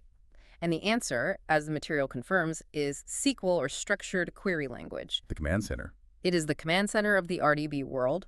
It's the standard language. And I have to say, possessing strong SQL skills is absolutely fundamental for any data analyst or data scientist working with structured business data. It's not optional. And its functions are perfectly aligned with what an analyst needs to do. I mean, of course, the primary function is just retrieving data using the select command. But SQL allows us to offload incredibly complex work right onto the server. Absolutely. You can do serious analytical heavy lifting with SQL, like filtering and aggregating data. You can calculate averages, sums, minimums, maximums, variances. And even more advanced stuff, right? Oh yeah, advanced analytical SQL features like window functions. They allow you to calculate things like running totals, moving averages, or rank customer segments without having to pull all the raw data out of the database first. And most critically, as we just established, SQL is the tool you use to join multiple tables. Because the data is normalized and spread out, that join operation linking the primary and foreign keys is essential for reconstructing the complete picture. And the complexity of your analysis often directly correlates with the number and type of joins your SQL query needs. The material really emphasizes that the sheer power of SQL enables both these complex analytical queries and incredibly efficient data manipulation. If your data fits that structured model, SQL gives you a highly optimized way to slice and dice it. It's a language that has matured right alongside the database technology itself for decades. So once we understand that SQL is the language of this structure, it forces us to ask a bigger question. What function is this structure actually serving? Because a single relational database technology can actually be designed for 2 completely different business purposes. That's right. And they require fundamentally different designs. The sources draw a really critical distinction between OLTP and OLAP. This is a managerial distinction that, it really informs your architectural strategy. It does. Let's start with OLTP. That's online transaction processing. This is the operational side of the house. It's the engine room of the business. Its purpose is to support operational transactions, things like processing a customer payment, updating your stock levels, or logging a sensor reading. And because its primary job is to handle these high-volume, real-time updates, we're talking potentially thousands per second, the OLTP database has to prioritize consistency and integrity above everything else. Which means its design is typically highly normalized. We're talking 3NF or even higher. The optimization here is entirely focused on right operations. Fast inserts, fast updates, fast deletions. Yeah. You need that customer transaction to complete instantly and accurately, minimizing any risk of data anomalies. And that highly normalized structure ensures that when a record is updated, it's only updated in one single place. Okay, so now contrast that with OLP, which is online analytical processing. Right. The purpose here is completely different. It's retrospective analysis. It's for supporting reporting, running complex predictive models, or comparing regional performance over a long historical period. And in the OLP world, speed is king, and the queries are these massive read-heavy operations. So to mitigate that normalization penalty we were talking about, the OLAP design is often strategically denormalized. Which is a fancy way of saying architects consciously accept some level of data redundancy in favor of query speed. So the goal is just to make the joins simpler and faster. Instead of joining 5 small, perfectly normalized tables, you might design 1 or 2 very large, somewhat redundant tables that are structured specifically for analytical retrieval. Yes, and this is where specific architectural patterns come into play, which are crucial for our informed listener to understand. While OLTP typically uses 3NF, OLAP often uses what's called the star schema, or a snowflake schema. Let's focus on the star schema. I think that's the most common compromise we see. It separates data into fact tables and dimension tables. That's right. The fact table holds the quantitative measurements, the facts of your business. Things like sales amount, units sold, or transaction time. The numbers. And the dimension tables hold the descriptive context, the dimensions, so customer location, product color, or sales region. The who, what, where, when. And crucially, the dimensions in a star schema are typically wide and flat, meaning they're somewhat denormalized. And the reason for that is so the analytical query only has to join the central fact table to just a few large dimension tables. Which dramatically reduces the number of complex joins you'd have to do compared to a fully normalized OLTP system. That is the architectural trade-off. The key takeaway here seems profound. Relational databases can support both operational and analytical work, but the design, whether you're highly normalized for transactional integrity or strategically denormalized for analytical speed, it must reflect the primary use case. Absolutely. If you attempt to optimize a single database for both simultaneous high-volume transactions and massive analytical queries, you often end up with a system that performs neither job particularly well. It's a compromise that satisfies no one. Okay, so once we internalize that distinction, we can really appreciate the RDB's central, almost unavoidable role in the entire data ecosystem. Source 5 lays out exactly where RDBs fit into the modern analytical pipeline, and they're everywhere. They are. First and foremost, they're the core source systems for analytics. If a company sells widgets, the RDB that processes the daily sales orders is the authoritative origin point for every single piece of analysis that comes after. And as we just touched on with OLAP, they also serve as the structural back-end storage for data warehouses. A data warehouse which integrates data from many different source systems into one unified historical view is almost always built on relational database technology. And it utilizes those denormalized schemas we mentioned for faster reporting. Furthermore, for the really deep dives into data, the material notes that RDBs are the starting point for a lot of data mining and machine learning workflows. And why is that? It's because machine learning models thrive on clean, structured, and historically consistent data, which is the RDB's specialty. So what kind of data is the RDB ideally matched for? It really excels where the data is structured and well-defined. If your data fits neatly into predefined rows and columns with fixed definitions, your ERP data, financial ledgers, transactional logs, the RDB is just unsurpassed. And second, it's ideal for historical and transactional analysis, looking at patterns and trends based on clearly defined past events. This naturally leads us to its core strengths. I mean, why does this decades-old technology continue to dominate structured business data? Source 6 gives us several powerful reasons that speak directly to an analyst's need for confidence. The first one is very simple: reliability. We are talking about strong data integrity and consistency enforced by those keys and normalization rules we discussed. When your CEO asks about quarterly revenue, you need the numbers to be reliable. Rock solid. And relational databases provide that guarantee better than almost any alternative. That reliability is also deeply tied to their maturity. It is. RDBs are a stable technology. They've had decades of development, debugging, and standardization. The performance characteristics are predictable, the community support is vast, and the system failure modes are very well understood. And all that predictability reduces project risk dramatically. And crucially, the support ecosystem is just unparalleled. RDBs are well supported by a vast ecosystem of tools. We're talking about every major BI or business intelligence platform, every high-end visualization suite, and all the standard statistical software packages like R and Python libraries. The integration paths are standardized and robust. They just work. They offer an efficient handling of structured business data that really no other technology has managed to entirely supplant yet. Especially for core, highly regulated processes like accounting or inventory tracking, the RDB offers the perfect blend of speed, structure, and integrity. Let's delve a bit deeper into that ecosystem integration, specifically how RDBs connect with these downstream tools, which Source 9 details. This is where analysts can save a substantial amount of time. Right. RDBs integrate seamlessly using standardized connectors like ODBC or JDBC with statistical software, data mining platforms, and BI tools. When an analyst needs to build a model, they're rarely working directly in the RDB environment for the actual calculation. No, they're not. They query the RDB using SQL, and they extract the necessary data into a specific format that's usable for modeling. They're usually creating what we call analytical data sets or data frames. And this is where the efficiency really pays off.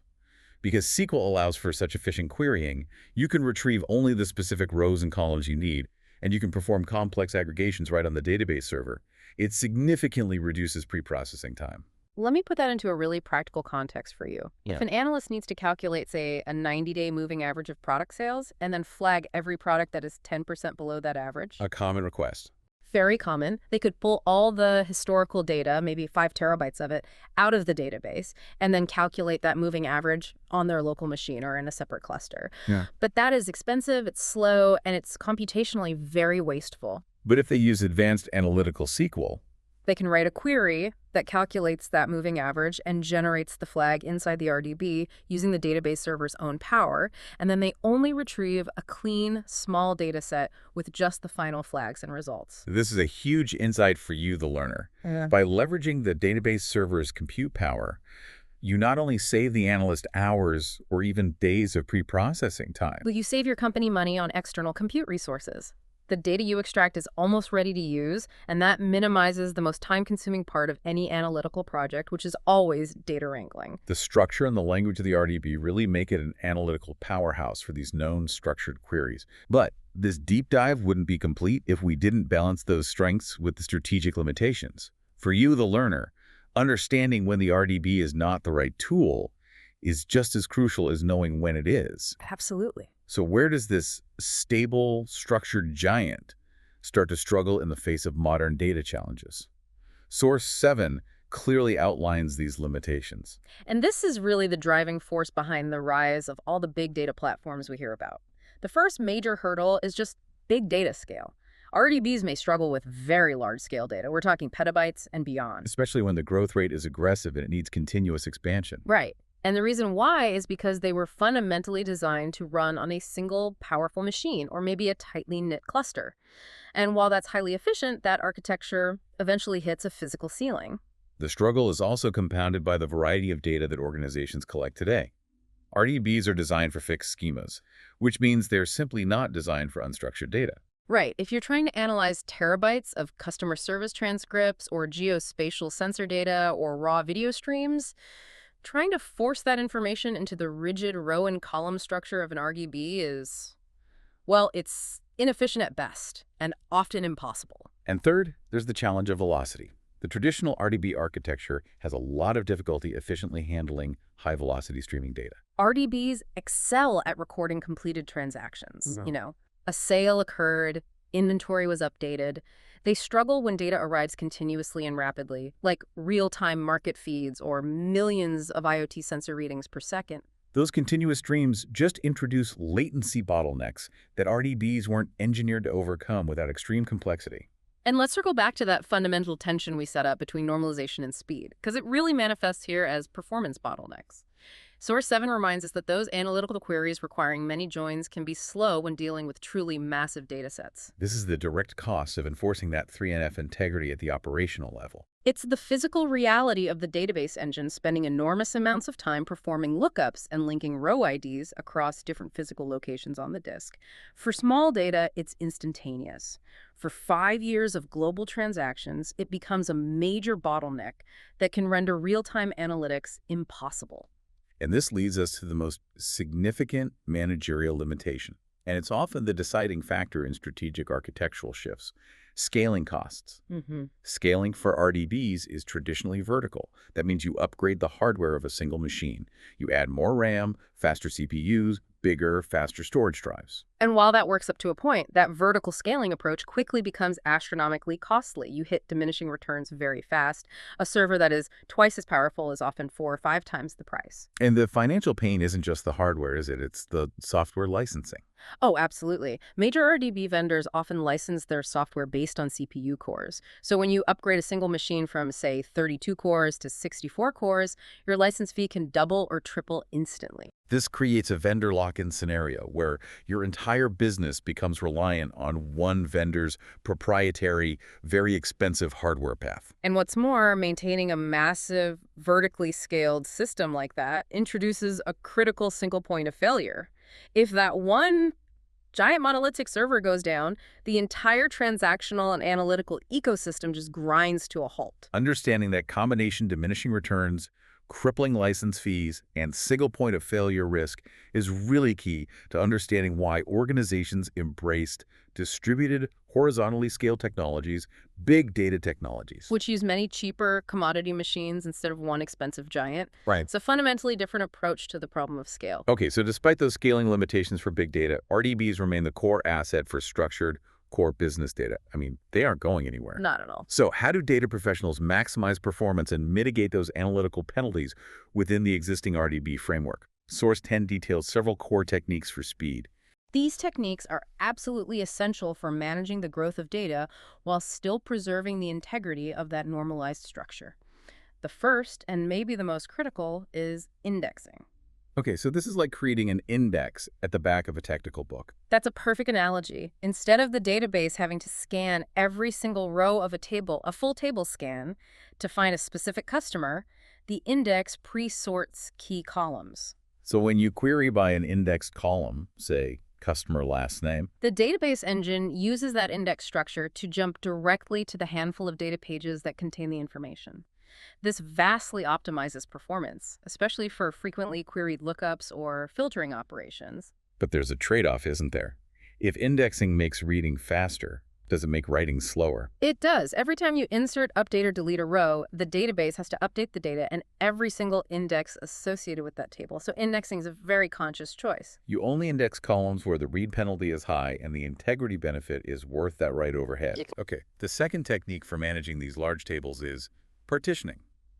For those tables that grow exponentially like global sales or log data partitioning, allows you to break them down into smaller, more manageable physical chunks. And these chunks, or partitions, are based on some logical criteria. The most common is range partitioning, usually by date. So if an analyst runs a query only on the 2024 data, the database system only has to search the single physical partition holding 2024 records. And it just ignores the partitions for 2020 through 2023. Completely ignores them. This drastically speeds up time series analysis and minimizes the I/O load on the system. And the third essential technique is tuning, specifically query optimization and tuning. This involves a rigorous analysis of slow-running SQL commands. A skilled database administrator will look at what's called the execution plan of a slow query, and they'll rewrite or refine the SQL, sometimes changing the join order or how filters are applied, to guide the database engine toward the most efficient path. So this is an iterative, high-level skill. It's often about advising the system on the best way to use the existing indexes and partitions. It is. It's part art, part science. The overarching goal of all these techniques, as the research clearly shows, is to improve analytical performance without sacrificing the integrity of the core normalized data structure. They're technical tricks, really, designed to mitigate the inherent performance penalties of high normalization. Shifting focus now, let's talk about the human element and the non-negotiable requirements for trusted analysis. Security and governance, which is detailed in Source 11. In a regulated environment, knowledge is only valuable if it is secure and trustworthy. And relational databases are built from the ground up with robust security tools. That's another huge advantage of their maturity. It is. They provide essential security controls. First, you have user authentication, just verifying the user's identity. But more critically for analytics, you have role-based access control, RBAC. Which ensures that users only see the specific tables or even the specific rows of data they are authorized to access. This is vital for protecting sensitive customer PII, or proprietary financial figures. Furthermore, RDBs include essential tracking mechanisms like audit trails. This logs who accessed which data, when they did it, and what actions they took. This entire suite of security features is non-negotiable for compliance with regulations like GDPR or HIPAA. And for ensuring robust data protection in analytics. On the governance side, RDBs are crucial because they enforce consistent definitions across the organization. When everyone in finance, operations, and marketing is accessing the same relational database definition for active customer or gross revenue, you eliminate those constant, costly internal arguments over whose numbers are correct. that organizational consistency and single source of truth, it guarantees trusted results for analysis. If the data is defined, structured, and secured in one place with a clear lineage, the resulting analysis is just far more defensible and reliable for making multi-million-dollar strategic business decisions. Effective governance really starts with structural integrity, and the RDB provides the foundation for that structure. So after all that, what does this all mean for you, the learner, navigating the complexity of the modern data landscape? Source 12 synthesizes the managerial implications perfectly. Despite all the buzz around new technologies for unstructured data, relational databases remain a core analytical asset. They do. They're not generalists. They are highly focused specialists. They're best suited for data that is structured, that has stable schemas, and that ties into well-defined business processes. So if your business runs on tightly controlled financial ledgers or inventory systems or regulated e-commerce transactions, the RDB is still the most reliable place to anchor your data truth. And this brings us to the strategic decision point. The research highlights that the modern data strategy really centers on integrating these tools intelligently. The key is knowing when to rely exclusively on relational databases for those stable, structured core processes. And just as importantly, knowing when to complement them with big data technologies like NoSQL or distributed file systems to handle the challenges of volume, velocity, or variety that the RDB architecture simply wasn't designed for. It's not a competition between the old and the new. Not at all. It's an integrated ecosystem. The RDB provides the trusted source of truth and consistency for your structured data, and big data platforms provide the flexible, horizontally scaled processing power for everything else. Successful data organizations recognize the strengths and weaknesses of both. That structural reality brings us right back to the central tension we've explored throughout this deep dive, the one between data integrity and query speed. Given that perfect normalization, as we detailed in our discussion of 3NF, enhances integrity but can dramatically slow down these large multi-table analytical queries, should organizations always strive for that pristine architectural perfection? Or, given the sheer scale and the demands for speed in modern analysis, where insights delayed are decisions missed, is strategic denormalization, like that star schema model we saw in the OLAP design framework, an essential modern compromise for maximizing analytical velocity. It really forces every data leader to ask, is guaranteed data consistency or time to insight the higher business priority in a given scenario? And how much integrity are you willing to compromise for raw speed? That's a provocative thought for you to mull over as you build your own data strategy. That's all the time we have for this deep dive into relational databases. Until next time, stay curious.